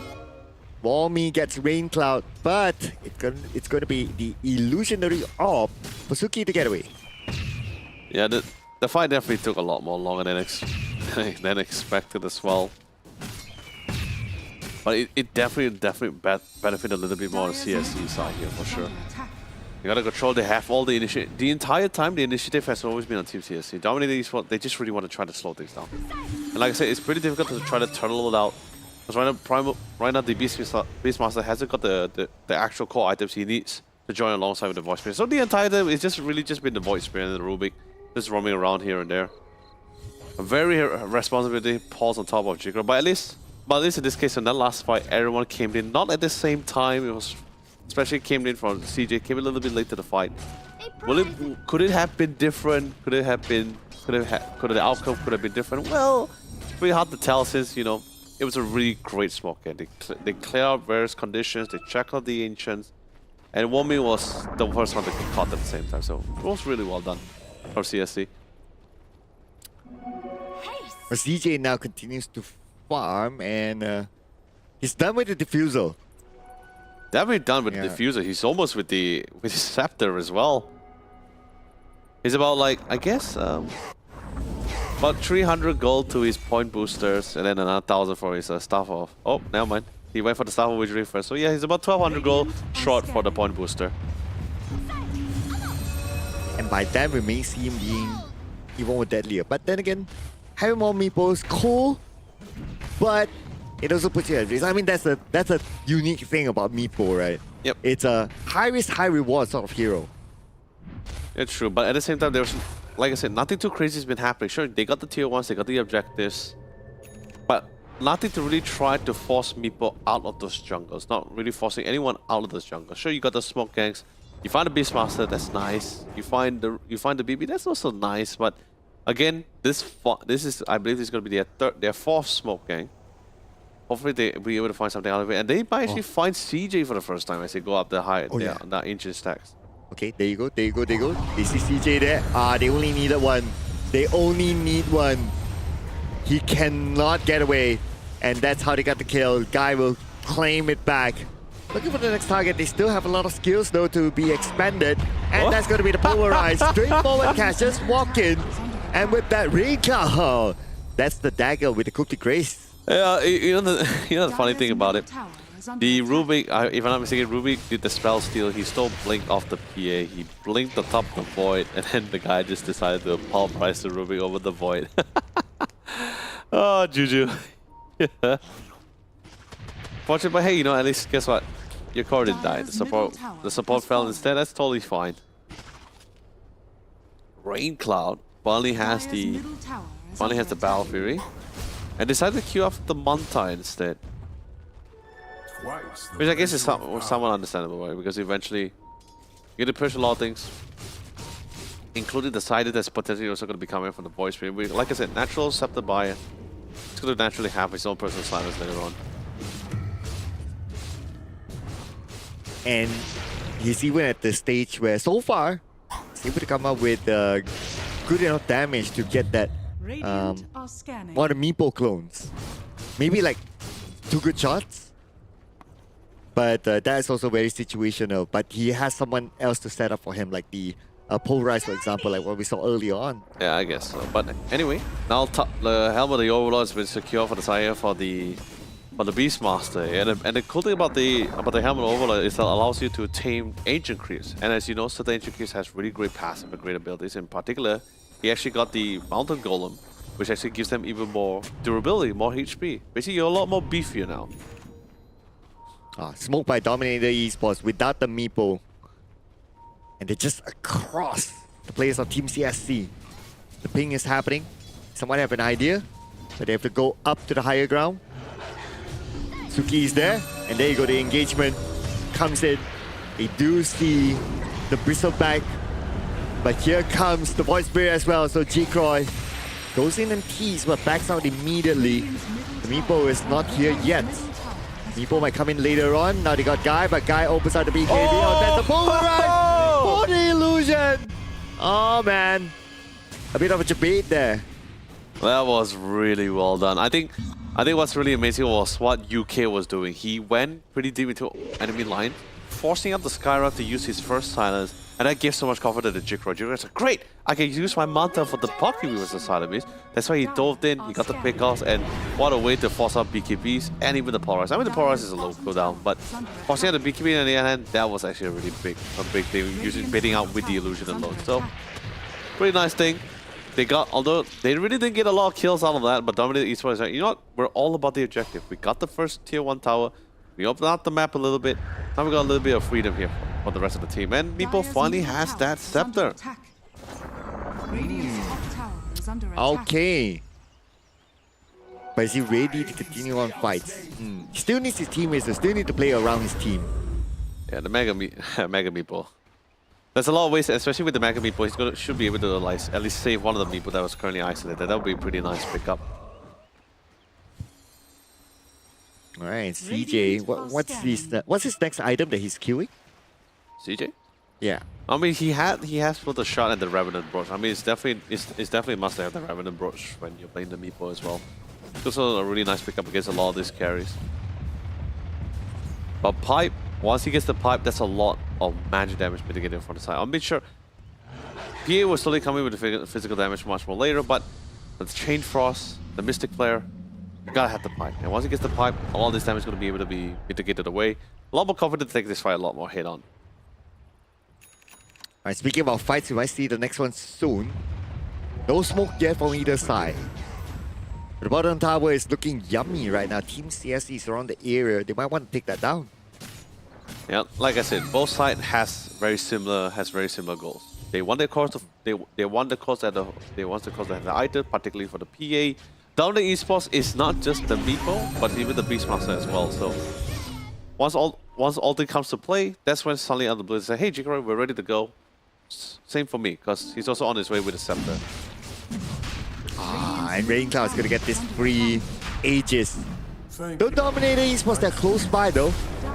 But yeah, there's enough zoning, especially for the Primal Beast.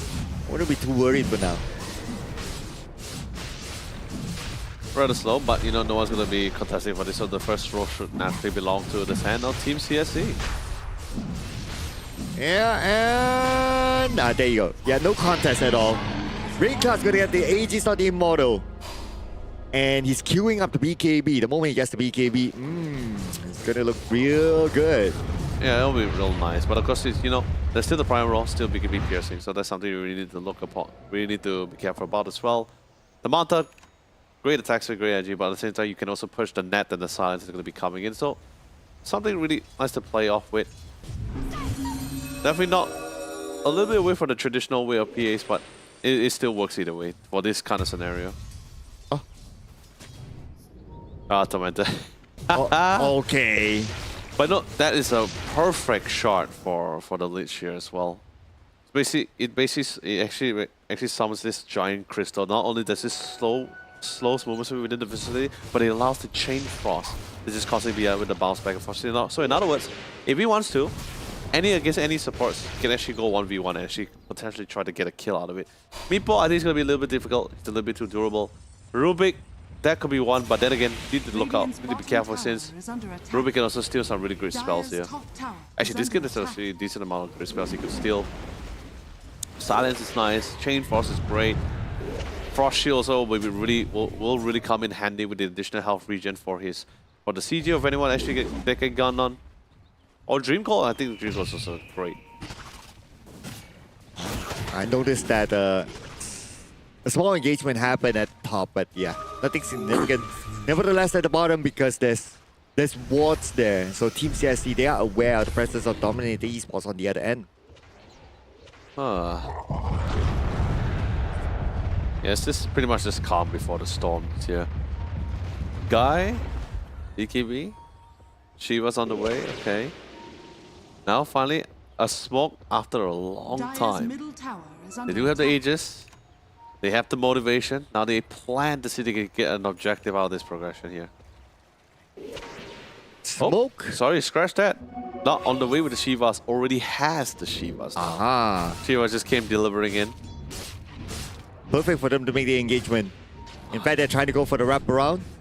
The next target is just right in front. Oh yeah, everyone retreated back. They're looking for the Meepo though.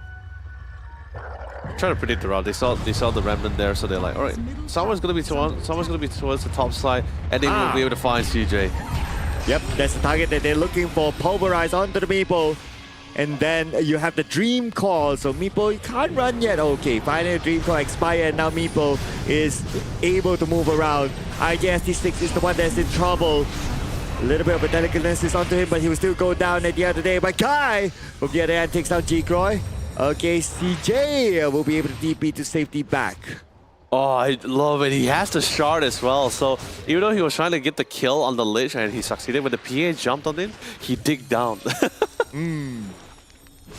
Went down, mitigated a lot of damage. When the coast was clear, he came back and he just TP out to safety. So unfortunately, they lost the Void for support. Not really someone you really want to lose for, but like that's what I'm saying. When you don't have enough way to dispel a lot, sure he has the Manta, dispel one silence, but there's still going to be a second silence there. That's going to be something we need to think about. Unless, until we have this Beastmaster initiating the fight, ensuing the necessary chaos. Or you could somewhat wait for the Meepo to get really big enough to the point where he gets his own personal Blink Dagger, he's ensuing chaos, and then the rest of the team will try to act accordingly here. But he has the pipe now. He already had the Helmet of Overload. No Ancients for him to get the natural passives here, unfortunately. But on the other hand, Team CSC, they are back on the hunt again. They found, although they only killed the Void, they feel great success from it. Now they just want to see they'll be setting some aggressive warning. They already had one towards the top side jungle. They spot him up, but he poofed away. And now he's somewhere else. Now the Meepo has moved towards the lower side, towards the bottom jungle to continue to farm. He's just avoiding all these unnecessary fights for now, but I do wonder when will the Meepo be ready to be online with this current condition. Oh, Scotty. Scotty, okay. He's get the Scotty, but also at the same time, that's his theory. Once he gets the Scotty, he also need to see what's the state on the enemy's PA as well, because they're also, while they're avoiding fights, that also means that there's also enough space for CSC to farm out some necessary items. So he's just being this really reactive gameplay right now. He saw a majority of them on the top side. He decided, okay, maybe I don't have to farm too much. I can join alongside my team, try to secure this top tier 2. Especially since his main priority, main person he needs to look out for is this Rain Cloud. There's the Aegis expired. They didn't really do much with the Aegis, frankly speaking. Like throughout the entire course, like no major engagement, no attempt to go up to the high ground, no something like that. So yeah, and there goes the Aegis. But an engagement without Aegis might happen. Okay, something in the middle, but it's more like a teaser to what might come. Anyways, 5-man smoke. They saw the puck. They're anticipating the route. Will they be able to find him? But I feel like they're going to be ending up finding someone else. Turning on the lights. Oh, Okay, Takahashi. The moment the camera pan over, gets taken out. Dire are scanning. Oh, is there stack? Okay, not too sure. I don't think so though. he usually have no blood. Oh, okay. Immediately blows up. And now we're going to see Takashi buying back. Wants to join onto the fight as well. Raycloud with a BKB. Raycloud's BKB is still active. And Raycloud right now, look at this. He's still sustaining. Power back line. There's the Meepo there. Onto Raycloud. But Raycloud is still okay. He managed to get a kill on the J-Croy. And Raycloud get Bobby as well. Looks like Dominator East was falling apart. But the fact that Raycloud is here. Guy gets a double kill as well. And it's going to be a wipeout to Dominator Esports. Really great buyback coming from Takahashi. He understands like his role in this team fight. He's literally bought back, came in, game with the size absolutely perfect. The rest of the squad, especially coming from the primaries. Oh man, so disruptive. He actually committed the primal roll, but before they can actually do further damage, Guy actually just onslaughted it, buying even more time for them to respawn back to the fight. And the Manta style being bumped for the PA really pulled through for him here. So they got the primal roll, instantly gets knocked back into the dream call here. And then if you notice on the back line, Raycloud is currently fighting this fight head on. And at the same time, CJ thought that this was going to be one way he's going to be able to succeed. He chose the net, and the Manta pulled through, allows him to reset. Now he's in a really awkward spot where his teammates are all dead. The cores are dead. He's left all alone. And of course, Takahashi comes into the final silence and pretty much just cleans things up here. So the Manta really pulling through here, because I think if without the Manta, I think Raycloud would have most likely died there. That's a lot of damage that CJ was actually outputting there. Is under attack. And at some point as well, like Meepo got separated from his team. Like his other teammates was on lower ground, and then it was like this, there's kind of like a push in between, so they cannot interact with each other much. Yeah. And Meepo was alone at the top. Everyone was really trying to find ways to really get out and survive. But hey, Blink Dagger on the hands of Womi. That's a really great initiation as well. He also got the Ancient Dragon, so bonus crit, and also helps him farm a lot more better too. Now, great work there by Team CSC. Now, Dominator Esports, after having that taste of the capability of Team CSC in taking fights, even though they have a full team and the Meepos are all there, they'll be playing this a bit more cautious next. That is true, but you know that fight didn't really like pan out exactly how they wished for, because you know not everyone was really in prime positioning. Everyone was just blinking in, like I said. There's the Blink Dagger, there's the Void Shake, can get in and get out. But the Rubik on the other hand and the Meepo as well, they were pretty much all just walking into the fight here. So Radiant's middle tower now is under maybe with attack. better positioning, hopefully they're going to be able to have really better follow-ups with this. Radiant are Now Meepo with the scanning. Blink Dagger. Let's see how well this goes. They're gonna go for a next attempt onto the Roshan. They should be able to make they it in heard time. it, yeah. Yet they know it's gonna be a big one here. Roshan 50% of health. They won't be able to take it down in time. Okay, that's gonna be the Beastmaster scouting out. Roshan is still here. Roshan, Raycloud will still be able to get the Aegis on the Immortal, but the moment Dominator Esports show up, J-Crow will get a kill on Takashi, but Raycloud is dead again. UK buys back immediately. We got Juju now in trouble, and Juju next one to fall into the hands of Raycloud.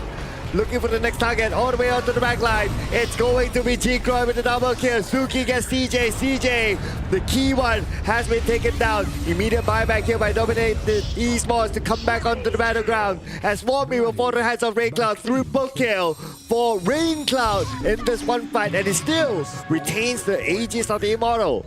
It's so tough. Is under attack. Hold on. Chase still continues. Not enough mana on Suki to really keep it going. It's so tough. The crit was right now. If you, I'm not sure whether you know this, but the entire fight CSC has been just target killing, priority killing. The fight ends. The fight hole starts. The puck. They lost the sky. Sure. Lich on the other hand was all being focused down on the You see the PA, you see the Punk, everyone's just going all for the supports. They can't read the Rubik, slowly move on towards on top of UK. Sorry, UK died first, then the Rubik, then after that then after the Primal Beast, especially since he already has expanded, the pipe has already committed, the Primal has also been thrown out as well, and he was literally all alone in this really weird 1v3. And the Primal Beast, he spots out the Meeple, uses Polarize and just really started locking it down in place. As much Meeple really wants to cancel out the Polarize or at least try to fight the head on. Every time he slams down, it's like this mini stun from the Polarize. So it was also giving a little bit of tough time for Meeple. Everyone started focus firing him, and that's pretty much the end of the story. And now look at Ringcall, level 24. Ooh. With a Satanic, by the way, so he can kick this fight going all day long. Oh man. And he has the shard too, so natural break. The Meeple is not going to be able to do not going to be getting as much sustainable damage without his broken passive. And he does have the Aegis with 3 more minutes to go. Oh, now that silence. After the high ground, here we go. Rain Cloud comes up again together with his teammate, and they will go all in. The BKB still like them, and look at the amount of damage onto the back. He was gonna kill out the G-Croy. G-Croy immediately buys back, but the Meeple onto the back line tries to get something out of this. But the Meeple is not able to get a kill just yet. Though they got IJSD 6, but that's gonna be a support. Aegis on the Immortal will be burned down, and now Rain Cloud will back off. Oh, such a costly fight. Even from the Roshan side, we had 2 buybacks. Into this one, even additional buybacks. Although yes, they're still able to defend the high ground, sure, but like there's so much going to be expended throughout this past 3 or 5 minutes now. Whew. And most of the buybacks are from Dominator Esports. Yes. And we look at like the available buybacks. Meeple has it. Got the Primal Beast and also the Beastmaster. We have 3 buybacks available among them all. Void is having a really tough time. He really has. Every time he has the Manta, he only has one way to really dispel the silence, and that's just pretty much the Manta seal. Manta style. He has no BKB, he has nothing to really go around it, and with them, and since they're also a little bit far behind, any additional CC that's placed upon him is going to be even more harder. And Ringcall also has a basher, so once in a while, when he thought he could get out of the situation, he gets bashed on the spot and under the tier 3 tower. I was like, yo, that is unfortunate. And he's even queuing the Abyssal Blade. Oh yeah, once he gets the Abyssal Blade, that's going to be able to lock down somebody, even with the BKB. A solid engaging item. Okay, UK. Seeing what being the scout, perhaps. See whether he can try to bait out with just the illusion alone. Oh. There you go. That's a signal that Team CSE is around the corner. Guy shows himself, and Dominator Esports still playing this safely up on the high ground. Observer, can we check on Jig Royce, the Void Spirits item? Okay, so here's the scepter, yeah. Gotta try to cure the nullifier, alright.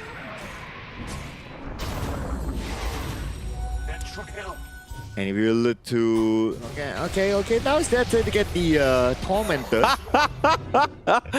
Wait, what? Takahashi is just like, I did not want no part of this. But hey, you know, I stood that far. You know, even the Tormentor is like, hey buddy, for your troubles, here's a shard. Gotta pay it with your life. Literally. Now well, he gets a shot, so it's fine. Yeah, now he got the Abyssal Blaze. He's also curing up the Nullifier as well. So the Ghost Scepter's not going to be working too well for the BB. It's already bad enough that the PA already has a natural break from the Shard. Now it's going to ensure that this BB is not going to be able to get out to safety, even with the Ghost Scepter online. And Guy also has the Aghanim Scepter, so he's also naturally breaking. In the middle, and they see the target up on the higher ground. And we are IJSD 6 from behind. Amplified damage will be used by Suki. Oh, no! But still, they're not able to get Guy. Guy still with the BKB, tries to get away. He's rooted around right now. And he has nowhere to go. Yuki will get a kill. But Rain Cloud appears from behind. Onto G-Croy. Rain Cloud looking for his next target. G-Croy with the first one. Who will win the second one right now? And among them is going to be a pulverize happening in the middle of all the players of Team CSC. They will get CJ and Godlight to Rain Cloud. That is insane. It's just breaks after breaks after break. Like after he got the Primal Beast, he's just like, okay, great, now I just have to focus on the PA, which he already used his ability to break initially as well. So he took the fight head on, but suddenly out of the blue, guy buys back. Teammates are falling down like flies. They couldn't really sustain the amount of damage that Rain Cloud is currently outputting. And suddenly it became a situation where it's just this final boss fight. But he's not really the true final boss because he has so much damage output by every member of CSC. They just want to end this, right? They're going straight for the throne. Yeah, they want to waste it. They didn't want to waste any more time. Gonna break it down. No reason. There's no one buying back on the other side. There's a long cooldown. Gonna go straight for the throne. Nothing much Beastmaster can do about this. Yeah, there's still time for the Jonker Road night market, so they want to end this trade. So Jonker that's going to be Street, yeah. GG, well played, ladies and gentlemen. Game 1 goes to Team CSC. They are one step closer to making for the Jonker night market. Wait, hold on. Actually, interesting enough, in Jonker Street on Malacca, this doesn't really open every day. It's only on very specific days that's actually open. Oh wait, it's not open today? Is today's one of those days? I think Friday should be open. I think Wednesday they are closed. I mean, it's Friday, right? You gotta open on a Friday. That's true, but you know, sometimes I don't know. It's been a while since I've been to Malacca as well.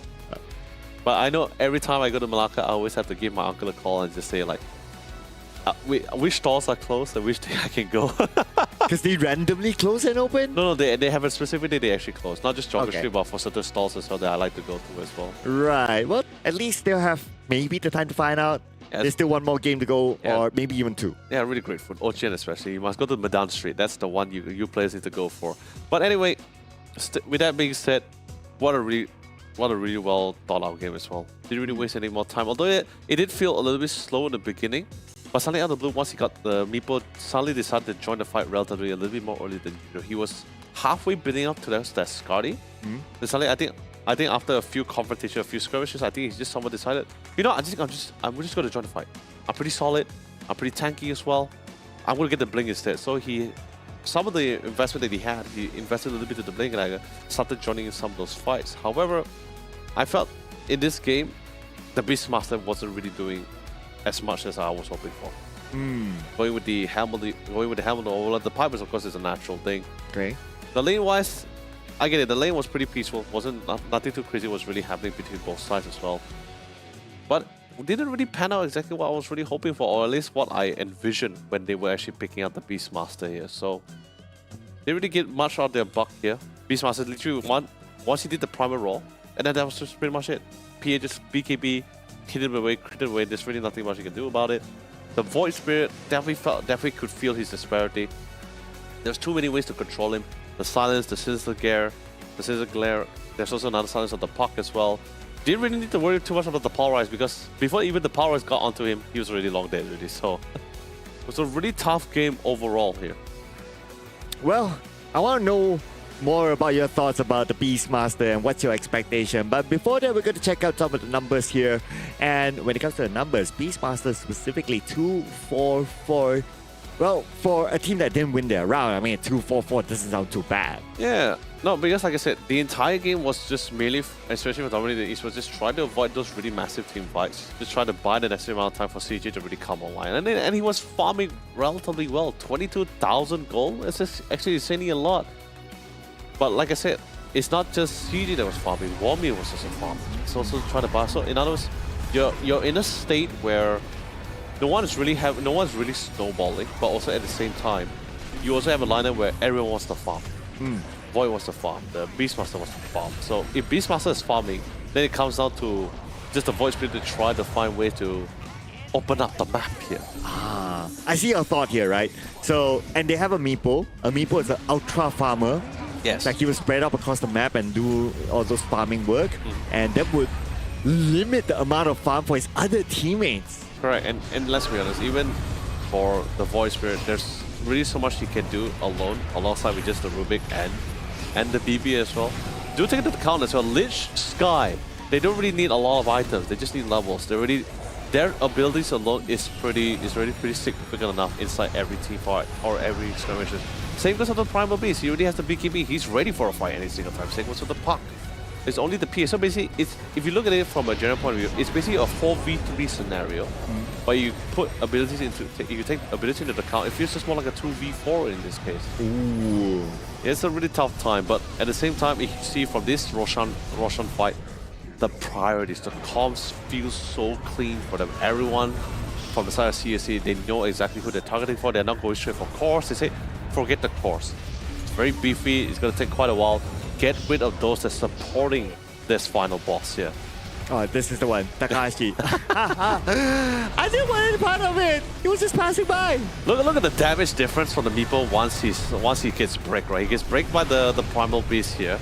And instantly he has no choice but to literally reset, and only the damage is just so minimal once he gets into that Mega Meepo. He saw the shot comes in for the PA, and then the buyback comes in. Suddenly out of the blue, he was put in a spot where no one is there to support him. No good spell for Ruby couldn't steal any good spell. There's no Frost Shield. There's no Chain Frost. Beastmaster throws. He already threw the primal roll, and that's pretty much all he did. Well, our support's getting some love this time. Our I agree. MVP is Mr. Justice, aka IJST6, with a KDA of 0520, but it's not about his KDA, it's about his contribution inside the game. I totally agree with this. The Lich and Takahashi, I think these both supports really had a very massive impact, especially towards the voice meter. He was very restricted on how he wants to go into the fight, because every time he goes in, a silence. Even if there's no silence, Sinister Gaze. And if the whole team jumps into the fray, Chain Frost into the shot. It is exceptionally difficult for them to jump in, especially when you don't really have the Beastmaster at the helm. Most of the time, you see the Beastmaster just casually farming the side. He has the helm of the Dominator, then the helm of the Overlord, and it took a while for him to really get the pipe out. But even while he's farming the pipe, he wasn't really joining much of the fights either as well. Yeah. And to make it even more interesting, IJST6, he actually played in the previous Samsung Odyssey Cup. Yes. Yeah, so yeah, I mean, Good to have him experience back. with this kind of lobby. Great to have him back. MVP. Good stuff. Well deserved, of course. But of course, with that being said, before we sign you guys off, because as we, the cast and the talents, need to get a little bit of a breather as we prepare potentially either the last game or the comeback round for the opposing team. We have something, a nice treat for you, amazing viewer, is to be talking about this amazing hardware, the Samsung Odyssey OLED G6 gaming monitor. As I have stressed before, the 27-inch sure is smaller than the G8, but it's packed with a massive firepower of 360 Hz. It has fantastic cooling system, OLED glare free, so you don't really have to worry about, like, especially when the reflection, you'll be like, I can't really see my game properly. And of course, it is OLED technology, so you're definitely going to have the best game experience, even if it's not for gaming. Work, video watching, casual, exceptional for yourself here. Yeah, or even watching this tournament. Yeah, same thing. Lots of users there. But anyway, like what you said, we're going to take a breather as well. I got to hit the bathroom, so you guys take a break. We'll see you guys in a bit.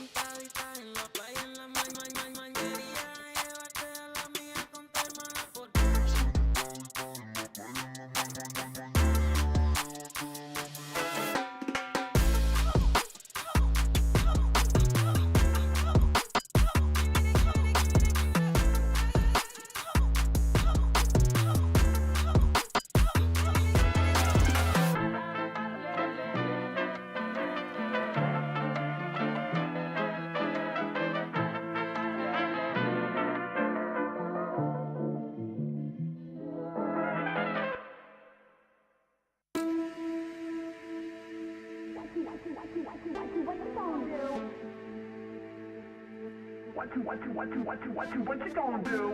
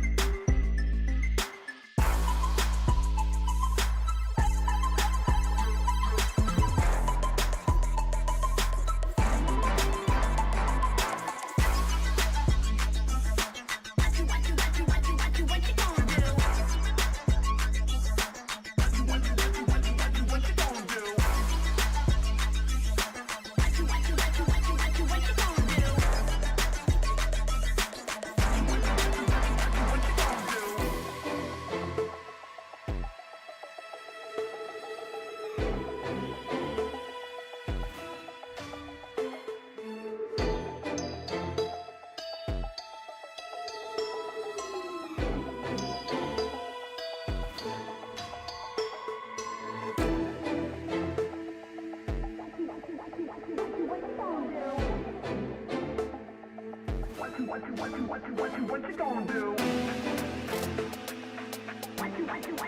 What you gonna do? What you gonna do?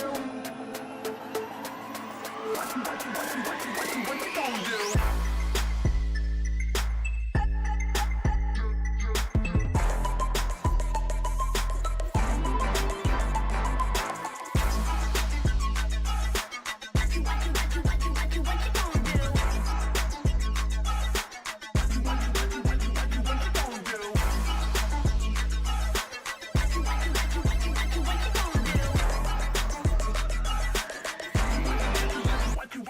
do?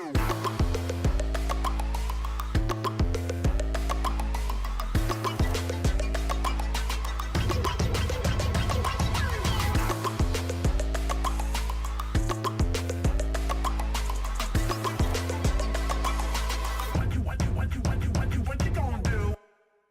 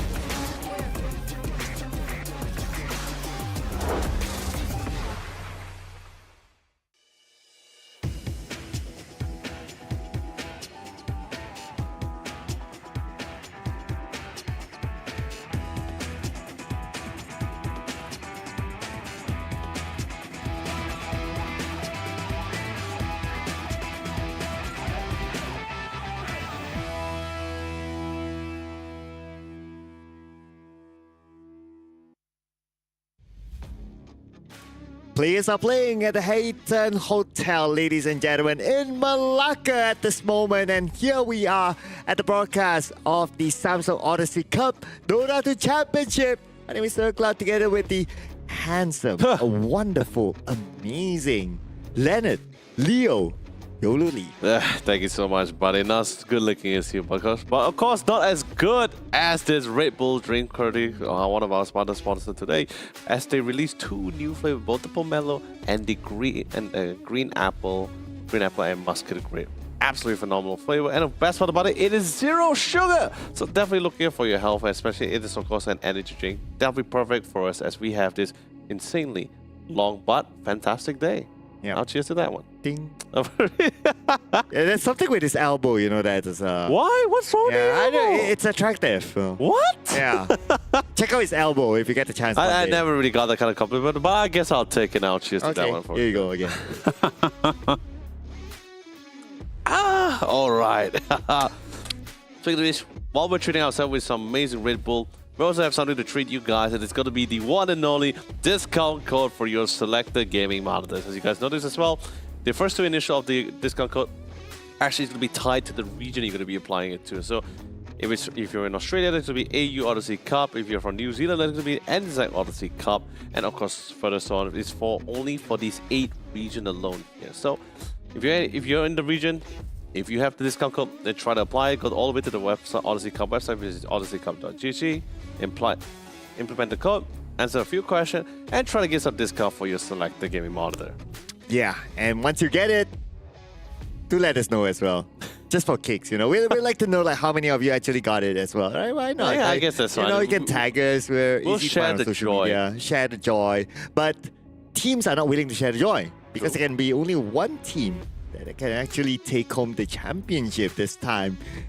And who will it be between CSC and Dominator Esports? Because right now, we're going to head on to game number 2 real soon. And, well, Team CSC, they won game number 1. So if they win this, they'll be moving on to the upper bracket finals. Okay, so interesting enough, they're going to be starting off with the Morphling here. And of course, the puck as well. CSC has absolutely no problem about this one. So they had a really good puck game. They felt that they're going to be exactly having the next one as well. Didn't seem to stop it anytime soon. And like, this is something I mentioned before. They didn't really ban the sniper, but I guess they didn't need to because Dominator Esports didn't really opt to go for the sniper mid here in this case. But like I said, sniper, the fast set, the scatter blast did get nerfed pretty good. Actually, the right term is called gutted here. So even if you were to go mid sniper, it would still be the ghillie sword. But sniper as a whole with its utilities, great root control, hasn't lost a mid in this 1v1 so far, and definitely punishes the puck quite heavily. Morphling on the other hand, now this is what I want to talk about.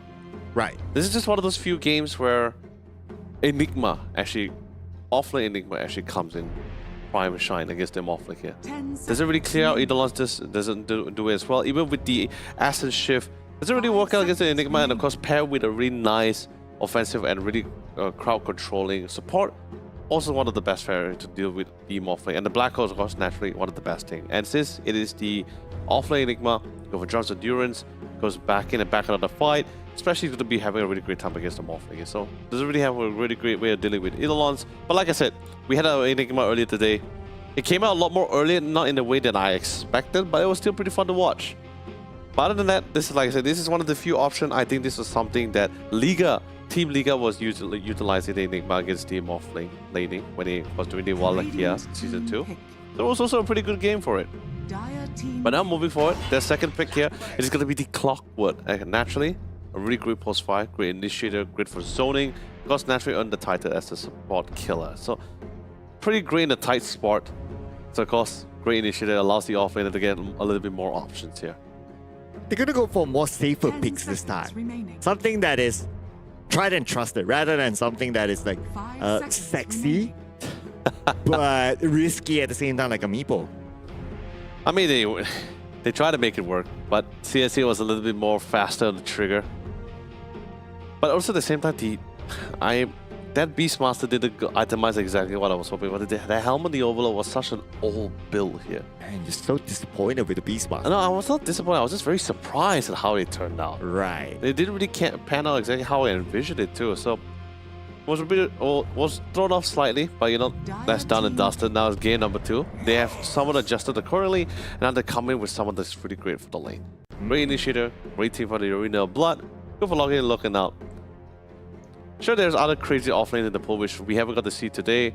We had seen him banned. That was one of them being the Underlord. We're really sad about it. And here comes the very support who is currently the new Hoodwink post 4. It is the Dark Willow. Yeah, terrorize, forcing whoever who's in the arena to bang themselves into the wall. Radiant It's a really good team combination, Dire yes. team pick. And there's my boy. Good boy, Underlord. Yeah, that's the one. Especially since, you know, as we see progression, we're not seeing a lot of offlaners left in the selection as well. So might as well just take the bait. They already locked in the safe laner. Might as well get another core in. They get the Underlord. They don't really have to worry about too much about the mid since the puck has already been selected here. So now they're gonna have this nice opportunity to take the time and how they really want to play around it. The Underlord is absolutely fantastic. You do want someone to stand in the front line, soak in damage, an aura item buyer, and of course, itemization is pretty flex as well. You can go straight to the aura items. You can go see pretty offensive with the Aethos. I think that's also a pretty nice touch. And eventually he'll build. He's a natural scepter buyer. So also the dynamic of the games with the portals, the warp gates is always fantastic. CSE, they found great comfort with the Lich. Felt like they didn't want to get out. They didn't want to get rid of the Lich so far. We'll bring the Lich back in. Also a very good hero to have, especially when you have the arena. Again, a lot of combos with the arena that we can see with CSC. But interesting enough, because of the Ruby pick, he can see the arena for himself. So right now currently CSC is requiring a safe lane carry and Dominate is lacking that mid. Battlefield not a lot, I guess. So, you see, really good call. CSC is just spreading out whatever range carry that's currently not dependent on the glyph or not really affected. Shadowfield, that one of them is being affected. Don't think we'll see a Lina ban, because Lina also somewhat plays around the glyph here. We did see a Lina ban on, I believe it was day number 1. Was it day number 1 or C finals? I can't really recall for that one, but I think it was day number 1. It had quite a lot of good damage, especially since it was not too dependent on the glyph. The glyph there was more like a supporting item for him when he had it. But he still had the overall massive damage. Melee carries, lovely got rid of Alchemist. There is still the Monkey King, but then again, you're gonna have a Monkey King into both the Morphling and the Underlord. I think it's also pretty okay if you really want to try to opt to go for it.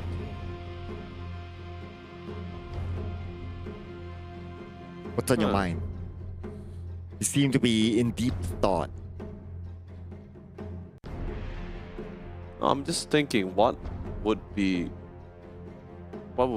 amazing on the side here for CSC and dominate the esports here. DK out of the picture, very flex mid, safe lanes. Dire team pick. Radiant team pick. Monkey King. There's the Monkey King. Oh, you mentioned about the Monkey King. Yeah, there was one of the 2 melee carries that was still up and coming, and he has really good tempos as well. 3 jumps is always fantastic. Plays along well with the Mars. Like if you're talking about one more combo, that's the additional ring. We have a lot of rings. Arena of Blood, I guess the Dream Call as well, the Brambles into a Terrorize. Lich, not really a ring, but I guess once you had the shot, you have this really nice ring, or I guess Frost Shield. And then now the Wukong command. A lot of rings, a lot of donuts. Yeah, put a ring on it. Rubik technically can steal one of those rings as well. So they can add one more. Mid hero for dominate the esports. But you see, that's the thing.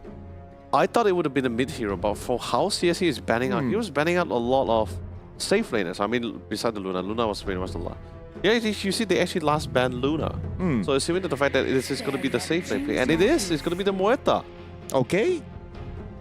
Nice anticipation by CSC. So it is a mid Morphling. So actually, a good call from coming in from CSC. They already knew this is going to be a mid Morphling. 2 steps ahead. Beautifully done. And of course, it's going to be CJ with the Muerta. So we saw a couple of Muertas so far in the playoffs here. So what's your feeling about this Muerta now? I mean, we had one Muerta. He had good damage, but that game spiraled so out of control that it was pretty hard for them to really turn things around. It had good damage, especially once he got his necessary items out. It wasn't really a full slot. Wasn't really a big fan of it. But now, at least in this case, the silence. I'm trying to picture. Is the Wukong affected a little bit too much of the silence? No, not too much. Only probably just the puck is the only one that I really need to look out for. The Mars, I guess. You blink into it. If you react fast enough, you guess you could silence it before you actually got the arena route. The rest of the skills is just mostly like cast range. Monkey King is not really affected too much. He really likes to try to get things nice and close. Muerta, sure, Monkey King would not be able to hit her, especially once Muerta pops her ultimate. So that also could be a nice pitch. But there's a lot of magic damage also coming up on the side. You got the pocket, you got the Lich Chain Force as well. Just really need to look out for that one. Okay. So the Muerta, the last one, it was used by Mango Rose, and it didn't really come up well. One of the reasons was that I remember that one there was a lot of magical damage, so Muerta had a difficult time dealing with it. Lion, Sky, and Yeah. it's a lot. But also, like I said, the game, even from the laning phase, it really spiraled out of control. So that's why I say it was rather tough. It was already a tough start. They were of course finding their bearings towards the mid game, but eventually the opposing team just decided, like, we're just gonna close it right here, right now. But nevertheless, let's see if this is going to be the closing game for Team CSC or with Dominator Esports tonight. Their Drunken Night out tonight. It's gonna be interesting. I want to see how the mid Morphling would fare. At least to my knowledge, it's definitely not one that's very common. So we'll just have to see how this really plays out here. Man, this skin makes Wami looks really tanky. Like this big armory caterpillar. If I'm not mistaken, this is like one of the only 2 skins that Underlord actually ever had. Oh yeah, it's either this one or the one that has more glow to it. I don't know what's the name called, but yeah. Yeah, that was the more recent. This is a very old. This is a very old skin. I think this came out in the same year where Underlord was first introduced into Dota. So, but the Morphling skin, that's a very classic one. It's also, also in my opinion, it's also the best one. It doesn't have many skins though. Actually, he actually quite has a lot of helmets, a lot of like arm guards and gauntlets. But I think that was still the best one for Morphling. Now I wonder which hero has the most skins. That's a good fun fact to check out. Oh, most skins. Like which hero is loved the most? Like, oh, all the skins are for you.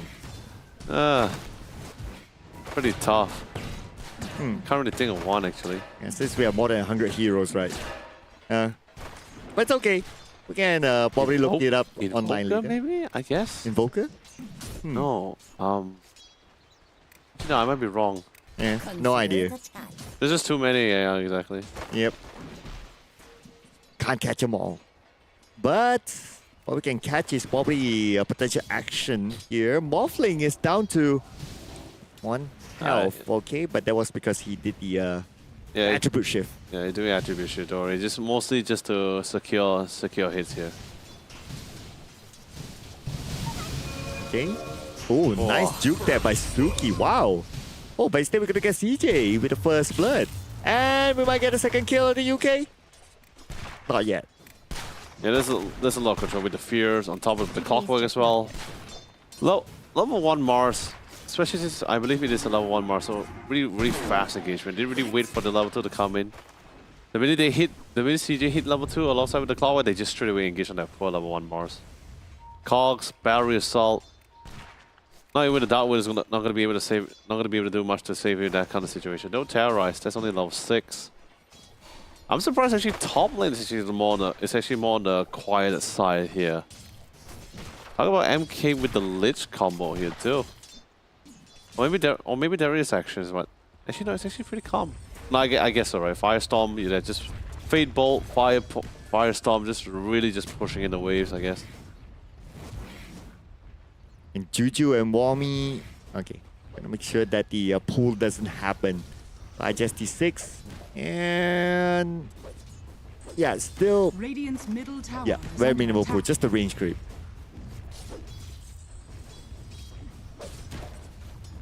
Anything to look out for? You. The game. Oh, the game. Okay, sorry. Distracted with your elbow. Yeah. But if we were to talk about like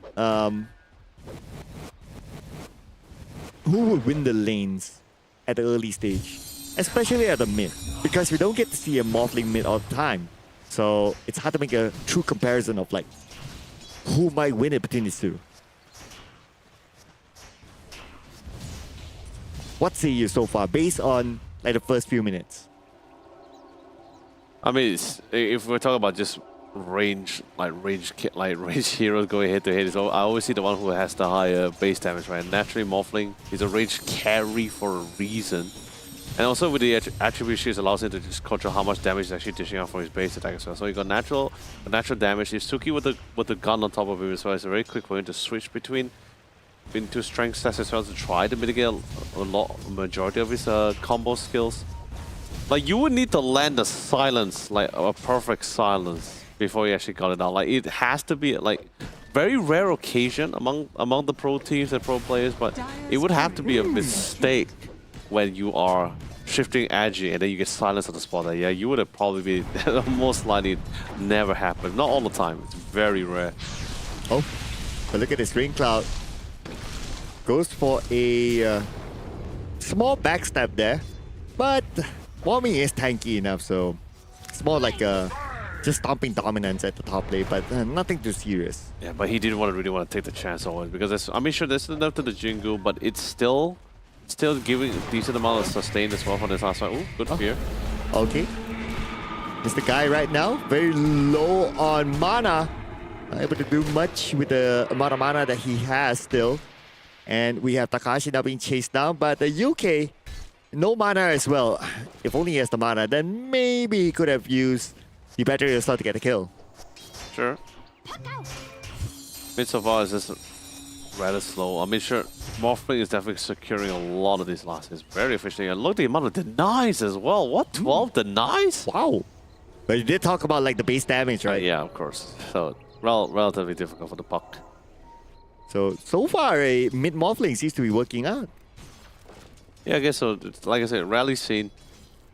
But at the same time, like I said, you want your mid to be someone that's going to be able to have really great rotation across the map. Oh, hold on. Oh, Juju. This could be a bad Juju now. Since the gaze. Oh, a little bit of assist here. But still, Wami not able to save his teammate. Yeah, it's rather difficult. Like I said, really high kill potential when you pair with a lot. With both the Lich and the Monkey King as well. Sure, maybe a bit difficult to get onto Wami when he waits to disable or slow things down, or at least get out of it. But Ruby, on the other hand, that's a little bit of a different story here. But yeah, like I said, mid, you really want someone that's to be really high mobility, able to have really great rotation alongside of the map, trying to do some massive damage, massive waves. But in this case here, until for Morphling, I think he's just really wants to focus on those farm. Maybe he gets his 1 or 2 items, he will best assist, or maybe the other side lanes will do so phenomenally well. But he just comes in like, hey, you know, I'm just here to support. Moral support. Moral support. But you see now you see the true beauty about Monkey King as well. Like of all the other safe lanes, when it comes to rotation, he just does it way better with tree jump. He teleports all the way to the bottom. Didn't really manage to get his eye on top of the Muerta. Didn't manage to find him, but he will actually TP back to the top side to farm. Battery assault. CJ behind. Takahashi. Yep, he shouldn't be able to get away. He has used the Shadow Realm though. Cox just to push him a little bit further forward. Yeah, he was really trying to pull him in. Yeah. Still, I mean that fear kind of assists. Okay, right. Took a bit too much time. So much time wasted. Well done. Pull him so far from the lane, from the crowd.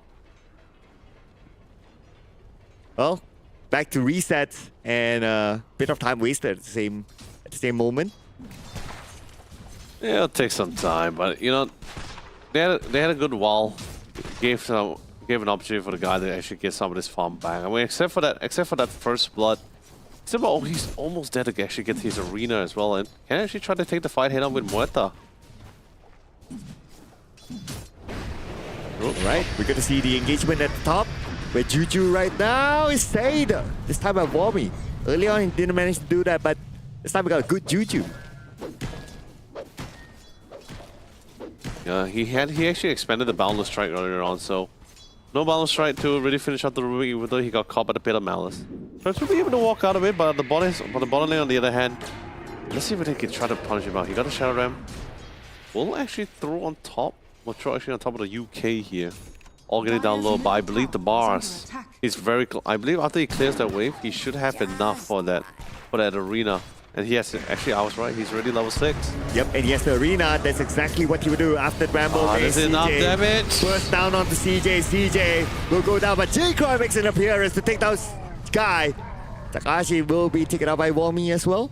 So it looks like we have 2 kills that happen in 2 different lanes. But that's a great appearance, great rotation by J-Croy upon the mid. On point to get a kill. It's so fast as well. Like, pretty sure they already pre-tell like on the comms as well. So like, hey guys, get ready. It feels like he wants to get on top of me as well. The minute the arena came, the warp game dropped down. The TP for the Morphling as well.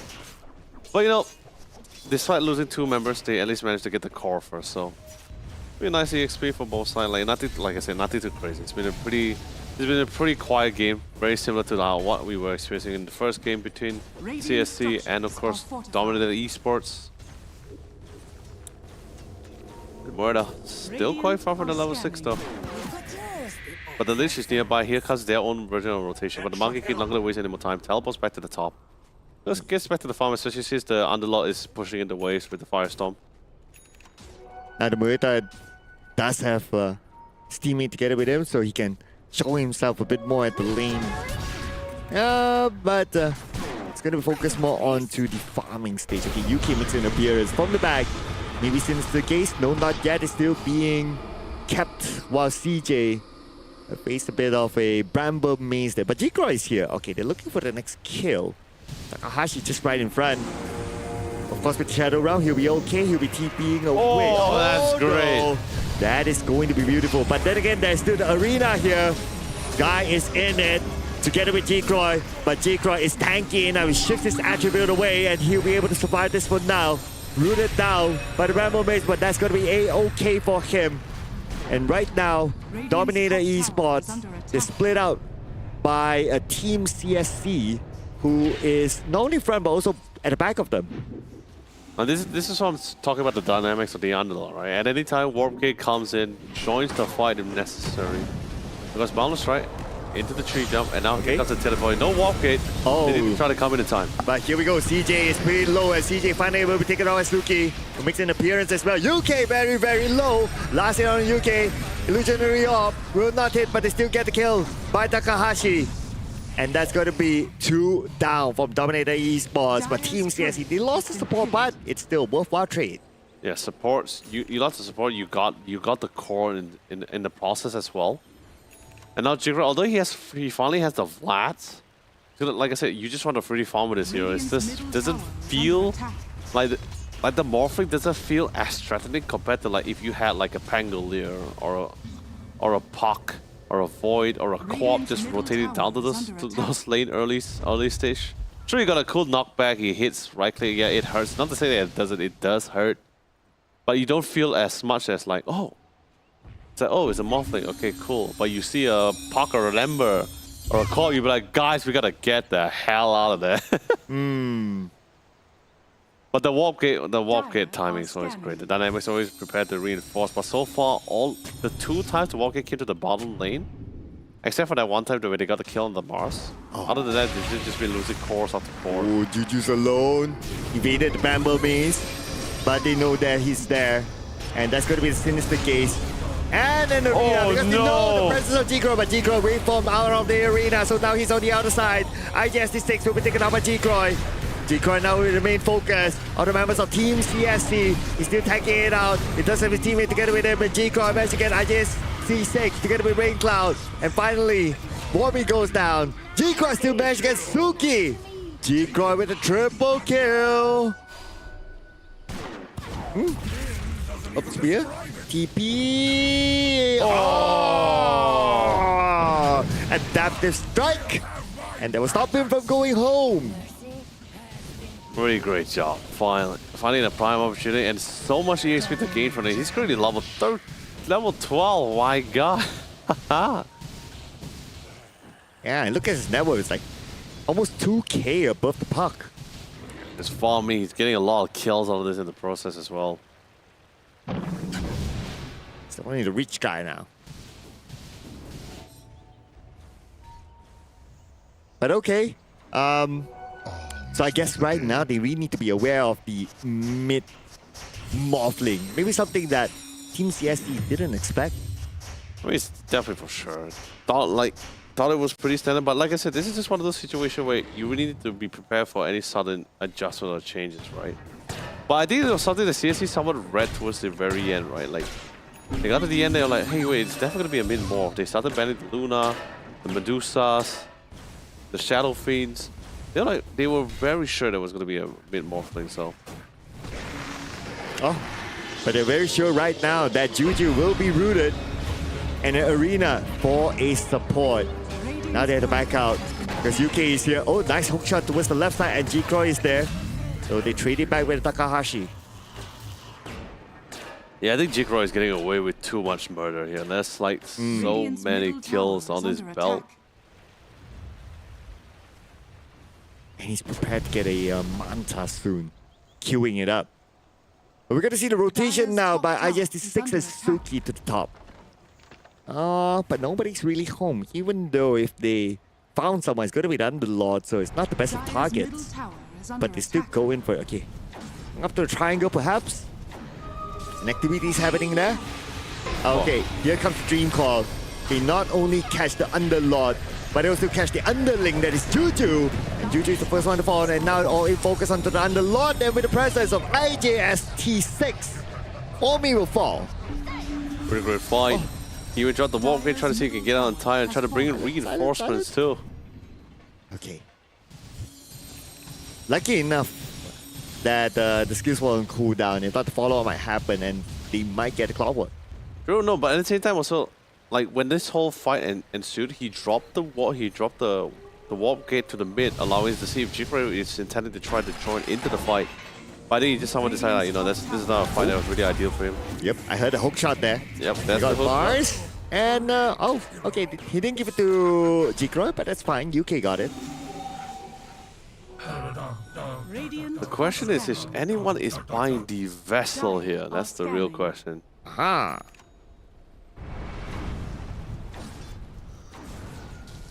So far, none?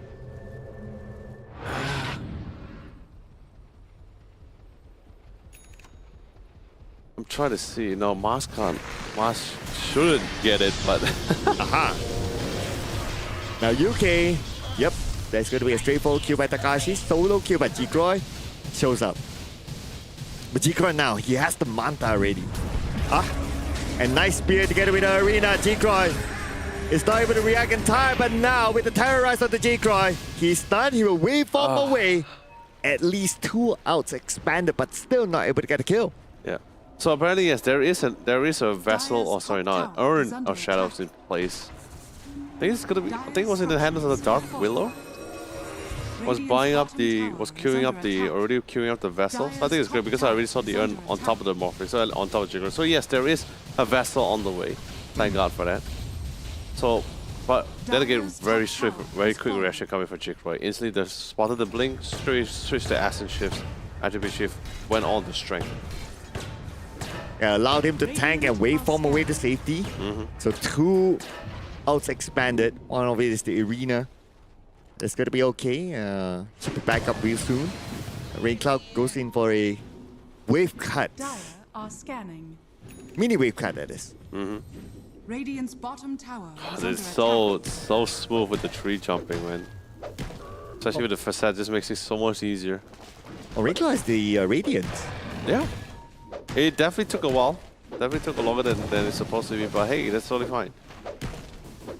Better late than never, they say. Yep.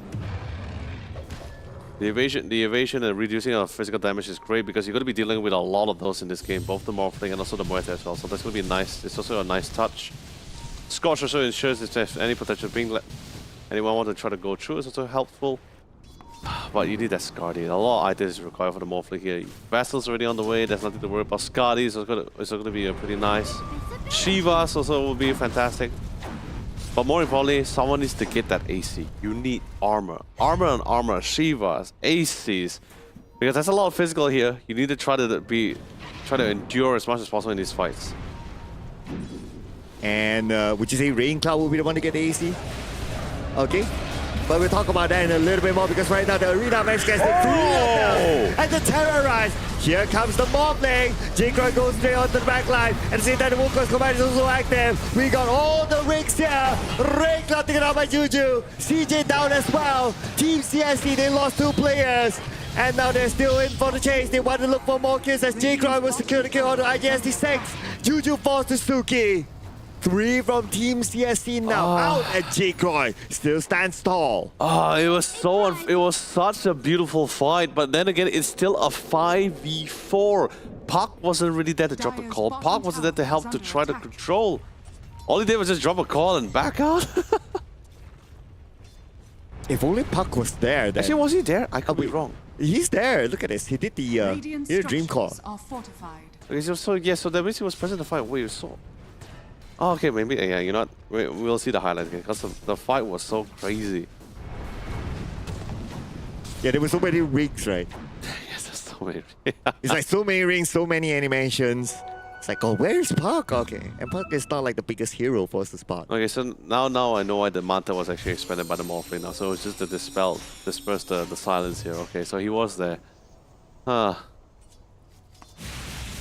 he's so far behind. The Morphling is farming at an alarming rate. He's been doing pretty great so far. Radiant's middle tower is under attack. Okay, but yeah, Morphling, Butterfly is going to be killed next to go with the BKB. Yeah, once he gets the BKB, there's pretty much nothing much they can really do. He call falls out of the monkey kick here, but he's doing super well. 12k net worth now. Six kills as well on top of that with almost 200 last hits. Ooh. And no deaths. Perfect round so far for J-Croy. Like I said, it's very hard to kill J-Croy at this state as well. Sure, there's no vessel. There is the urn, but the vessel is not really completed just yet. You need a lot of control, but like I said, they have this global presence where whenever the fight were to drop down, J-Croy can always get out of it. And even if he chooses not to get out of it, Warp Gate drops down, and there's going to be suddenly the fight from a 2v2 suddenly becomes like a massive 4v2. Oh, they caught one. Okay, UK is there at the side. And UK, there's nothing much they can do. But they're trying to get J-Croy 50%. Look at this. Look at how difficult it is for them to get J-Croy. They still can't take it down. Even though if they have the vessel, even though they have the urn, but they can't. J-Croy still survives after that big engagement. And J-Croy is going to make the U-turn right now. Now it's his turn to find his next target. Takashi safe. Dude, you gotta give credit to UK. He threw everything, the Pavis, everything to keep that Morphling alive. By the way, when Morphling got caught by the Mars, which was a fantastic initiation, by the way, he didn't acid shift. So that was the one time he was like, that was the only window of opportunity where he was at his weakest, right? But you can just throw every defensive item. Everything he could throw on top of the pipe was also expanded as well. So this is why defensive item is so great. Protect the VIP team. Yeah, just correct to the VIP. Literally once the Spear Mask timed out, pop back the Aston Shift, pretty much lives the fight at another round. Well, another attempt by Team CSC and J-Croy still having a perfect game. What does it take right now for them to take him out? Items, really just items. Need to farm up as much as possible here and Divine Rapier, let's go. no, not that far. Not that far. Not that far, okay. Dire A Hex, for sure. Hex would be nice. Yeah. You definitely need a little bit more control. Because Morita is also slowly coming on. You got the Mjolnir. There's one too many fights, which, like, although yes, the scoreline is like 14-14, but if you recall back, like, it's usually like the 14 kills, usually like all the skirmishes, but the more crucial one was the one that was happening recently, like for the past 7 minutes. The last 7 minutes, it was the one was a little bit more crucial. Because those were the bigger fights. Those are the one where it has you're getting a lot more EXP, you're getting a lot more pickups, and Morphling, J-Croy is just really just riding on that wave. And Warmy, almost with the Crimson Guard, and then suddenly out of the blue, now you have the Crimson, now you get the Pipe, you also have the Solar Cresters currently on the way. So many ways to really keep J-Croy up well and healthy. And look at this.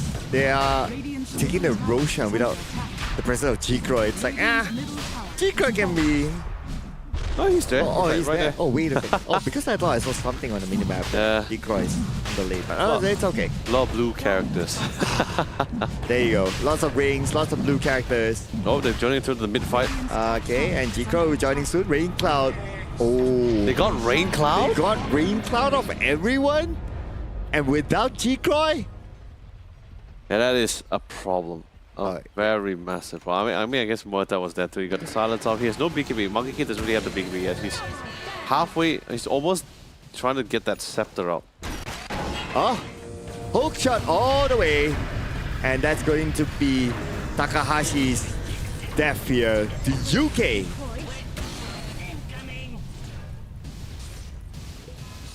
Radiant's top tower is under attack. And now with the Aegis of the Immortal, Fortified. well, they just need to wait for like the Radiant's top tower has fallen. fortified to end, and they'll That's- continue back on. That's the Kanda. He's really upgraded his full entry to the Radiant's top Kanda tower here. is So under attack. yeah, that Distract's gonna do an insane amount of damage. J-Crow is currently in a really good place now. Right now, this is a game where we have multiple core carries. You have a carry Morphling, you have a carry Dire's bottom Muerta, tower you is have a under front line of a wall of an Underlord here. They got Radiant's Dominant top Esports had a tower is plan. under attack. They had tried to design, Dire's tried to middle paint tower out this is under masterpiece, attack. and it's slowly coming out exactly what they were hoping for here. Oh, time to go up to the high ground. He can even go up alone at this point.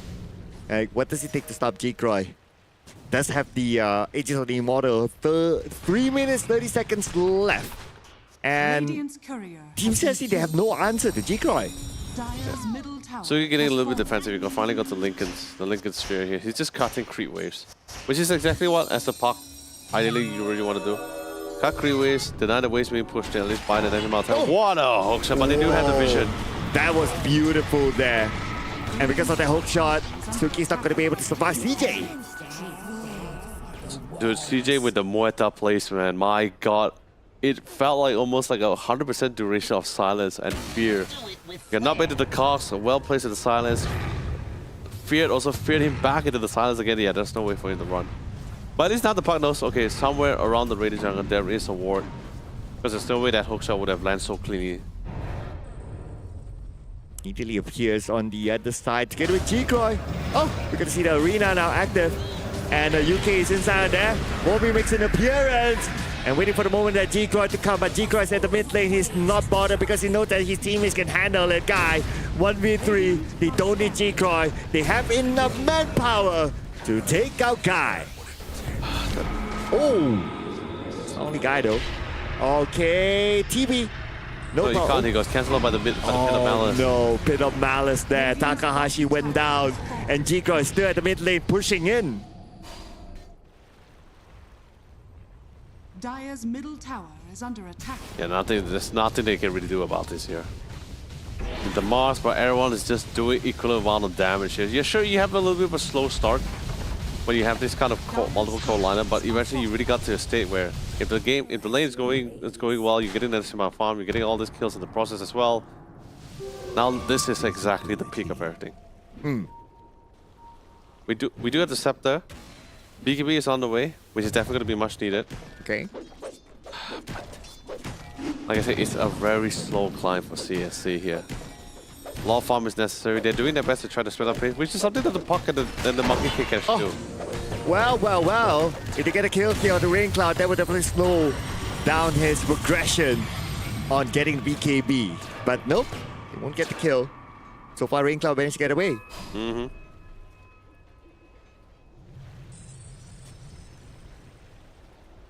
TP, everyone's just trying to see if anyone can find anything out of the base. Because let's be honest, they don't really need the full 5 man now.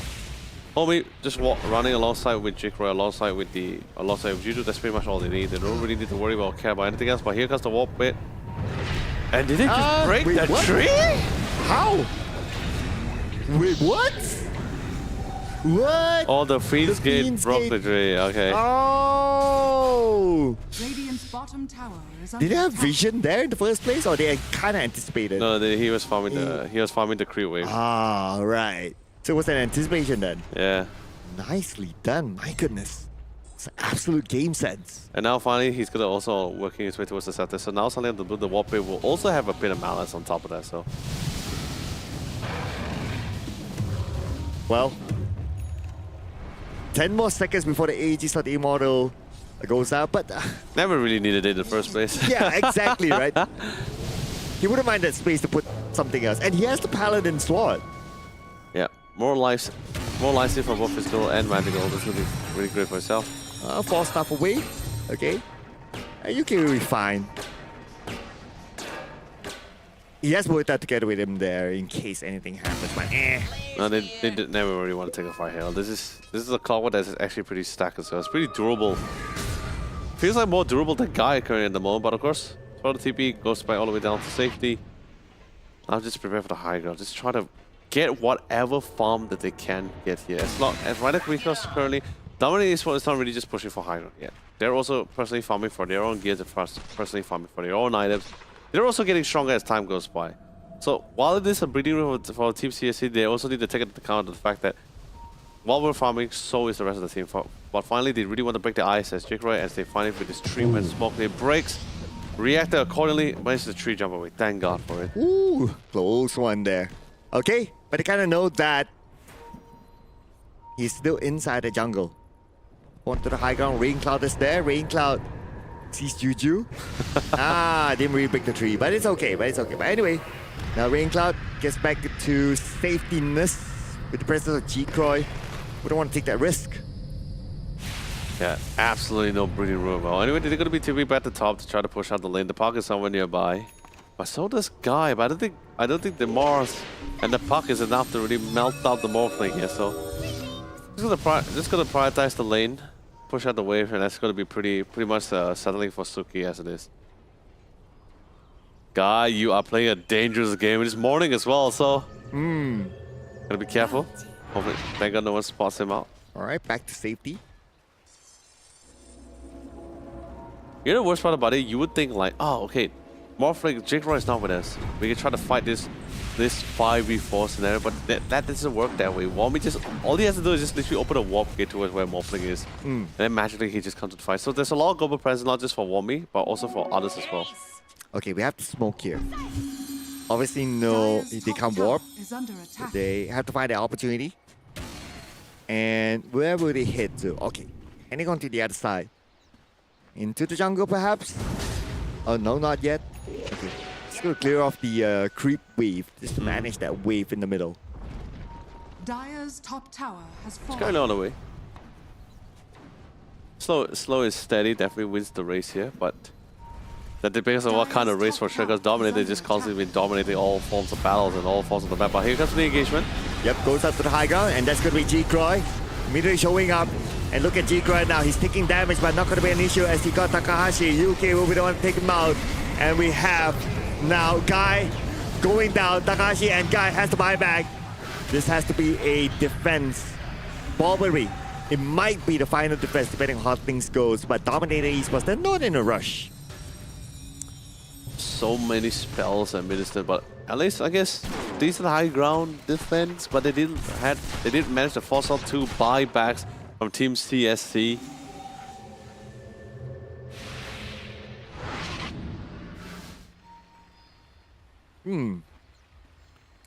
But they force out 2 buybacks as well from Team CSC. So it's still a good one from Dominator Esports. But definitely time is somewhat of the essence here. Probably just had the BKB, but still just not enough damage. He's like from the last fight, if you notice, Breakdown was just hitting that Morphling, and the Morphling felt nothing. Didn't really feel a thing at all. When we observe, can we quickly check on the Muerta item just for a second there? Muerta. Ah, okay, yeah. So now I'm wondering why the Jingle wasn't being pro. He has the Shadow Blade, so he also naturally just breaking the Jingle, the passive of the Monkey King too. All right, so here's a theoretical question, right? Let's say this game drags out to like 50 minutes. Will Team CSC be able to make the comeback? 50 minutes. Ooh. 50 minutes without losing racks? Yeah. Assuming the status quo. Nah, it's still pretty hard. Just look at the pattern itself, right? Jikroy is still farming. And as long as Wommy is still around, there's still going to be global presence. Always ready to bring Wommy in or bring reinforcements to him if necessary as well. Farming across the map, everyone's just pretty much grouped up and dominating esports with the pace they're playing. I don't think they really want to drag out the game any longer than this. I noticed that Team CSC failed to get the Tormentor. It was just too painful for them. For some reason, and they had to let Tormentor go. But they're gonna go in for a smoke. Okay, preemptive approach here. Keep your eye on the Team CSC. They're ready to make the backstab. So looking for the right target. This is the final They see fight. one. They see Wommy there. They will engage into Wommy. Not only Wommy, but also So another one durable. inside of the arena by Wommy. As Durabaz as Red Cloud will still get him. UK goes down as well. 2 for the side of the Dominator Esports. Take it out at least. But Jikroy is on a godlike streak. He's looking for his next target. He took out the Mars. And now the re-engagement comes in here. It's going to be a little poke on the Jikroy. And we have Red Cloud. Red Cloud, Red Cloud, Red Cloud! Will not be able to land it. And Jikroy is still around. Look at how Jikroy is. The presence of Jikroy is haunting Team CSC. The Monkey King, he was thinking so hard about it. He was thinking, will my Boundless Strike proc the Aegis? Can it do it? He's like, that's why he was hesitating a few times. But when he finally committed it, he actually waveformed on top of the Dark Wheeler. He spotted the Dark Wheeler. He saw a prime target. He wanted to go for it. So, but you know, thank God everyone got out of it. You lost the Mars. You managed to kill both the Clock and the Unlock, but it did take a substantial amount of time. And Jigoro was actually was not really too far from the state. Oh God, he's just gone. Exploded, that's the right term I can say here with the Adaptive Strike, especially now he got the Kanda, so it's a lot of damage. Morphe's gonna be hitting level 20, hitting 25 soon as well. You blink and you miss a moment, ladies and gentlemen. Now with the Aegis of the Immortal goes up to the high ground. Even after Aegis is expired, you can still swap it out for, well, Booty swapped in the Butterfly now. And even though without the creeps, he will easily take down the tower. And also the barracks. Dire's middle barracks are under attack. They have nothing to do about this. No Mars. No really way to really try to re-engage back into the fight here. Sure. And then of course Aegis is still in counter. 2 minutes. You throw the ledge by that point, everyone's just gonna tank out the damage. They have the pipe. The pipe's really getting a lot of this magic damage. Now, honestly, it's majority is just the chain force here. Oh. On the side, Rain Cloud are rooted, but he's being able to get away. And now we have Jikroy, 50% of health. Jikroy, he can pretty much solo this at this moment. Look at this. He's not phased at all with the presence of Team CSC around him. His teammates are down at the lower ground, waiting to engage in case Team CSC jumping onto him, and still has the Aegis of the Immortal for about 2 more minutes. That's a really, really long time. But time is not going to be on their side. They will not win anymore as Raycloud against DJ. Wommy goes down as well. Raycloud with the double kill. Jikroy now waits for about safety. Jikroy is now safe up on the higher ground, but they change their focus on Juju. Juju pushed back with the spear. Takahashi gets him out. Jikroy survives though. Explosive amount of damage. Whether they would have an opportunity to even try to pop the ultimate to even get out of it. No fight was needed. Just absolutely just melted away here. But great targeting by Team CSC. Yeah, they just literally went all in. And I think it was much more necessary as well. There was no Dream Call too because he actually used the Dream Call initially earlier before they actually re-engaged back to the fight as well. So very great amount of damage. Chain Frost also someone pulled through. Instantly just bursted out the Aegis. You see the Jikroy's Aegis gone. The crit really pulled through. Rain Cloud just whack it away. Meta didn't even have a chance to breathe. And lucky enough for Jikroy, he had the Aegis of the Immortal, so he survives together with the waveform. Well, they burned the Aegis of the Immortal. There's somewhat of their window to try to shove up the waves.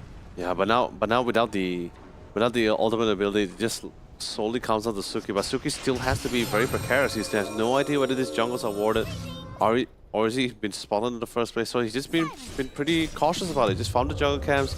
Don't go straight to the lanes. I think the lanes somebody been pushing nicely. The bottom side is moving in. The top side is also somewhat okay. The mid was nicely pushed in, but eventually it will go back to the favor of Dominator Esports by naturally, because since they didn't break down the racks, so definitely going to have a natural push on that middle side. No buyback so far for Jikroy. 2k gold needed. So there's a bit of a gap. Oh, that's a nice spot no. there. Oh, this is going to be bad. What is Look at this bouncing down pinball? back and forth. And Jigroy gets Suki. Time to go back up to the high ground.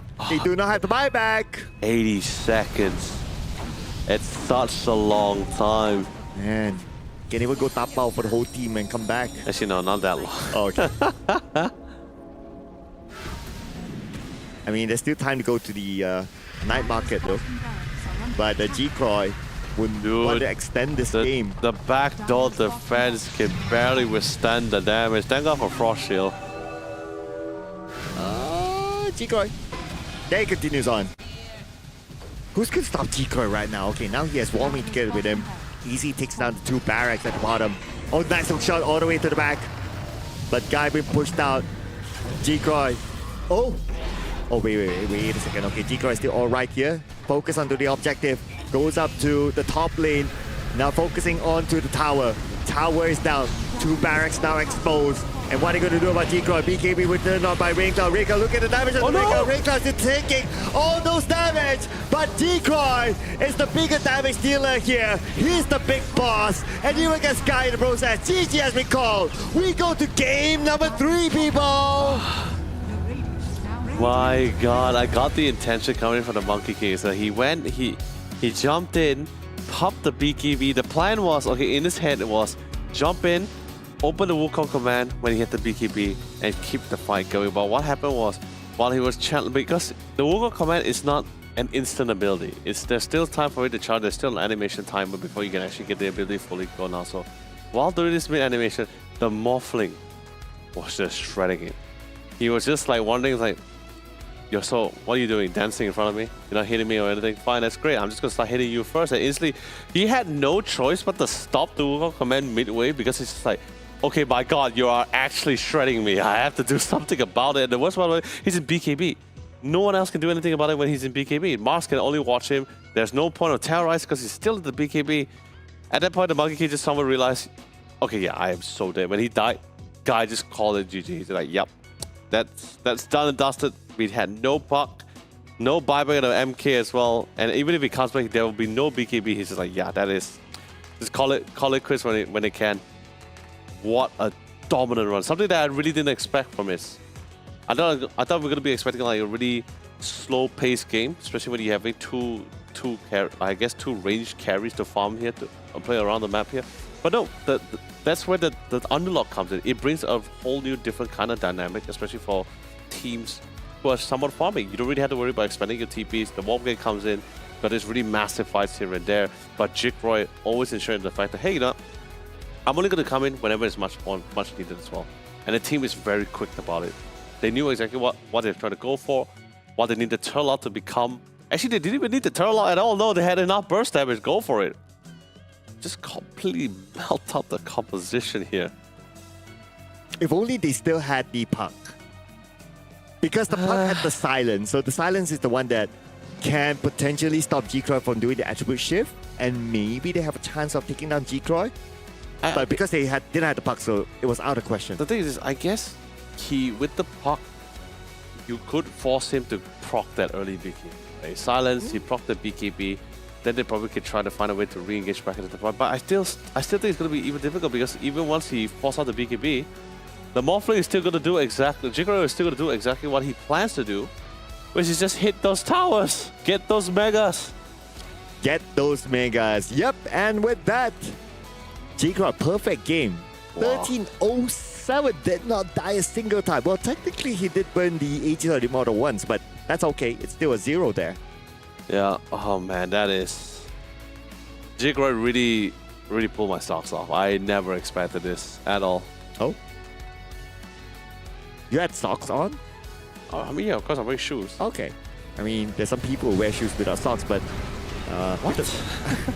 I don't know how that works, but you know, it's not me then. But we definitely know what happened here. And thanks to these amazing highlights, we get to relive the best moments here. Jigroy, clearly the MVP. Like in the beginning, like I said, the threat when it comes to rotation coverage for Jigroy isn't too scary. It's like, sure, you got damaged and that's just pretty much it. You don't really have a lot of CC ability. Adaptive strike is just a temporary knockback. That's just pretty much, you see, all this early engagement is just him just right-clicking damage. The initial phase is usually just like his team member just constantly piling bodies after bodies in the ring. You see the unlock coming in with the warp kit as well, trying to best assist the team here. It doesn't necessarily have to be instant burst damage, it's just more of a build up here. And every small skirmish they win, small fights that they find great success in, they also are racking up revenue, they're racking up gold, they're racking up EXP here. As you see through these highlights, if you notice on the network as well, the Morphling's gold, the green bar, is just constantly increasing every time they succeed in this fight here. And now, yeah, this is just one of the few final ones here where they just went on top of the clockwork and the underlord. Yeah, unfortunately for our friend Mars, no way for him to get out of it. This is the one where easily just melt out the Aegis. The Muerta did have time to react upon it as well. Also disappeared. Jigro decided, you know, I lost the Muerta, I lost one of my damages. Just decides to just back out with the waveform, reset, find a little bit more better for this next fight. Not to say they didn't really have the damage, but it was a well-placed symphony of skills coming from CSC for that one last final hoorah here. But it's also, you see, look at that, he tried to pop in the Wukong command and instantly just realized, okay, that's a lot of damage I've been tagging out from the Morphling here. Okay, time for us to be surprised. Huh? Because our MVP is Jikroy! That's nothing to be a surprise about. Oh, come on, we have to act like we don't know that he's going to be the MVP. How? Oh my god, Jikroy, how? That's a lie. Okay, I try. Because it's so obvious how it's going to be panning out. But okay, fine, if it wasn't Jikroy, I think it would just have been Woomy. Woomy's calm, whether it's going to be calms or reaction, but very clean in those warp games. Once he got that level 6, he knew exactly what he plans to go for. A fight ensued. Does it have to be like, does it really have to be 5 people or 4 people? The fact that CJ was getting gunned on, the fact that they're dying with the tier 1 tower, it's like, no, we're just going to keep fighting. Global gates, warp gates here, warp gates there, teleport here, teleport there, keep the fight going. And the worst part about it, when you think like, okay, fine, they use the warp gates on cooldown, we can still try to get this fight going. That's why we see the Monkey King teleport, try to get a re-engagement on the bottom side. But they still have the normal TPs. That's why we have another round of fight under that tier 1 tower.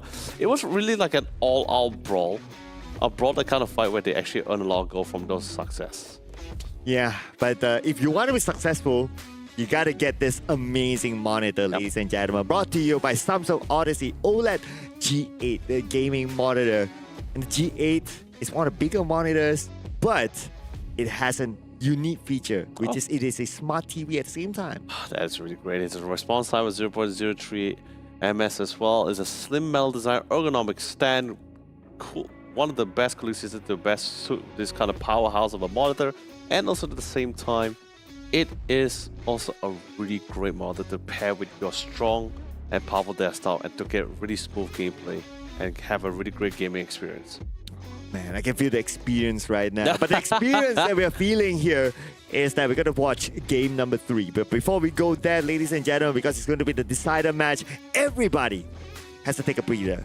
You guys as well. Stay tuned for our final game for today after this break.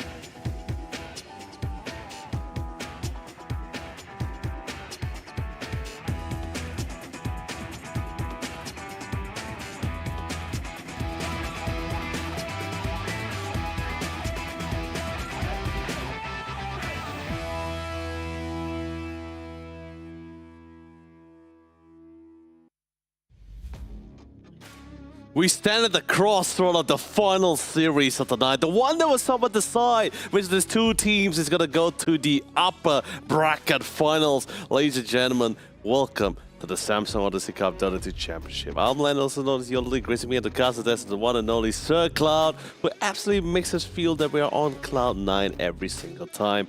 Anyway, Sir Cloud, my friend, we are currently at the last series.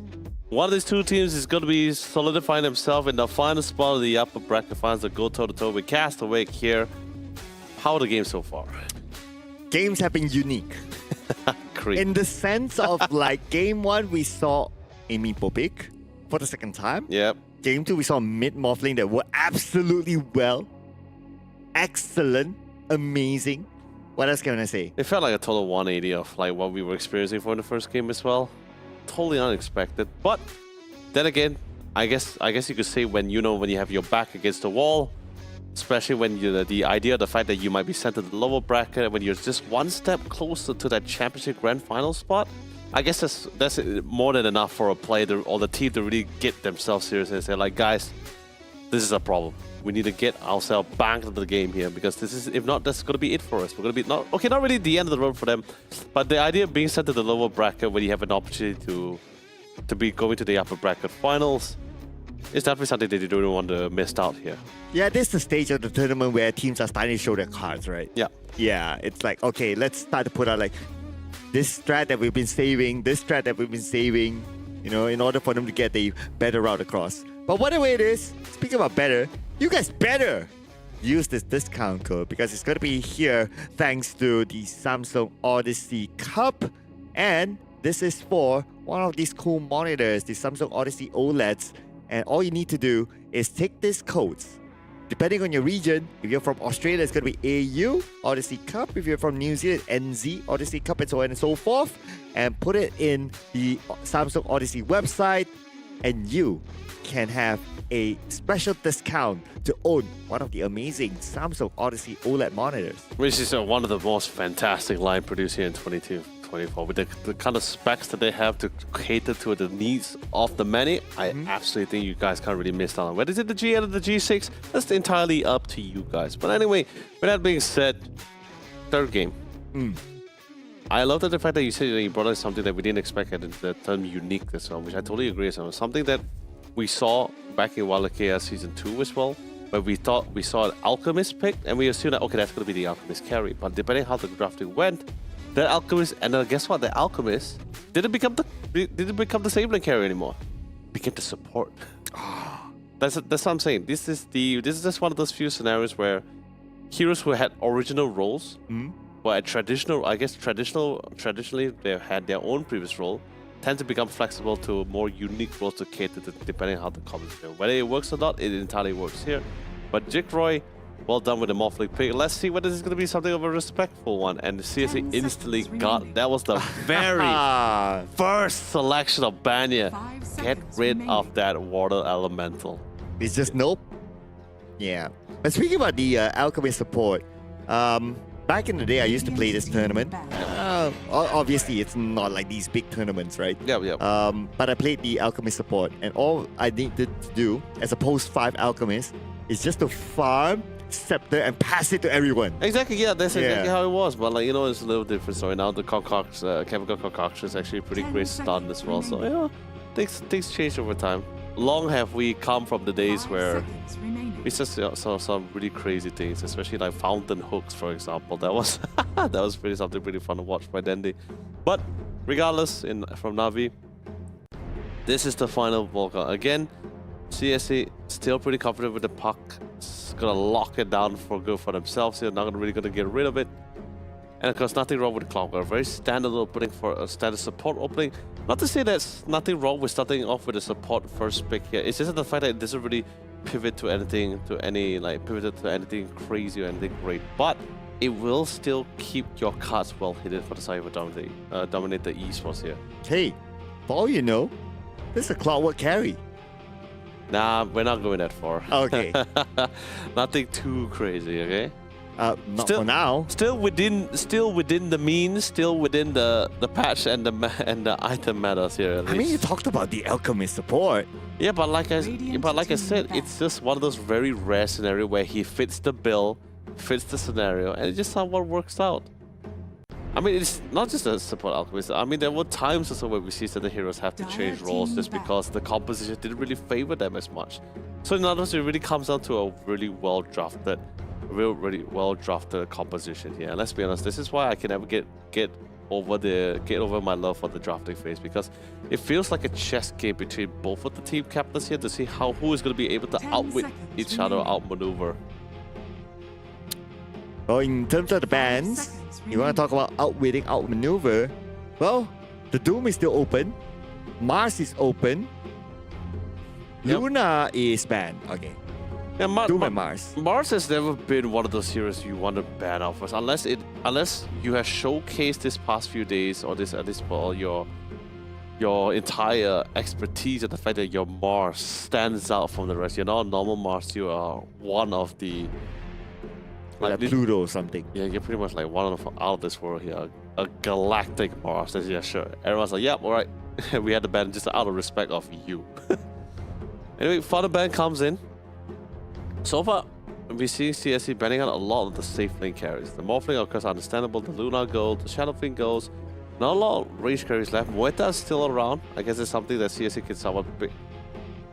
I guess it's something that Dominic can also picked up again for themselves. Like I said, these are just one of those few. Muerta just one of those few safe, range safe lane carries. Not too affected by the Glyph near nerf here. So there's still others as well. Gyro is still okay. Troll Wall is also something that you can also try to consider. Wow. If the composition somewhat works out for you. Yeah, I see you saw 10 Troll Waller seconds recently remaining. too. Yeah, that's to come later, I guess. But of course, because Doom is still open, why not? Which is great. You got a Clockwork to have to be the primary initiator to set things up for you. The Doom will just have this comfortability of just doing whoever he wishes to do, and in the most comfortable manner. Since Doom has always been more well known as a 10 secondary seconds initiator compared to remaining. over a primary one. So we have the Doom, we have the 5 Clockwork seconds out. remaining. Now CSC, well, they can still combo the Mars together with the puck. It's pretty nice. The Dark Willow is open as well. It's been picked up quite often. I mean, this is a very safe one, it's a very strong one as well. What about the Tusker? Tusker's also still the pull. You can actually get some really good saves as well. Same goes for the Naga, but let's be honest, I think out of the Naga games, I think we only saw one that was really good. That was actually paired with that was during C finals. The Naga was paired with the Bounty Hunter, and my god, it was such a fun game to watch. Just constant aggression, keep hunting down, farming off that track goal. Of course, CSC, they found success with the Muerta. Didn't see anything wrong about it. If it ain't broken, you don't fix it. We'll lock in the Muerta for themselves. So that leaves the Tusk is still open though. Yeah, the Tusk is a really good one. Very versatile sort of hero. Engaging, saving, disengaging. It's good. True. And it's open. And CSC can pick it. But CSC, still sticking to the guns, Lich. Yeah, whatever's just comfortable with them. But I guess also need to be careful when he also play with the Tusker with the blink, because there is a chance you might blink into the Muerta silence instead. So that might make things a little bit precarious. Most of the time when you're trying to save someone, that just means that the fact that he has been caught up by the Muerta. So maybe might not opt for the 5 Tusker. Could seconds try to remaining. go for the Dark Willow again, like you mentioned. since you already have this post 5 clockwork. But no, locks in the DK instead. Okay, safe lane DK or the mid DK. Nope.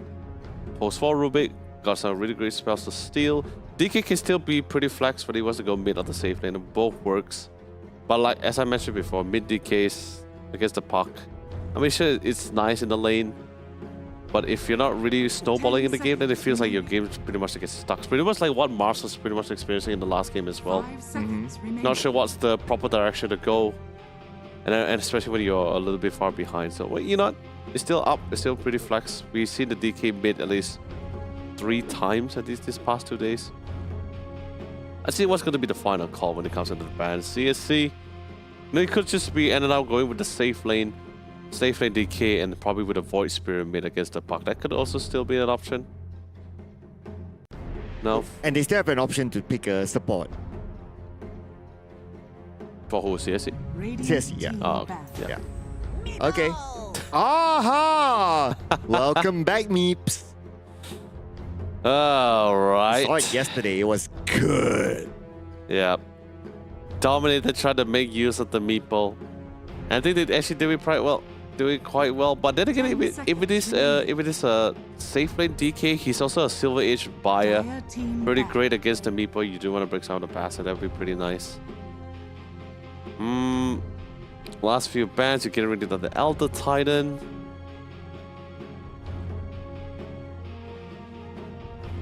Elder Titan. Yes, Elder Titan. So they're anticipating that either Clockwork or Rubik is not playing the 5 support. seconds remaining.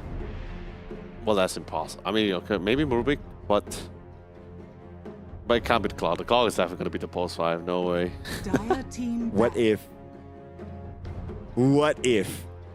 Beastmaster, does that mean they really want to do? Are they trying to bring in the?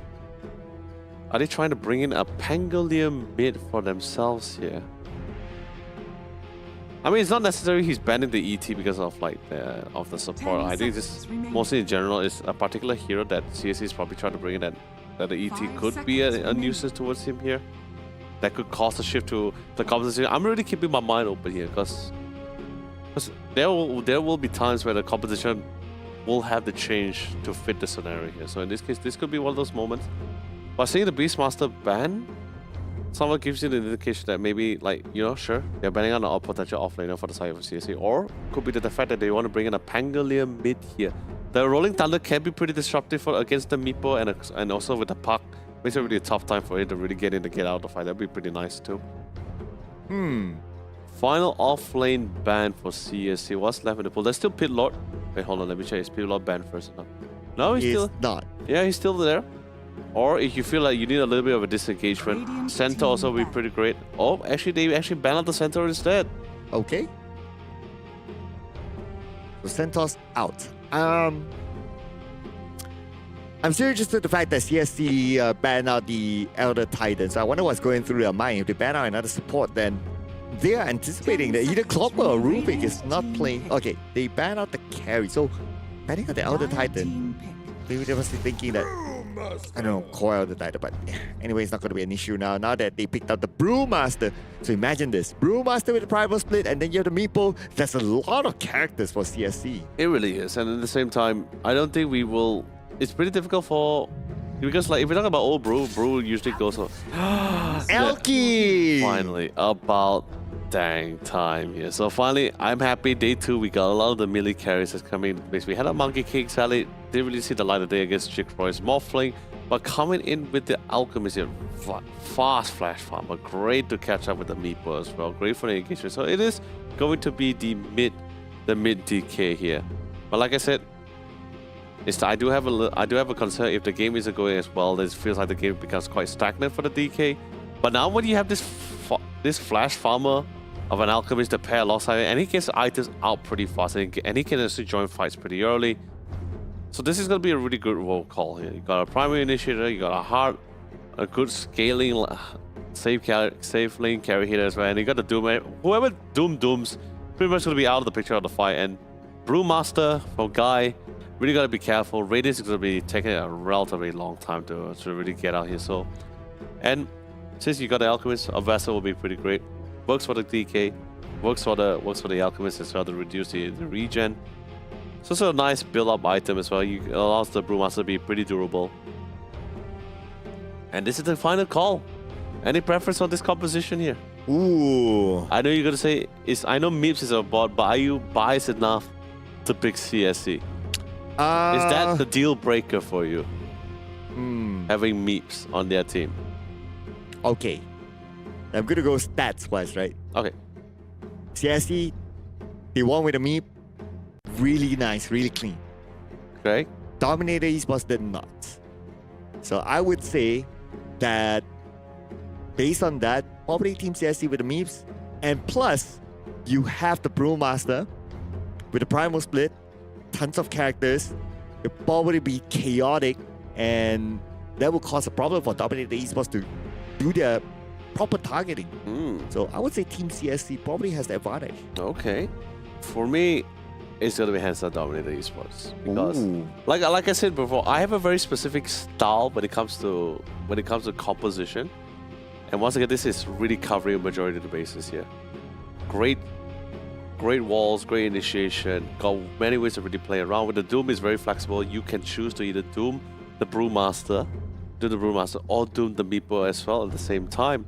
And if the game in the lane goes well, you can actually really run down the Meepo here, paired alongside with your support.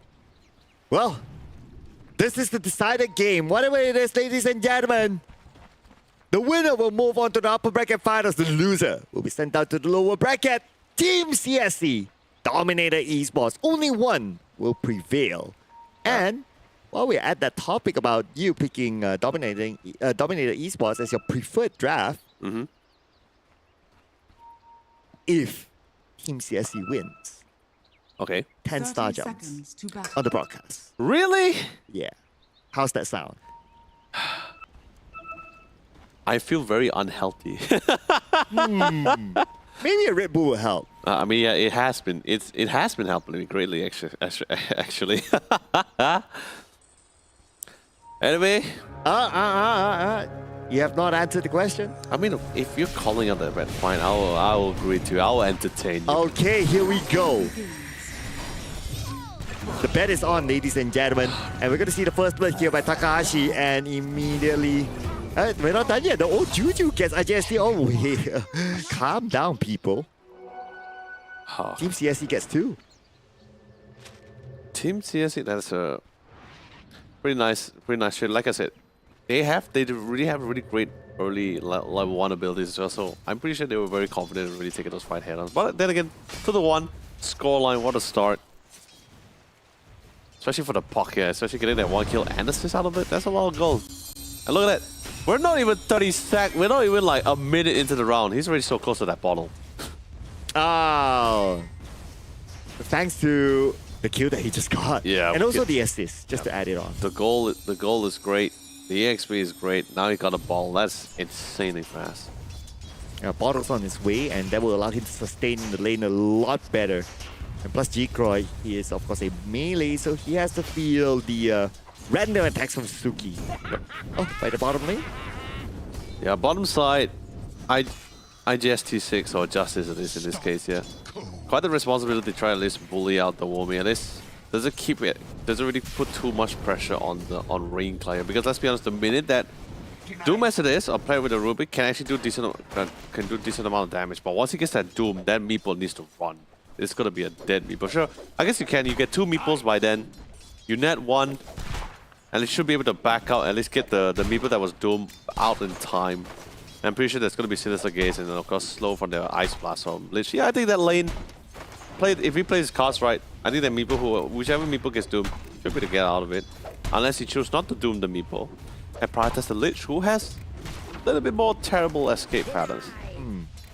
And also looking at like the top lane, right? So having UK, it should allow them to zone out his opponents, but he's not having a good time. Okay, pops the magic wand.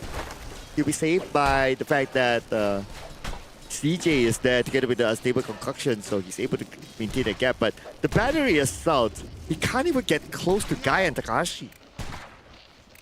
Yeah, and But you do need to take it into account. There's a lot of damage being put out by both the Muerta and Guy. And Muerta as a support meta, which is not the first time we've seen Muerta. We had seen a support meta in the past. Actually, it's mostly been the post-fight. But like I said, situation changed depending how the kind of situation. But oh, the chemical concoction! I love it. Even though he got silence, he's still trying to get close enough to actually get the stun through. He do have the magic wand, so he will be able to withstand the damage from the Cinder Brew.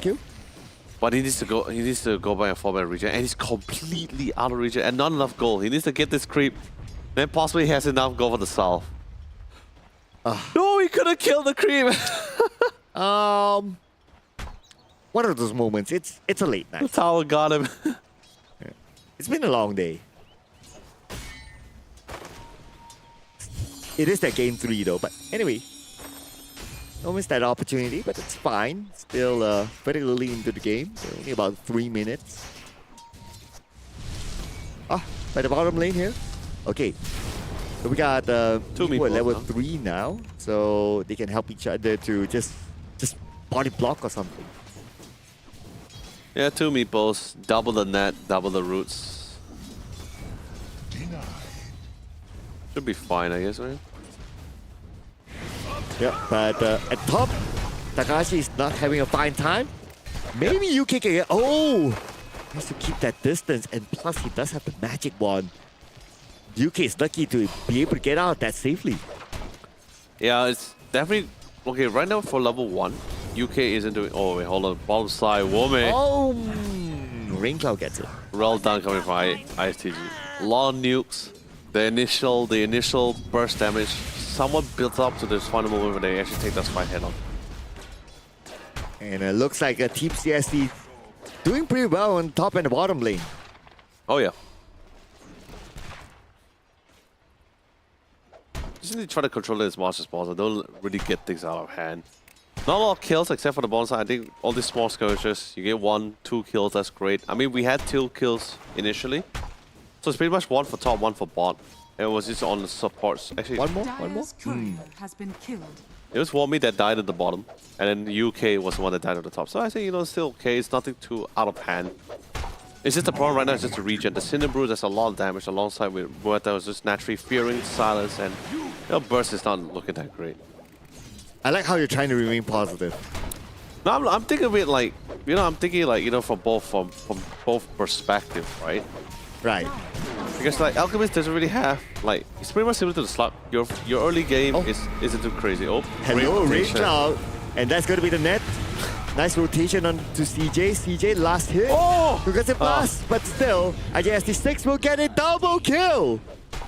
Beautiful rotation. It's 6 feet down. This is fun. I mean, this is the beauty of the site when you have the site portals, right? When it was first introduced, people were just wondering like, how do we work around it? How do we play around it? And then eventually, as it progresses, like multiple patch after that, everyone figured out like, okay, great. What do you use it to rotate? What do we have an advantage to try to get some bonus gold, bonus EXP, slow things down for the opponent's safe laner or off laner? It's been pretty great so far. There we go. Classic a stable concussion, and Juji will get Takashi. Okay, at least they get one at the top, but they could probably get the second one. IST6 does not have any mana, but Guy, he's there, and because everyone is still like at level 4, level 3, so the skills are not enough yet to commit. Oh, the rotation for Jig, right? Okay, it's gonna be a sandwich situation now. All in on the Guy. Not able to land the unstable concussion. Only a Dragon's Tail, but they turned their attention to Takashi instead. Yeah, it was definitely more of a better target. He was a little... The Brewmaster's a little bit too far behind. They saw an opportunity on Takahashi. They said, it's not the core, but we'll just take whatever we get from this rotation. At least nothing was somewhat wasted here. Ideally, they would have loved to get their hands on top of Guy, but I just had to be satisfied with just Takahashi. Yeah, they'll be fine. At least Guy, he survives, but maybe again Takashi for the third time around, 2-fall. Guy tries to buy time for him, but Takashi will still fall to the hands of Jikroy. And here comes the cavalry. Suki arrives to take out UK, so a bit of trade there. But Jikroy will be tanky enough for himself to sustain, so they will not pursue further. Dyer's bottom tower is under attack. Oh, sorry, nothing too crazy happening. Support for support. great, decent rotation as well. And it wasn't easy so since Jifra came to the top without power runes too. So he just walked up naturally. Pop the Dragon Form so he can maximize the stun distance with the Dragon Tail. That's a trade-off, but of course, Asuki did have to commit a TP to the top side to somewhat of resist, so at least that's going to be something that you do need to take into account. Well, you know, TP doesn't last too long. Cooldowns is like, you know, a minute, so it's fine. It's about 30 seconds away. As long as it doesn't really get caught out here, but it's pretty difficult to really catch him out. And UK, good reaction. He immediately goes back down to the lower ground to save himself. Takahashi, he died like 3 times in a short span, in a couple of minutes. So naturally, he'll be extra careful now. Yeah, I mean, especially now you're starting to see a lot more levels, especially on top of UK so with the block move. So he's doing he's definitely dishing out a lot more damage here. Quick catch here onto UK. His teammates nowhere to be found. Okay, his teammates are still inside, but the follow-up, ooh, not really though. CJ, unstable concoction to the back, gets Takahashi. Jikro will land the final blow. Oh, Guy is still there though. Okay, with the Primal Split. But Primal Split is up, and he's among the members of Dominator Esports, and he cannot escape. yeah, that's just too many bodies in that fight. Even the Meepo was just wondering, like, nah, that's too much. CJ just like, nah, I am so out of there. Sorry, not CJ, Rain Cloud. So out of there. Yeah, he's like, okay, let me farm. I'll just do my own thing, you know. Switches to the bottom lane instead. But then again, so it was definitely a much needed for punish. You dive so deep into the tier 1 top tower, and it was still alive and sustaining quite well, fighting for their dear life. So Dominator really made a nice call. TP top, get the punish. Managed to somewhat like bring back some revenue back to their favor, and the XP is also really great. Since they were a little bit bullying out the lane, but like I said, Alchemist's early game is relatively slow, at least until you get that ultimate. Once you get an initial item, then you can really start hitting those jungles. Then you start to see like the power farming coming from the Alchemist, and suddenly out of the blue, he disappears into the jungle. Maybe give it 10, 15 minutes later, woo, he comes out with all kinds of things. I like how that he will have that woo voice line. Oh, yeah, I mean, anyone will feel absolutely thrilled, right? It's totally different from those situations where we're talking about like the old school anti-mage, right? Where they say anti-mage goes to the jungle and farms for like 30 minutes. Yeah, that never happens. The Alchemist goes to the jungle and he's like farming all kinds of items half the time. Especially when he can use his greed is good. Yeah, the greed's gold. The greed's gold. Yeah, greed is good. Something else. It's a cheat code. Yeah. For old school gamers. Yeah, for old school gamers. Well, Raycloud is having a good time. He will be unchallenged for now, and plus the tower is still up, so that will give him some level of protection to just do his own thing. Now, I just want to confirm, is this going to be the utility Dragonite or not? So, Observer, can we do check on our Dragonite? Oh, it's not. Yeah.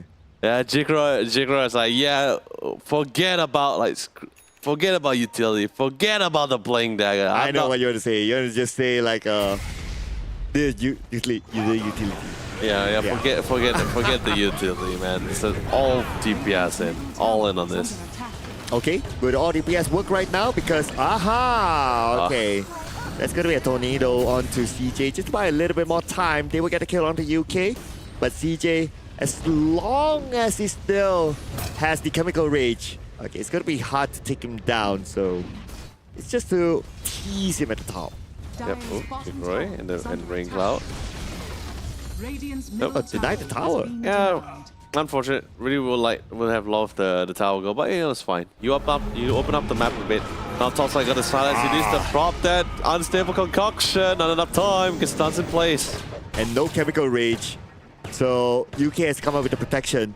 The guy pops up the magic wand. Makes the use that he knows that the Chemical Rage is not on, but now the unstable concussion is being concocted. And Guy, who would want to get the kill on CJ? Alright, here we go. And the gaze comes in on the UK. Uses the cogs to get away to safety.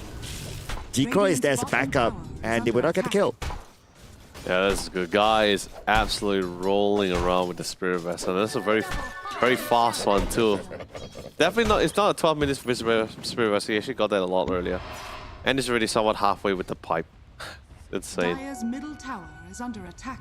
It's a very nice lane, but you know, Alchemist definitely not too far behind the Revenant because you know he's still Alchemist. He's fine. Yeah, he's an alchemist. Oh, Suki now with Radiant amplified structures damage. are fortified. But okay, half the time more. Goes in for a tease. Yeah. Gets the tower. Decoy.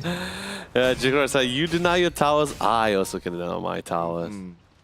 Fair play, fair play. But you know, I love it.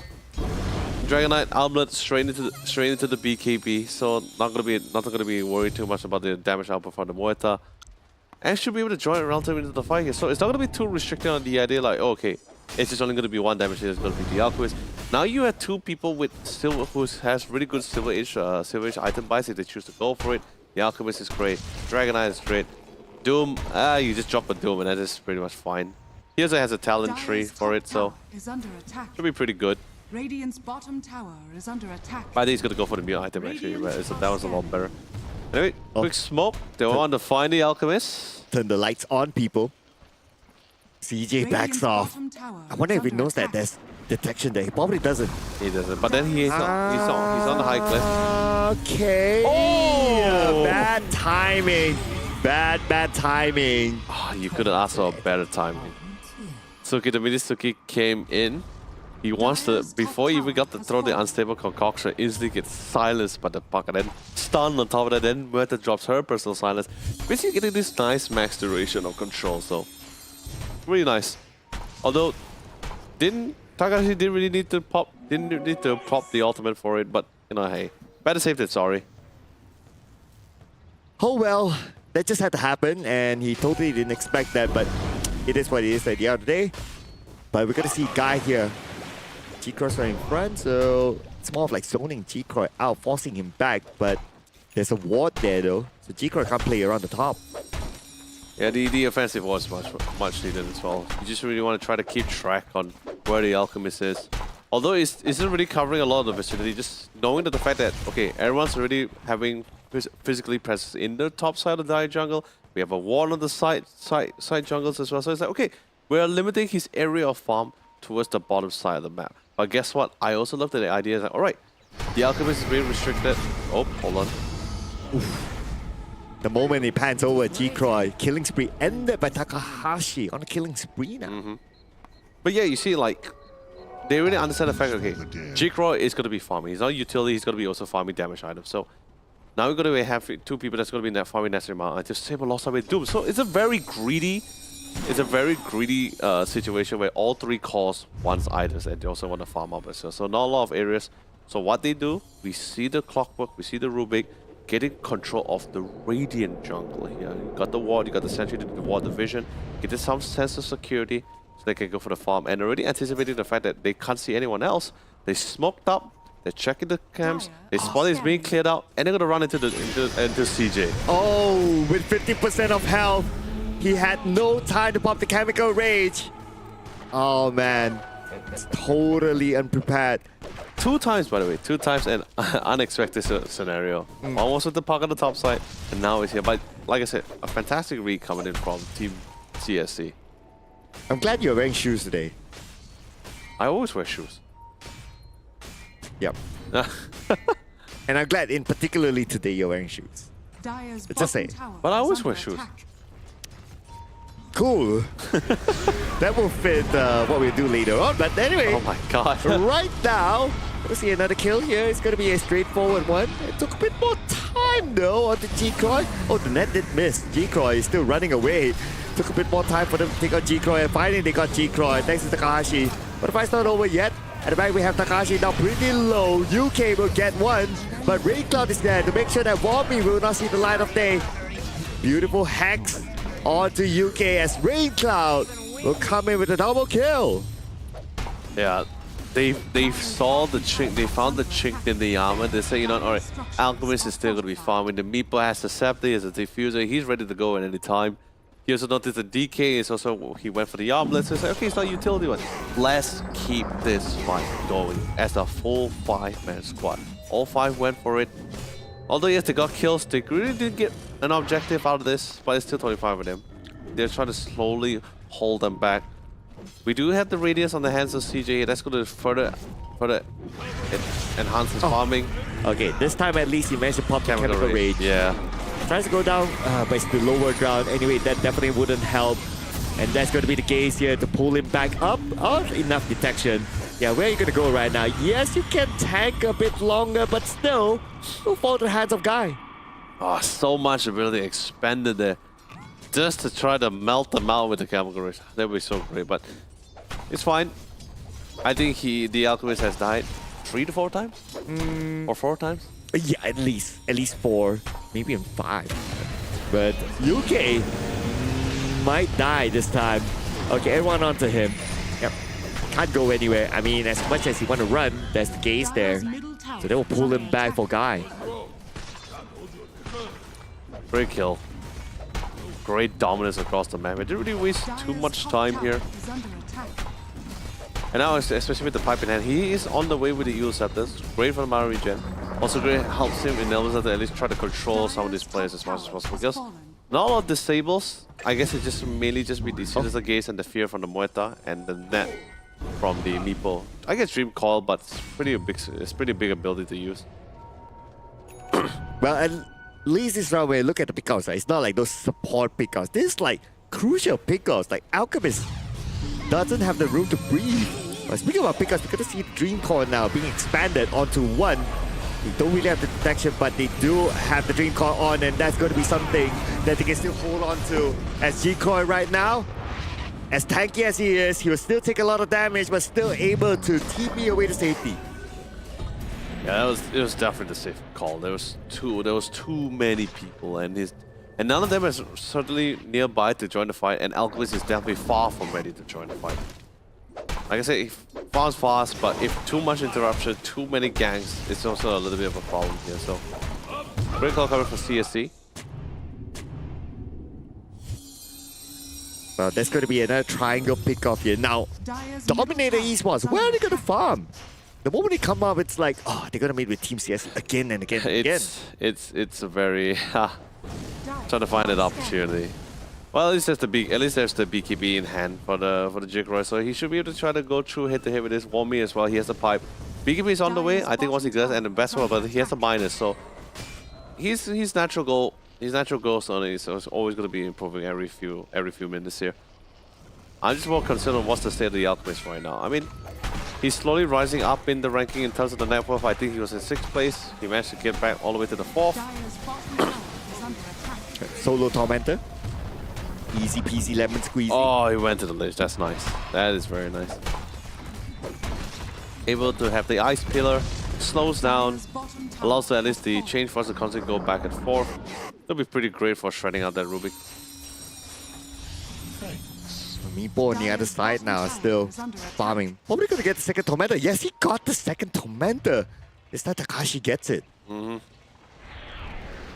Oh. Aha. That's the pillar. I see you. He sees him. Spotted him. Can they get him? That's the real question here. Okay. What does he have? The only escape mechanism is gonna be the hook shot, but I mean, where? Where? I guess Cyclones? That's the best. I mean, take your pick, left or right. Any TP cancellation skills? Of course, Sinister okay, yeah, Sinister Gaze. Wait, wait. No, he has a stick charger, so he can actually pop the Sinister Gaze. If not, right. Actually, don't even need stick charger. Yeah, it's just he has right enough. now mana. Yeah. Yeah, just pretty much he should be fine. If not, there's the Muerta Fear as well. So yeah. So, but the question is whether they find him first. They know he's there, but when is he gonna go left or right? okay, and that's the Cox. So it's also the question of whether he's definitely even if he saved this in his I'm trying to think here, right? Theory crafting. He will save the Sinister Gaze for the moment that he's going to TP, that's all. I mean, yeah, of course. Yeah. Just want to wait it out, right? So but like I said, it's still a matter of getting to him. You know, yeah, I observe it, I love it, right? So this is a very good thing to point out, right? So in game we have this fog of war, right? And sure, we're the caster, we're the spectators, we're the viewers, so we're able to see a perspective that the players can't see, right? Yeah. But can you imagine from the Dota character's perspective. Oh, like an on-ground view. Yeah, on ground view, they're like, I see him there. And but the player controlling the hero is like, yeah, I think he's long gone. They're like, no, he's like right there. He's behind the tree. He's like right behind the tree. The player said, nah, I think let's just go into the farm. Wait, he's there. It's like having a mind of its own, right? It's like, he's there, he's there, master, he's there, master. Okay, the circle around the clocks, okay, cool. Okay, this is the gaze. Okay, well, Takahashi was there. Okay, we didn't see that. So, definitely gonna get a kill. Well, that's what I'm saying. Even if it's not the case, it would have just been Takahashi with the fear. So, and that cast range of that fear is definitely far. The ricochet round. So, it's been pretty great so far. Good pickoff. Not caught, thankfully, but you know, Alchemist finally they come before the storm. But like I said, it's very greedy. You got the DK's farming, you got the Doom that's farming, you got the Alchemist that's farming. And just to add a bonus, right? Yep. Takahashi has Aethos. Ah, yes, that's also gonna be making a little bit of a nuisance for these guys. Here we go, Roche. Yeah, Revenant Brooch. The Skadi is someone on the way, but I believe that he's having a slot ready for that Blink Dagger, I believe. Oh, okay. That's alright. Yep, it's just a matter of time right now. It doesn't matter, you shoot the rocket flare. The team's like, hey, you know, I don't care. Yeah. Watch us take this Roshan. Yeah, take it away from you guys. You know, look at us. Come if you dare. There you go. And now there's also the Blink Dagger on the Reaper. So, it's totally understandable. They know they're in such a massive lead, and I know the Aethos on the clock. UK, run! Run for your life, my friend. And of course, there's the use of this guy. Yep. Okay, goodbye. Yep. And also to point out that Team CSC, Rain actually got the Wisdom Rune. It's gonna be kind of nice. Okay, Puck has the amplified damage. You use it right now. Too bad you didn't get G-Croy. Yeah, finds no one. Just playing around. He's got the Daedalus, he got the Chrysalis in hand. Dragonforce is gonna be coming cool on shortly. What about the... Okay, but Guy is on the run. He's fast. Whoa. Whoa. Despite carrying a barrel, he's very fast. That's the lift. That's a world record marathon runner. Okay, now they're just waiting for the creep wave to arrive. They'll make a push, probably go up to the high ground even. Oh yeah, I mean, of course, but like out of this, so this past 6 minutes. Oh, hold on. All right. Okay, Dream Call catches one. On the back line. Okay, here we go. The engagement comes here from Dominator Esports. They try to catch Team CSC off guard. But G-Croy, 50% of health. And the back line, look at this. Rain Cloud gets Juju. He will focus onto the back, getting UK as well. G-Croy will find the target. Before that, Warby will go down first. Triple kill here for Rain Cloud. Looking for his fourth target, G-Croy. Foster has Suzuki. One more. Where are you going to go, CJ? This is definitely going to be a wipeout here for Dominator Esports. Ultra kill. Given the Rain Cloud. No Rampage yet, ladies and gentlemen, but they only have 2 buybacks. Yeah, it's they expanded heavily on the Brewmaster, the Doom and everything to try to get the kill, which is great. You got the kill, that's fantastic, but what happens after that? You got no BKB. Sure, you withstand the damage coming in from both the Murta and also the Chain Frost, but what happens after? Everyone was just in a full disarray because Meepo was like, hey, you guys got absolutely nothing. No BKB to defend you guys, we're gonna control you guys so much. And they started just popping them one by one. And all that came down to the last one was just the Alchemist. Sure, got the BKB, that's great. Got the Radiance, nice reducing damage and a little bit of evasion, but pretty difficult when you have too many Meepos hitting you. Yeah, and plus he started from the back. So the support utilities all cleared out, and then they focused on to like the softer hero to the tankier hero. So it was a great sequence there by Team CSC. UK can't even go up to the high ground. Okay, finally he does, thanks to the comps. For the middle, gonna see now G-Croy with the BKB, pops it back up. Guy still with the primal split. Warby will be able to go up to the high ground and look at UK's pretty low as well. Suki with 1 orb takes out 3 of them. And he's still not done yet at the backline though. Illusionary orb back down onto the lower ground. Resets himself. 1 buyback for the side of Dominator Esports. Guy We continue to put pressure, but because there are no creeps there, they take a chill pill and reset for now. But they go back up. Okay, no net connected onto UK. Let's remember, UK actually did a buyback, so he cannot afford to die right now. It will be a dieback for him, so he has to let this tower go for now. Who's going to make the big engagement now? There's no Doom. There is no DK. CJ is probably the only one. But CJ, he cannot really start the fight. He cannot go front. If he does, he'll be caught by the net and everything will be over for him. The chemical rage is also not going to last for too long, so they want to try something is boss money now. Net, Root, pops out the Cox, and the UK. They're going to put focus onto the objective. Take down the first barracks. One more barracks to go. Alright, Dominator Esports, they're back here into the game. But looks like Team CSC, well, they're not too greedy for that. Yeah, I think that's fine because it's at this state of the game where if one or two of them dies to decide to dominate the esports, there's actually a lot of gold XP that's going to be getting for them because they're all actually very expensive now. Yeah, very worthwhile here. So, another smoke, 5 men as well. Trying to see if they can find someone from the side. Can does find the DK though. Yeah, they found a DK. This is going to be a valuable kill. DK pops out the BKB, buys a little bit more time. TP's away to safety. So they didn't manage to get the DK, but they probably could get CJ. CJ now still with the chemical rage. Still very, very tanky. With the BKB still online. Stable to back off to the back. Unstable concussion being cooked up. Tosses it in. But then again, we do have Wami here. Still taking out the damage. By the backline, we have UK.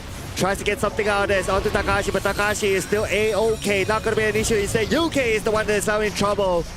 4 staff back onto the high ground and saves himself after all that. Nobody actually went out. Which is fine, just constantly back and forth here. Not a lot of ultimates left, although yes, I think the biggest factor is the fact that they actually survived through the entire ordeal without losing any minute. That's actually pretty something nice for them to have. Not a lot of abilities left, no change force either, so just have to be secondary. But right now, he's only just about 67 plus gold for the BKB. Just one crit is only. Yeah, much needed BKB there. Okay, There recipe it is. bot. It's all good. Yeah, he should be fine. He wouldn't have to worry too much about being controlled too much or being silenced too much by the Muay Thai ability because should be able to just walk right in. The Pog has the Lincolns though, so should be able to save himself or anyone he actually chooses with the Lincoln Sphere.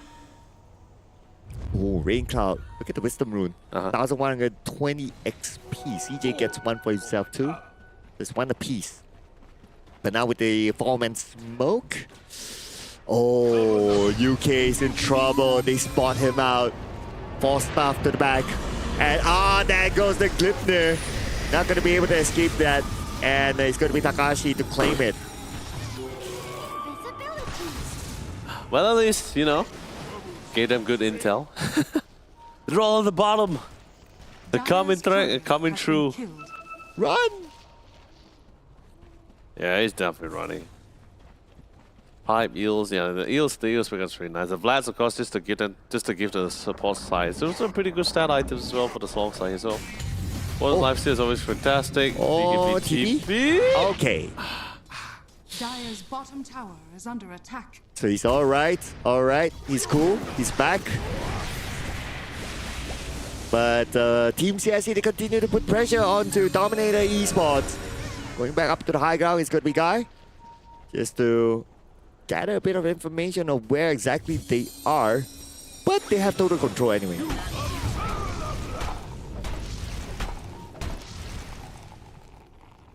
Look at the meeple split.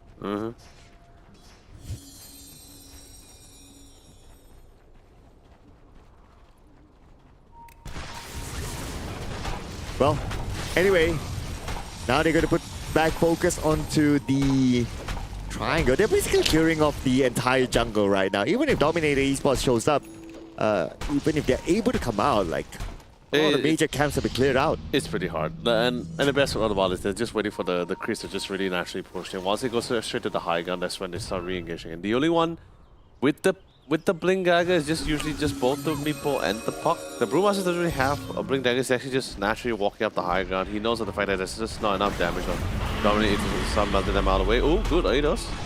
But of course, with the safety glimmer, should be able to buy some time. Okay, but anyway, the Roshan is up.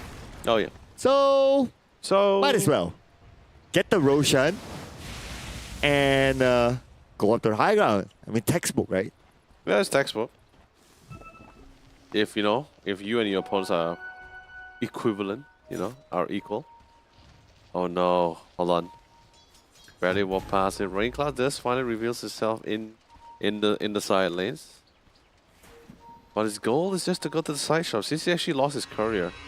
So he finally gets a Dayless. Oh no, here comes the Dream Coil. Got a stun. But because his other teammates are not there, so they will not continue to do the follow-up. So we have G-Croy here. Oh, did not connect the Dragon Tail, but even if it does, will not be enough damage to take out Suki just like that. Yeah. AC, they really need the AC. I mean, the Alchemist is definitely on the way with the AC as well. Damn. Okay, here comes the Doom. Onto the Moeda. But the Doom onto the Moeda still chasing him down. And here comes Guy as well. And at the same time, look at the top. G-Roy is chasing Guy down. But at the same time, oh, this is a messy fight. And now Guy, oh, his primal form is already expired. But G-Croy still taken out by Takashi. Takashi bought back just to get that kill. It's so worth it as Raincow gets the godlike. GG has been called. Dominator Esports will be sent on to the lower bracket. And Team CSC will be your upper bracket finalist. Really well done. Wow. That game, fast-paced. The lanes were completely dominated. They didn't really have to I somewhat expected a little bit more Gert coming from the rest of the side. I also expected a lot more harassment than usual. I just didn't expect that top side to be played so well. That Brewmaster, exceptional. Alongside with his support meta, completely bullied out of Clover. Clover, from time to time again, he tried to get in nice and close, but just not enough follow-up damage. Because like I said, Alchemist early game is pretty much similar like Slot. Not a lot of damage. Sure, Unstable Concoction can do some initial burst. Acid Spray is it's cute for now. Level 1, level 2 is pretty cute in the lane. Doesn't really do much against the Brew and the Moeta. So that's why you see Moeta and the Brew was getting consistent damage. But as the level goes by, as they scale, it does even a lot more. So we didn't see a lot coming out for the Clover as he was doing his best. But it just couldn't really pair enough compared to the outcoming damage. Bottom side, on the other hand, not really much contention. Sure, we got initial talk here and there. But like I said, once the Meepo gets at level 6, the Lich, great lane dominator. You could nuke out a bully out the Doom. I think the support did a really great job. Meepo was pretty comfortable. And then the mid. Nothing too crazy happening to me. Like I said, mid, Puck versus DK. There's really nothing too crazy about that kind of conversation between both players. There's really not much action happening until a third party comes in to best assist in that way. But at that way the lane was pretty much going for Dire side, it just didn't seem there was an opening to allow the supports to assist this mid laner at all here. So, and with the lanes not going so well, suddenly out of the blue you have 3 people who requires a lot of farm. Doom is just also one of those kind of heroes you need to farm. Alchemist is not sure. He farms really fast, but like I said, he needs to get those initial items first. If he can't get this out, it gets pretty slow. And the DK also decided to go DPS, so slow things down even more. Yeah, because he needs to farm as well, right? Yes. Yeah, and the Meepo has had the farm of his life. Yes. It was not a challenge at all during the farming stage. And the best part about it with the composition that they had, Moeta, Brew, Puck, they literally have and then the Lich as well, so much teamfight capability, so much natural magic need, which is something that you don't see a pipe that early from the Doom, especially when you're a little bit far behind. So anytime they can just take a fight. The Meepo didn't even need to join if necessary. He's just like, go farm, we'll look for fights. The only problem we have is just that one Doom. That's just pretty much the clock. Sure, nuisance, but we'll still die. They want to go after the DK, but DK is also not really participating in a lot of those fights because he's also trying to farm those ancient camps as well. So which is why it was very surprising to me when I saw the DK farming the ancient side. I had a hunch. That's why I asked the observer to check out what was his itemization, because usually when at that moment of time he should have already that blink dagger. So when we go to check him out, the ancient, when I saw Armlet, I was like, Armlets and Threats. I was like, yeah, okay, that's the DPS DK. He's throwing utility out the window in hope to try to make things happen. But I think after identifying the fact that hey, a lot of that's going to be farming. This is the opportunity for us to be as initiative as much as possible. And that's exactly what happened. Suki did a great job with the puck. Guy was exceptional in the lane, constantly causing trouble. And of course, well-placed utilities and abilities coming from both Takahashi and IJST6. Again, Rain Cloud 907. Suki also 9013. Yeah, the point I was wanting to point out is that yesterday when he used the Meepo, he only died twice. So it's still not a perfect Meepo for him, but overall it's still a win. So it's a 2-in-2 win for Rain Cloud's Meepo. Because with that being said, let's quickly check out the highlights to see like what really most of the time really went down. You see, just all that grouped up because they have the team fight potential, they have the early game potential. Sure, Doom is a nuisance, but let's remember they can't stop the Brewmaster. They can't really do much against it, and then eventually Meepo, feeling pretty confident, also start joining the fray. You're getting a lot of pickers, a lot of goals out of this. It's always constantly a 5v4 situation if you think about it. The Alchemist is just farming on the top side. Hey. Yeah, and we just have to check out the skin, right? As part of the highlights. But this is also the stage where, you know, it was just so dominating by CSC at this point. Like, plus Meepo has a lot of mobility. The fact that how he controlled it, he sends at least one Meepo onto the other lane and maybe like 2 or 3 others onto the main lane that he wants to control. And once he's done, he immediately moves to the other lane. So he's just all over the map as a Meepo. Oh man, but still overall, I would say pretty close. There was some limelight for sure, but I think the damage done was pretty significant from the laning phase. Actually, no, even before the laning phase, the puck already had a 30-second bottle timer, and then also bonus goal for some of the laners and for the other lanes. The Muerta had a really great time with the Brew when he's playing alongside with Guy. Takahashi was exceptional. Guy was amazing. I think. Oh, Suki as well. Man, there's so many potential MVP selections here. But I love this last hurrah coming in. They really tried to go. They tried to pick up Muerta before this entire fight, but it just took so long. They have ways to defend him. They try to slow things down. It'll be pretty good. And of course, yes, Guy, the Brewmaster, achieving this MVP role. Well deserved. Very well deserved. Yeah, so you don't need to think too much about the MVP because our guys behind the scene has done that for us. So congratulations to Guy with a KDA of 5-22. And his contribution is definitely solid from the laning phase, how he played on the lane, and then from the mid stages with the primal split, how he made the engagement, and also how he tanked a lot of damage as well for the team. So great work here for Guy, and he got the Primal Insight as well as an extra aura for the entire team to sustain longer in team fights. And ladies and gentlemen, this is the latest playoff bracket as of now. Yeah, this is exactly what we're looking forward to. So we finally solidify our upper bracket final, which is going to be the best of three between Castaway and Team CSC, which you're going to be able to see them tomorrow when we're actually going to be casting one of the series. And now coming back to the lower bracket round 2, we have our new set of teams here. Our friends going to be going up against the Dominator Esports, along with Myth Avenue Gaming against Manta Esports. And of course, just like the nature of the competition, only two of the teams out of the 4 will proceed forward to the lower bracket round 3. Yeah, in which we will watch tomorrow as well. So we'll be watching lower bracket round 2, the upper bracket finals, and also the lower bracket round 3 to determine who will win the lower bracket finals, in which that will be part of the Sunday broadcast, as well as grand finals. And grand finals will play the best of 5. We're getting closer towards the end, ladies and gentlemen, but we still have one more day to go. But you know what? Besides our regular program, we still have one more activity to do. I mean, yeah, of course. Yeah. Discount code. Hang on. That's going to be the one for Selected Gaming Models, ladies and gentlemen. If you notice, it's not the first 2 initial. You guys joined a little bit late. The first 2 initial is going to be tied to the region itself. If you're from New Zealand, that's going to be the NZ Odyssey Cup. If you're from Thailand, it's going to be TH Odyssey Cup. It's only this discount code is only a title to the top, to literally the 8th region available for you guys here. Yes, we have repeated this a lot along the way.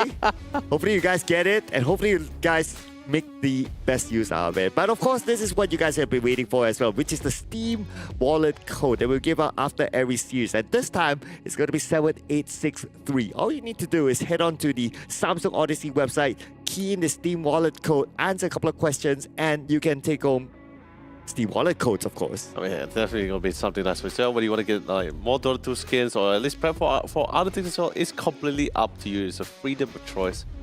There's no terms and conditions for that, so don't worry about it. Yeah, but of course, we gotta award our rookie MVP for this round, ladies and gentlemen. And our rookie MVP is given to G-Croy. Yeah, well done. Like, a really, really phenomenal job. I think it's a really great job. Courtesy of Red Bull. With the pomelo flavor, I still definitely prefer the apple and muscat grape. But I know you're a pomelo person, unless you decide to go with apple. I'm a pomelo for now. Join Team Apple here. But of course, cheers to you, buddy. Phenomenal performances. But of course, not the end of the road. Still have a few more steps to go. 2 more days that we have left here in the Samsung Odyssey Cup here until we crown our grand champion. But before we end the show, there is a fulfillment here, my friend. What fulfillment? Jumping jacks. Ah, God. Okay, star jump. 10 star jumps. Let's go. Producer, please give us that time. Okay, it's approved. It's approved. Okay, here we go. The stage is yours. Yeah, 10. Let's go. Bring it on. 2, 3, 4, 5, 6. Dude, come on. Okay, 7, 8, 9, 10. All right. Thanks for taking like a champ. You have to put on the mic though. I know it's so late in the night, man. Come on. I'm a man of my word. Well, I lost the bet fairly. I had high hopes, and I had to answer for it. yeah, and I hope you have the answer for this. Oh, what? What's our G6 like? Man, of course, ladies and gentlemen, I'm going to tell you exactly what you're going to be trying to sign up for. It's going to be the Samsung Odyssey OLED G6, a beautiful piece of hardware. And of course, you guys heard a lot about the G8 here. The G6 is actually a 27-inch model. It definitely is a lot smaller than the G8, which is 32-inch. But guess what? It has a firepower of 360 Hz and a response time of 0.03 ms. And of course, just like the G8, it has all the beautiful specs you can ever hope for. Slim metal design, OLED glare-free technology. May not have the smart TV functionality, but you still will get a lot out of that G6, just as much for the G8. I like how you still have the breath after doing the star jump. I'm holding it in. You're holding it in. Okay, so we'll let you off the hook right now, ladies and gentlemen. But for you guys out there, hopefully you guys join us again tomorrow because we will see more teams to be eliminated from the lower bracket. That is all for tonight in the Samsung Odyssey Cup Dota 2 Championship. Together with us, my name is Sir Cloud, together with the YOLO League who needs to take a breath. So you guys out there, have a good night, ladies and gentlemen. We'll see you again tomorrow. Same time, same channel. Bye-bye. Bye-bye.